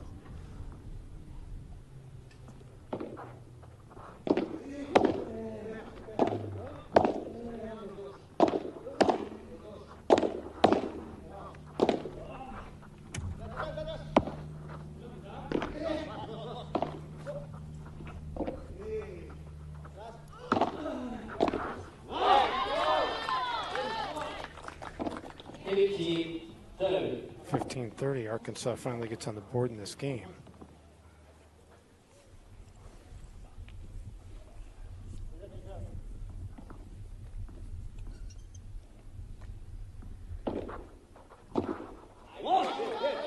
Make it 30-30. 30-all.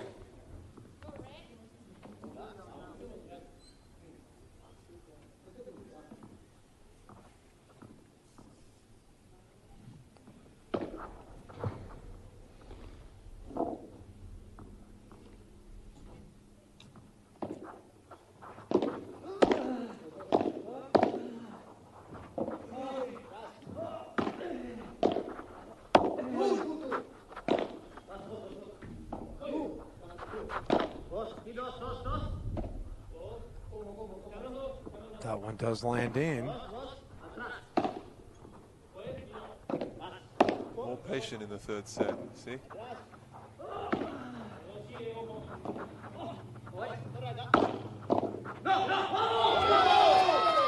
Arkansas goes up 40-30, double game point. 40-30. A very disciplined rally there. Well done to Arkansas. Let's see if they can hold.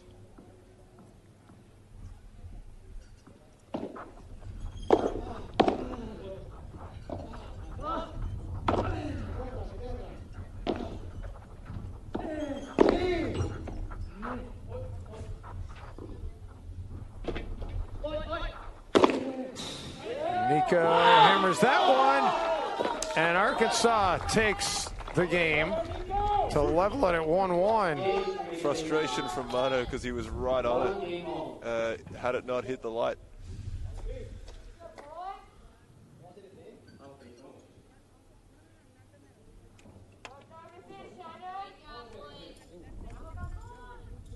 That could have been the out-of-cage action we've been waiting for. I feel we're going to see more of this set. It's wide, and Martinez knows he blew an opportunity there.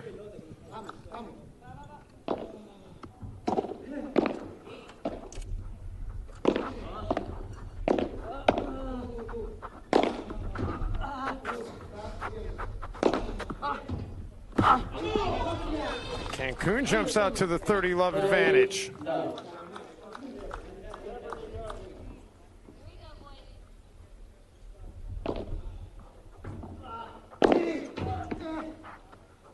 Somehow Nico keeps that one alive. Oh, Nico tried to play it back in and off the net and hits the cage instead. Very close, because that would have been a clean winner into the net. Certainly would have. We are getting a few more raindrops here.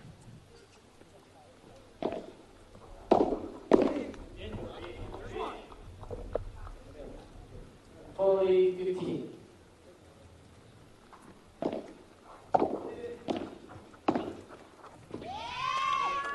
Game, Carlos Fernandez.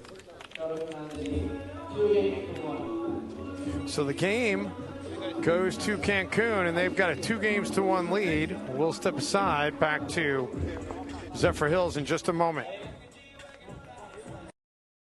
What makes Wickles Pickles so sinfully satisfying? We source only the finest ingredients, including a custom blend of spices that's been a family secret for over 90 years. So when you're ready to get wicked, pick up a jar of defiantly wholesome Wickles. Wickedly delicious.